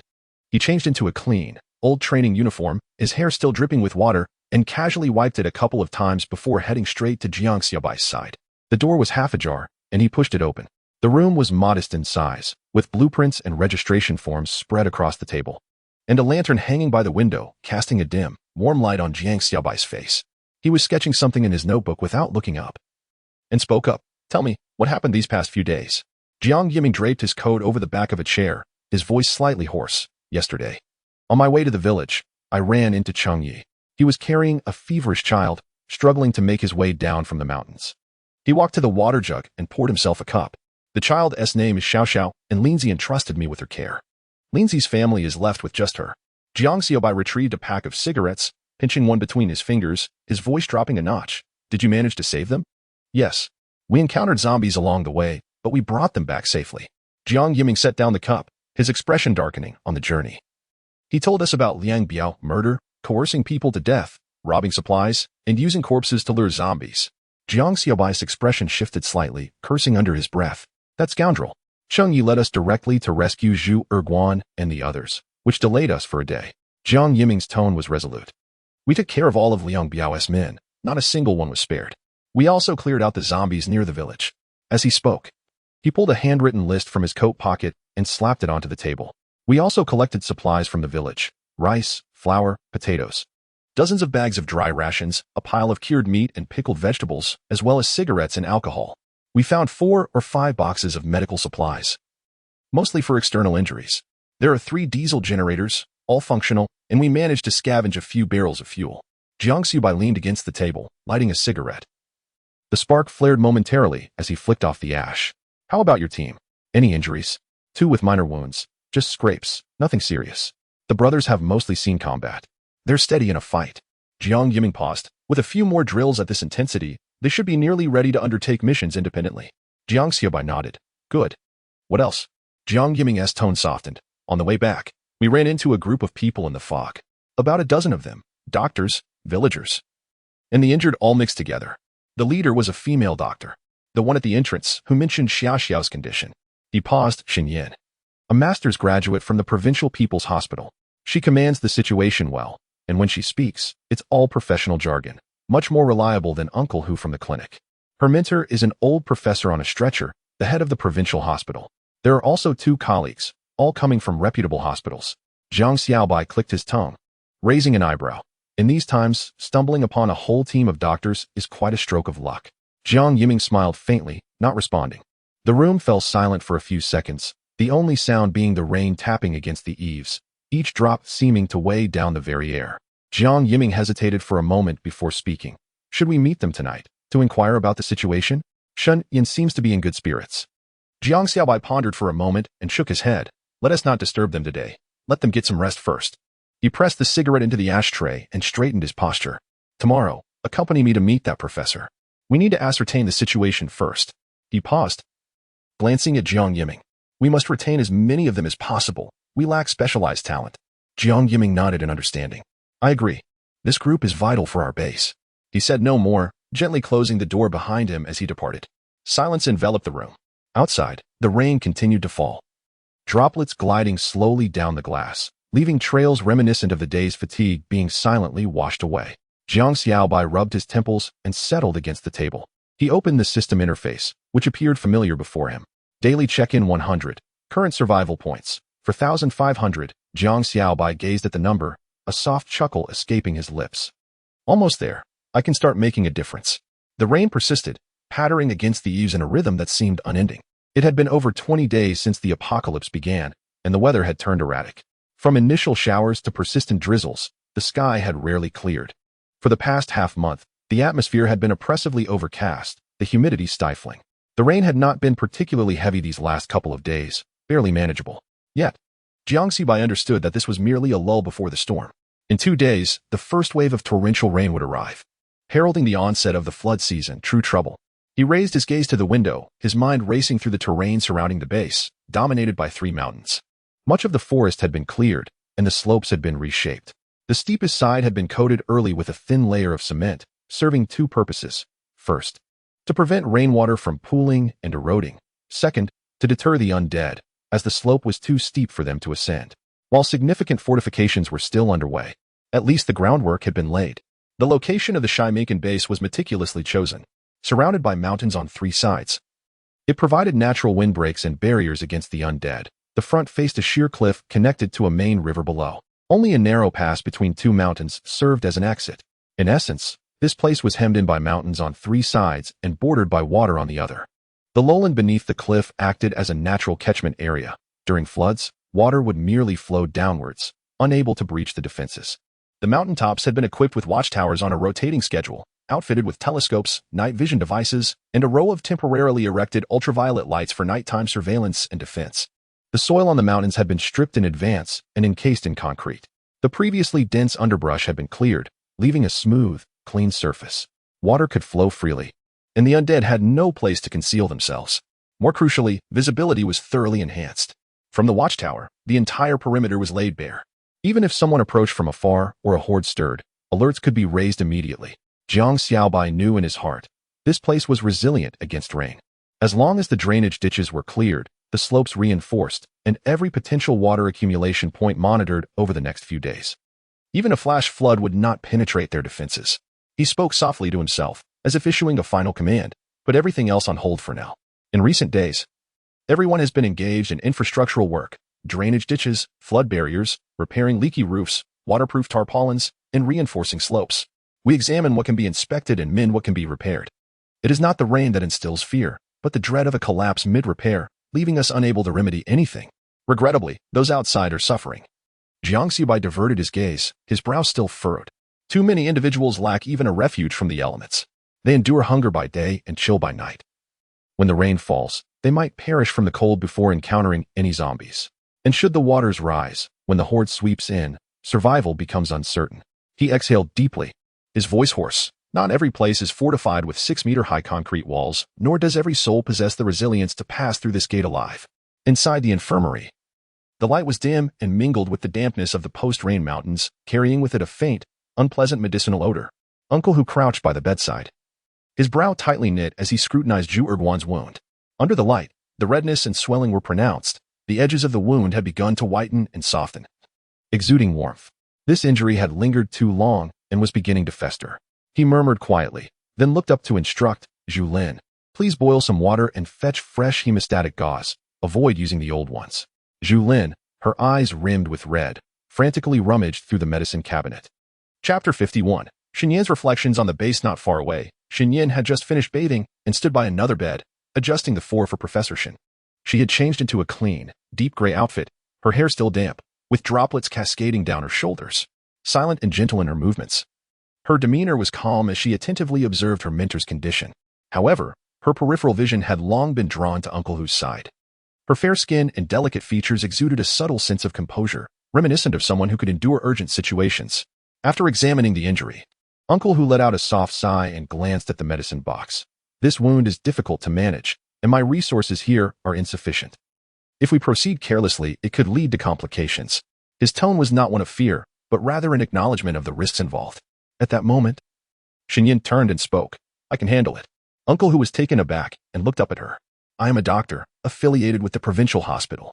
She stepped closer, her voice steady. My mentor has guided me through similar injuries more than once. I know how to perform debridement and prevent infection. Just tell me where the supplies are, and I will take care of it. Her calm and unhurried words conveyed a quiet confidence that inspired trust. Uncle Hu scrutinized her for a few moments before nodding. All right, then you may proceed. Xinyan rolled up her sleeves and approached the bedside, deftly taking the instruments. Uncle Hu did not fully relinquish control, remaining nearby to assist and casting occasional glances. Meanwhile, Zhu Lin carefully handed over water and medication. Her expression tense, but her hands steady. After more than half an hour, the wound had been treated, and the fever had subsided. Looking at the freshly bandaged wound, Uncle Hu could not help but softly exclaim, such skill, truly worthy of a major hospital's reputation. He raised his gaze to Xinyan, his expression transformed. Thus, the challenging case of high fever and inflammation was adeptly managed by this seemingly quiet and composed young woman, earning the silent admiration of the seasoned village doctor, Uncle Hu. And she, after all, had merely come to visit her mentor. That night, the rain continued to fall, a fine, persistent drizzle pattering against the eaves and striking the metal roof, reminiscent of someone gently tapping a drum outside the window. Each drop imbued with the dampness that seeped into the heart. Upon returning to her temporarily assigned small room, Xinyan found her companions already asleep. The room was tranquil, filled only with the sounds of breathing intermingled with the rhythmic patter of raindrops against the ground. This space had been converted from an old brick house in the village, its walls covered with plastic sheets to shield against the wind and leaks. A small solar lamp hung from the beams, casting a warm, soft glow that illuminated the clean bed in the corner. She tiptoed over, removed her outer layer, and sat down on the edge of the bed, remaining still. The quilt carried the scent of sun-dried fabric, mingling with the unique warmth of the old house, a fragrance not of detergent, but one that felt authentically homely. Grasping the quilt tightly in her hands, she felt a moment of tranquility envelop her. Yet, in that stillness, her composure began to falter. Where were her parents now? Was her younger brother all right? What was the situation like back home? The last time she had contacted her family was after finishing a free clinic, just before preparing for her return journey. At that time, her parents were still laughing, assuring her that all was well at home and urging her to finish her tasks and return swiftly. She laughed in response, promising she would arrive in no more than 2 days. But now, just over 20 days have passed, and everything has changed. Communication has ceased, the city is sealed, roads have collapsed, and people are disappearing one by one. She had witnessed the tide of corpses before, and she had seen entire villages reduced to empty houses. She raised her hand to wipe her eyes, but the more she attempted to, the more they stung. That night, while charging through the sea of corpses on the mountain, she did not shed a single tear. Even when injured and soaked by the rain, she endured the pain that kept her awake at night. Yet now, sitting in this modest yet clean and warm room, clutching a sun-warmed quilt, she suddenly found herself unable to hold back. A solitary tear fell onto the quilt, silently darkening the fabric. She bit her lip to stifle any sound, burying her face in the crook of her arm as tears streamed down, one by one. No one saw her, nor did anyone disturb her. Outside, the rain continued to fall, descending from the sky in heavy sheets, suffocating the air. That night, she slept deeply, though her eyes remained red throughout. The next morning, as dawn broke, the roof still dripped with light rain. Shun Yin was startled awake by a clattering sound. She opened her eyes to find fellow residents already dressing and preparing. Outside, someone shouted, "Grab the hammer. Let us start by widening the drainage ditch on the east side today." She paused for a moment, finally realizing where she was. Her eyes felt gritty, and her throat was dry, the traces of last night's tears still evident. She sat up, donned her clothes, and walked to the door, gently pushing it open a crack. The morning mist lingered, the sky a dull gray, yet the entire base was already alive with activity. In the distance, the sound of hammers striking steel echoed. Some were repairing roofs while others were stuffing waterproof cloth into window gaps. Several three-wheeled carts were unloading sandbags to the west, and a few male soldiers, rifles slung over their shoulders, passed by, discussing their tasks as they walked. The air remained damp, but it felt slightly warmer than the day before. She said nothing, turned to wash her face, and changed her clothes. Professor Shin was still at the medical station. After treating Zhu Erguan's wounds last night, she had tea returned. Now that daylight had arrived, it was time to check on him. As she stepped outside, the first light of dawn broke, her feet sinking into the damp earth, her shoes softened by the rain. Walking along the village path toward the medical station, she brushed past busy individuals, those pushing handcarts, carrying bricks, and repairing ditches, with even children helping adults gather firewood. Just as she was about to turn a corner, she suddenly heard a cry from a nearby alley. "I didn't do it on purpose." A boy of 7 or 8, barefoot, sprinted out of a house. A grown person chasing him with a straight bamboo stick, shouting, "You've done it 3 times. It's not an accident, is it? Are you a water bucket come to life?" The child, crying, turned a corner and dashed into another household. The pursuer cursed as he reached the doorway but dared not enter, pacing angrily in place. Xinyan stood aside, witnessing the entire scene, a smile involuntarily curving at the corner of her eye. This was her first encounter with a person in this apocalyptic world who was angry not due to a zombie, but because of a bedwetting incident. She lowered her head and smiled, her emotions seemingly lifted from the darkness of the night by this scene, feeling considerably lighter. She circumvented the shed and turned into the alley. Ahead lay the small courtyard of the clinic. The gate was ajar, and behind it, intermittent voices could be heard. As she approached, her footsteps instinctively softened. "That girl is impressive. She handled last night's wound with greater steadiness than I did," came Uncle Hu's voice, tinged with a rare admiration. Her movements were calm, her application of medication precise, and her gaze clear. Another voice chuckled, "I've heard she comes from a provincial hospital." She claimed it herself, and she doesn't seem to be boasting. If we could keep her around, it would be a significant gain. Xinyan stood at the entrance, hesitating to step inside. The gentle scent of medicine wafted from the courtyard, mingling with the dampness of the dirt path. She stood in silence for a moment, her gaze subtly shifting. She understood they were speaking about her. Yet, she uttered nothing, merely raised her hand to gently push open the door. Chapter 51. The amusingly Jean the rain had poured throughout the night, its rhythmic patter continuing outside. Jiang Xiaobai stood at the entrance of the main house, gazing at the distant, overcast sky, his fingertips nervously pinching the end of a pencil, nearly biting it in half. After a moment of contemplation, he turned back into the house, slamming the blueprints onto the table with a definitive thud, stating bluntly, "Infrastructure is our priority, all other matters must be set aside. We can still manage our food supplies. This is not the time for reckless expeditions." Several individuals in the room looked up at him, silence enveloping them. The intensity of the rain outside was alarming. He marked the blueprint with his pencil, forecasting torrential downpours within 3 days. Venturing out at such a critical juncture would be tantamount to risking lives for mere possessions. No amount of material gain was worth sacrificing one's life. His voice, though soft, carried an authoritative weight, each word further solidifying the atmosphere. All external teams were to halt their activities. Temporary assignments were canceled. Every available hand was to return, focusing on drainage inspections, slope repairs, sandbag placements, and roof sealing. He traced his finger over several red circles on the blueprint, indicating key areas: South Gate, West Side, East Slope. Reports of water seepage had already surfaced last night, and today demanded unwavering vigilance. A leak of an inch could lead to a meter of water intrusion, potentially collapsing the entire perimeter wall. The air grew taut with tension, and dissent was quelled. In this apocalyptic reality, one could not hope for a reversal of fortune. As long as mistakes were avoided, one could consider it a victory. Once the meeting dispersed, Jiang Xiaobai casually donned a raincoat, stretching his shoulders before instructing, "Jiang Yiming, Li Jin, accompany me to the clinic shortly to check on Professor Shin's condition." The 3 donned their outerwear and stepped outside, navigating the slick, green bricks as they made their way to the clinic. Rainwater dripped from the eaves, turning the ground into a muddy terrain beneath their boots.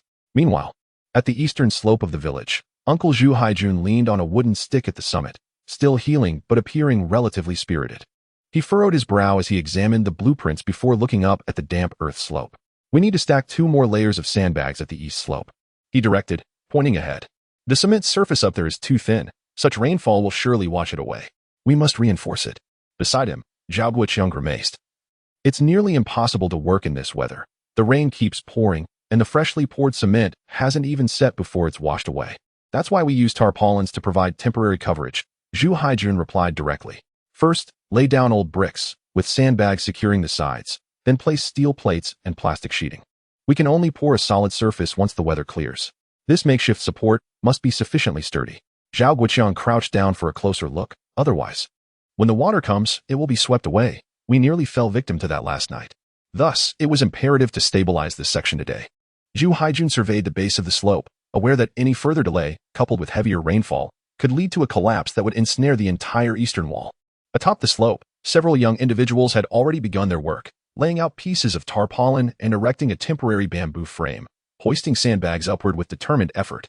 Inside, the light was dim and yellowed, mingling with the post-rain humidity and the scent of medicine that permeated the air. The door to the clinic creaked ajar, revealing an atmosphere thick with a tranquil, damp essence. Uncle Hu stood before the wash basin, shaking off water, while Jiang Xiaobai immersed himself in the case records. Leaning against the wall, Jiang Yiming remained silent. Li Jin adopted a nonchalant demeanor, reclining on a battered wooden stool by the door, his feet resting on its leg. One leg swinging idly, a cigarette dangling from his lips unlit, as if passing the time. "That girl was remarkably steady last night," Uncle Hu remarked, drying his hands. "She was calm and precise with the medication, her gaze clear and focused." Jiang Yiming nodded slightly. "I've heard she comes from the provincial hospital. If we could retain her, it would be a significant gain." Li Jin, biting his cigarette, scoffed. "You praise her as if she's a divine healer. Who knows if it's true?" As he spoke, footsteps paused at the door. Li Jin glanced up, his previously drooping eyelids suddenly perking up as Shen Yin entered. She had changed into a clean outfit, her simple yet sleek dark gray coat accentuating her demeanor. Her hair, still slightly damp, lay gracefully on her shoulders. Her features were refined yet unassuming, with tranquil eyes that possessed a captivating depth. Her presence was unpretentious, exuding a calm authority that commanded the room's attention even in silence.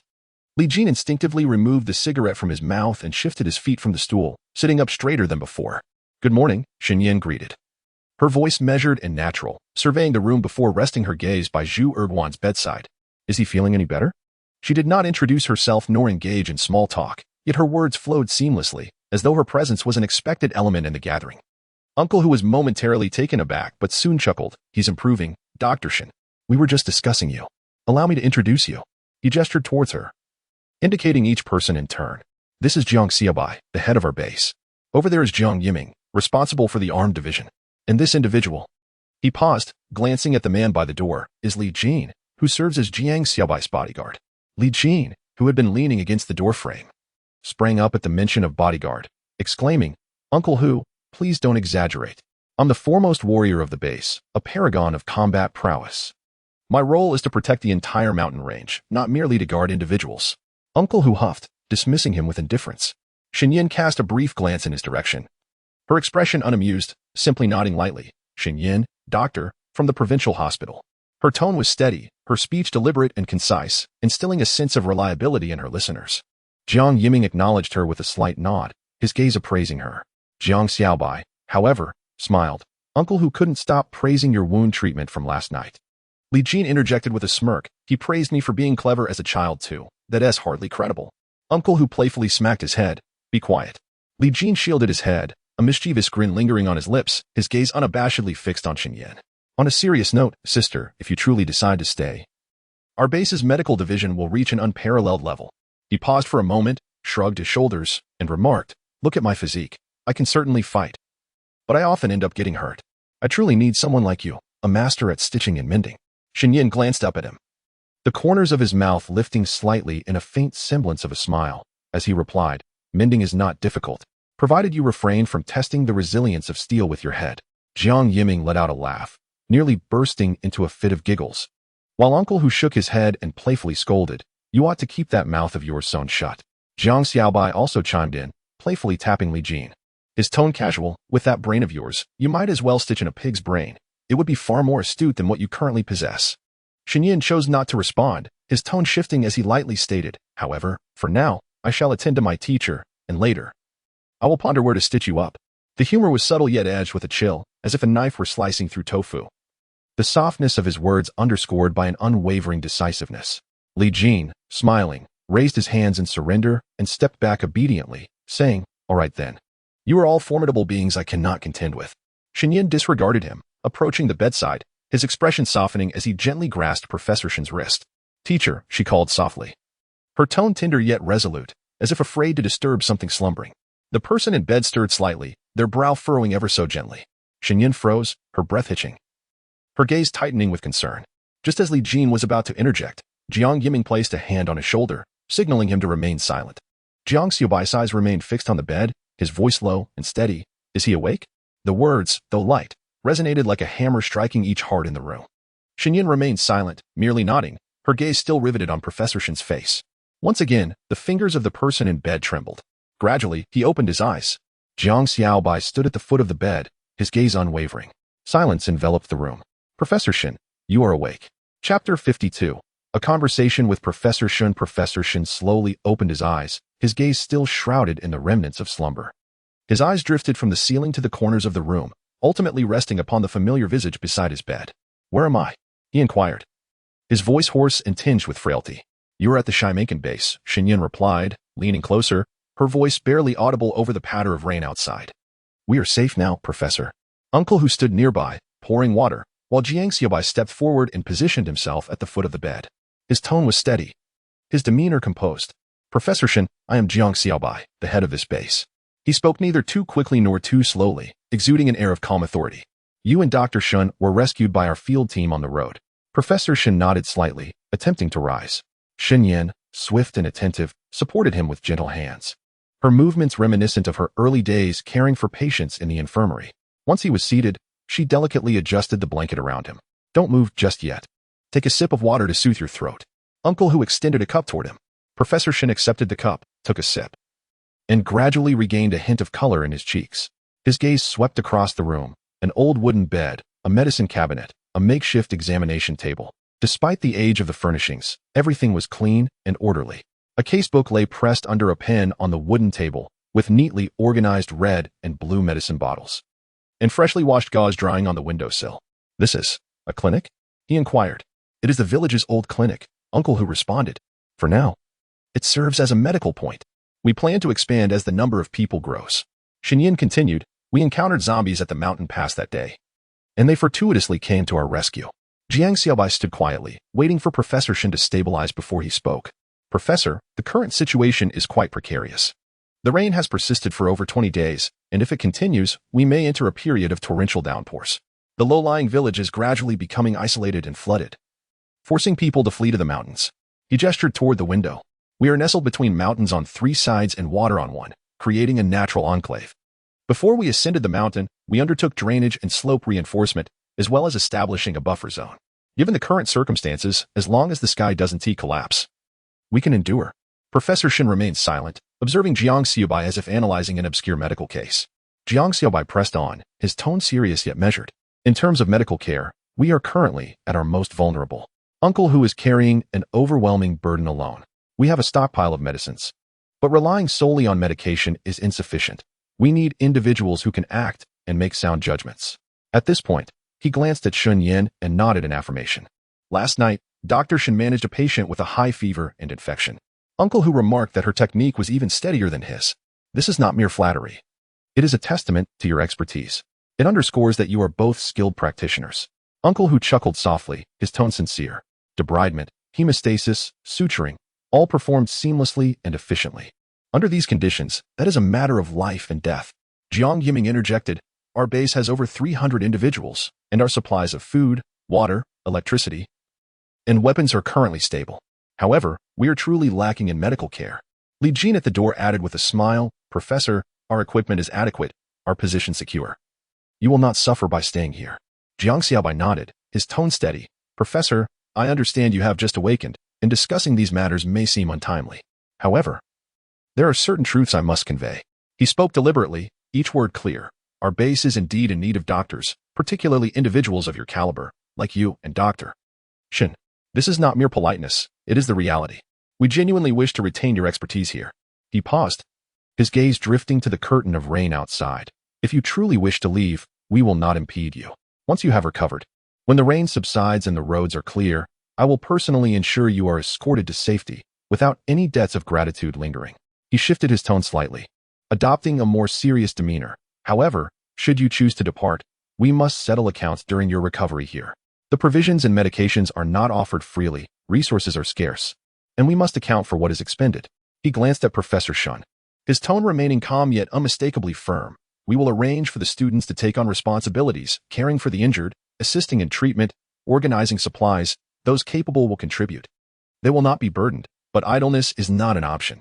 After a brief pause, his tone softened, infused with a sense of humanity. Please focus on your recovery. No one will pressure you to return to duty. The base is not devoid of compassion. Our survival thus far is a testament to each individual's contribution. Whether it be food or medicine, these are exchanged for lives. We are willing to offer, but there must be reciprocity. He chuckled lightly, his tone finally relaxing. We are not ungenerous, rather, we must endure. The base can provide care, but we hope those who remain will lend their efforts willingly. He gradually concluded his remarks, continuing, if you are willing to stay, you may oversee the medical area. Whatever personnel, medications, or equipment you require, do not hesitate to ask. We will source everything possible. Compensation and accommodations are negotiable. The base is currently stable, and you need only focus on your work. Should the day come when you genuinely wish to leave, we will ensure your departure is seamless and well-organized. A moment of silence enveloped the room, the only sound being the soft patter of rain against the window, as if inquiring about something. Professor Shin did not respond immediately. Instead, he met Jang Xiaobai's gaze with a tranquil expression, devoid of emotion. He slowly shifted his gaze, surveying the others in the room. Jiang Yiming stood at attention, a pistol tucked at his side, the edge of a bulletproof vest peeking from beneath his windbreaker. Li Jin leaned casually against the doorframe, his nonchalance unable to conceal the cold gleam of a firearm at his waist. These individuals exchanged few words and displayed no airs. Yet their attire and demeanor unmistakably conveyed a sense of purpose. A semblance of security seemed to exist. Professor Shin reached a conclusion in his mind, refraining from further inquiries or comments, merely nodding gently. When he finally spoke, his voice was low yet clear. You have done well. In such times, protecting hundreds is no small feat indeed. Rules must be established. Upon hearing this, Jang Xiaobai smiled, his tone lightening. Thank you, Professor, for your understanding. It has been a struggle to survive thus far. Professor Shin remained silent, casting another glance around the room, then listening to the distant sounds of construction outside, reminiscent of preparations at the village entrance. After a brief pause, he finally spoke, his tone steady and imbued with a calm resolve. Very well. We shall remain here. Once the rain subsides, we will discuss matters then. Upon hearing these words, Jiang Xiaobai finally exhaled, feeling a sense of lightness wash over him. He nodded, his voice tinged with newfound ease. In the coming days, if any matters arise, I shall rely on you, Professor. You need to rest. I can handle things during this time. Xinyan interjected, his tone composed and succinct. If you have any issues, come directly to me. Jiang Yiming nodded in acknowledgement. Li Jin leaned in with a grin, cheerfully remarking, now our medical prowess has taken flight. Who would dare say we are a makeshift team? Shun Yin cast him a cool glance, his tone unchanged yet laced with a hint of frost. You would do well to refrain from speaking too soon. Should you ever find yourself in distress, I shall be the first to stitch your mouth shut. Uncle Hu chuckled heartily, playfully patting Li Jin. That mouth of yours will surely lead you to trouble one day. Laughter, genuine and relaxed, finally filled the room. The rain continued to fall, yet the atmosphere was imbued with a tangible sense of ease. Jiang Xiaobai stood still, gazing at Professor Shin on the bed, fully aware of the deeper significance of this individual's presence. His existence meant far more than merely healing a few ailments. He could uphold the foundation. Should the medical system falter, the base would inevitably crumble. In a world ravaged by disaster, a composed and capable doctor was an asset rarer than sustenance itself. Jiang Xiaobai understood. It was invaluable. He glanced at the time and adjusted his coat. Professor, please rest well. If anything arises, do consult Uncle Hu. We shall not disturb you further. His tone was light yet reassuring. Xinyan nodded in agreement, smoothing the blankets for Professor Shun and standing by as they took their leave. The door creaked shut, sealing out the sounds of footsteps and rain.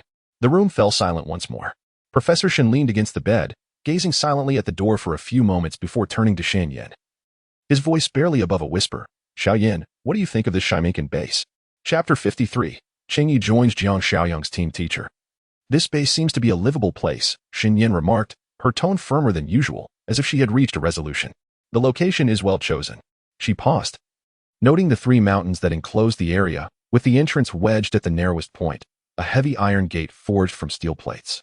If zombies were to charge, it could hold them back. Behind the gate, there were 2 solid concrete walls, 5 to 6 meters high, far from mere decorative barbed wire. Should they breach the first layer, a second barrier would still stand in their way. A lookout was stationed atop the mountain, with personnel rotating shifts. I observed that many were armed and well-equipped. As for Jang Xiaobai, I could tell he possessed skill and authority. She hesitated, her gaze drifting to the window. The rain poured down like a cascading curtain, and the sky appeared as if it might collapse. The corridors, courtyard, and slopes were teeming with people. Some were hauling supplies, others moving sandbags, not a word spoken. Yet everyone was industriously engaged, the atmosphere charged with urgency. Yesterday, they had eaten well and enjoyed stable accommodations, no longer forced to sleep outdoors or wake in the night. Hungry and wary of sudden zombie incursions, she inhaled softly, her tone gradually softening. To be honest, I no longer wish to flee. She turned to Professor Shen, her eyes clear, yet revealing a hint of stubbornness born from exhaustion. We have been running for far too long. The outside world offers no refuge. The wind cuts to the bone, and hunger gnaws at us when the water runs dry. If one lags behind, they must witness others being torn apart by zombies.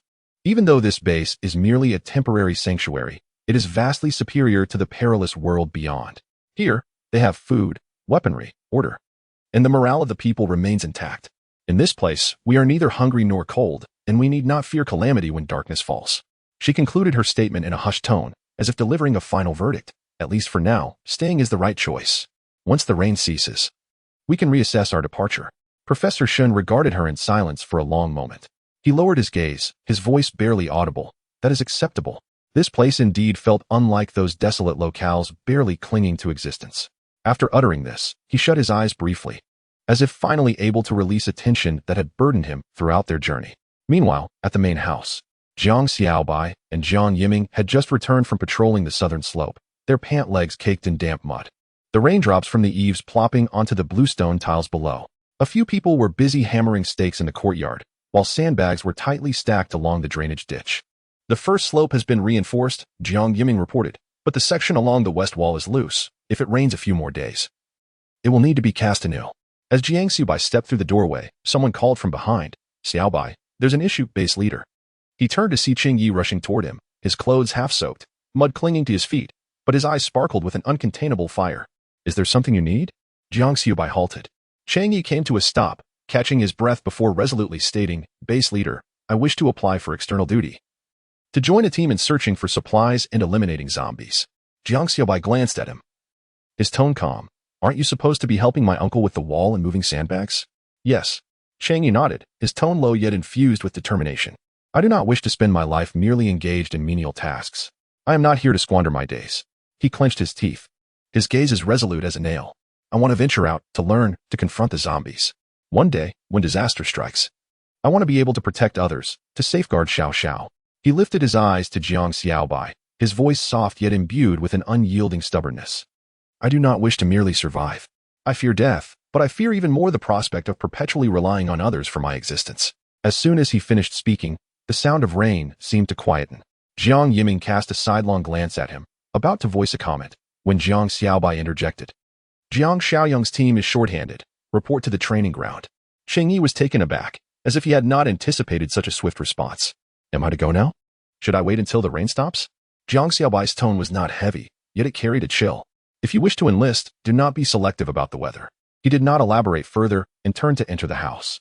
Jiang Yiming raised an eyebrow and, as he followed inside, whispered, You truly intend to allow him into the combat unit? Jang Xiaobai shook off the dampness from his sleeves. If not, can he truly succeed? He did not respond verbally, but a vision flickered through his mind. In his past life, it was Cheng Yi whom he had personally rescued from the ruins.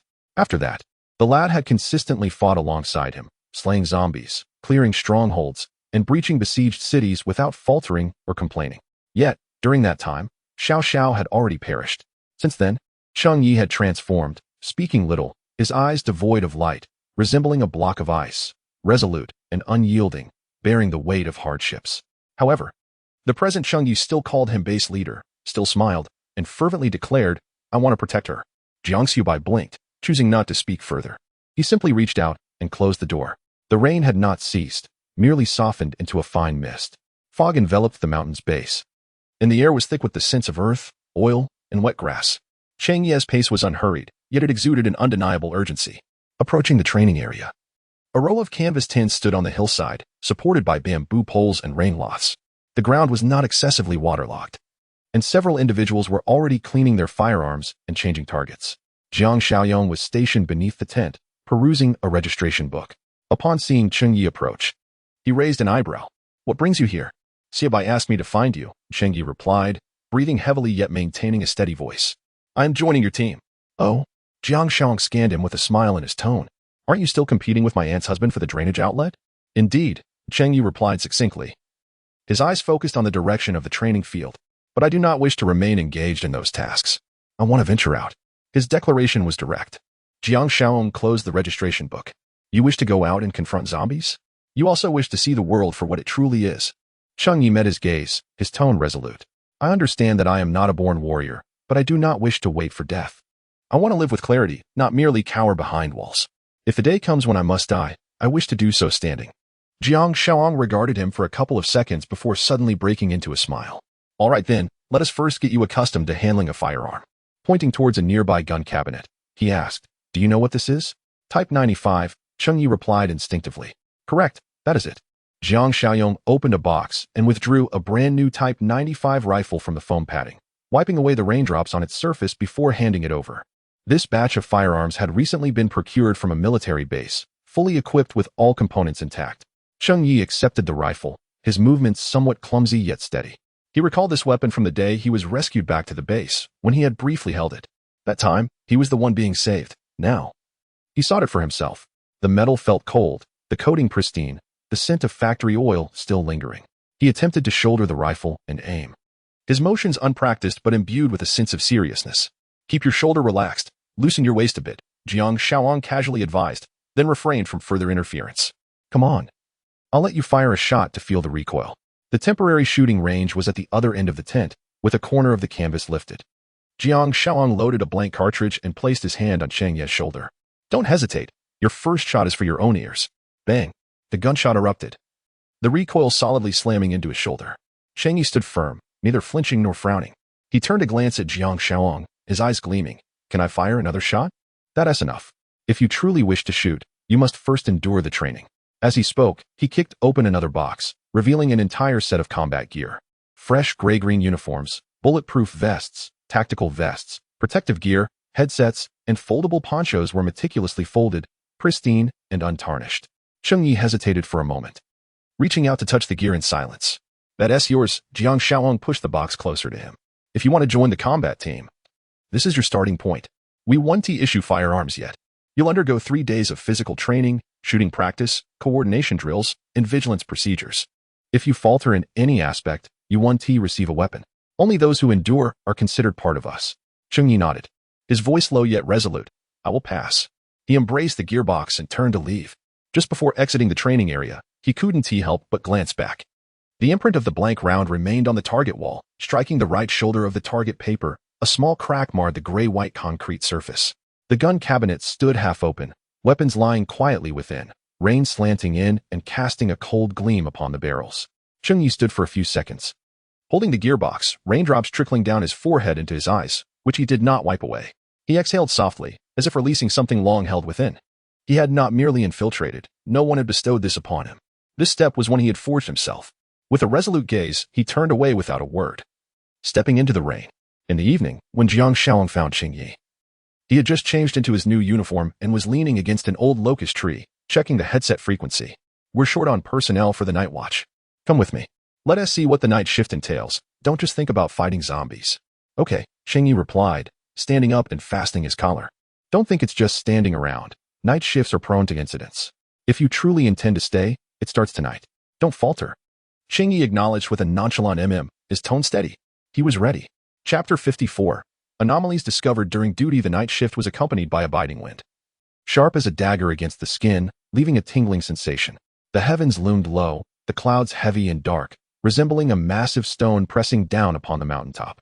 The ultraviolet light failed to penetrate the dense overcast, casting only a pale blue halo upon the slope, as frigid as stagnant water. The southwestern sentry was positioned at the pinnacle of the base, the terrain steep and the vista expansive.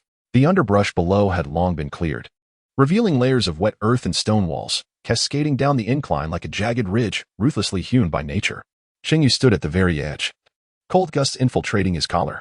Clad in newly issued fatigues, he bore an unloaded Type 95 rifle slung over his shoulder, his posture impeccable.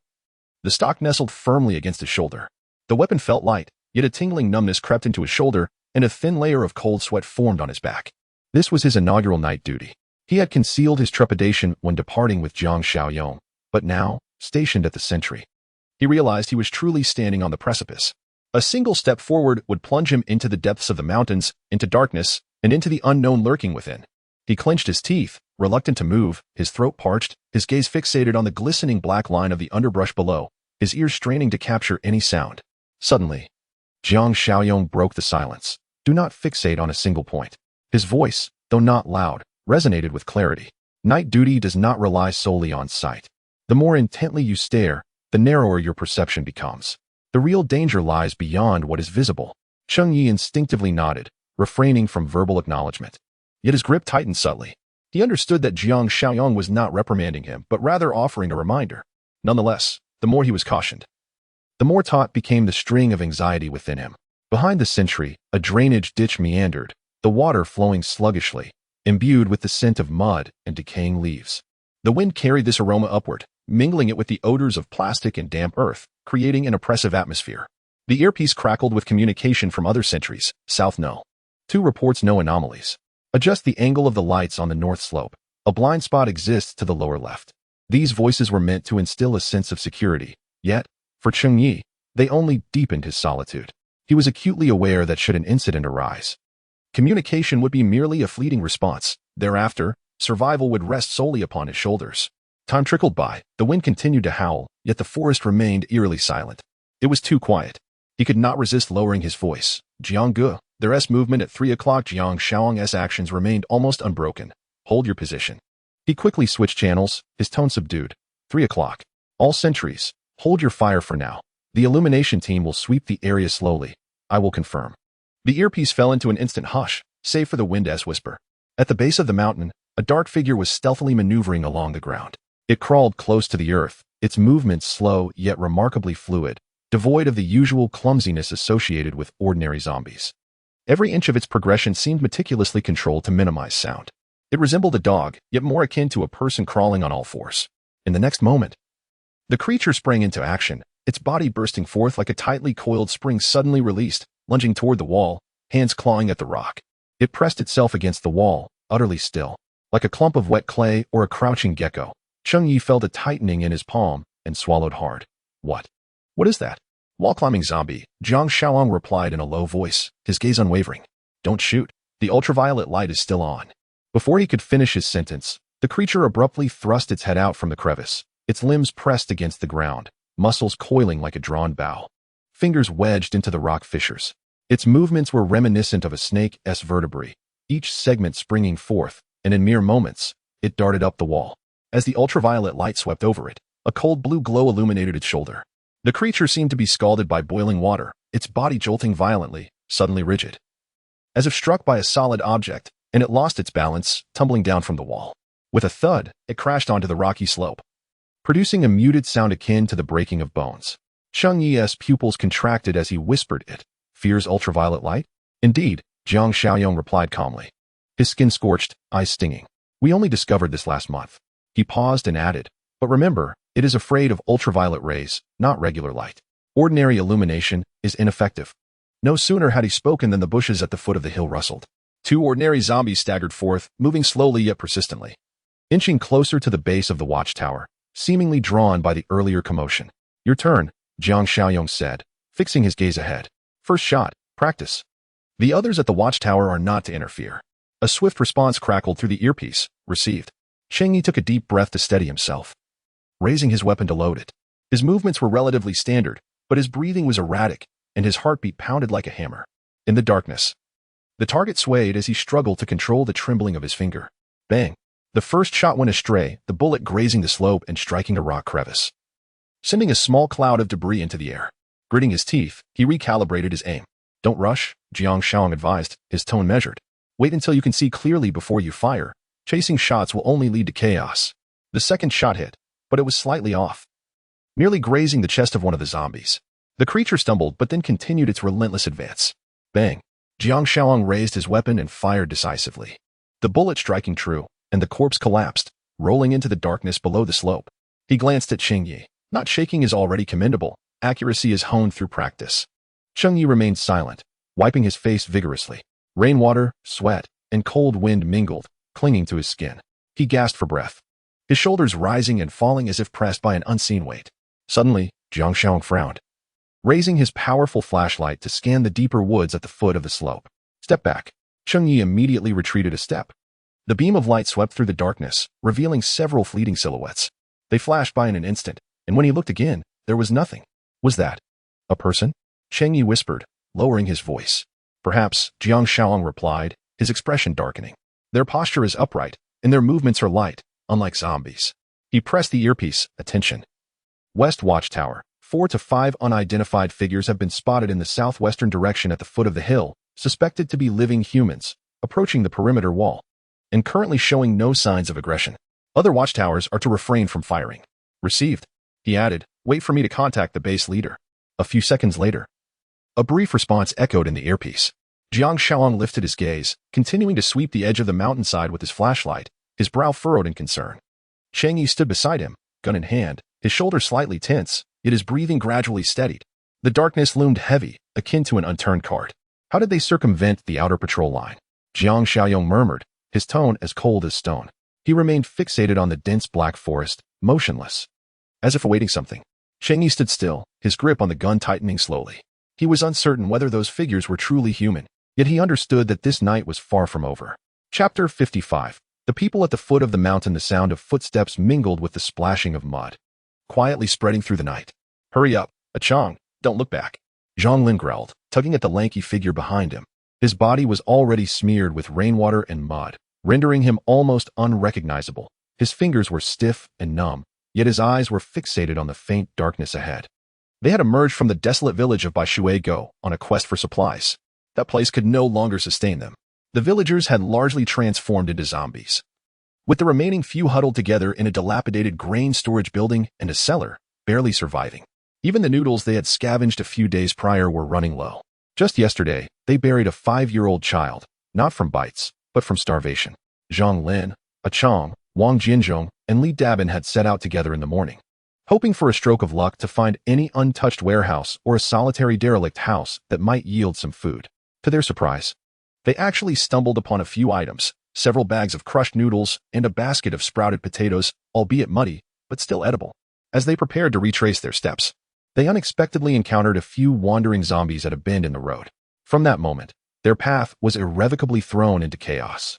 They detoured, climbed slopes, and plunged into the woods, making their way toward the western mountains. Initially intending to wait out the night and retreat at dawn, they found, to their dismay, that the deeper they went into the mountains, the more zombies seemed to awaken from the night, as if stirred by an unseen force. It felt as though they were being watched, akin to insects pushed forth by a rising tide. No matter how well they concealed themselves, an unsettling feeling lingered. The wind grew stronger, and the forest fell eerily silent, save for the sound of the rain-soaked mud and their own rapid breathing. Light. Achang suddenly whispered, his voice barely audible. Brother, look, there's a light over there. Zhang Lin jerked his head up, piercing through layers of night mist. He discerned a faint blue glow at the top of the slope, slowly sweeping through the darkness. It wasn't T-fire, nor was it a flashlight. The rhythmic pattern and angle unmistakably indicated a searchlight. Zhang Lin's expression shifted. He became acutely alert. Damn, who dares to turn that on? Achang gasped, his voice low, tinged with disbelief. It's been nearly a month since the power went out. Who the hell still has electricity? Who is so bold? Zhang Lin paused for a moment, then replied in a hushed tone, no time for chatter. Let us get closer and take a look. If there is electricity, lights, and a watchtower, perhaps we might stumble upon something fortunate. The group immediately fell silent, lowering their bodies as they stealthily approached the source of the light. Li Dabin, bringing up the rear, carefully treaded on the wet ground while softly cautioning, "Watch your step. This area is too pristine. The grass is stripped clean, and there are no shrubs. It appears to have been cleared by someone." Wang Jinzhong added, "These are not natural traces. Having grown up in these mountain ravines, they could easily discern which paths were old and familiar." Suddenly, Zhang Lin furrowed his brow. "Is this Sherman Can?" "Yes," Wang Jianzhong whispered in response.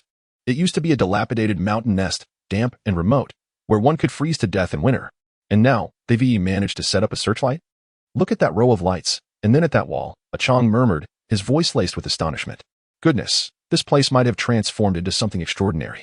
I had just spotted a sentry when Wang Jinzhong suddenly spoke in a hushed tone, his voice taut with urgency. A figure was stirring, standing upright. Its movements not reminiscent of a zombie. It appeared to be holding a gun. "A real gun?" a Chong inquired skeptically. "It looks like the Type 95. My father used to serve with one." Wang Jinzhong hesitated, his tone laced with uncertainty. The guard tower was changing shifts, the lights flickering rhythmically, one batch after another. Li Dabin clicked his tongue in disbelief. "This place is impressive. A sentry, searchlights, real firearms. Who says we can only survive now? This is what one might call a life." He paused momentarily, unable to suppress an additional remark. "If only we could get in there." Zhang Lin remained silent, but his gaze gradually darkened. How had they endured this past month? A dozen individuals had crammed into a half-collapsed granary beside the Baishuiga wasteland, enduring incessant rain, leaky roofs, damp walls, and moldy floors. Nights were unbearably cold, sharing a tattered quilt among several, unable to ignite a fire that filled the air with smoke, stinging their eyes. The room was permeated with the musty scent of decaying plaster, spoiled potatoes, and the stale odor of sweat.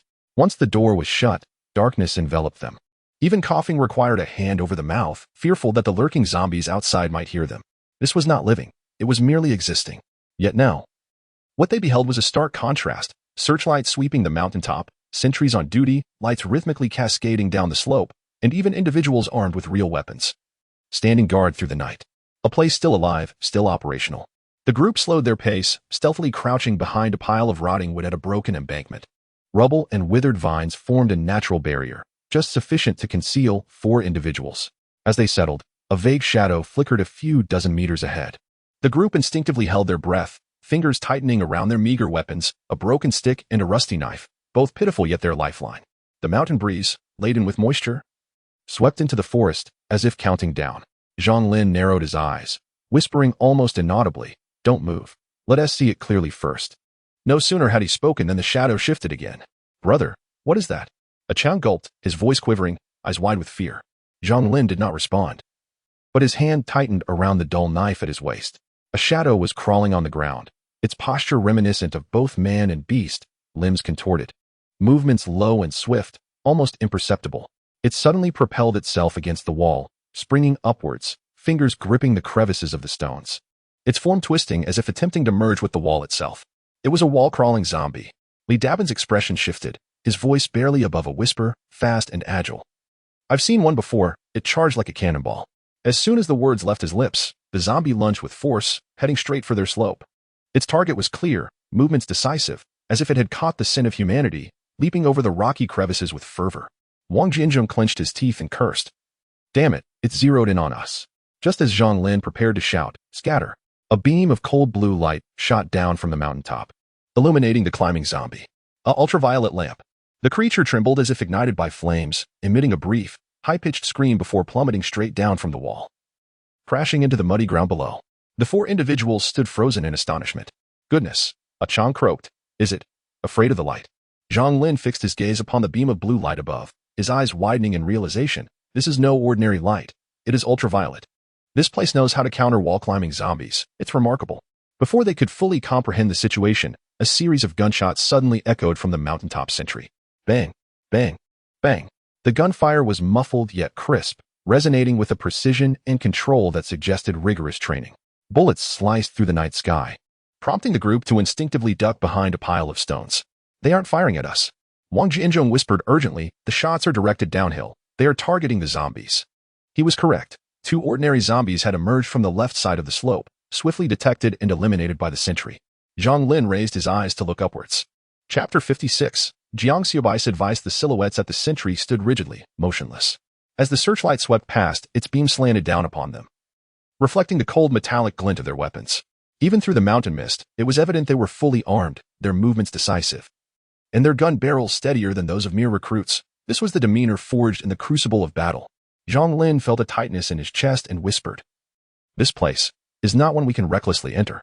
A Chong mumbled softly, "Impressive. Ultraviolet light, sentries, real guns. This isn't just surviving. It's understanding how to live." "And what now?" Li Dabin finally spoke, his voice as calm as ever. "Shall we proceed?" "We cannot move." Zhang Lin shook his head, his tone resolute. "We know nothing of their temperament. Approaching them rashly could lead to disaster. In this day and age, who dares to engage with strangers without caution?" "Then shall we hide for now?" a Chong inquired. Zhang Lin nodded, his gaze unwavering from the light atop the mountain. "Yes, remain still. Let us conceal ourselves until dawn, and then we shall retreat." The four retreated into a pile of rotting wood behind a cliff, silence enveloping them. Zhang Lin pulled a Chong low. Just as they pressed against the damp, cold stone wall, the blue-white beam overhead suddenly paused momentarily. "Do not move," he hissed, his voice barely audible. The ultraviolet light reversed, as if it had detected something, lingering briefly in their vicinity. The atmosphere grew tense. Wang Jianzhong instinctively held his breath, fingers tightening around the straps of his backpack. The beam halted for half a second without gunfire. In the next moment, the light resumed its rotation, as if nothing had transpired. A Chong's body was taut, beads of sweat forming at his temples. "Did they see us?" "Possibly." Zhang Lin fixed his gaze above, his voice grave. "Your outline was exposed. It must have caught a glimpse. Then why did they not fire?" Li Dabin, cradling his backpack with one arm while resting the other on a wooden stick by his knee, remained composed. "If they intended to shoot, they would have done so already. They are still observing, assessing. They are uncertain whether we are human," Wang Jianzhong added. Zhang Lin exhaled slowly, his voice dropping even lower. "Do not move. We do not run, nor charge. If they are indeed human, they will not strike without cause." He glanced at the sky, suppressing his voice further. "To move now would be perilous. In this darkness, we could encounter zombies at any moment. To leave is to invite death. We must wait for a glimmer of hope." The four huddled against the icy stone, their backs pressed against the dampness, utterly still. The searchlight at the sentry continued to rotate slowly, neither calling out nor firing. It felt as if it were waiting for them to speak, or perhaps for them to withdraw. As night deepened, the mountain wind howled against the eaves, as if something were prowling atop the mountain. The main house was dimly lit, and Jang Xiaobai was just about to lie down. He had scarcely closed his eyes in days. Suddenly, the voice of Jiang Xiaobai crackled through the earpiece, low and urgent. "There's a situation at the west sentry." Jiang Xiaobai furrowed his brow and picked up the earpiece. "Speak." "Toward the foot of the mountain. It appears there may be people." Jiang Xiaobai lowered his voice as the ultraviolet light illuminated several silhouettes hiding behind the precipice, approximately 4 or 5 figures. They exhibited no movement and did not advance. Jiang Xiaobai hesitated, questioning their nature. Are they living beings? Uncertain, he observed that they appeared mobile, unlike zombies. They refrained from firing their weapons, as the light merely skimmed over the scene. "What about the other directions of the sentry?" Jiang Xiaobai inquired. "No unusual activity. We have not disturbed them. We are still observing." Jiang Xiaobai tapped the edge of his earpiece, signaling, "Hold your position." Jiang Xiaoyong was taken aback. "You mean the sentry should maintain their watch? No gunfire, no shouting, no contact, and do not ascend the mountain." Jiang Xiaobai's tone remained composed. The night was too dark, the ground too damp, and the forest too dense for any mishap to be easily remedied. He cast a glance at the darkness outside. If they were indeed living beings, they would surely attempt to make contact. If they were corpses, that could wait until dawn. "Understood. Let us not complicate matters further," Jiang Xiaobai advised. "You are the duty officer. All posts heed your commands. Just maintain stability." "All right. I'll keep watch." Once the communication concluded, Jiang Xiaobai set down his earpiece and returned to his desk, casually securing his handgun into the backup holster. He refrained from gazing outside. The night was too profound. The rain had just ceased, and any action taken should not be impulsive. He silently noted one thing. At the foot of the western sentry, he would investigate in the morning. The rain continued through the early hours until dawn. Fog enveloped the mountainside, and the searchlight slowly swept across as the sentry shift changed. Jang Xiaobai sipped some warm water when a knock resounded at the door. Upon opening it, he found Li Hu standing outside, holding an umbrella, his clothes drenched and his shoes muddy. "Xiaobai, I delivered the supplies and took a moment to check the foot of the mountain," Li Hu remarked. Removing his binoculars to wipe away the condensation, his brow furrowed. "It's Zhang Lin and his group from the Baishuigu area." Jiang Xiaobai's gaze sharpened. "Are you certain?" "Absolutely. Zhang Lin is tall. I recognize him." He paused before adding, "They are still crouched at the precipice, not having left." Li Hu glanced at Jiang Xiaobai. Lowering his voice slightly, "You have spent several years in other provinces, and you may not be familiar with the locals." He continued. "Your sister Mingru encountered Zhang Lin on her way home from school. He offered her a ride without ever asking for payment. There was an incident when she missed the bus one night during the rain. The road was slippery, and she fell, injuring her knee and twisting her ankle. Covered in mud. Had it not been for Zhang Lin passing by and taking her to the hospital, the doctor warned that she might have developed a lasting ailment." A silence enveloped the room for several seconds. Jiang Xiaobai set down his cup and donned his coat with decisive movements. "Li Jin, take the medical supplies and breakfast. Make the trip." "Understood." Li Jin grabbed the medical bag and followed. The mountain air was damp and cold, biting through to the bone. Beneath the precipice, a few individuals leaned against the stone wall, having endured a sleepless night, their clothes clinging to them like ice. A Chang was suffering from a high fever, breathing labored. While Wang Jianzhong massaged his legs, his fingers numb from the cold. "Zhang Ge, if we delay any longer, we won't be able to endure," Wang Jianzhong whispered. Zhang Lin did not respond, merely gazing at the overcast sky. Gritting his teeth, he declared, "Let's take the mountain path and return to the village." Just as he stood, the distant sound of a vehicle approached. The tires splashed through the standing water, drawing nearer with a steady rhythm. An altered off-road vehicle came to a stop outside the precipice, its body splattered with mud. The car door swung open, and Jang Xiaobai emerged, holding an umbrella. Clad in tactical gear that clung tightly to his form, with a rifle slung diagonally across his back, he moved with a steady and precise gait, reminiscent of someone stepping directly from a battlefield. Li Jin followed closely behind, his own weapon secured at his waist, his expression calm. Zhang Lin and his companions instinctively tensed, yet remained motionless. Such individuals were not to be confronted head-on.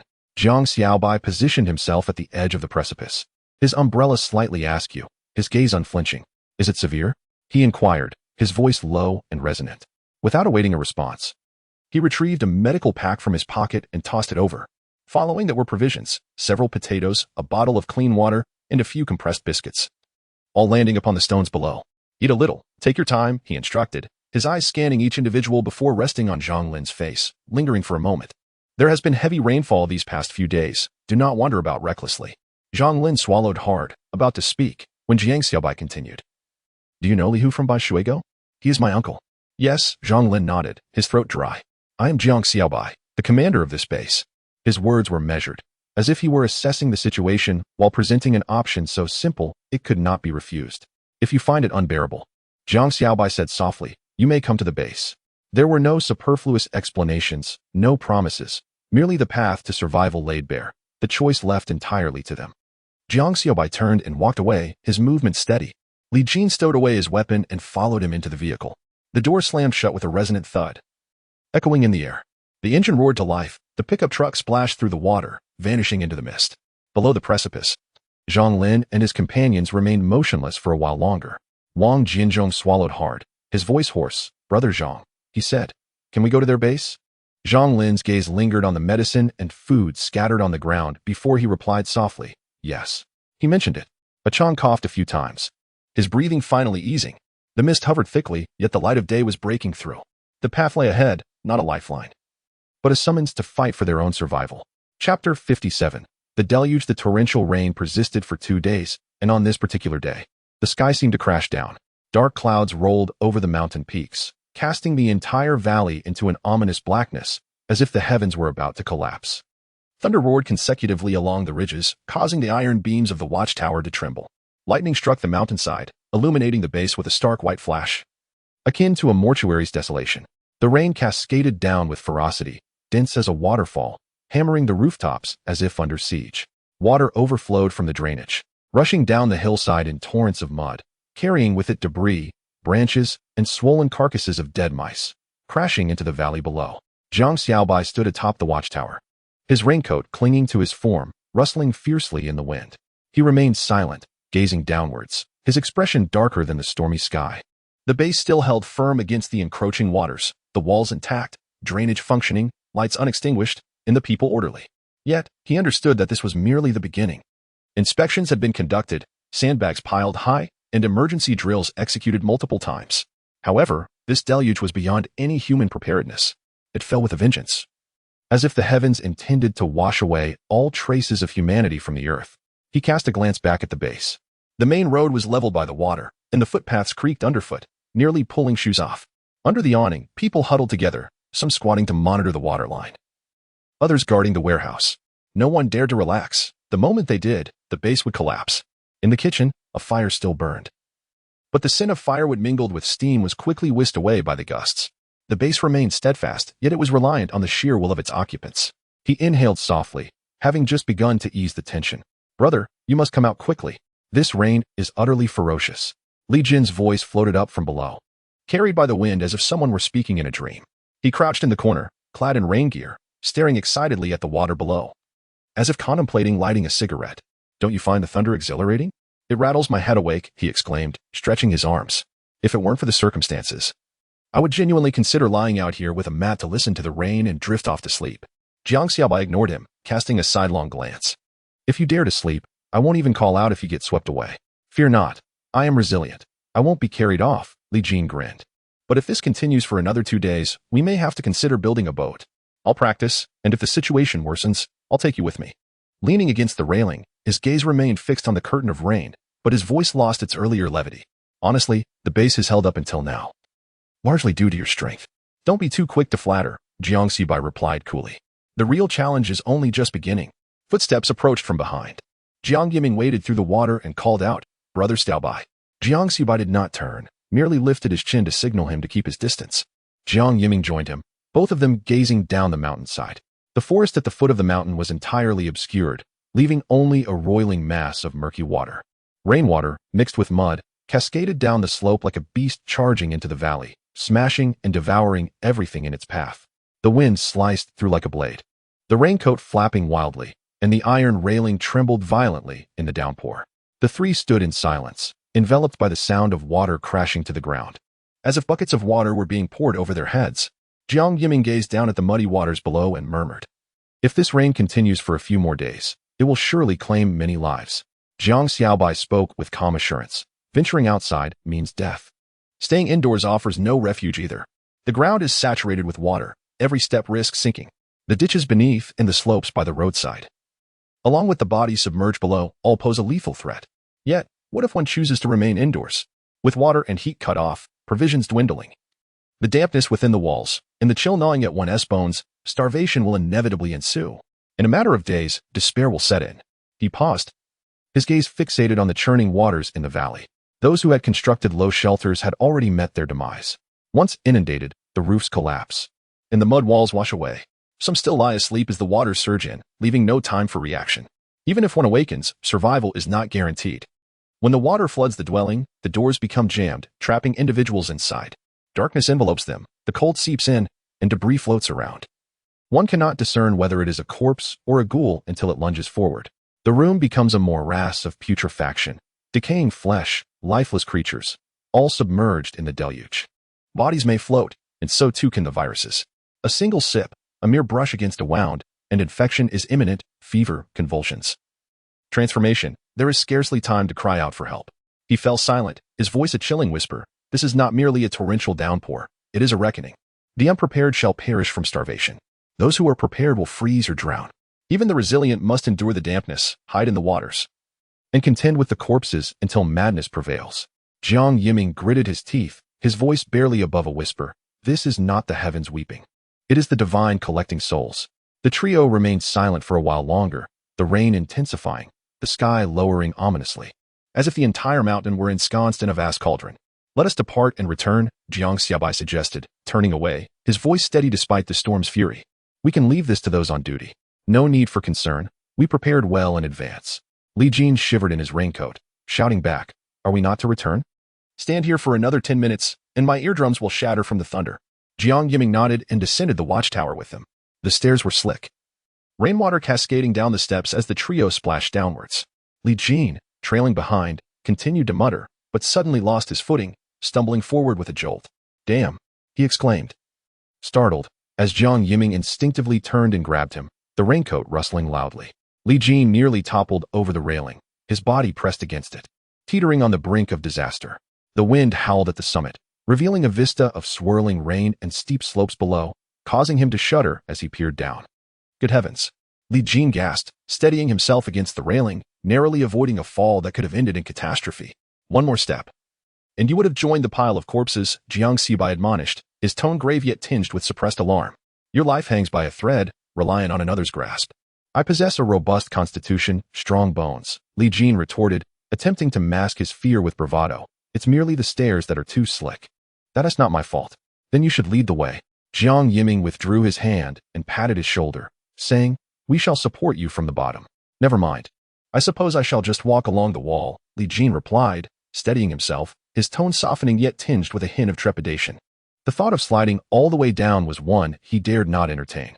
The trio returned to the main thoroughfare of the base, where the water lapped over their ankles, making a soft splashing sound with each step.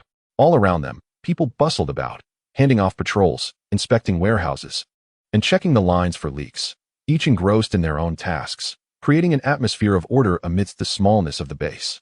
As they walked, Li Jin muttered, returning to the building is fine, but it lacks excitement. Outside is stagnant, and inside is lifeless. This existence feels as suffocating as steaming buns. Jang Xiaobai glanced at him. Bored?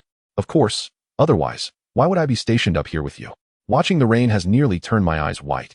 Jang Xiaobai responded nonchalantly. Well, just so happens I have something entertaining. Interested? Li Jin immediately perked up. Really? What is it? Without uttering a word, Jang Xiaobai continued to walk steadily, a subtle smirk playing at the corners of his mouth, enigmatic yet inviting. You will find out once we return. Chapter 58. A moment of relaxation amidst the downpour as the door swung open. A warm gust mingled with dampness and the scent of firewood rushed in. The room was modest, with concrete walls and a wooden ceiling, cluttered in one corner with tightly packed moisture-proof mats, and the floor adorned with several old blankets. A wood-burning stove blazed brightly, casting a dim, warm glow upon the walls. Upon entering, the three began to shed their raincoats, the rainwater splashing loudly into a bucket at the entrance, sending droplets flying.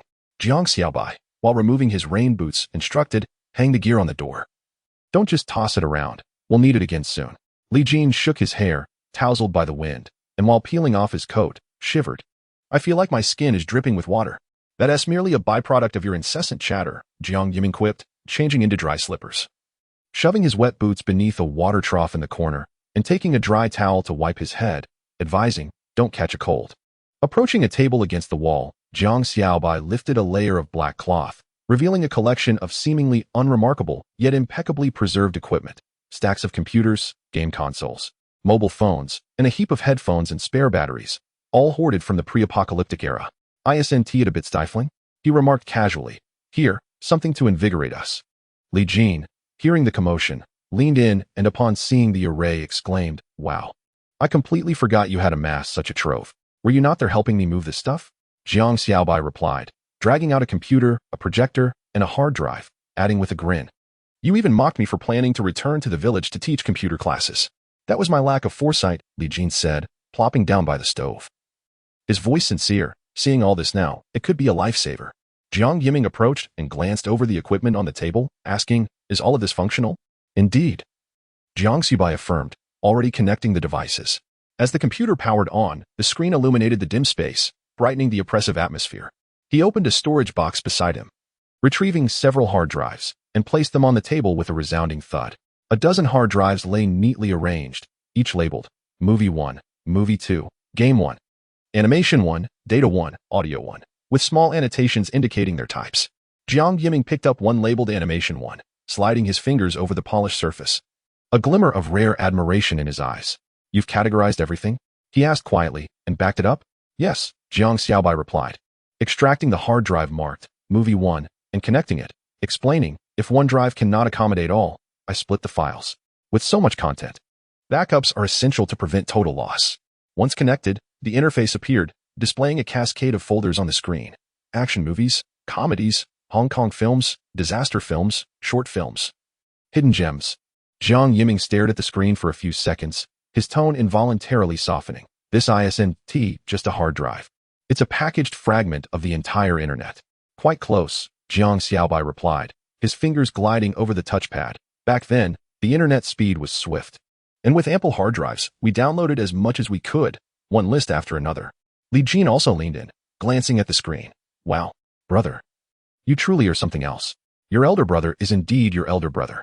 Jang Xiaobai replied nonchalantly, don't underestimate these seemingly useless things, once it's truly cut off.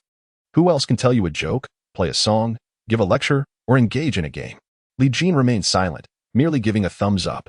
Jiang Yiming sighed, his tone dipping slightly. With this array of distractions, standing guard, enduring the night, and maintaining morale all rely on it.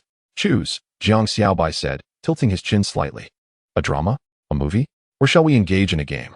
Without hesitation, Li Jin snatched the game console, settled onto a cushion by the hearth, and became engrossed in his game, muttering, if this game had been around before, I wouldn't have even glanced at it. Now, it's simply irresistible. Meanwhile, Jang Xiaobai and Jiang Yiming opted for an old film, projecting it onto the opposite wall. As the screen lit up and the nostalgic theme song began, the two began to comment casually as they watched. The room was warm and dry, the fire crackling, while outside, the rain fell heavily, creating an invisible barrier that seemed to separate them from the apocalypse. It wasn't long before a series of loud knocks echoed from the adjacent room, perhaps due to the brightness of the projection or the noise from Li Jin's game. When the door opened, several heads poked in. What are you all doing? Hoarding it to yourselves? Jiang Mingru stood at the threshold, her raincoat dripping, hair plastered to her face. Upon entering, she paused for 2 seconds, her eyes fixated on the projected image on the wall. You're actually watching a movie? Her tone held a hint of disbelief, as if she had never anticipated seeing such a scene again. And a game console? Li Yuan's eyes widened with excitement as he rushed in, squatting beside Li Jin. Eyes wide open. Wow, you can actually play this? Where did you get it? What a fuss. Where did you get your keen senses? Just as Li Jin was about to boast about the game, he was suddenly knocked back to the main menu by the game's boss, slamming the controller down. Yet his face broke into a smile. I was just about to show off, and you all barged in. Cousin Zhu ran in and Zhao Xian carefully stepped through the door, holding a water jug. At first, I thought you were discussing something serious, but upon hearing the movie's sound, my brother couldn't sit still. Who couldn't sit still? Li Yuan replied, his gaze glued to the screen. I merely came to keep you company, worried you might be too lonely. Don't flatter yourself, Jiang Mingru scoffed lightly, her eyes still glued to the bright image, as if confirming it wasn't an illusion. Is this picture even in high definition? You don't even have internet. Where did you get the source? And you, brother? Haven't you thought about sharing this with everyone over the past month? Jiang Xiaobai, uninterested in their chatter, pointed to the corner. The dry towels are over there. Don't wet the floor. Now that you're here, come sit down together. Brother is mighty. Li Yuan immediately crouched to change his shoes, his movements so swift it seemed rehearsed. Next time, give us a heads up. I'm always eager for such gatherings. Zhu ran and raised her index finger, her expression serious. I'll make it clear first. If it's a horror movie, I'm out. Others can see, but I cannot. I dread the thought of those images becoming stuck in my mind. Now, as night falls, the darkness is truly terrifying, as if someone lurks in the corners, watching me. Then don't leave, Jiang Mingru gently tugged at her, her tone light, yet imbued with a hint of affection. We won't watch horror films. Let us indulge in idle dramas instead and take the opportunity to enlighten these emotionally stunted straight men. You are all as timid as mice, Li Jin sighed, his hands still glued to the game console. Hurry up and make your choice. I might finish my level before you even decide on a film. The group gathered around the screen, engaged in a spirited debate. Some wrestled for the remote, while others sat on the floor, flipping through titles. The wind and rain pounded against the window, casting flickering shadows on the walls. The room suddenly felt alive again, filled with warmth, laughter, and a hint of youthful nostalgia that hadn't yet faded. Jiang Xiaobai sat in a chair, browsing through the media player's catalog. The screen displayed a series of familiar titles: gunfire, romance, animation, classic Hong Kong films, each genre a memory from another era. He surveyed the youthful faces in the room, his tone calm but precise. Don't just make noise. Yiming, go call everyone who is free to join us. Jiang Yiming paused for a moment. The whole base? Yes. Jiang Xiaobai nodded. Those on duty should remain at their posts, while those on guard should stay put. The kitchen and storage will continue with their shifts. The rest can gather in the conference room to relax. Those coming off duty can join in as well. He glanced at them again, his demeanor still composed. Let everyone unwind. The rain has stopped. We shouldn't let our spirits break. Jiang Yiming nodded in understanding. He donned his raincoat and stepped outside. As the door opened, a gust of cold wind rushed in, causing the flames to flicker and momentarily quieting the room. Jiang Xiaobai stood up, swiftly packing away the projector, laptop, and hard drive. His movements efficient and purposeful, akin to preparing for a mission. Let us go, he remarked casually. Those who wish to watch a film, gather in the conference room. Li Jin was the first to rise. I'll fetch the mats. I'll grab the lights, Jiang Mingru chimed in as she too stood up. Before long, the occupants of the room began tidying up, following him toward the main building. They walked through the rain, the wind gentler than during the day. Though the downpour remained heavy, their raincoats rustling as they moved.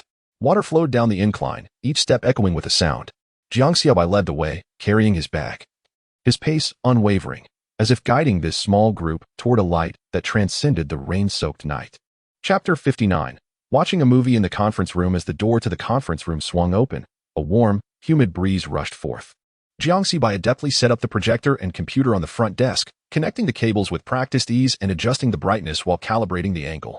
In no time, a clear image was projected onto the front wall. Outside, the sky was shrouded in gloom, and the rain persisted, casting the room in a dim light that made the projection appear even more brilliant, as if illuminating a forgotten corner. The folder was opened, and the playlist emerged.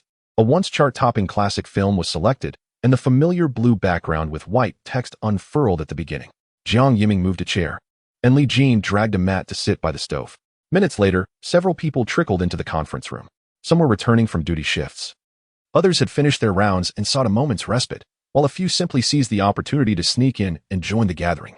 Zhang Mengru and her companions had arrived early, claiming the front row, nestled together, whispering gossip as they watched. "Wow, brother," Zhang Mengru suddenly murmured, poking Jang Xiaobai's arm. "Isn't that new doctor just arrived?" Jang Xiaobai followed her gaze. Yin had just entered.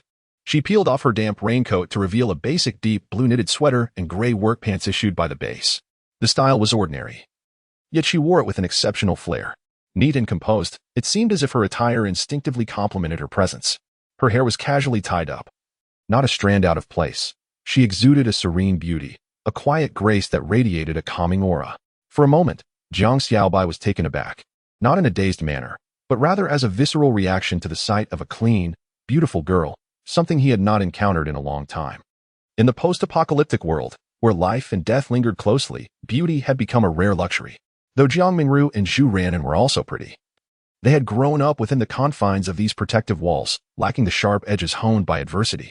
Yet Yin stood there, quiet and unassuming, yet possessing an aura that commanded attention, as if she had weathered storms, leaving an indelible impression without uttering a single word. "Brother, isn't she lovely?" Jiang Mingru giggled softly. "If you don't save her a seat, that scoundrel will have no chance." "Be quiet," Jiang Xiaobai replied coolly, though a smile tugged at the corners of his mouth. Jiang Mingru paid him no heed, scampering over with a starry-eyed expression, calling out "Sister, sister," and pulling Yin towards the front row, while Zhu Ranan joined in. Surrounding her with animated chatter, names were exchanged, inquiries were made about her arrival, and someone jokingly remarked that she resembled a leading character from a medical drama. Another whispered that her smile reminded them of a teacher who once came to give a public lecture at their school. Jiang Xiaobai nodded in her direction, and Yin smiled back. In the distance, the opening music began to play. It was a melody characteristic of old films, echoing with the nostalgia of a bygone era, mingled with the crackling warmth of a tape, gently wafting from a time long past. In the corner, a villager rescued alongside Yin lifted his head. He was in his 50s, with weathered skin and hands calloused from labor. Upon entering the base, he had remained taciturn. Yet now he suddenly hummed a couple of notes softly, perfectly in tune with the melody. His voice was so faint that it was nearly drowned out by the sound of the rain, yet it was still heard by the nearby soldier. "Uncle, you've seen this film too?" He gazed at the projection on the wall, and after a few moments, spoke in a gravelly tone. "My daughter used to enjoy it." As he uttered these words, his hand instinctively clutched the edge of his trousers, his thumb and index finger pressed tightly together, as if grasping something to prevent himself from unraveling. "She would always watch it at home. I found it tedious, and she often called me outdated. My daughter is." He faltered, his eyes unblinking, swallowing hard. No one inquired about his daughter's current whereabouts, nor did anyone mention it. It was a well-known fact throughout the base that he was the last of his family. The projector hummed, casting flickering images upon the wall. Yet, his gaze seemed ensnared in a moment from the past, utterly still. The actors in the film laughed, while whispers in the conference room floated about discussing who wore the finest attire and whose expressions were most captivating. The younger audience was engrossed, leaning forward in their seats. Only he remained in the last row, sitting upright, not for the film, but out of habit, fearing he might obstruct his daughter's view. He had always sat this way at home. That night, he did not hum another note. Yet, those few melodies seemed to have been embedded in his bones, impossible for anyone to extract. Meanwhile, on the watchtower, his younger brothers, Jang Xiaoyong and Jang Xiaojun, were on duty with their team. They patrolled twice through the rain, confirming that there were no leaks and that the sandbags remained in place before taking refuge beneath the guard station to warm themselves.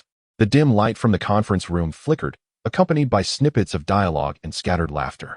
"They've all gone to watch the movie," Jang Xiaojun murmured, crossing his arms. Are we just supposed to stand here watching? Jiang Xiaobai stared at the glowing light, his tone slightly bitter. Who knew we'd be so unfortunate to draw the shift? How about I take a stroll over there? If you want to sneak a peek. Just say so, don't hide behind the patrol excuse. The group huddled beneath the watchtower, the wind and rain thrumming in their ears, while laughter drifted from the other side, gentle, like a portal to another realm. In the rain-soaked night, light, voices, and images converged within that single room. Some sat laughing, while others stood guard. Yet, in that moment, the entire base seemed to fall silent. The film continued to play, the scenes advancing frame by frame. The warm yellow light illuminating the conference room. The crowd watched intently, unaware that in the corner, Jang Xiaobai was quietly leaning against the back of his chair, eyes closed. The system interface quietly materialized. Sign-in successful. Current points, 5,500. This was the cumulative total he had amassed since his rebirth. Adding the 1,000 points just received for achieving a month of survival, along with daily sign-ins, task completions, and achievement rewards, the numbers had gradually accumulated. His fingertips moved lightly, bringing up a familiar page. Function name, Fortune Lottery, Consumption. Each attempt costs 100 points. Description, a random selection of a reward item, with varying types and values, which may include a rifle, a ration, a military map, intelligence coordinates, a car key, a set of technical blueprints, a J-20 fighter jet, and so forth, encompassing any conceivable item. Note, the rarer the item, the lower the probability of occurrence. Remark, following the system upgrade, a higher-tier lottery pool will be unlocked, necessitating an increased point expenditure. Jiang Xiaobai gazed at the familiar lines of text, falling into silence for a brief moment. In his previous life, he had not amassed many points. During that tumultuous period, survival consumed all his energy, leaving no room to contemplate lotteries. He had only participated a few times, resulting predominantly in rations and worn-out magazines. Yet, in his final lottery attempt, he fortuitously drew the coordinates of a weapon depot from another province. Regrettably, at that time, resources were scarce, the roads were perilous, and the undead roamed freely.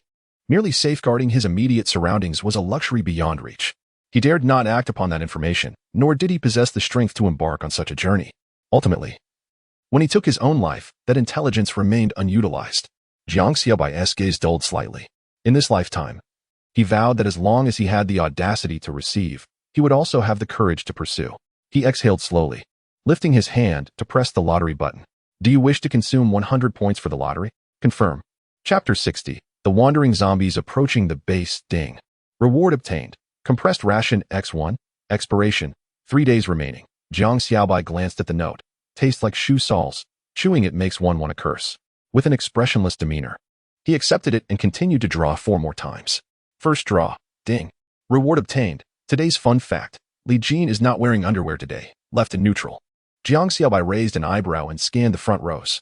Li Jin was seated cross-legged, engrossed in his gaming console, enthusiastically adjusting his posture as he played, exhibiting a complete lack of restraint. Jang Xiaobai silently averted his gaze, dragging this tidbit into the system's useless information section, labeling it a pure visual pollution. Second draw. Ding. Reward obtained. Basic repair kit X1. Note, contains screwdriver, electrical tape, small wrench, etc., suitable for repairing everyday equipment. Jiang Xiaobai nodded slightly. Fairly usable, but certainly not worth 100 points.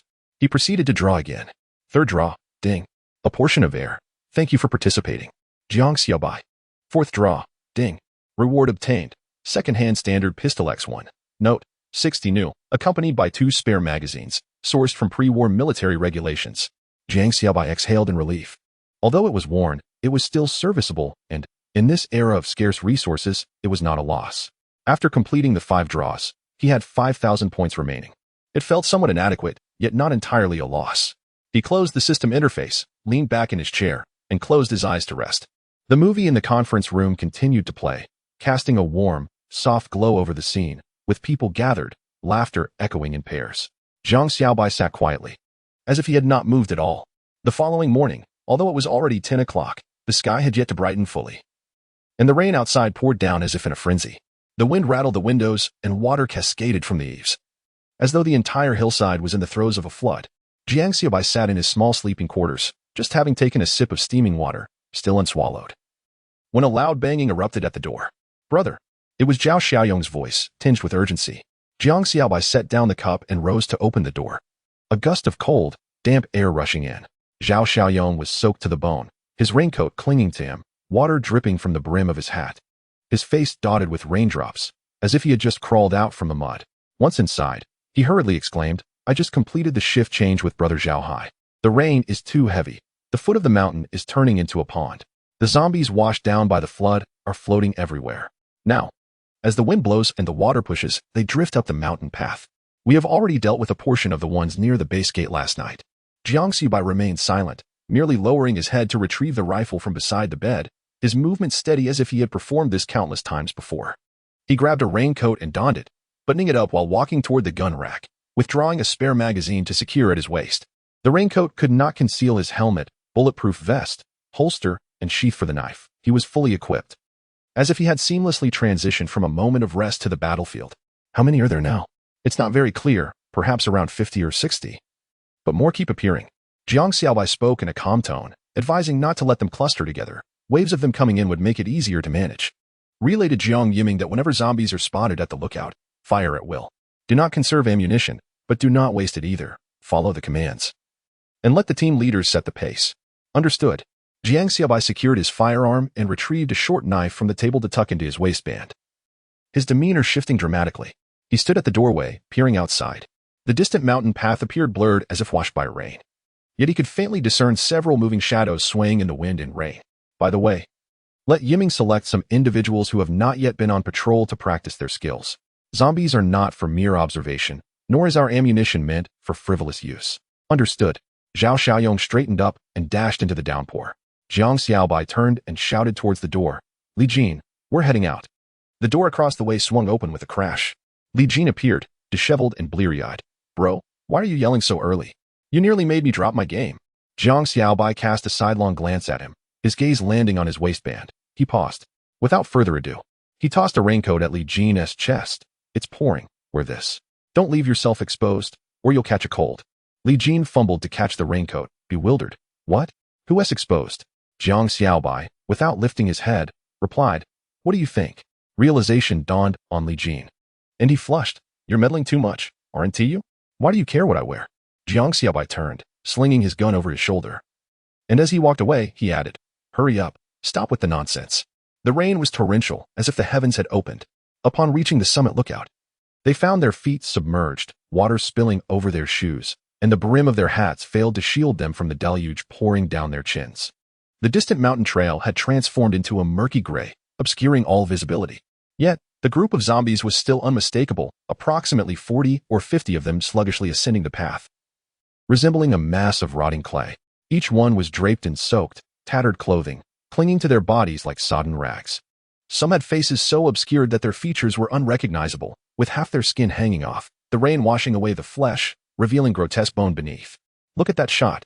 A young team member crouched at the lookout, excitedly adjusting his weapon. "I popped its head. Did you see your bullet? It hit its chest. That's a deflection. My second shot was aimed at its forehead." "You're terrible." Another laughed mockingly. "I've hit 3 in a row." Nearby, Zhao Hai, who had just taken over duty, coldly reminded, "Don't just enjoy the shooting. Use controlled bursts, no wild spraying, and don't waste ammunition." The young ones shrank their necks, but excitement still sparkled in their eyes. This was the first time since the apocalypse that they could stand at a vantage point, methodically clearing zombies with their firearms. Jiang Xiaobai stood vigilantly at his post, his gaze sweeping across the rain-soaked landscape where the zombies staggered about, resembling disassembled marionettes struggling to ascend a mountain. Raising his rifle, he aimed with little precision. The weight of the weapon settled upon his shoulder as he pulled the trigger. Bang! The first shot struck the knee of a zombie ahead, shattering the bone and causing it to topple over like a puppet with severed strings, tumbling down the mountainside. The second shot swiftly followed, hitting the skull of another behind it. The cranium burst open like an overripe pumpkin, its brain matter mingling with the rainwater and splattering onto the path. The corpse fell backward, crashing into a puddle and sending a spray of murky water into the air. Satisfied, he lowered his weapon, appreciating the feel of the gun. "Come on, leave some for the rest of us," Li Jin grumbled, holding an umbrella as he stood nearby, his tone tinged with envy and frustration. "With you shooting like that, I have no chance to practice. Your marksmanship is lacking. You need to hone your skills." Jiang Xiaobai retorted. "Rubbish. I completed the game yesterday," Li Jin muttered, raising his rifle. He squinted and aimed for several seconds before squeezing off 2 shots in quick succession. Bang! Bang!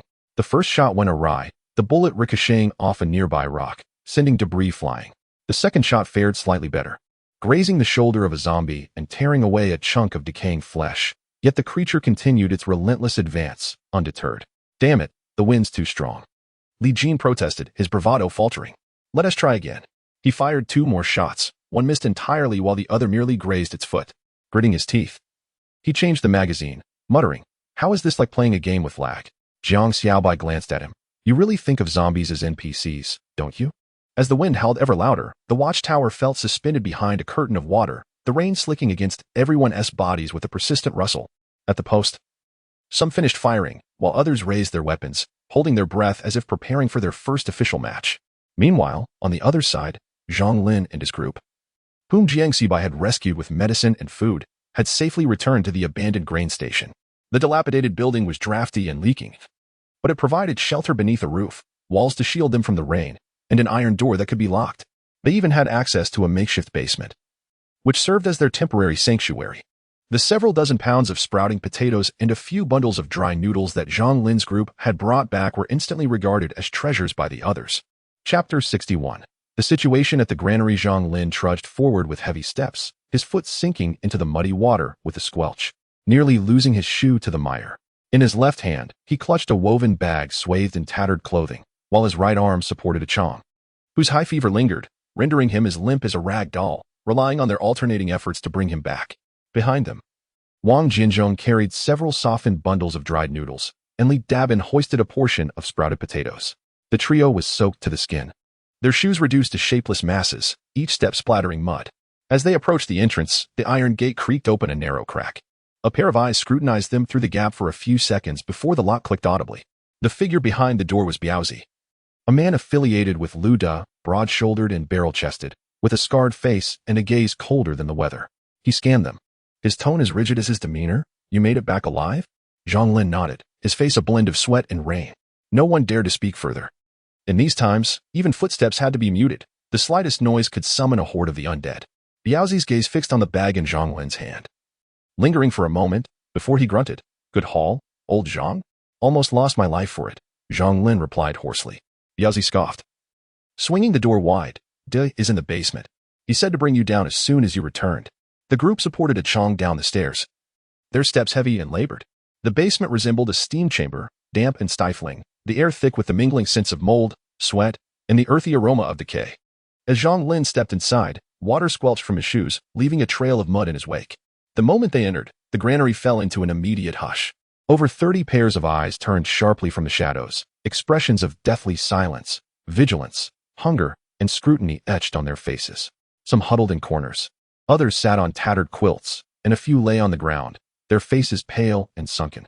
Yet, when they noticed the woven bag containing grain at Zhang Lin's feet, their gazes converged upon it like nails to a board. It was not merely potatoes, it was a matter of survival. Originally, this granary was a small storage facility nestled on the hillside, elevated and flanked by gentle slopes on 3 sides, with a sheer cliff behind. It had served as the village's reserve for supplies, neglected over the years and hidden away. During the early days of the zombie outbreak, chaos reigned, the power was cut, communications severed, and waves of the undead surged in. Before the village succumbed entirely, several village officials hastily mobilized manpower to block the main road, managing to stall the initial onslaught. Zhang Lin and his group, closer to the mountains, acted swiftly. At the sound of a cry, they grabbed children, carried the elderly, and fled upward. Vehicles were useless. They pedaled tricycles, pushed motorcycles, and even carried the weak, determined to escape at all costs.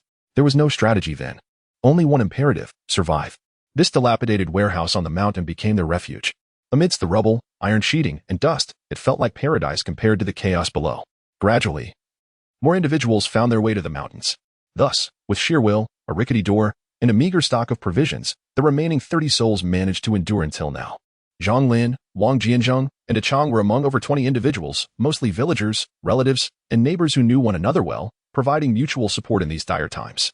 Some were burdened with children, others with elderly relatives, and a few young men were holding the fort. Despite the hardships, there remained a semblance of unity. On the opposite side stood Luda, accompanied by 7 or 8 townsfolk.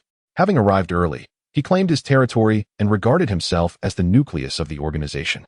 Before the apocalypse, he had served as the deputy mayor of the town, possessing some connections and wealth, adept at conversation and maintaining an air of superiority. Even in this new world, his sense of superiority had not diminished in the slightest. As the number of people increased, resources became scarcer. Regardless of how remote or dilapidated the place might be, over time, the group naturally split into two factions. Xiaodong was the epitome of vulnerability. At 7 or 8 years old, he had lost his parents in the initial wave of the undead. During those harrowing days, the horde circled the base of the mountain, and the door rattled with relentless force, leaving no one brave enough to venture outside. He lay silently in a corner, consumed by hunger and despair. Occasionally, someone would toss a piece of stale bread in front of him, treating him like a dog, yet no one truly acknowledged his presence. Zhang Lin recalled that night when he brought a half-piece of moldy biscuit to offer him, hoping to provide some comfort. But by then, the boy had already departed. A small figure lay curled up beside the woodpile, face against the wall, clutching the cold bread tightly in his hand. Silence enveloped the room, as if the air had been infused with lead. Luda stood by the door, his expression placid, as though he had long grown accustomed to such tragedies. He merely remarked, "Those who remain suffer enough. There is no point in wasting food on the lost." Zhang Lin crouched down, gazing at the cold bread. His voice barely above a whisper. "Xiaodong, go find your parents. There is nothing worth holding on to in this world anymore. Living is a torment." He lowered his gaze, brushing away the mud that had splattered on his trousers, the haunting memories of that night lingering in his mind, refusing to fade. Suddenly, he heard a familiar sound of labored breathing. Looking up, he saw Zhang Qin rushing towards him, tears streaming down his gaunt face, his eyes darkened with distress. Upon seeing his father, the boy burst into tears, choking on his sobs as he clung to Zhang Lin's leg, terrified that if he let go, his father would vanish. Behind him, several other children rushed forward, seeking solace in their parents' embrace.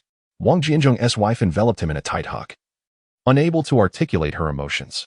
Meanwhile, Li Dabin's elderly mother tenderly stroked his frostbitten hands, her fingers trembling uncontrollably. Chang's wife was particularly agitated, rushing over to support him as he shivered uncontrollably, her eyes brimming with tears, calling his name repeatedly as though fearing he might close his eyes forever. The crowd surged around them, filled with cries, inquiries, and gasps for breath, transforming the basement into a chaotic uproar. Zhang Lin remained silent, gently patting Zhang Qing's back, a rhythmic motion to suppress the turmoil within him. Just then, a cough, incongruously timed, echoed from the corner of the room. It was soft yet deliberate. Immediately afterward, a middle-aged man stood up. He was somewhat portly, his clothing clean and orderly, his hair neatly styled. In that damp, foul-smelling basement, he appeared as if he had stepped out from another realm, starkly contrasting with the other individuals reeking of mold. It was Luda. He approached with a smile, leisurely patting the shoulders of those around him, his tone airy. Old Zhang, it seems this endeavor has yielded quite a bounty, hasn't it?" As he spoke, he leisurely approached, his gaze fixated on the bag at Zhang Lin's feet. "Allow me to take charge of this. In these apocalyptic times, adhering to the rules is essential for survival. If we divide it by headcount, no one can dispute it." His companions immediately chimed in. "Indeed, such a sizable bag. Do you plan to consume it all yourselves? Your child is precious, but are our lives not worth anything?" Zhang Lin remained expressionless, refraining from responding. However, Wang Jianzhong could no longer contain his anger and stepped forward. "During your foraging expeditions, we didn't even get a single vegetable leaf. Why was there no talk of dividing by headcount then? Who doesn't know how Xiaodong perished from hunger?" Luda's eyelids twitched slightly as he smirked. Xiaodong? His life was fragile. He couldn't fend for himself, so who can be blamed? The atmosphere grew heavy with silence. No one spoke. Only the hissing steam from the pot punctuated the stillness, as if it too were listening. Wang Jianzhong's face turned pale, his fist clenched tightly. Zhang Lin placed a hand on him, his tone low yet as unyielding as iron striking stone. "Enough of this. Be silent." He then turned to Luda, his gaze icy and deliberate. "Luda, what kind of world are we living in? Are you still playing these petty games of division, seeking a long life?" Luda's smile froze on his face, and he ceased to reply. Zhang Lin did not glance back at him, but addressed the crowd with a calm tone that carried an undeniable weight. "On our way back, we encountered a formidable faction."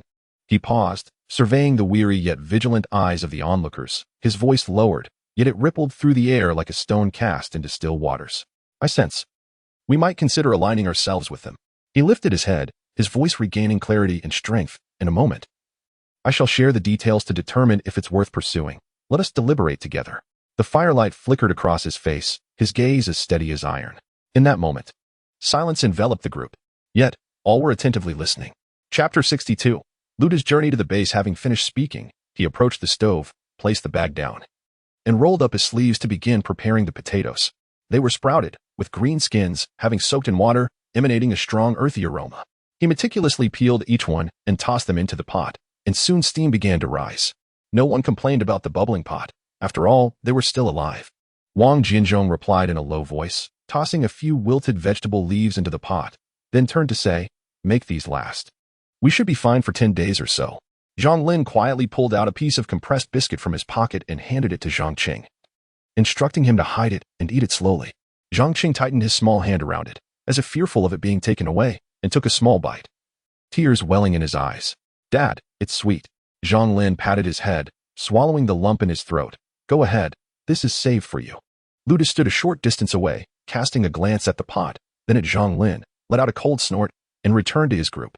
Zhang Lin, chewing on the overcooked potatoes, surveyed the surroundings and spoke slowly. "The base at Xiaobai is quite formidable.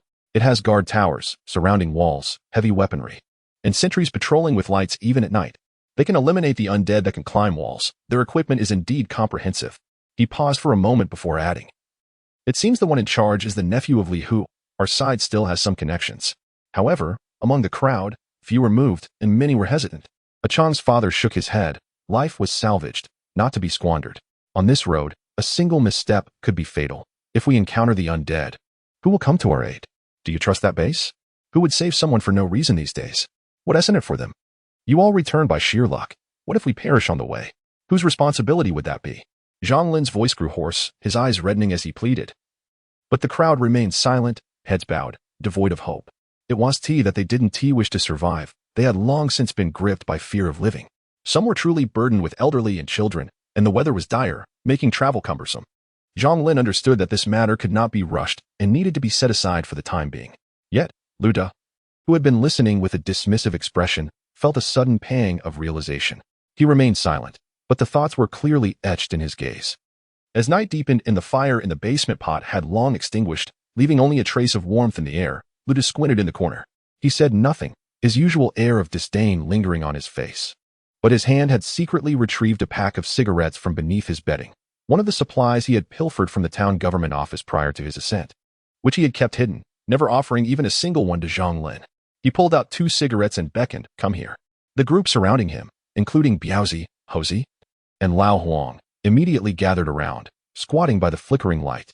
Luda tossed the cigarette pack onto the ground. "Smoke up. There aren't many left.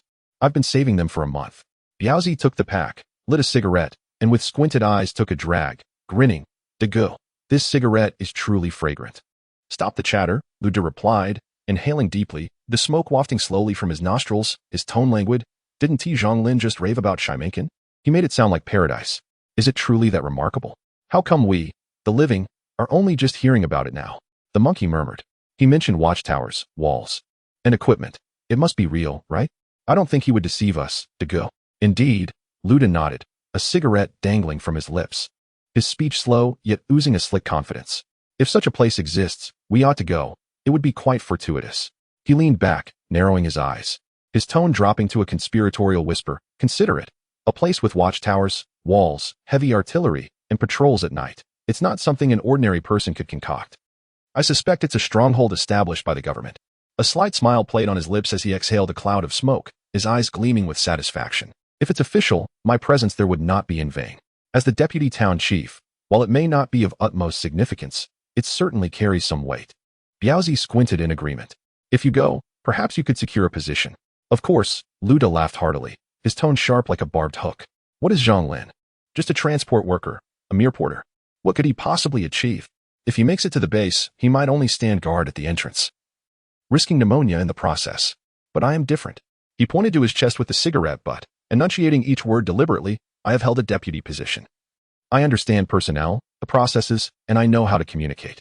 In these chaotic times, it is individuals like me who can maintain order."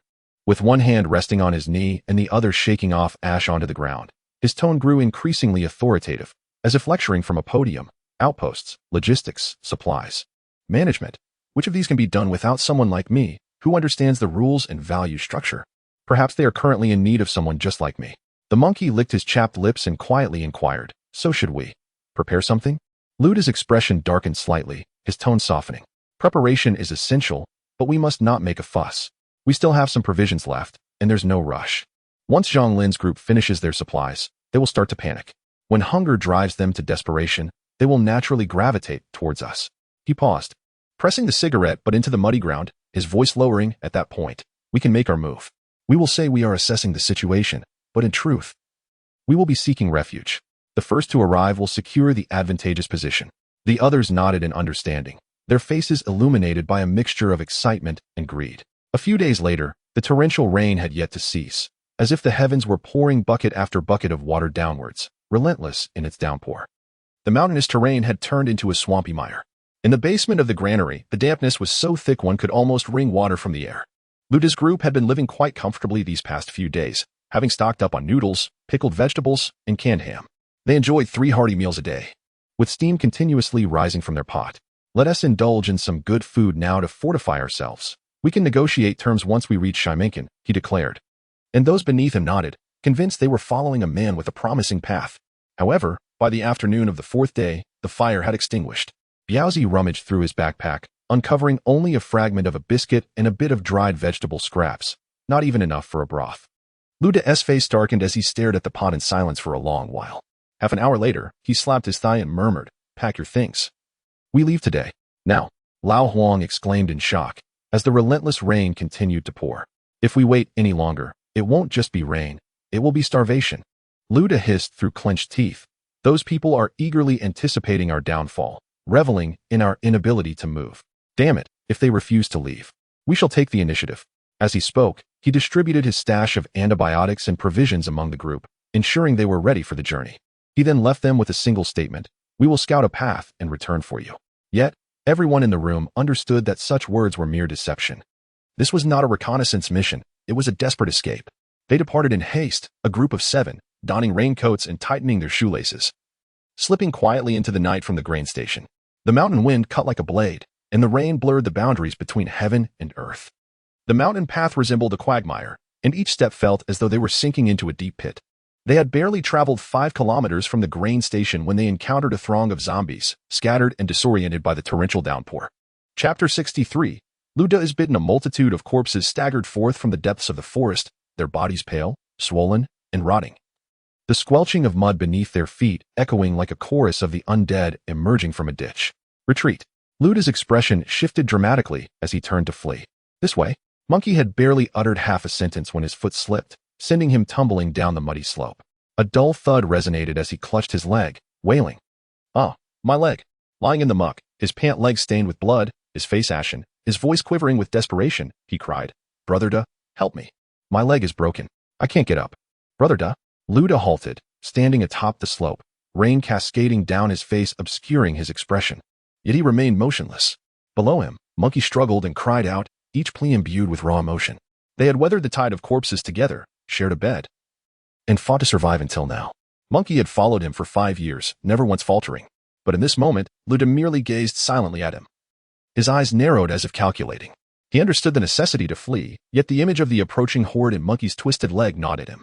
"Damn it," he muttered under his breath. Adopting a fade of resolve, he charged down the slope, grasping Monkey's hand. "Come on, hold tight, brother. I'll pull you up." Just as Monkey prepared to exert his strength, Luda unexpectedly lost his footing, his body swaying precariously. In that instant, his leg swung out instinctively, striking Monkey squarely in the chest. "Ugh," Monkey grunted, and in a heartbeat, he rolled down the slope. "Brother Da, what are you doing?" Before he could finish, 3 zombies lunged at him, engulfing him in the mire. "Ah!"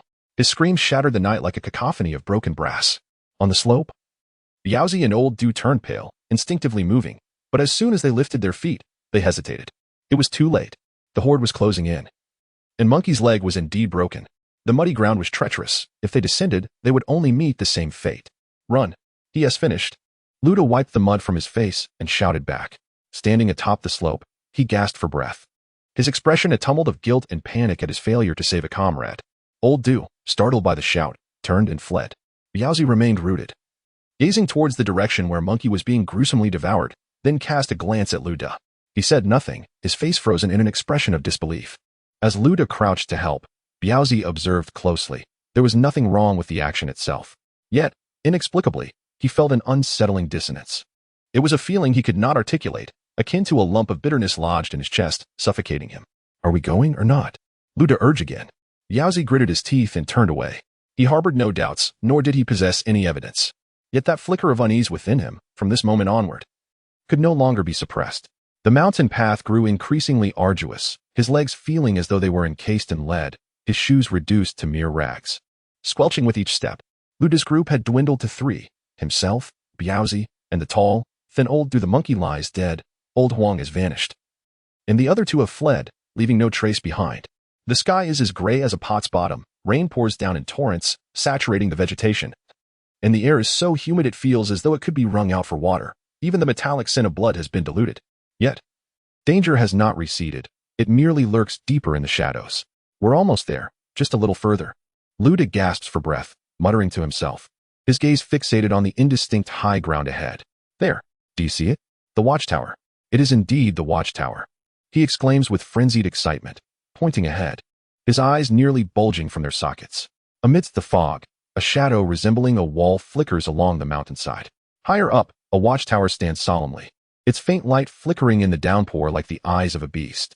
I told you so. I said it from the start. That place could not have been built by mere villagers. Luda's voice breaks from exhilaration as he races forward, shouting, it must belong to the government. Do you understand? To the government. If I, Luda, manage to enter, I might even attain an official position. He charges ahead, splashing through the mud as if before him lay not a sea of corpses, but his destined home. Biaozi and old Du follow closely. Yet their expressions grow increasingly tense rather than mirroring his excitement. They see, at the foot of the mountain, a mass of corpses piled by the pond, dozens, perhaps hundreds, huddled together like a wall of flesh. The pond is dotted with bloated bodies, indistinguishable as either grotesque remnants of the deceased or the unfortunate freshly slain. Further up, sporadic zombies sway along the path, and distant muffled sounds occasionally echo, as if the base is clearing the outer zombies. Old Du's voice tightens, trembling slightly. Degu. This doesn't feel right. Don't go over there. It's swarming with zombies. Damn it. Luda whirls around, about to curse. But before he can utter a word, the grass rustles violently. A zombie lunges from the right, its body grotesquely bloated and pale, with only half its scalp remaining. Its face resembling a fish that has been soaked for 3 days, its mouth agape in a gaping, torn expression. Luda has no time to evade. Crashing into the mud as the creature topples him, the zombie sinks its teeth into his shoulder with a sickening crunch. Flesh rends, and blood sprays 3 feet into the air. Damn. Save me. Luda screams in agony, flailing wildly, rolling in the mud, his face contorted in terror. Biaozi instinctively reaches for his knife, and old Du rushes a couple of steps forward, but as they draw near, they see Luda's shoulder completely collapse. Blood mingling with rain, his shirt clinging to him like ragged cloth. Damn it. By the time Luda regains his senses, he bellows in fury, delivering a powerful kick to the zombie that sends it sprawling. He leaps upon it, plunging his knife again and again. I haven't even entered the base yet. You dare bite me. You dare bite me. He curses and weeps as he strikes, tears mingling with blood as he becomes a whirlwind of fury. Drenched in gore, it isn't until the zombie's skull is smashed, motionless and twitching no more, that he collapses, trembling all over, his lips turning blue. Eyes filled with sheer terror. I cannot perish. I have yet to enter. He strained to rise, clutching his shoulder, resembling a wounded dog. Gasping as he shouted at Biaozi and old Du. Are you both utterly useless? Standing there while I am being bitten. Who am I, Luda? The deputy town head. If you wish to enter, it is relying on me. Do you think you can manage on your own? Are you even worthy? Old Du's face turned ashen, his lips quivered, and he uttered not a single word. Biaozi's expression darkened, his gaze turning frigid. Yet Luda continued his tirade. Who brought you to the granary? Who fought for your food and drink? If it weren't for me, you would have perished long ago. Do you comprehend? He pointed at Biaozi, disdain etched across his face. You? Trailing behind me like a dog, claiming to protect me, and now that I am bitten, you feign silence? Do you think you can worm your way into the base with this behavior? He then gestured toward old Du, scoffing derisively. And you? A pitiful mess. Stuttering even in casual conversation. Were it not for my protection, you would have been chased out like a rat long ago. What of the monkey's demise? His leg is broken. He deserves to be a burden. If I die, I shall rise as a zombie and be the first to bite you. By the end of his outburst, he resembled a madman, his face contorted with rage, rain cascading down his visage, his eyes reflecting a blend of defiance and insanity. I am still alive. I can enter. I am a man of authority. I am. He abruptly threw his head back, bellowing toward the watchtower atop the hill. His voice raw and desperate. Hey, people of the base. I'm Luda, the deputy town head. I hold a position. Let me in. Can you hear me? His voice shattered the silence, a heart-wrenching cry. Yet, as his voice echoed, the previously scattered sounds around him shifted immediately. Chapter 64. The undead do not inquire of origins, only recognize blood. The throng of corpses below, already writhing, suddenly became agitated. Roars erupted from several zombies in the distance, as if answering a call. The sound of dense footsteps approached rapidly from the forest, growing louder and more chaotic. Ladu's face turned pale. Instinctively retreating a step, "It's over. Biaozi, the commotion is too great. Zombies are coming." Biaozi's expression shifted, and he hissed quietly, "Degu, stop yelling. Get out of the way." Luda, in a fit of panic, shoved Biaozi back, nearly losing his mind. "Without me, how will you get in? How can we open the door without calling for help? You two good-for-nothings, do you think you can survive without me?" As he spoke, he violently yanked Lao Du's clothing, gripping it tightly. "Don't go anywhere. Stay here with me. Even in death, I will cling to you." Lao Du stumbled, almost falling into Luda's embrace. Their bodies collided, and Luda's arm, smeared with black blood, swung back sharply, the short knife slicing through the muddy water, grazing Lao Du's side. "I am truly the deputy mayor of the base. I can take charge. Let me in," Luda shouted, seething with rage. "Damn it." Biaozi finally snapped, breaking free from Luda's grasp, drawing his short knife, his gaze chilling. "Shut your mouth. If you can't survive, do you wish to drag us down with you? You're finished, and you want us to share your grave?" Just as Luda opened his mouth to retort, the knife flashed before his eyes. With a swift thrust, it pierced beneath his neck, blood gushing forth, mingling with the rain, painting the ground crimson. Luda's eyes widened in shock, his body frozen, a bubbling gasp escaping his throat. "If you insist on dragging others down with you, then I shall send you off first," Biaozi murmured. With a swift withdrawal of the blade, Luda collapsed into the mud, his face turned towards the distant watchtower, his eyes wide open, unblinking, as if unable to believe that fate had befallen him. He had thought the deputy mayor would pave the way, only to meet a swift demise. The horde of corpses does not inquire of origins, nor does it heed qualifications. It only recognizes blood. Titles may be spoken, but life hangs precariously by a thread. Those who speak may not survive. Those who live have always fought their way through. The tumult of the undead grew increasingly intense. The rain continued unabated, the sky darkening further. The muddy water engulfed their ankles. The two men walked in silence, stepping through muck and water, as if traversing through blood and flesh. With Luda dead, neither uttered a word. After walking 3 or 4 kilometers, a gust of wind rushed down, accompanied by cold rain that sliced against their skin. Suddenly, with a splashing sound, they stumbled forward. Old Du collapsed onto the ground, his body tilting as he fell into the muddy water. "Old Du." Biaozi rushed to help him up, and upon touching his hand, he found it damp, soaked with blood. He lifted Old Du's shirt, revealing a gaping wound on his side from which blood flowed incessantly. "Damn it, when did you get hurt? Was it Luda's knife?" Old Du gritted his teeth in silence, his face pale to the point of translucence, his breath warm yet trembling. "I can still walk. I should be fine." "Enough nonsense. Let's move quickly," he insisted. His voice, though low, was still resolute. Biaozi didn't ask any further questions. He simply hoisted him up and continued to drag him along. The path grew narrower, and the ground increasingly slippery. It was as if he were hauling a sack of fragile bones, the weight upon his shoulder a life hanging in the balance. Finally, as they crested the last steep slope, the foot of the mountain looming ahead, Old Du suddenly struggled. "Stop pulling me. What did you say?" Biaozi couldn't hear clearly and kept dragging him onward. "My legs are giving out, my lungs hurt. Biaozi, I'm done for." "Shut up. I can drag you back." Biaozi gritted his teeth, his eyes reddening. Yet Old Du chuckled, his teeth chattering. "Why would you drag a dead man back? I'm not Luda. I won't use my brothers as a shield." He pulled out a worn-out knife, its edge long dulled, and handed it over, his movements slow as if dictating a last will. "Do you remember? That winter, the 3 of us at that little restaurant at the town's entrance. The wind howling through the cracks, the table wobbling at the slightest touch, and just a plate of spicy radish skins in the pot." Old Du smiled faintly, a delicate laugh escaping. "Each of us had half a bottle of Jiang Xiaobai, and Monkey got drunk, insisting we swear that if we ever faced trouble, the 3 of us would bear it together, risking our lives side by side." At that moment, I slammed my hand on the table, cursing, "Damn it. If we're to die, let us die together." And yet, here we are, Monkey is gone, and I might be next. As he spoke, he raised a trembling hand to wipe his face, unsure if it was rain or sweat. "We aren't good people, but we're not like Luda. We eat his food to survive. We put on a facade to appease him, but when it comes to striking, who among us truly dares to act? It's not cowardice. There is still something left in our hearts." His voice faded, as if the last vestiges of his strength were slipping away. "This time is truly different. If I can't return, don't drag you down with me." Old Du gasped, fixing his gaze on him. Brother, stop pulling me. I've had enough of this damned life. He thrust the knife into Biaozi's hand, his eyes unwavering. Take this. Live for me and Monkey. Biaozi took the knife but stood still, rain dripping from his chin into the muddy earth. I'll take you back. He gritted his teeth, his voice hoarse. As if scraped from his throat, you're not bitten. Perhaps you can endure. Old Du shook his head, breathing heavily. A bitter smile playing on his lips. If I had sensed it earlier, I would have spoken up. Luda's strike cut deep. I didn't feel pain then. I thought it was nothing serious. Now, as I begin to feel the heat, I know what it means. He glanced down at the blood seeping from his side. Acknowledging the futility of hope.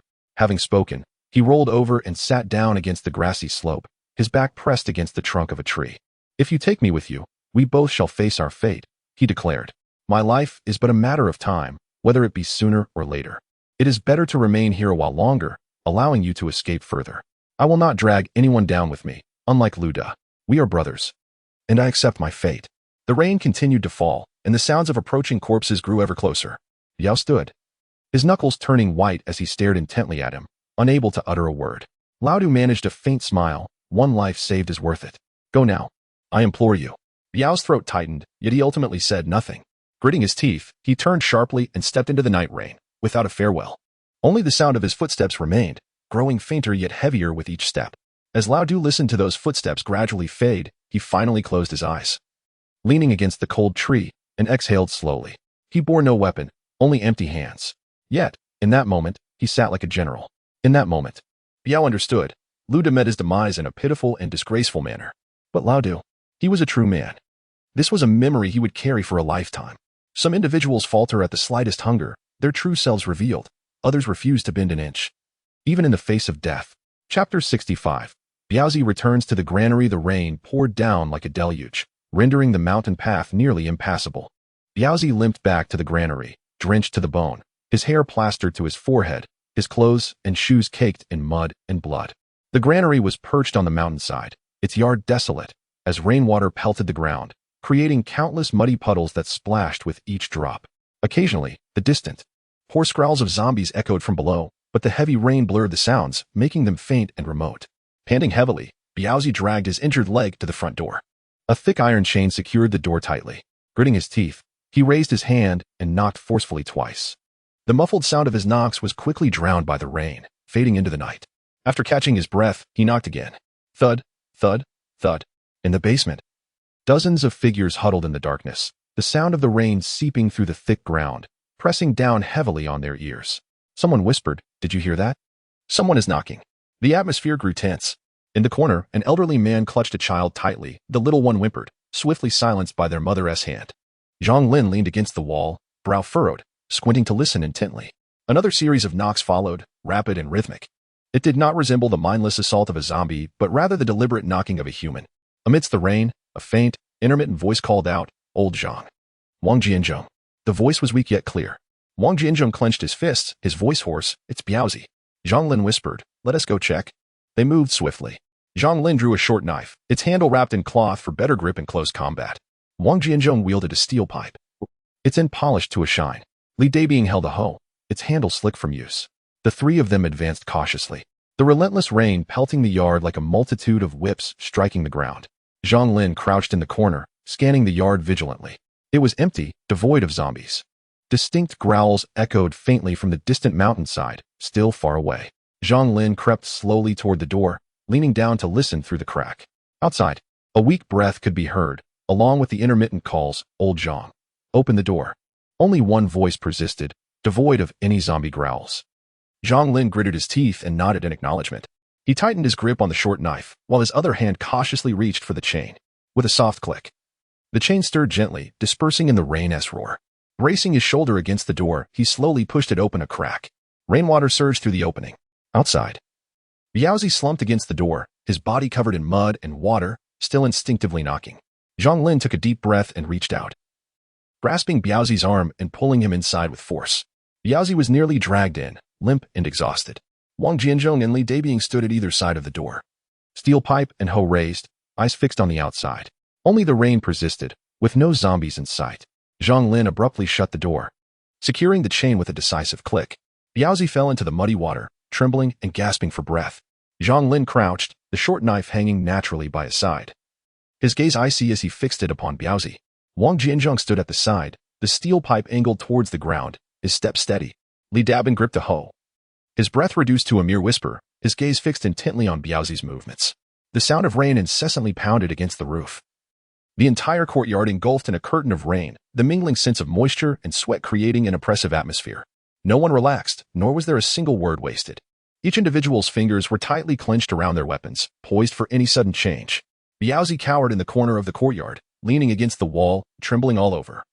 His complexion frightfully pale. Zhang Lin half squatted before him, a short knife resting at his side, his brow furrowed, gaze heavy upon him. Wang Jianzhong and Li Dabin flanked him. Steel pipe and hoe in hand, the rain striking the metal, producing a low, muffled clang. Zhang Lin spoke, his voice lowered but not devoid of warmth. Were you bitten? Biaozi gasped for breath, pulling aside his soaked shirt to reveal several scratches below his ribs, a mixture of mud and blood. His voice was hoarse. No bites. I ran too fast and fell down the ravine. Zhang Lin squinted at the wounds for a few seconds. The blood was filthy, yet the injuries were shallow, merely abrasions. Not bites. Wang Jianzhong crouched down for a moment, silently nodding. Zhang Lin shifted his gaze and inquired further. Where are Luda and Old Du? Biaozi's throat felt constricted. His words slow, rough, and strained. They are dead. He lowered his head, his nails digging into the muddy ground, his fingers caked with filth. We saw the base. All around. Below, it's swarming with zombies. There is no way to go. The rain continued to hammer against the eaves and the ground, each drop resonating like a weight pressing against the chest. The air grew heavier. Zhang Lin scrutinized him, his voice lowered even further. Now softer but carrying the weight of a suppressed sigh. What now? Any thoughts? Biaozi lifted his head, his eyes filled with mud and exhaustion, his voice barely audible. I want to live. In the courtyard, only the sound of rain persisted, alongside the muffled breaths of a few others. Zhang Lin remained silent for a long while, his brow tightly knitted. He held a favorable impression of Biaozi, who had previously guarded the gate alongside Luda. Outwardly fierce but fundamentally honest, with a gentle temperament. Slowly, Zhang Lin rose, sheathing his knife at his side, his tone steady yet firm. For now, stay on the ground and observe. You understand, don't you, Biaozi? Biaozi nodded, scrambling to the wall corner, curling up and daring not to make a sound. Zhang Lin returned to the basement, rummaging through a tattered bag in the corner, retrieving a cold, hard potato. The potato was still covered in raw dirt, its skin unpeeled, as tough as stone. He walked back to the courtyard, stopping before Biaozi, casually tossing the potato at his feet. Biaozi was momentarily taken aback, quickly reaching out to catch it, cradling it in his hands, protecting it as if it were his very life. Rainwater pounded against the muddy ground, sending splashes of mud into the air. The atmosphere in the courtyard remained oppressive, as if a drenched blanket lay atop each person's head. Yet, at least for tonight, they were still alive.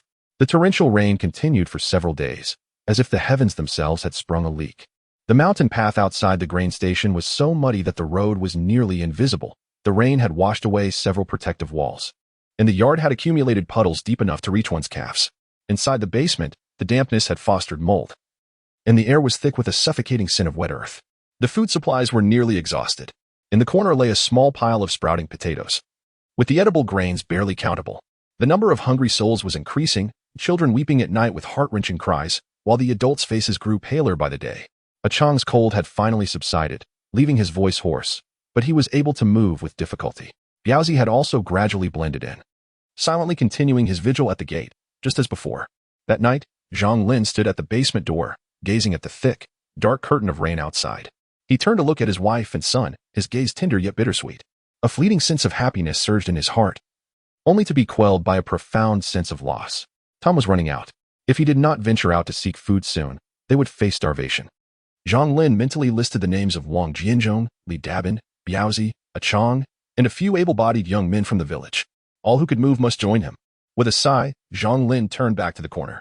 His son, Zhang Qing, was curled up in a tattered quilt, so thin he seemed little more than bones, while his wife, Wang Li, leaned against the wall, her head bowed as she embroidered a well-worn piece of clothing, the needle trembling at her fingertips. Zhang Lin crouched down and whispered a few words to her, his voice barely above a breath. As she listened, her eyes began to redden, and the needle in her hand stilled. Zhang Cheng stirred awake, opening his dry, sunken eyes. Zhang Lin reached out to touch his hair, his movements gentle as if afraid of startling a small creature.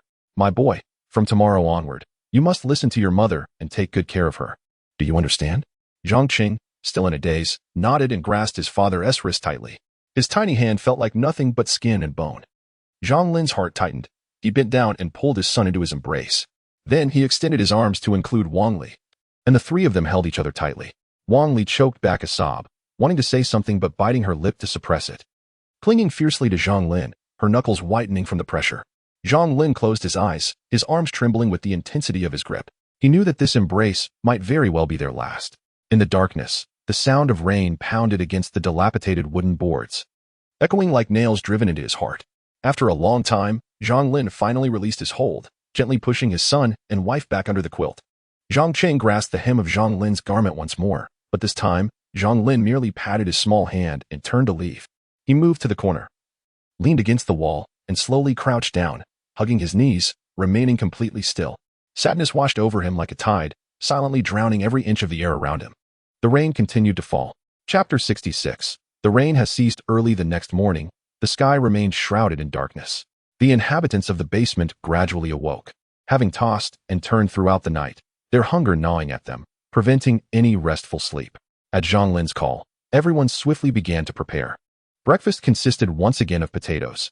Each person received two, cold, hard, and unpeeled, their taste both astringent and bitter. No one expressed disdain, nor did anyone voice complaints. Once consumed, they gathered their belongings, short knives, steel pipes, hose, tattered raincoats, and old plastic sheets, taking everything they could carry. Each individual understood that this venture could lead to life or death. Only the heavens knew. Zhang Lin secured his knife with a strap and prepared to open the door when, quite suddenly, the rain ceased. The cessation was abrupt and decisive, as if someone had turned off a tap in the sky. The group paused, gazing out into the courtyard. The sky remained gray, clouds hanging low as though ready to collapse, yet the rain had indeed stopped. Water still pooled on the ground, and droplets continued to fall from the eaves. The air felt oppressively thick, and an unusual silence enveloped the surroundings. Someone whispered, "Is it about to be sunny?" Another, lowering their voice, inquired, "Brother Zhang, should we move now?" Wang Jianzhong squinted at the sky, remaining silent. Zhang Lin stood at the door's threshold, casting his gaze upward at the dim heavens. After a few moments of contemplation, he redirected his focus. He scanned the faces of his companions, his voice low yet steady. "Let us not rush. If the sun does emerge, we will be considerably safer. Let us wait and observe how the sky transforms." With his words, the restlessness within the group subsided. They were stationed at a grain depot, nestled against a hillside, the elevation providing a degree of safety in this remote rural area. Here, mutated zombies were scarce. The truly hazardous creatures mostly lurked within the ruins of cities and polluted zones. In this location, the majority were ordinary zombies, relying on scent and sound to hunt. As long as they acted judiciously, they would not encounter significant trouble in the short term. Zhang Lin urged, "Stay alert. We will move once the weather stabilizes." The group responded softly, each finding a place to crouch, some sharpening their knives, others mending the torn rain gear. The air after the rain was cold and damp, infused with the scent of decaying earth, enough to make one wrinkle their nose. Yet amidst this oppressive atmosphere, a faint glimmer of hope persisted. Akin to a fraying thread clinging to its last breath, struggling to hold on. Zhang Lin leaned against the wall, his hand resting on the hilt of his knife. His gaze fixed intently on the distant, hazy light. The rain has ceased. As Jiang Xiaobai stepped out of his room, the sky still appeared dim. Yet the scent of rain had dissipated from the air. He glanced upward at the gray expanse, a flicker of realization igniting within him. The sun was on the verge of emerging. He understood this all too well. In his previous life, it had unfolded in the same manner. The torrential rain had inexplicably halted, and shortly thereafter, light broke through the clouds, sunshine cascading down once more. The first rays of sunlight in this new world arrived unexpectedly, yet with an intensity that was blinding. As Jang Xiaobai walked, squinting against the sky, his steps were steady. He recognized the significance of this moment. It signified the commencement of a new rhythm of survival. During this past period, the Shiminkan base has remained industrious. Despite the relentless downpour, life continues unabated. Not far away, the sentinels are changing shifts, carefully treading through the muddy water as they patrol, their steps measured and subdued. On the training grounds, muffled footfalls resonate beneath a makeshift canopy, where a group of individuals sprints back and forth through puddles, their labored breaths blending with the rhythmic patter of rain, creating a suffocating atmosphere. Jiang Xiaobai withdrew his gaze, strolling along the direction of the surrounding wall. Taking advantage of a lull in the rain, the construction crew hurriedly drove stakes into the muddy earth and repaired drainage ditches. Some struggled to push heavy timber, their shoes sinking into the mire, forcing them to grit their teeth and pull with all their might, leaving them speckled with mud. Further afield, the artificial lights in the greenhouse flickered in the dimness. Amidst the humidity, tender green leaves quivered slightly, while occasional clucks and quacks from the poultry shelter punctuated the air, accompanied by intermittent calls of those feeding them. The scent of damp earth, fresh grass, and warm broth mingled in the atmosphere. Jiang Xiaobai stood atop the wall, observing all of this from a distance, a wave of indescribable emotions washing over him. The populace continued to queue for meals and water, mending their equipment, and some even took the time to teach children to read in a corner. Laughter from children occasionally rang out, and the enticing aroma wafting from the soup pot was palpable. In this apocalyptic world, living in such a manner is already a luxury. He was acutely aware that beyond the crumbled walls and desolate landscapes, countless souls huddled beneath the remnants, gnawing on sprouted potatoes and curling up to endure each night amidst the mire and the stench of decay, waiting for dawn. In contrast, the people of Shimakan were at least spared from the daily struggle for survival. They had weathered this storm and were steadfastly holding on to their future. Jiang Xiaobai inhaled a deep breath of the cold, damp air, droplets of water still clinging to his eyelashes. He understood that when this rain ceased, it heralded a new beginning, as well as the prelude to even greater challenges. Jiang Xiaobai surveyed the base's condition before turning to summon a few key individuals. In the conference room, several antiquated emergency lights cast a dim, yellowish glow, dust motes dancing in the beams. Jiang Yiming, Zhao Hai, Jang Xiaoyong, the village chief, his father Jiang Xinghua, and his uncle Li, who were all present. A group of them gathered around the large table, still bearing the remnants of rain, their clothes speckled with mud and damp. Jang Xiaobai regarded them with a voice that, though soft, commanded attention. They all recognized it. The rain had ceased. The sky might soon clear. He paused, lightly tapping the table with his fingers, his tone gradually growing somber. From this day forth, we must accelerate our actions. The room fell into a profound silence, broken only by the sound of raindrops falling from the remnants of branches outside. Plink plink. Jiang Xiaobai continued, his voice steady. As for internal matters, let my father, the village chief, and you, Uncle Li Hu, keep a close watch. With more people and resources at the base, once the rain stops, various troubles are likely to arise. Stay vigilant and avert any issues. Uncle Li furrowed his brow, murmuring, rest assured, we will keep a tight watch. The village chief added, anyone who dares to cause trouble will find their legs broken first. Jiang Xinghua nodded, a slight smile on his lips, affirming with a firm nod of his head. Jang Xiaobai turned his gaze towards Jiang Yiming, Zhao Hai, and Zhao Xiaoyong. The zombies lurking beneath the base could no longer be left unattended. His voice, though not loud, bore a weight that pressed heavily upon the heart. Jiang Yiming, arrange the personnel. Zhao Hai, Xiaoyong, you will lead the team, commencing the cleanup from the periphery. First, guide the scattered zombies in batches towards the main road for concentrated extermination. Jiang Yiming nodded affirmatively, responding succinctly, understood. Zhao Hai and Jiang Xiaoyong murmured in agreement. Their expressions taut, their eyes shadowed with a flicker of lethal intent. The torrential rain had transformed the low-lying areas beneath the base into a stagnant lake of death. The water was dark, mingling with dismembered corpses and shattered bones, occasionally releasing bubbles that carried a nauseating stench, wafting through the air.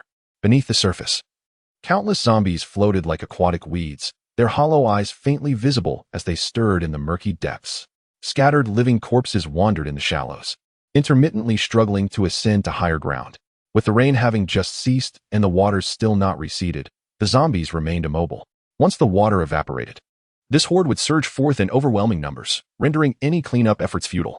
This was both the opportune moment and the most perilous juncture. Jiang Xiaobai paused, his gaze growing colder as he lowered his voice.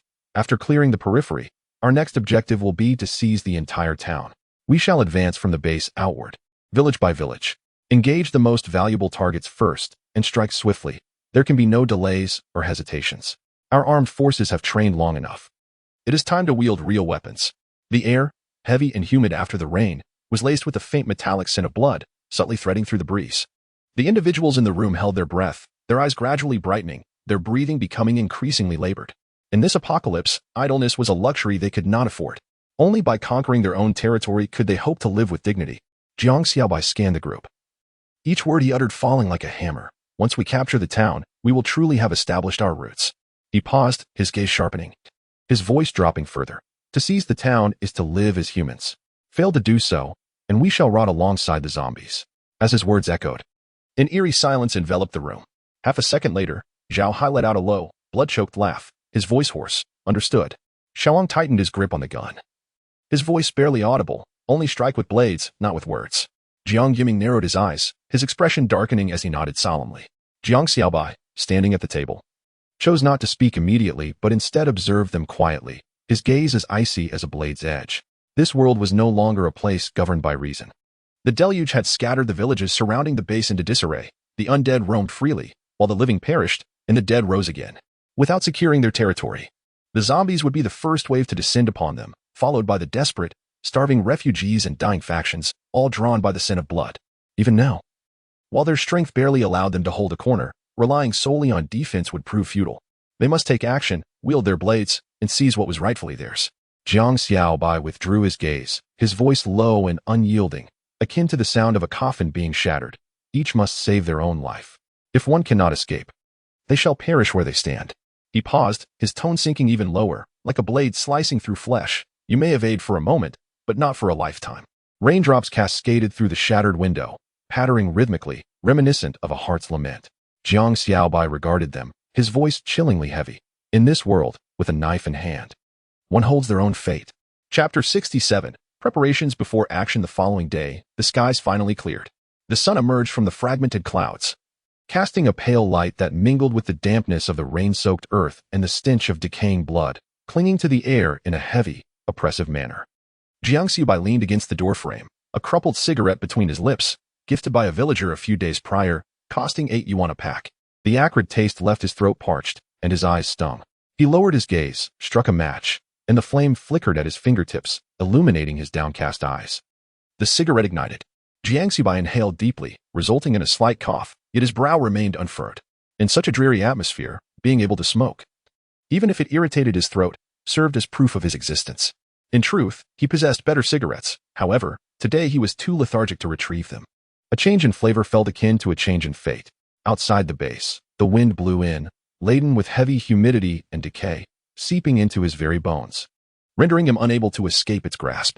As Jiang Xiaobai descended the dilapidated steps, a squelching sound accompanied his movement, mud oozing up around his boots. He clenched the cigarette, letting out a low sigh. This smoke is truly harsh. Nevertheless, he took another slow drag, allowing the smoke to fill his constricted chest. At that moment, the system's prompt echoed in his mind.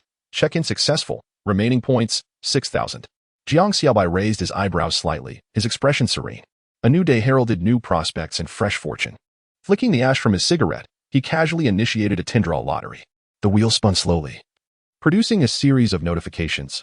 Worn-out kettle 1, Zhonghua cigarette 1, air, abandoned gas cylinder, air 2, cracked gas mask 1, moldy compressed biscuit 1, air. Jang Xiaobai, still clutching the cigarette, exhaled a cloud of white smoke. Indeed, even the system seemed to be clouded by the smoke. The last 2 notifications made the system pause slightly. Small high explosive package 3, small high explosive package 2. A line of small text appeared at the bottom of the screen. Small high explosive package, effective blast radius, 5 meters, maximum lethality radius, 10 meters. Finally, Jiang Xiaobai removed the cigarette from his lips, brushing the ash from his fingertips onto his trousers. 5 packages. Purchasing them in the marketplace would require thousands of points. Now, relying on chance to obtain them, it was evident that Li Jin's previous negligence had influenced him as well. He lowered his gaze, extinguishing the cigarette but against the damp step, his footfalls sinking into the slick mud with a dull squelch. He tossed aside the tattered kettle, gas mask, and the air supplies, too indolent to linger. Just as he was tidying up, another system prompt emerged in his mind. Task triggered. Eliminate zombies surrounding the base. Completion reward, 5,000 points. Jiang Xiaobai grasped his firearm, slowly adjusting the brim of his cap. All right. With explosives in hand, he trudged through the uneven, muddy terrain towards the warehouse. After delivering the explosives, he held his gun firmly, making his way step by step along the muddy path leading to the conference room. In the dimly lit conference room, a wrinkled map lay spread across the table, its edges stained with moisture. Jiang Yiming crouched before the table, his finger tracing the main road from the base to the foot of the mountain. His tone calm. We must clear this descent first. Mobilize all available forces from the base to swiftly secure our route down the mountain. No obstructions are permitted. Zhao Hai glanced up at the map, furrowing his brow. There aren't many zombies on the path. We can lure them out with some bait and clear the way quickly. However, I worry that we might attract the large horde from the lake. Jiang Xiaobai leaned against the wall, casually twirling his gun, a smirk playing on his lips as he lazily replied, "What is there to fear? If they do emerge, we'll handle them all at once." The road is wide enough. A few guns will suffice to seal it off. Jiang Yiming nodded, continuing. Xiao is right. We need not fear their numbers. His fingertip glided over the map. At the foot of the mountain lies a lake, surrounded by waterlogged corpses and scattered zombies in the hills and fields. The water has yet to recede, and their movements are sluggish. This presents our opportunity. Zhao Hai narrowed his eyes, lowering his voice further. Shall we strike directly at the lakeside? I fear we might lack sufficient manpower. Those submerged will be slow to engage and will waste ammunition. Jiang Xiaobai raised an eyebrow, a mischievous grin on his face. What is slow about it? Just set up a loudspeaker, bait them with some meat, and draw them all out. We can retreat to a safe distance and let off a full load of explosives. After a few times, it should be manageable. He gestured towards the small path by the lakeside, casually adding, There is plenty of explosives and grenades we retrieved from the military base in the warehouse. That will suffice. Zhao Hai paused, then let out a chuckle. Xiaoyong, you've really come up with something clever today. I've never seen you so sharp. Jiang Yiming couldn't help but chuckle as well, nodding in agreement. That is a brilliant idea. The soft ground by the lakeside is perfect for burying explosives. Once the horde is densely packed, we can detonate remotely for a swift, decisive strike. Zhao Hai licked his lips, his laughter tinged with excitement. Let us amplify the loudspeaker. Scatter more meat, and incite them into a frenzy. We'll stand at a distance, watching the fireworks, safe and efficient. Jiang Yiming rapped his fingers on the table, his tone steady. Let us proceed with this plan. We must clear the path swiftly, draw the zombies aggressively, and ensure a clean sweep without leaving any traces. Zhao Hai grinned broadly, whispering with amusement. This way, it's both safe and ammunition efficient. It's quite splendid. Jiang Xiaobai clicked the bolt of his gun, a glint of cold determination in his eyes, though a smile lingered at the corner of his mouth. Just then, footsteps echoed from the doorway. Jang Xiaobai leaned against the door frame, a cigarette dangling from his lips, his gaze approving. Impressive. Your plan is quite ingenious. Upon hearing this, Jiang Yiming looked up at Jiang Xiaobai, his voice respectful yet natural. Brother Xiaobai, do you wish to add anything to the plan? Jiang Xiaobai raised an eyebrow, a smile tugging at his lips as he waved his hand. No need. Just follow your plan. Swift, precise, and ruthless. You take charge. Jiang Yiming nodded firmly, turning to the others, his voice low and powerful. Prepare to depart in 2 hours. As Jiang Xiaobai exited the conference room, he clicked the bolt of his gun, striding towards the encampment. The air was still tinged with the damp scent of blood, yet the day seemed brighter than yesterday, lifting his spirits a notch. Beside the camp, a group of individuals were meticulously inspecting their firearms. Xiao Fan sat on the steps, a cigarette dangling precariously from his lips, tapping the soles of his shoes while regaling his companions with exaggerated tales. Let me tell you, during the last raid on the military base, I took down one enemy with each shot, just like cutting through vegetables. The onlookers were simply dumbfounded. Before he could finish his boast, Jiang Xiaobai delivered a swift kick. Cutting vegetables? You fool, if I had tea covered for you last time, you would have been a zombie by now. Coughing from the impact, Xiao Fan glared at him, ready to retaliate, but slipped and nearly fell into a muddy pit beside him. Laughter erupted among the others. Jiang Xiaobai chuckled, giving Xiao Fan a light slap on the back of his head. Enough with the bragging. Soon, you'll be helping me set up the loudspeakers and plant explosives. Don't chicken out now. Holding the cigarette, Xiao Fan took a drag, glancing sideways. Setting up loudspeakers and explosives? Sounds like a perilous task. Xiaoyong, I haven't even married yet. Don't lead me into trouble. Jiang Xiaobai laughed heartily, patting his shoulder with a mischievous tone. Don't worry, if anything goes wrong, I'll be the first to run. I want you to stick around for your martyrdom. Xiao Fan spat out a curse, biting down on the cigarette. Get lost. If trouble arises, I'll use your shoulders to escape. Who feels pity for whom is a different story. Jiang Xiaobai raised an eyebrow, nodding with a grin. It's a deal. Whoever rescues the other is a dog. Xiao Fan flicked the ash from his cigarette, grinning maliciously as he added, All right, if you kick the bucket first, I'll be the first to take your gun and lead the team. Jiang Xiaobai burst into laughter, choosing not to respond further. Their banter was a lively exchange, yet the atmosphere was as warm as a furnace ablaze. Everyone in the base knew that although Xiao Fan was a year older than Jiang Xiaobai, he had followed him since childhood. Through school, work, and life, they were inseparable. In this apocalyptic world, they were bound by a singular fate. Wherever Jiang Xiaobai ventured, Xiao Fan would follow. Brothers were not merely companions but destined kin. Tired of the trivial chatter, Jiang Xiaobai lifted his chin. All right, enough of the nonsense. We gather in an hour. Bring all your gear and extra explosives. Don't wet yourselves. Xiao Fan grinned, grabbing his worn backpack, and as he walked away, he shouted to the group, Listen up. Today, I'm going to cause a ruckus.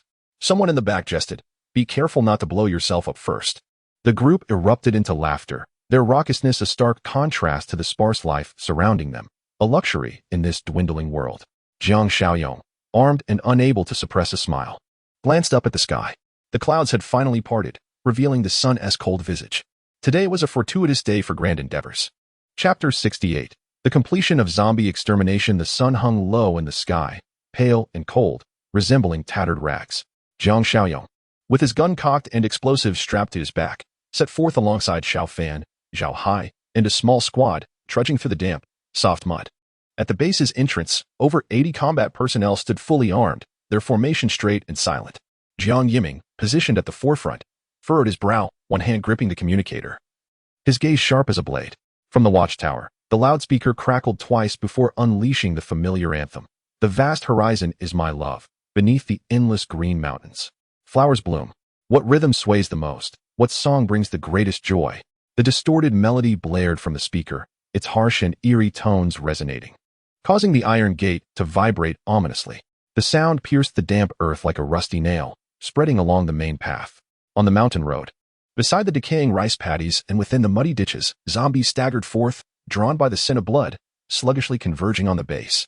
Jiang Yiming issued a quiet command. Prepare.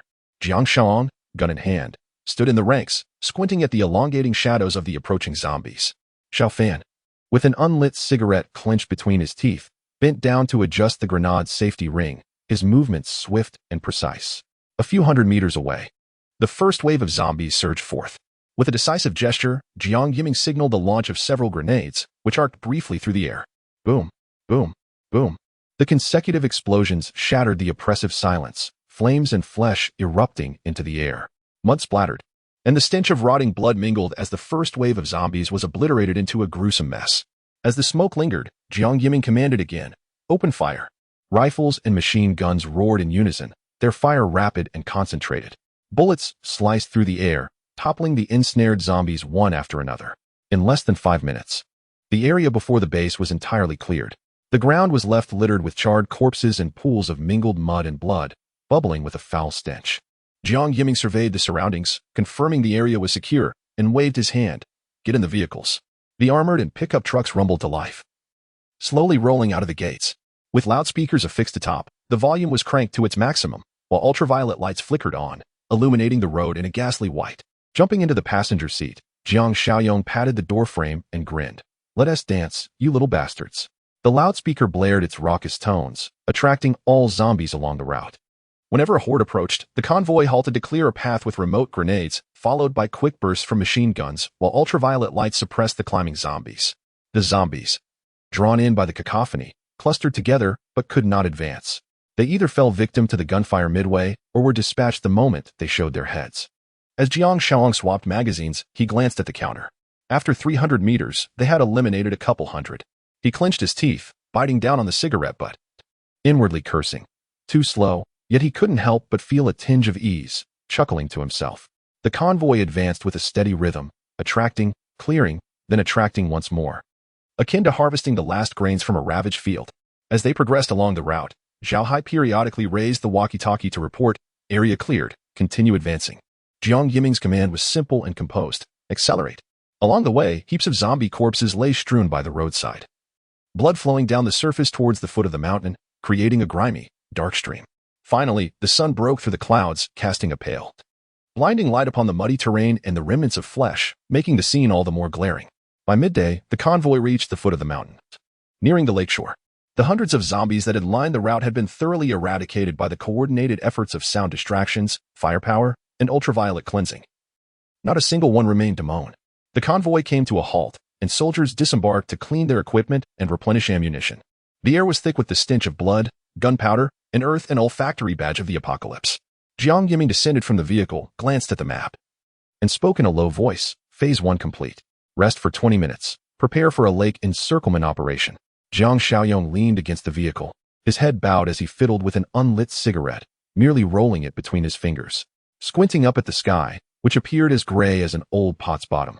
He noted with a grin, this task is far from over.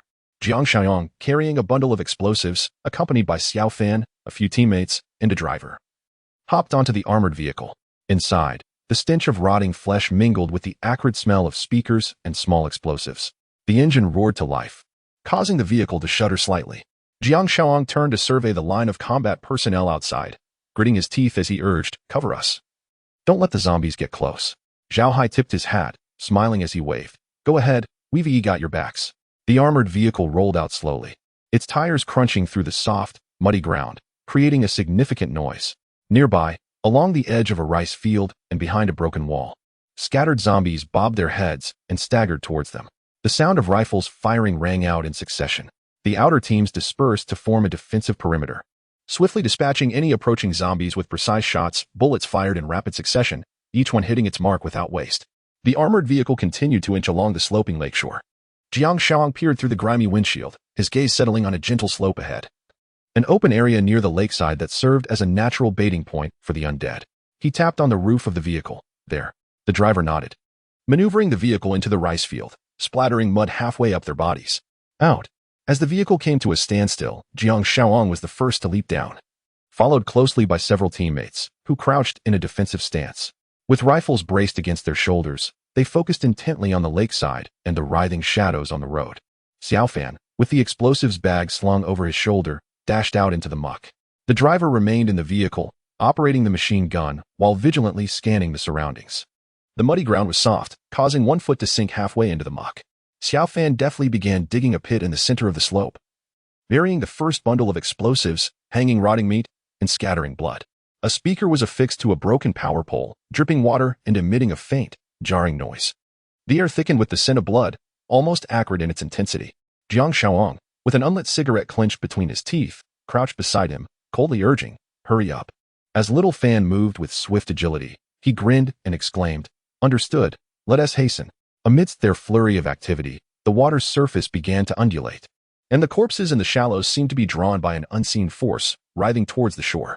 Zhao Hai, leading the team, provided cover from the periphery, his rifle delivering rapid, precise fire as he cleared the encroaching zombies, urging, "Hurry. The undead are on the move." With the press of a button, a piercing sound shattered the silence, sending shockwaves through the muddy terrain, causing the very air to tremble. Little Fan abruptly seized his toolkit and beckoned Jang Xiaobai, declaring, "All set. Let us retreat." Jang Xiaobai nodded immediately, and the group swiftly climbed into the vehicle. The driver slammed down on the accelerator, the armored vehicle reversing with a thunderous roar, splattering dirty water and swiftly creating distance. Behind them, the loudspeaker emitted a ghastly wail, the stench of decaying flesh intensifying in the damp breeze. The horde of corpses by the lakeside and within the water began to stir. Dark figures slithered out from the aquatic vegetation, tattered bodies rolling in the muck, as a significant throng of zombies surged towards the incline. Jiang Xiaobai half squatted by the vehicle door, his gaze fixed intently on the mass of corpses. Little Fan had already withdrawn the remote control, pressing it into his palm. "Brother, let me show you a magnificent fireworks display." Jiang Xiaobai grinned, exhaling a breath laced with the foul odor. "Detonate." With a squeeze of the trigger, a resounding explosion erupted at the hilltop center. Flames surged, engulfing mud and flesh, sending severed limbs, shattered bones, and murky water soaring into the air, staining half the lake's surface a gruesome red-black. Zhao Hai commanded, "Fire." The team unleashed a synchronized barrage, rifles firing short bursts while machine guns roared, mowing down the remaining zombies in neat rows as if they were mere grass. The lakeside turned into a churn of blood and acrid smoke. In a matter of minutes, the initial wave of the relentless horde was thoroughly eradicated. Jiang Xiaobai leaned against the vehicle door, catching his breath as he twirled a crumpled cigarette between his fingers, lighting it and exhaling clouds of smoke. Little Fan crouched in the passenger seat, grinning with excitement. "How was that? Thrilling, wasn't it? Was the explosion fierce enough?" Jiang Xiaobai remained silent, squinting into the distance where the lake continued to churn, deeper shadows of corpses undulating beneath the surface. He chuckled softly, "Continue." In the ensuing hours, the team executed repeated operations, laying explosives, detonating zombies, and sweeping the area with gunfire. Waves of corpses surged forth time and again, only to be shredded into bloody mist. By dusk, the lakeside was finally cleared, leaving behind only rotting blood soil and charred bones. The air was thick with the mingling scents of blood, gunpowder, and twilight. Enveloped in an eerie silence, Jiang Yiming stood atop the slope, squinting at the devastated lakeshore, and waved his hand to signal, "Assemble the team. It's time to return home for a meal."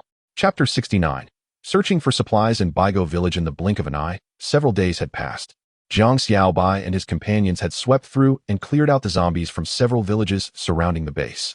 Wherever they went, They not only exterminated the undead, but also scavenged for supplies. Over these few days, their haul was fairly decent.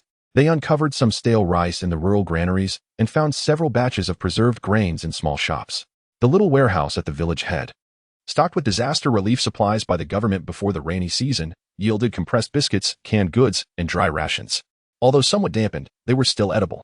Jiang Yiming led his team to ransack a few abandoned convenience stores, retrieving some unspoiled rice and snacks. They also turned the village's dilapidated health station upside down, unearthing a pile of medicine bottles and first aid supplies. In the end, they managed to gather several tons of food, hundreds of cans, and a substantial quantity of medical supplies. After more than a month in this apocalyptic world, to have scrounged up these provisions was akin to a windfall. Of course, the cost was not insignificant. During their sporadic cleanup, they expended several thousand rounds of ammunition and dozens of grenades. Although their supplies were still adequate, they could no longer afford to be as reckless as before. The days of indiscriminate gunfire were undoubtedly over. Fortunately, the rain had ceased, the skies had cleared, and the zombies had momentarily settled down.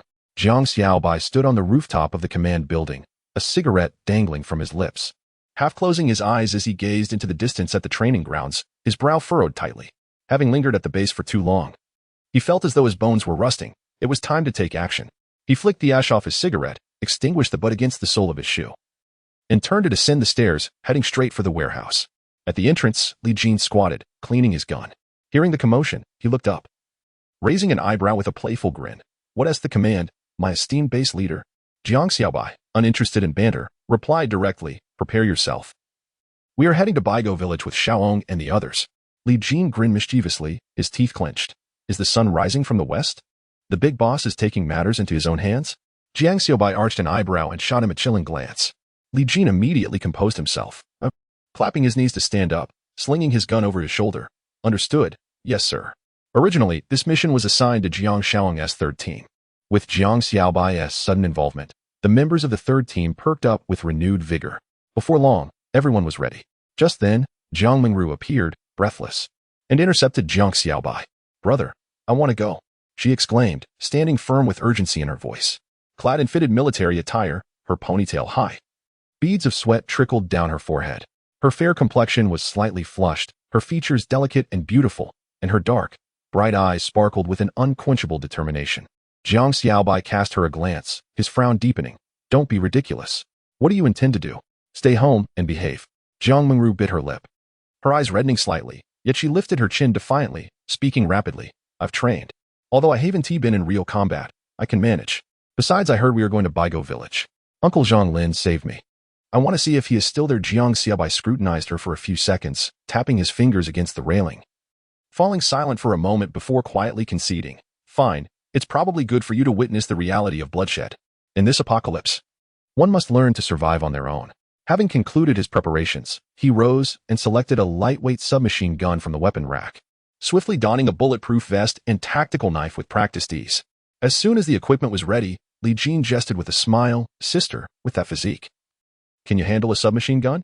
Don't turn around and frighten yourself when the first shot is fired." Jiang Minru, clutching her gear, rolled her eyes and retorted sharply. "If you can't speak like a normal person, then just shut up." Li Jin clicked his tongue, slinging the gun over his shoulder, a smile lingering on his lips, and refrained from further comment. Jiang Xiaobai, fastening her bulletproof vest while observing the banter between the two, lazily glanced over and remarked, "Once you're done bickering, hurry up and prepare. We can't afford to delay our departure."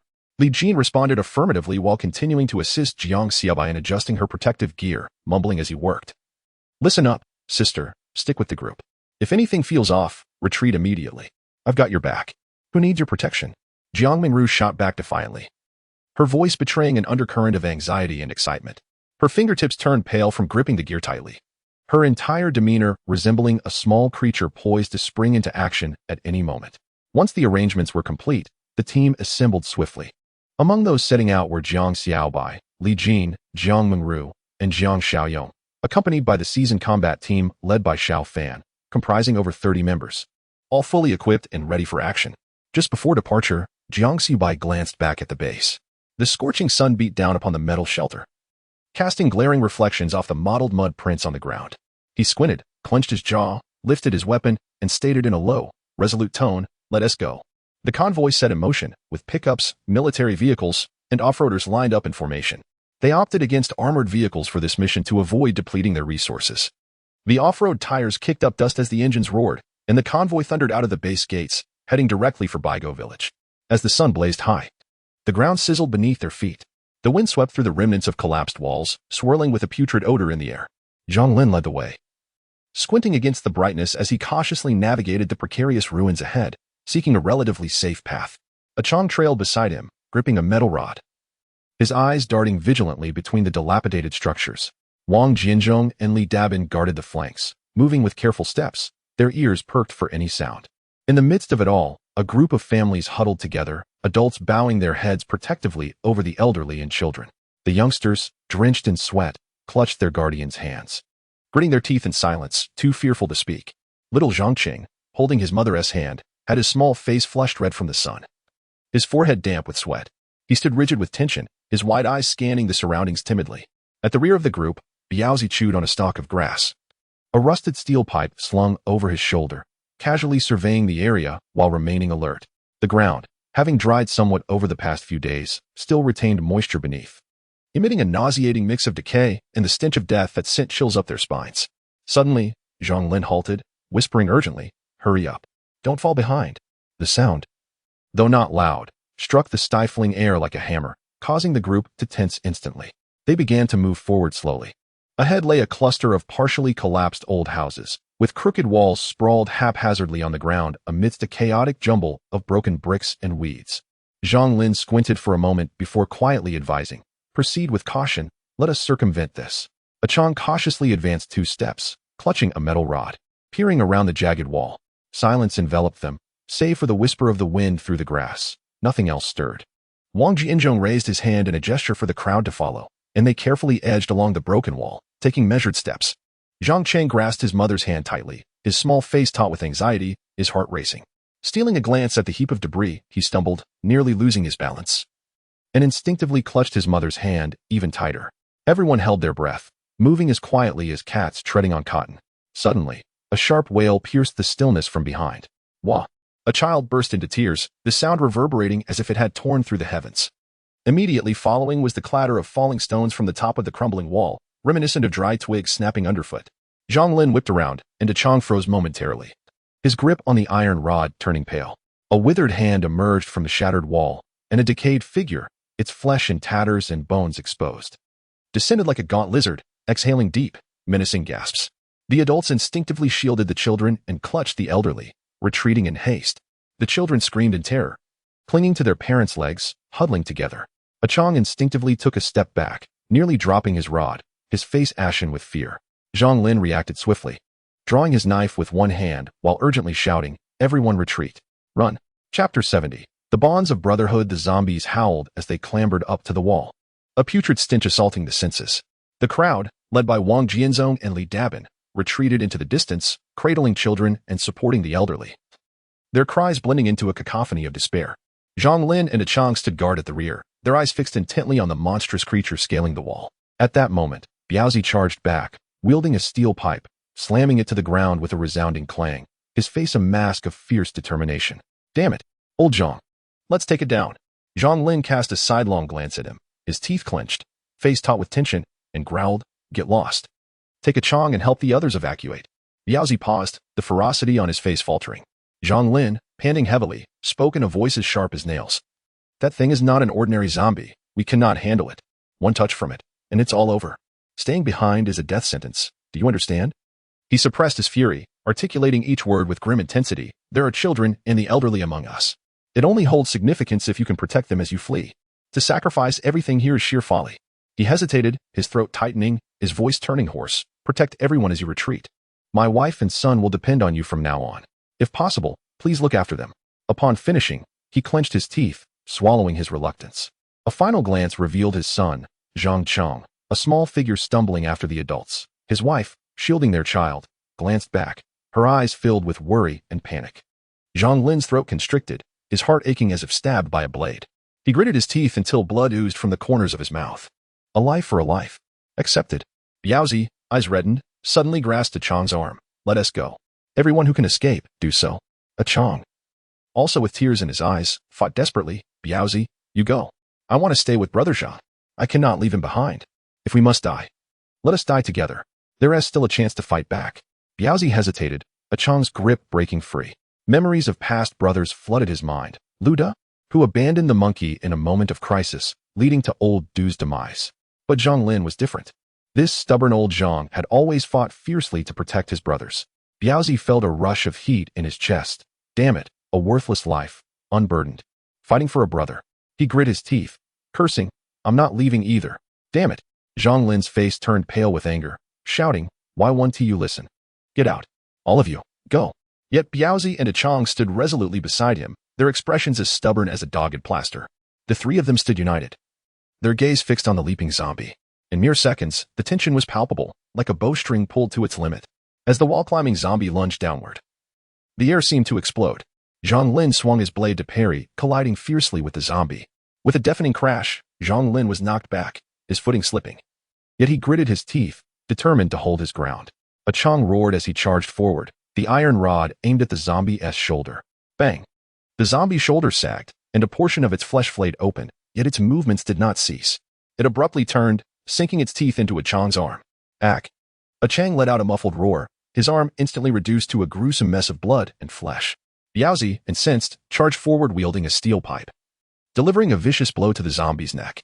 Crack! The sound of breaking bone echoed, yet the zombie, as if driven mad, seized Biaozi's wrist with its claws. Its nails piercing deeply into the flesh, blood gushing forth. Biaozi grimaced from the pain but retaliated with a swift strike, landing a solid hit on the zombie's skull. Damn you! Zhang Lin, gritting his teeth, prepared to deliver a finishing blow, but the zombie thrashed violently, flinging its forelimbs. Bang! Zhang Lin staggered, his back colliding with the jagged remnants of a wall, his head striking a protruding brick corner, leading to a muffled grunt as he collapsed to the ground. The knife flew from his grasp.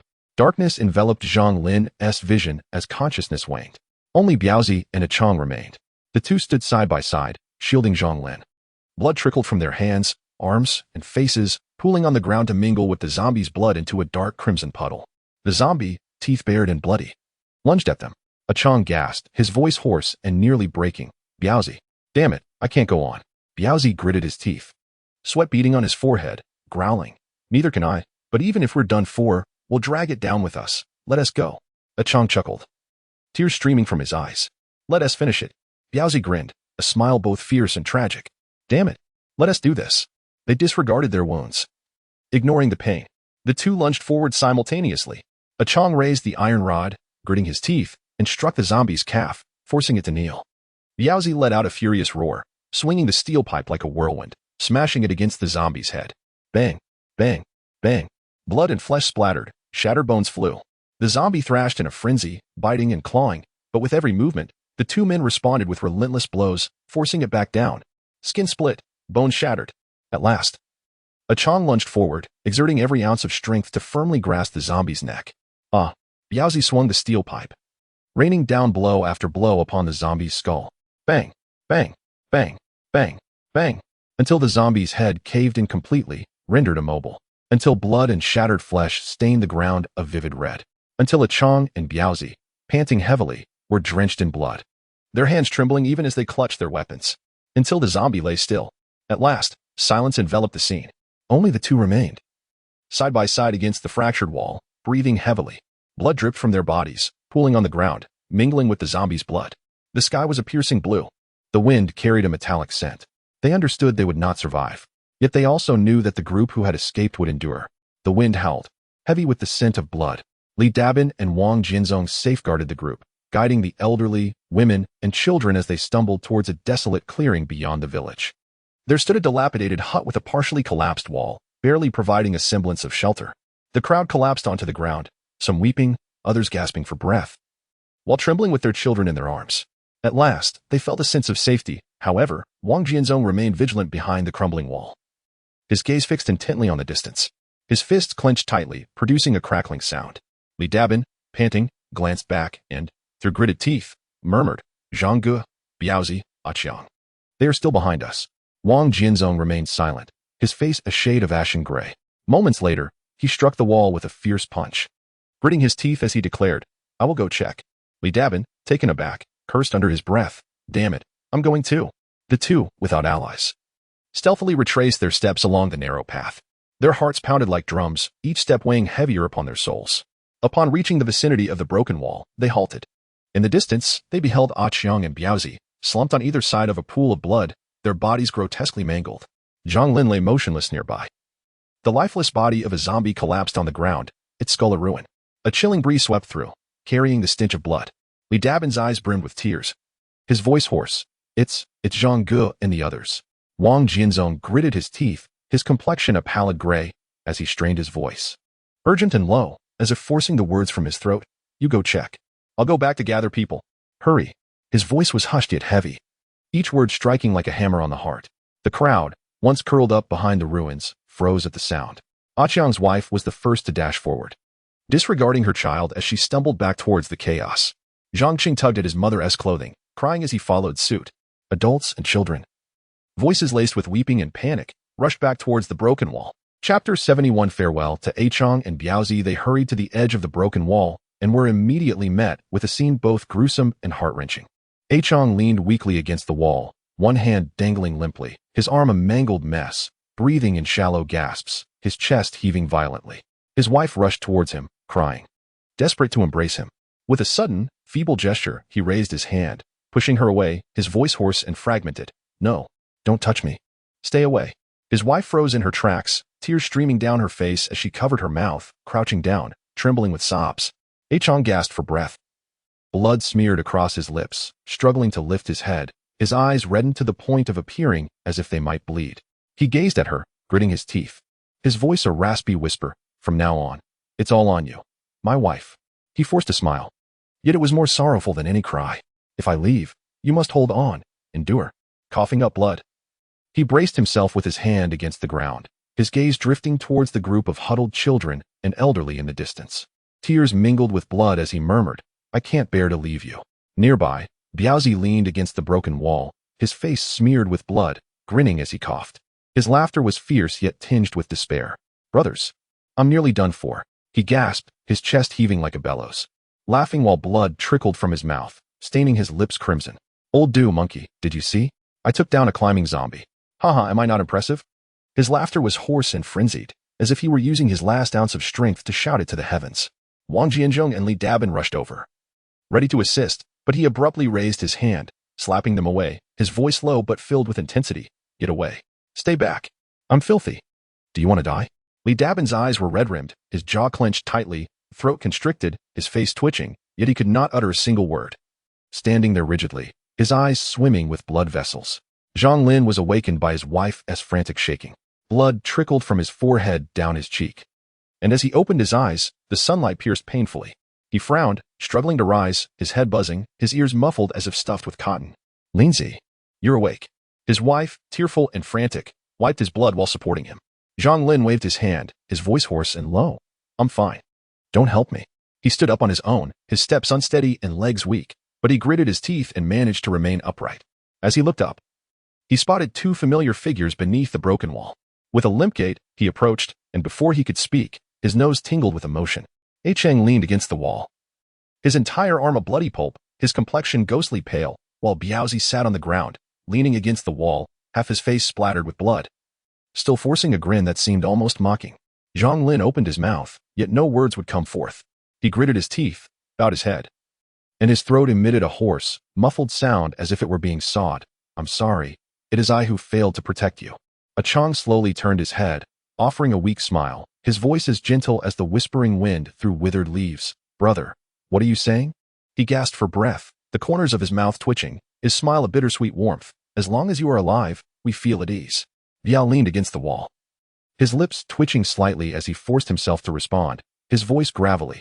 You still want the three of us to die together, leaving behind our sisters-in-law, right? Huh. Zhang Lin suddenly bowed his head, his eyes reddening, his teeth nearly shattering from the pressure. Yet, he said nothing, merely fixating on the two of them, as if compressing all his words deep within his heart. Biao, panting, noticed his demeanor and managed to smile, his voice hoarse yet stubborn. I tell you, Zhang Ge, if you truly cry, I'll be so furious that I might just knock you unconscious. We took down those zombies together. How can you feel unsatisfied?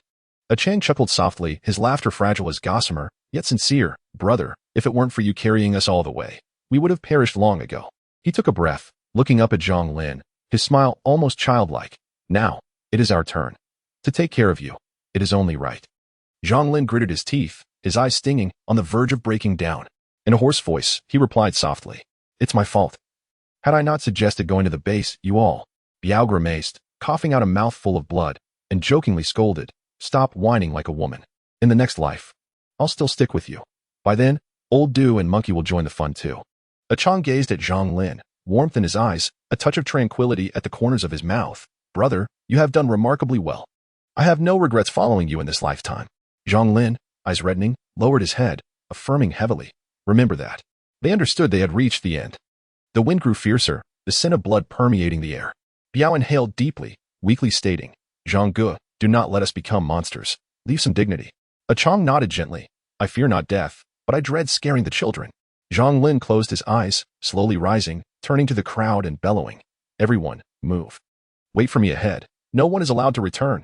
Everyone froze, none dared to move. He clenched his teeth and stepped forward. Bending to pick up the knife from the ground, turning around, his gaze icy, his voice deep yet imbued with an irresistible force. "Move." Wang Jinzhong's face turned ashen, gritting his teeth as he urged the others to retreat. Li Dabi, eyes bloodshot, supported Achang's wife forward. A group of children and elders were led away, none looking back, all enveloped in silence.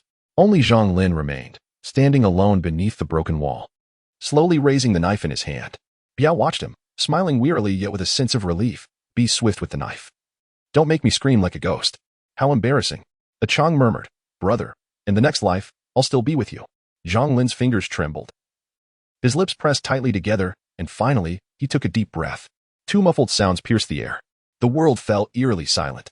The wind seemed to pause momentarily, as if the air had been siphoned away, rendering breathing nearly impossible. Zhang Lin stood there, his blade still dripping with blood, his face a mixture of tears and sweat. He gradually crouched down, silently observing Biaozi and Achang. The remnants of a smile lingered on their faces, blood caked into their skin, mingling with dust. Their eyes void of focus. Zhang Lin's gaze lingered on their faces, inch by inch, as if he were etching the visage of his brothers into his very bones, ensuring he would never forget. He swallowed hard, his voice barely a whisper. "Brothers, farewell." He uttered no further words, nor did he linger for another moment. He simply rose slowly, his back straightened as though bearing an immense weight, and turned, step by step, towards the crowd. In the distance, a few pickups, military vehicles, and off-road cars passed by. One could vaguely discern what seemed to be words sprayed on the side of one of the trucks, but it was too far away to decipher clearly. Zhang Lin's eyes narrowed, and he immediately gestured. The others promptly crouched behind the grass and crumbling walls, not uttering a sound. In this long-standing apocalypse, the world had shed its rules. Vehicles of unknown origin instilled a primal instinct of caution. One could not risk discerning between a savior or a bandit, and thus, evasion became second nature. Zhang Lin's gaze remained fixed on the shadow of the vehicle until the last one vanished completely from view, before he softly spoke, "Let us move." The group resumed their journey, the wind at their backs, a silent procession advancing into the desolation, yet simultaneously toward hope. Chapter 72. The harvest in Baigo village. Xiao Yong and Jang Xiaobai stood beneath the dilapidated building, his gaze composed. "You take the team to set up the speakers and explosives. As per our usual strategy, lure the zombies, detonate a wave, and clean up the remnants with firearms." "Understood." Jiang Xiaobai replied promptly, efficiently directing his team to establish defensive positions. The explosives and speakers were swiftly arranged. Throughout their journey from the base to Baigo village, the convoy encountered scattered zombies, mostly those who had slipped through their previous purges. Regardless of distance, they were to be eliminated without exception. Close ones were dispatched directly, while the distant ones were drawn near before being slain, ensuring not a single creature was spared. This area had already undergone several rounds of cleansing and was deemed a buffer zone. It had to remain pristine. The entire operation proceeded without prolonged pauses, characterized by decisive actions and synchronized movements. Once the explosives and speakers were set, everyone took their positions. "Activate the speakers," Jiang Xiaobai murmured into his headset, and his subordinate pressed the switch. The rickety loudspeaker erupted with a cacophony of piercing broadcasts, reverberating through the ruins and the desolate village. Within mere seconds, the zombies, previously lurking in the shadows, converged like frenzied creatures, their decaying bodies dragging toward the sound. The sight was terrifying. Jiang Mingru wrinkled her nose, her face paling. Li Jin smirked, exhilarated. "I love this vibe." He shook the detonator. "Second brother, can I press it? I want to experience this thrill." Jang Xiaobai shot him a sidelong glance. The remote is in your hands. Why ask me? Press it if you wish. Got it, Li Jin chuckled, pressing the detonator without hesitation. Boom. The deafening explosion instantly lifted debris from the ground, sending fragments of brick, blood, and severed limbs soaring. In the brilliant blaze, hundreds of zombies were obliterated without a sound. Jiang Mingru's complexion turned ashen as she crouched, clutching her head. Li Jin laughed until tears nearly streamed down his face. Oh, come on. Weren't you coming with us? Afraid of this? We're just getting started. Jang Xiaobai replied coolly. Enough chatter. Clean up the wounded. He handed his submachine gun to Jiang Mingru. Don't be afraid. Aim for the head and shoot single rounds. Gritting her teeth, Jiang Mingru raised her weapon and fired. The bullet grazing a zombie's shoulder. Oh, nice shooting, Li Jin teased while reloading, the air thick with tension. Shut up. She gritted her teeth and fired several more shots, finally exploding a rotten head under Jiang Xiaobai's guidance. Li Jin continued to jest. Go play in the mud at home. My dear sister, the underworld isn't for you. Say one more word, and I'll really hit you. Come on, you couldn't hit me even if you tried. While the siblings bickered, the third team advanced, clearing out the remaining zombies one by one, leaving only corpses and charred remnants on the ground. It's nearly clean, Xiaoyong reported as he reloaded his magazine. We will activate the second round of speakers. Jang Xiaobai's voice was crisp. Lure another wave. If none appear, we'll search the buildings. Soon. Another round of buzzing noises echoed, but this time, apart from 2 or 3 wandering zombies, there was no further activity. Having concluded their tasks, the team commenced their entry into the village. Jiang Xiaobai raised his hand, signaling for the group to swiftly disperse into smaller units, initiating a thorough search. The well-trained members of the squad moved with remarkable agility, operating in trios. 2 would enter a building while 1 remained vigilant outside, their coordination akin to a well-oiled machine in combat.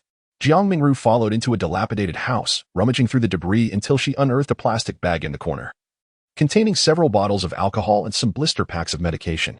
Li Jin raised an eyebrow and smiled. Not bad. Now you have medicine for your cold. She retorted with a huff. This is for you. Their banter continued, yet their actions remained swift and deliberate.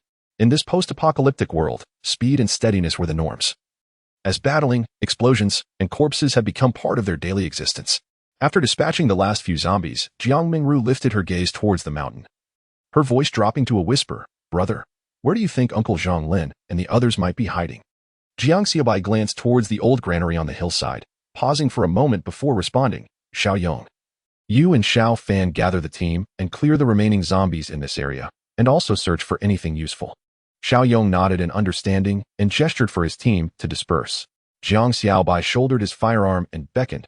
Mingru, Li Jin, come with me to investigate further. The group ascended the hillside, the dirt path beneath their feet resembling a dry clay pancake, kicking up a cloud of dust with each step.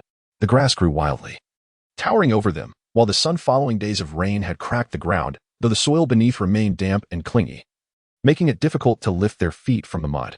As they approached the granary, they noticed the iron door slightly ajar, with shallow footprints and signs of dragging visible at the entrance, indicating recent visitors. Jiang Xiaobai raised a finger to signal for caution among his companions, then kicked the door open, a musty, damp odor assaulting their senses. The group advanced slowly, weapons drawn, discovering a corner piled with several open burlap sacks, empty, with a few grains of stale rice scattered about. Jiang Mingru observed the disarray within and felt a pang of anxiety. Brother, do you think something has happened to them? Jiang Xiaobai remained silent, turning towards a side room where an iron door was slightly ajar. A swift kick revealed an entrance to a basement, from which a damp, moldy scent wafted upward. He switched on his flashlight, illuminating the chaos below. It was evident that someone had been living there. In the corner lay several clumps of muddy rags and empty water bottles, alongside the remnants of packaged dry food. Upon returning to the yard, they also noted a discarded pot in the corner, its bottom charred and dry, yet with scorch marks indicating it had been used recently. Jiang Xiaobai surveyed the scene in silence before turning to the dejected Jiang Mingru. There indeed were occupants here, but they are not present now. Jiang Mingru bit her lip, her eyes glistening with unshed tears. Then, have they? Do not overthink, Jiang Xiaobai interjected, his tone firm yet gentle. There are no signs of struggle or bloodshed here. They must have evacuated, perhaps relocating to a different place. Jiang Xiaobai did not respond immediately. He turned his gaze towards the distant, overcast sky, his tone unhurried, yet every word resonated like tempered steel in this apocalyptic realm. The absence of people does not necessarily imply death, and those who remain may not truly be alive. Sometimes, lingering for just a minute longer could result in the demise of another group. To retreat while one can is both a stroke of fortune and a manifestation of ruthlessness. He glanced at Mengru, his eyes calm yet commanding. You must understand, in this world, survival does not rely on hope, but on discernment. It is not the tender-hearted who perish, but those who falter by a moment. He paused, averted his gaze, and murmured, Zhang Lin is alive, I believe it. For he knows that in this world, to thrive, one must outpace death. He added after a moment, rest assured. Li Jin scratched his head and shrugged. Perhaps upon our return to the base, we will coincidentally encounter him leading a group to our stronghold. Jiang Mingru fell silent. Her eyes cast downward, fixated on the footprints upon the ground, voiceless. Jang Xiaobai observed her demeanor, feeling a pang in his heart. Yet still raised his hand. Let us proceed to meet up with Xiaoong and the others. A gust of wind swept past, the granary door creaking softly. As if in response, or perhaps bidding farewell. For an entire afternoon, Baigo village was turned upside down. 3 teams split into several routes, meticulously scouring each alley, every room, and all basements to ensure no remnants of zombies remained. The bodies were uniformly incinerated, the flames illuminating the sky from the vacant lot behind the houses. The acrid scent mingling with the damp earth, scattering with the wind. Jiang Xiaoang led Xiao Fan in inventorying supplies, his notebook filled with dense scribbles. This village was once sizable, he remarked, with over 1,000 residents, and the year's provisions were substantial. The final tally was as follows. Edible grains, aged rice that could be salvaged after the tide, approximately 2 tons, intact canned goods and vacuum-sealed foods, around 700 portions. Medical supplies and disinfectants, pain relievers, antipyretics, gauze, iodine, etc., packed into several large woven bags, miscellaneous items, dry clothing, shovels, lighters, batteries, and several practical tools. All categorized and packaged. Once the inventory was complete, the items were loaded onto the vehicle according to the list. Yes, Jiang Xiaoang responded, signaling for the crew to load the goods. The setting sun descended alongside the rooftops, light filtering through the tiles, bathing the entire village in a crimson hue. Jang Xiaobai softly stated, it is time to return. The convoy regrouped, laden with spoils, on the journey back to Shaimaken. The wind calmed, the sky grew darker, and Baigo village finally fell silent, akin to an ancient well, sinking back into still waters after the chaos of the world. Chapter 73. The return to base. Zhang Lin wiped the sweat from his brow, his hands caked in mud and grime. The wound on his head throbbed faintly, each jolt sending waves of pain through his skull, as if it had been struck by a hammer. The sun hung low on the horizon, casting a crimson hue that seemed to threaten collapse. We must hasten, he murmured. If we do not reach the base before nightfall, we shall be in grave peril. Once darkness descends, the zombies become frenzied. Their senses of smell and hearing sharpened, and even the slightest sound could attract a horde. However, as he traversed the path, an unsettling feeling grew within him. Occasionally, he spotted the bodies of zombies, dispatched with precision. Some had been shot in the head, others had their throats slit. The hand behind such acts could not belong to mere refugees. This road had been cleared. As Zhang Lin walked, he observed the corpses nearby, noting the lethal efficiency of their execution. Could it be the people from Shaimaken base? Wang Jinzhong whispered, glancing around.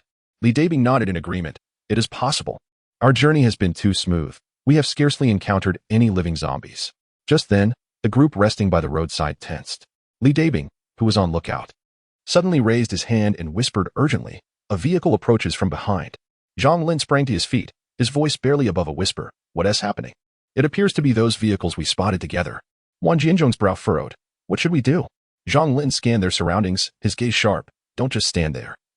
We must ascend the mountain, quickly. Without further ado, the group sprang into action. They swiftly dispersed, crouching low as they slipped into the thickets and rocky outcrops. Some cradling children, others assisting the injured. Though their movements were not swift, each individual stifled their breaths to the utmost. Zhang Lin was the last to retreat up the slope, taking cover behind a cluster of stones, his eyes fixed on the direction from which the dust was rising. His fingers instinctively dug into the sandy earth, his body taut with tension. Meanwhile, on the opposite side of the mountain path, the convoy from the base advanced slowly along the rugged road, the tires crunching over gravel with a distinct sound. Inside the vehicles, Li Jin and Jiang Mingru were engaged in a spirited argument. With such sluggish reflexes, how do you expect to keep up with us? You should hurry home to tend to your garden. Silencing yourself would be prudent, Jiang Mingru retorted, rolling her eyes. You had quite the struggle reloading earlier. How can you criticize me? Just as their banter escalated, the convoy suddenly slowed to a halt. What is going on? Jiang Mingru frowned, leaning forward to peer ahead.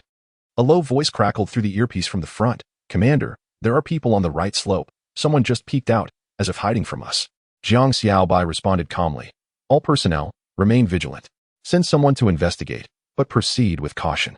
Several squad members exited the vehicle and quietly circled toward the slope.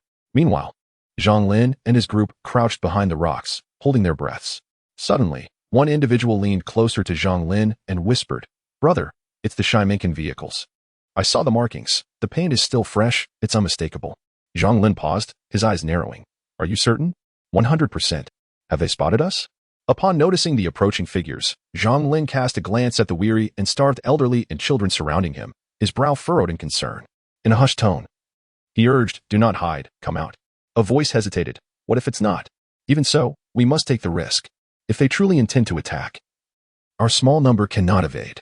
As he spoke, he was the first to rise, raising his hands above his head and slowly emerging from behind the rubble. His headband was soaked, sweat trickling down his temples, his steps slightly unsteady, yet he stood tall. At the foot of the slope, the team members immediately raised their weapons, aiming intently. "Halt! Who goes there?" "I am Zhang Lin from Baigo Village." He responded firmly, "We come unarmed." Moments later, the earpiece crackled with a report. "Base Commander. It is Zhang Lin from Baigo Village, accompanied by over 20 individuals, including the elderly and children." Jang Xiaobai stood by the vehicle, pausing in silence before instructing, "Bring them down and remain vigilant." Zhang Lin gestured behind him. One by one, the villagers emerged. Some cradled children, others assisted the elderly, while a few children clutched their mother's clothing tightly, all bearing expressions of dirt and exhaustion. Suddenly, a familiar voice rang out from the convoy. Bright and laced with incredulous joy, "Uncle Zhang." Zhang Lin halted his steps and looked up. Jiang Mingru had leaped from the vehicle and hurried towards him, her eyes glistening with unshed tears. "What are you doing here? How did you?" Zhang Lin replied softly, "Our village has run out of food, and the zombies have surrounded us too closely to hold our ground. We heard your base was still operational, so we hurried here. We visited Baigo Village the day before yesterday, searched for ages, and found no one. We thought you all." She choked on her words, inhaling sharply. Zhang Lin listened, nodding gently, his gaze complex. At that moment, Jiang Xiaobai approached from behind the vehicle, scanning the area. "Conduct an infection check. If all is well, get on the vehicle. We will discuss matters at the base." The convoy resumed its journey, and Zhang Lin and his group were seated in the rear compartment. Jiang Mingru also joined them, sitting beside Zhang Lin, still reeling from the shock of their reunion. She rummaged through her backpack, producing several snack packages and handing them over. "Uncle Zhang, have something to eat." Then, extracting a pack of spicy strips, she offered it to the slender boy beside her. "Here, a chung, this is for you." Zhang Qing accepted the spicy strips, a glimmer of light flashing in his eyes. Yet, he refrained from opening it, glancing at his mother, his hand hovering in the air as he softly said, "I want to give it to Mom." His mother turned to him, about to speak, but her eyes brimmed with tears, her throat tightening. In just over a month since the apocalypse began, the child had already learned to remain quiet, instinctively offering the best to his mother. Zhang Lin observed in silence, gently turning his head to wipe away a tear with his sleeve. In another vehicle, Li Dabin leaned against the door, his gaze sweeping over the neatly dressed combat team in the front compartment. Their tactical uniforms were pristine, equipped with bulletproof gear, backpacks, and weapons, sitting motionless as if poised to charge out and crush the zombies into pulp at any moment. Li Dabing smacked his lips and murmured softly, "What an impressive piece of equipment." Wang Jinzhong leaned against the wall, his eyes fixed intently on the suit of armor. "If I had that, I wouldn't fear 100 zombies." At the end of the winding mountain road, a towering gray silhouette gradually emerged. Zhang Lin looked up to see a solid wall of cement, thick and silent, with a watchtower perched atop, its searchlight casting a cold glow in the evening sun. The sunlight slanted across the concrete surface, resembling both a barrier and a line, delineating two distinct worlds. "That is the base," Wang Jinzhong said quietly, his tone involuntarily slowing. They had seen it from afar once, but now, as they approached, their hearts tightened with anticipation. The convoy continued onward, the surrounding walls looming ever closer. As they drew near, they beheld a heavy steel gate firmly embedded between two mountains, the concrete ground before it marked with deep tire tracks. On the guard tower, several fully armed sentinels stood watch, equipped with tactical vests, goggles, and wireless headsets. Their movements precise and their expressions calm. Zhang Lin instinctively lowered his head, not out of fear, but in reverence. This did not resemble a fractured refuge in a post-apocalyptic world. It resembled a wartime fortress. The iron gate slowly opened, allowing the convoy to enter. Yet, this was not the end of their journey. Passing through the first wall, they encountered a second, even taller and thicker line of defense, complete with guard towers. blast walls, and security fences. Inside the vehicle, a few children pressed their faces against the windows, gazing outside. A timid little girl looked out at the neatly lined trucks and the adults in military uniforms, unable to restrain her curiosity. "Mom, will we be able to eat enough here?" Her voice was soft, but clear.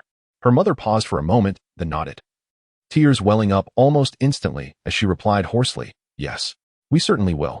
Zhang Lin leaned against the window, unmoving, as he absorbed this statement, feeling as though a thorn had been extracted from his chest. He looked outside and observed a small team unloading supplies from a recently arrived truck. Inside the metal boxes were cans, water, compressed biscuits, and ammunition concealed beneath a canvas cover, along with medical kits. The truck's rear was stained with blood and mud, and a torn piece of clothing hung from its bumper, suggesting a recent return from a perilous encounter. Several soldiers stood by the truck, rifles in hand, their words punctuated by laughter, their movements brisk. Despite the mud and blood that clung to them, they radiated a palpable sense of purpose. They appeared not as mere survivors in a desolate world, but rather as the rightful masters of this realm. Li Dabing sat in the corner of the vehicle, his eyes fixed unwaveringly on that team, throat constricting as he finally uttered, "Damn it, to be alive and arrive here. It's truly worth it."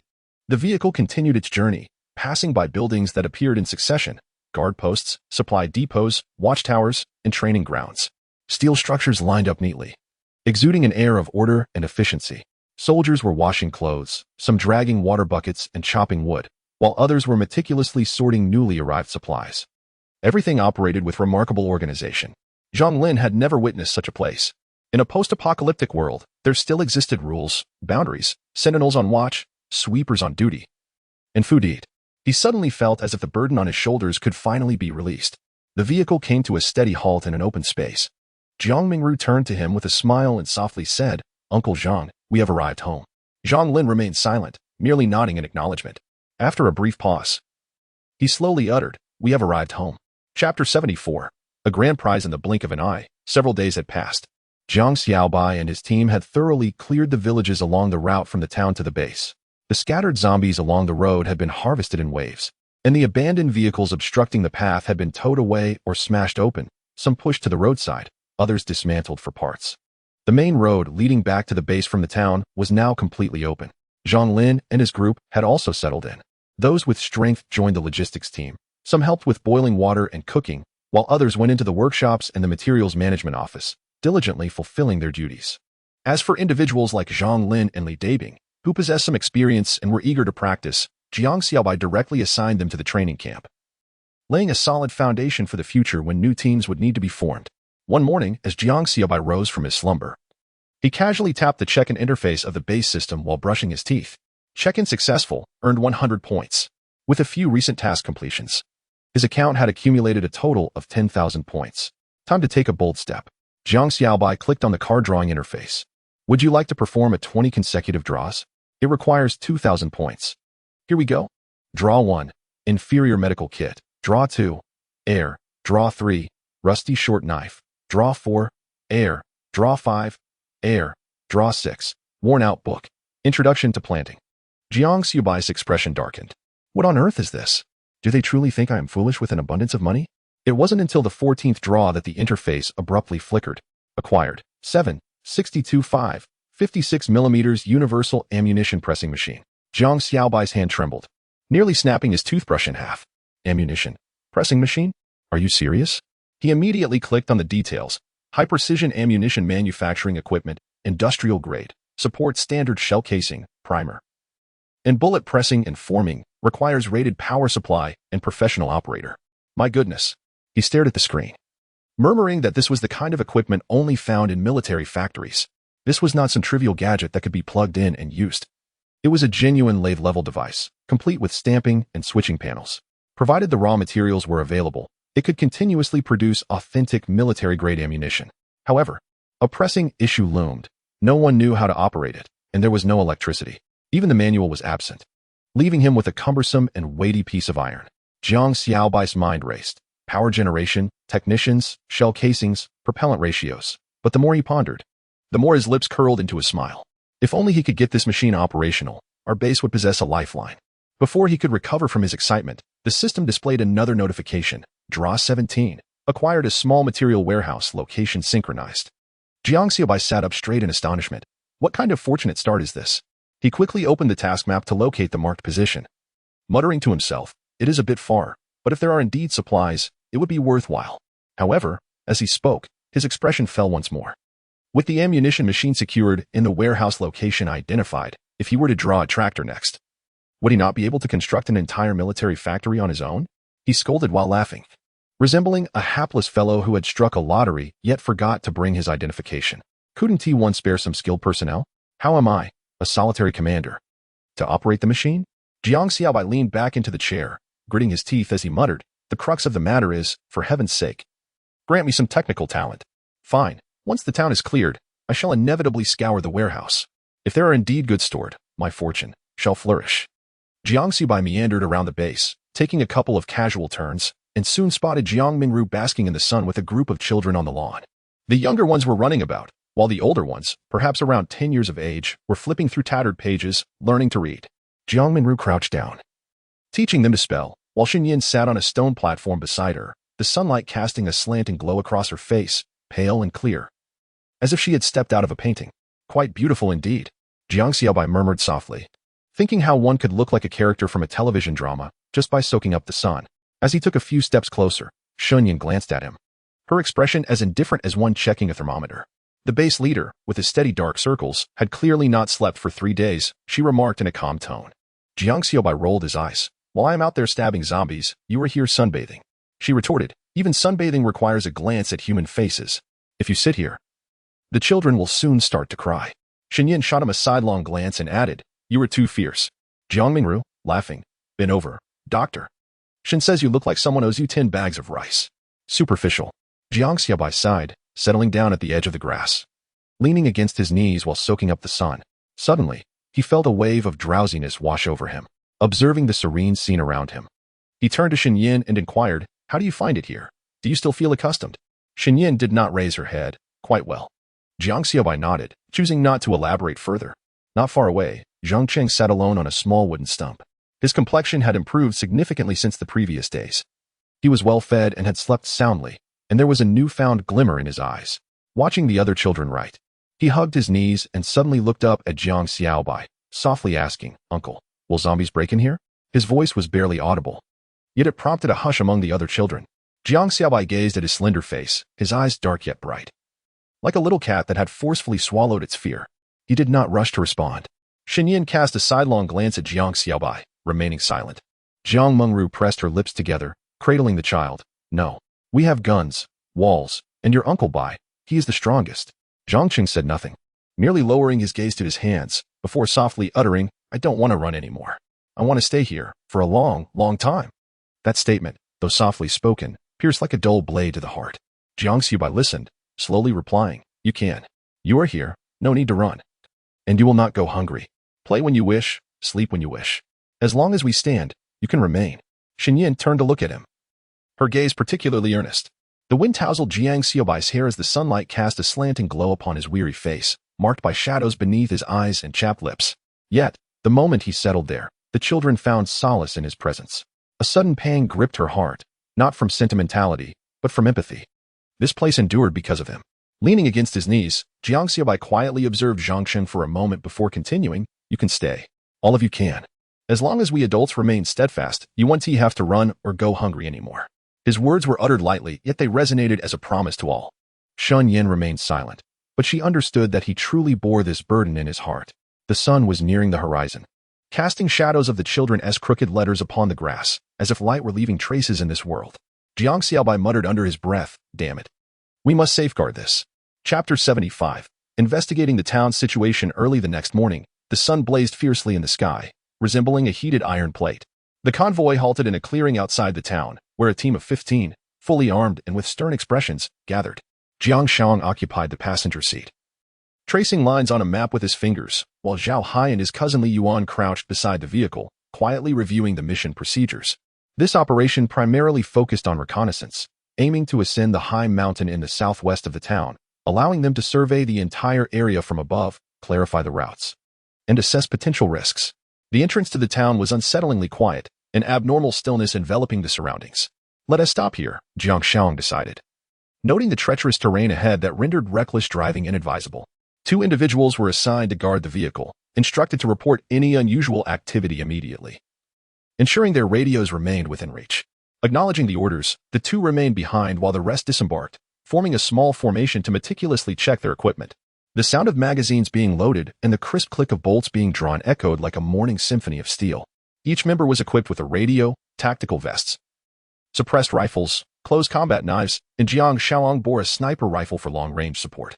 With a swift gesture, Jiang Xiaobai signaled the team to disperse, utilizing small groups for alternating cover as they navigated through an abandoned alley at the town's edge. The air was thick with the scent of dust mingled with the lingering odor of decaying corpses, while the walls on either side of the alley crumbled, casting shadows so dense they felt capable of enveloping a person. "Be cautious of the left side windows," Xiaobai whispered. No sooner had he spoken than a decayed face suddenly emerged through a gap in a door, letting out a hoarse growl. Xiao Fan reacted with remarkable speed, barely lifting his gaze as he raised his wrist, and with a muted thud, a bullet pierced the forehead of the corpse, causing it to collapse silently before the door. A few more scattered zombies emerged from the corners and shadows, staggering out from behind a dilapidated vehicle. There was no panic, only a practiced suppression. The gunfire, muffled by suppressors, was precise and efficient, each shot landing cleanly and accurately. No shouts, no chaos. A series of bodies fell to the ground, as if silently harvested like grass. The team pressed on without pause, swiftly reaching a path leading up the mountain. According to the original plan, Li Yuan, Xiao Fan, and I will ascend the mountain along with 2 others, Zhao Hai and Jang Xiaojun. You will keep the remaining members on alert here, maintaining clear communication on the radios, Jiang Xiaobai confirmed, checking his magazine as he issued concise orders. Understood. The 5-member group detached from the main team, slowly ascending the mountain path. Though the mountain was not steep, the terrain was challenging, with loose stones and hay creating slippery inclines. They maintained tactical formation, moving cautiously against the mountainside, ensuring each step was both steady and light. After approximately 10 minutes, they reached the summit. The wind howled fiercely, causing the edges of their tactical gear to flutter. Standing on this high ground, the entire town lay before them in full view. Jiang Xiaobai unfolded his binoculars, slowly scanning the area below. Sunlight spilled onto the streets, refracting into a pale golden hue, as if the entire thoroughfare were coated in a delicate film, appearing tranquil yet fundamentally hollow. Yet beneath that light, a profound silence prevailed. There were no figures, no sounds of engines. Even the wind seemed to circumvent this place. The blind spots were numerous. Xiao Fan adjusted his angle, his voice low and somber. The street was lined with densely packed buildings, their windows, alleys, and corridors concealing countless blind spots. The main road was blocked by vehicles. Should a commotion arise, the zombies could potentially swarm out from the shadows. In such an expansive area, we could not even discern the location of the horde. Li Yuan furrowed his brow, gripping his gun tightly. Should they venture down to investigate? Not at this moment, Xiao Fan decisively replied. In this terrain, once a confrontation erupted, retreat would be perilous. Jiang Xiaobai remained silent, his gaze slowly retracting from the town, gently lowering his binoculars. He spoke in a low tone. Once the follow-up preparations are complete, we shall attempt to create some noise to draw them out and ascertain the depth of the threat. He pressed down on his earpiece.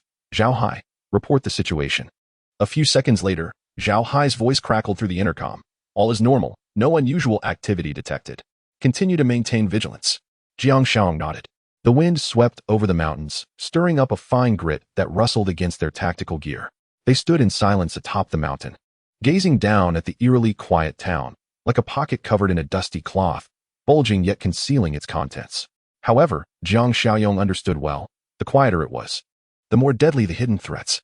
It would not shout or roar. It would wait until you relaxed before pouncing to deliver a fatal bite. Just as he was about to change his perspective, something flickered in the binoculars. Movement was detected. Jiang Xiaobai frowned. Wait, there are people over there. Where? Li Yuan immediately leaned closer. Jiang Xiaobai subtly adjusted the focus, locking the lens onto a half-collapsed brick building nearby. Several figures emerged cautiously from the rubble, heads bowed as they hurried towards the residential buildings at the foot of the mountain. There are 5 or 6 of them, he whispered, continuing, 3 women and 2 men. 3 women? Xiao Fan lowered his voice, his tone shifting. What kind of fools are searching for supplies in the town with so few people? They must be out of their minds. Jiang Xiaobai refrained from responding, while Li Yuan remained fixated through the lens. The 2 men in front moved briskly. One wielded a rusty axe, while the other clutched a sharpened steel pipe, their steps unsteady yet alert. It was Cheng Yuan and Du Fei. Cheng Yuan led with a tense expression, his stride steady.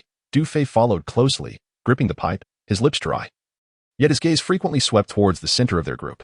Du Fei had been Qing Yuan's friend for many years. Meanwhile, 3 women walked together. 2 of the girls, of similar age, sported high ponytails and shared strikingly similar features. Jang Xiaobai had a delicate face, her large bright eyes betraying a hint of anxiety, while Cheng Iran exuded a gentle demeanor, her lips slightly upturned, radiating a warm charm. The sisters' beauty was unforgettable, even amidst the desolation of the apocalypse. They retained an undeniable freshness. Walking among them was Qing Yuan's wife, Zhou Yun. Her gaze was calm, her pace neither fast nor slow, always safeguarding her 2 younger sisters.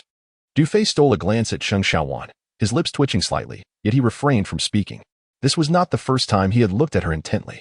In this post-apocalyptic world, beauty seemed trivial, yet he found himself unable to resist stealing a few more glances.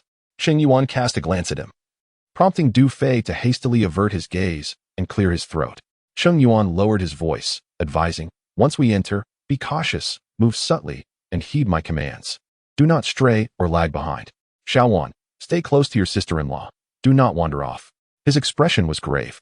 "Understood," Cheng Xiaowan responded softly, her knuckles turning pale from the pressure of her grip. They all carried rudimentary weapons, steel pipes, axes, crowbars, and machetes. Even sharpened wooden sticks were not overlooked. In this apocalyptic era, practicality took precedence. Anything capable of striking or piercing would suffice. Du Fei clutched a polished steel pipe, his demeanor devoid of mirth. "Given our circumstances, if we do not procure some food, we shall surely wither away." They had indeed been pushed to this desperate juncture on the day the apocalypse erupted.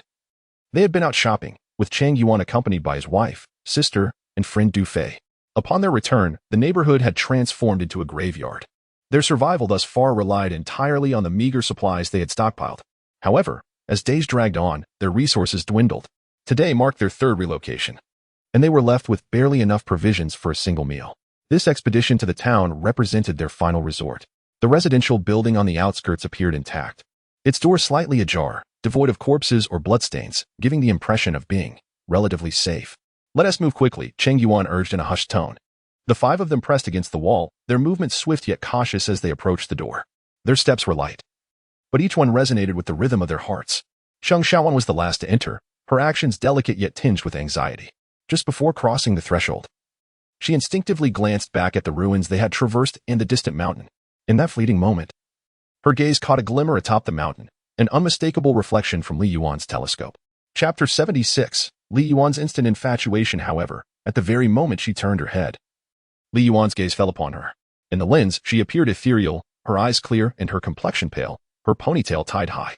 Though dust and fatigue clung to her, she remained a striking beauty, incongruous with her surroundings.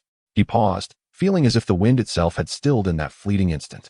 As their eyes met, Li Yuan experienced a peculiar sensation, as if the entire world had been frozen in that gaze. She did not close the door, she merely stepped aside, entering with grace. Li Yuan's heart skipped a beat. His grip on the gun tightened slightly, the motion becoming more deliberate.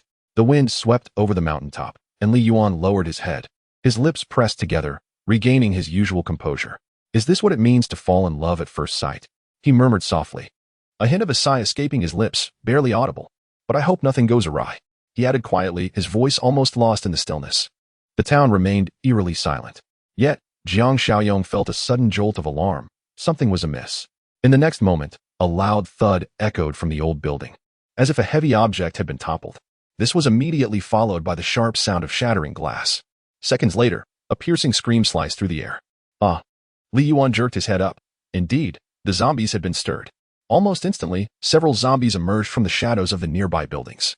Akin to wild dogs dragged forth from the darkness, one after another lunging toward the previously tranquil residential structure. Jang Xiaobai calmly adjusted the focus, capturing on camera the frantic figures rushing from within the building. Cheng Yuan led the charge, smashing at the door, while Zhou Yun clutched her sister, both girls crying so hard they could barely stand. "Damn it," Li Yuan muttered under his breath. "Should we save them?" Xiao Fan asked quietly. Jiang Xiaobai did not respond immediately. His gaze remained fixed on the advancing shadows of the zombies at the town's entrance, his brow furrowed in concern. "Better to avoid trouble," he stated coldly. "We are few in number and on a reconnaissance mission. Caution is prudent." Li Yuan, standing nearby, frowned upon hearing this. He pulled the binoculars back, fixating intently on the slightly ajar door of the building. "I believe we can save them." Jiang Xiaobai turned to look at him. "Have you lost your mind?" "I am speaking seriously." Li Yuan clenched his teeth. It was merely a handful of zombies. Taking him out with a silent sniper rifle wouldn't pose much difficulty. And the noise wouldn't attract the entire horde.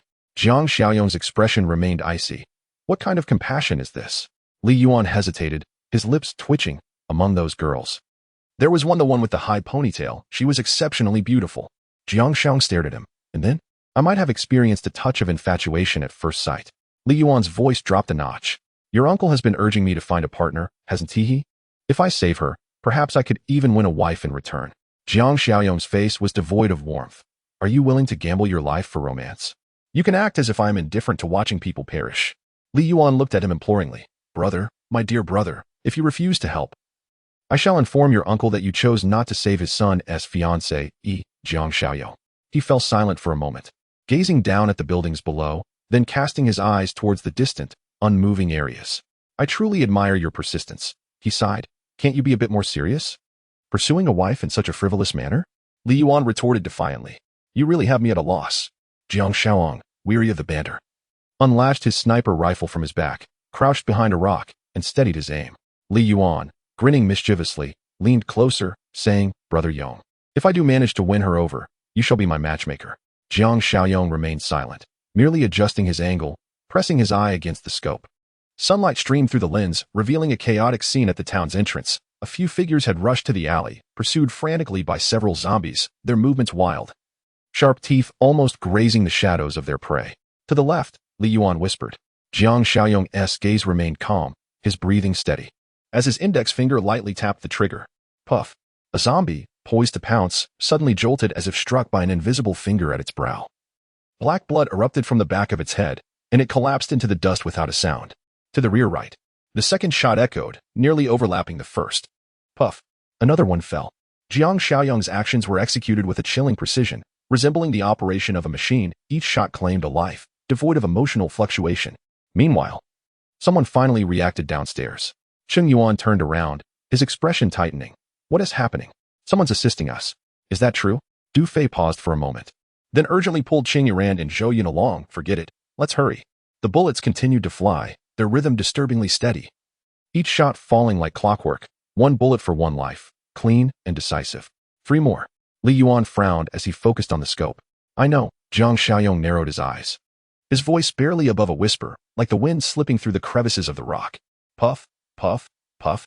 3 shots sounded, and all the zombies fell, the street plunging into an eerie silence. Cheng Yuan and the others paused after a few steps, panting as they turned back, their gazes glued to the lifeless bodies. Mere seconds ago, these monsters had been charging towards them. Now, they lay as if struck at their vital points, their throats unable to utter a sound, silently collapsing. What is going on?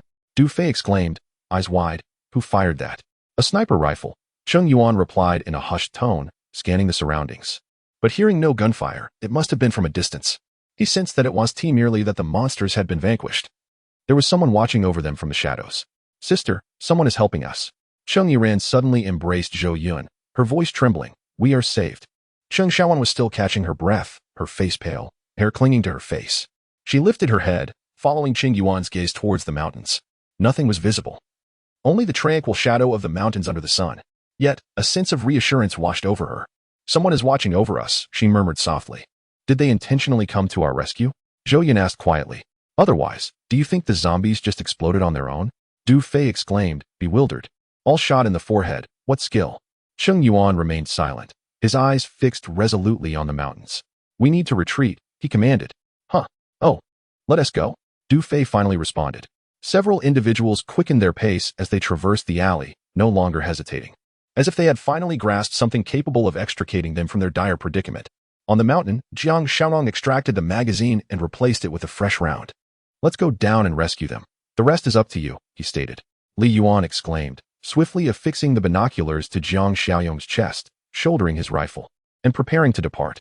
Stop grinning like a fool, Jiang Xiaoyong admonished him with a stern expression. If someone has a partner, you'll be left in tears. Without looking back, Li Yuan retorted, having a partner doesn't necessarily mean marriage. I still have a chance. Jiang Xiaobai sighed in exasperation. Just go, hurry up. Chapter 77. Background investigation. Li Yuan, accompanied by several elite team members, swiftly descended the mountain, initially intending to rescue Cheng Xiaowan and her companions with a larger force. However, As they approached the foot of the mountain, Jiang Xiaoyang's command crackled through the walkie-talkie, his tone remaining as cold and resolute as ever. Take only a few people and wait for them at the alley's entrance. If they do not arrive there, it signifies that they are not fated to survive. Do not engage unless absolutely necessary. Li Yuan paused, momentarily taken aback, ready to voice his disagreement when Jiang Xiaoyang's voice resonated again, laced with undeniable authority. Follow the orders. I am in command of this operation. Should you disobey, I will report back to the brother, and you shall remain at the base for the rest of your days. Sending you to the alley for their retrieval is already a dereliction of duty. Understood. Li Yuan reluctantly retracted his prepared orders, his desire to intervene tempered by obedience.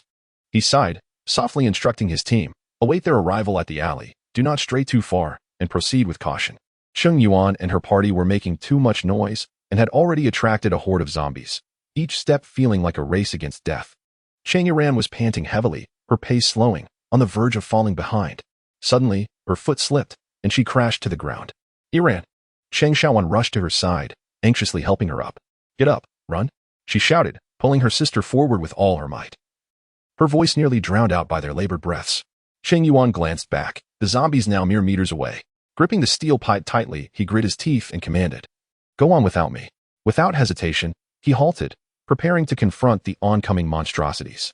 Du Fei lagged behind, his face pale, rooted in place by indecision. The choice between fleeing or saving his comrades tugged at his nerves. Finally, he steeled himself and dashed toward Cheng Xiaowan. Several zombies lunged at them, the stench of decay assaulting their senses. Cheng Yuan raised the steel pipe, swinging it with all his strength. Yet, outnumbered, he was soon overpowered and fell at Cheng Iran's feet. "Brother!" Cheng Iran cried, desperately clutching his arm. "Hurry and go." Cheng Xiaowan attempted to pull her sister away, but she understood that they were now trapped with no escape. Just then, suddenly,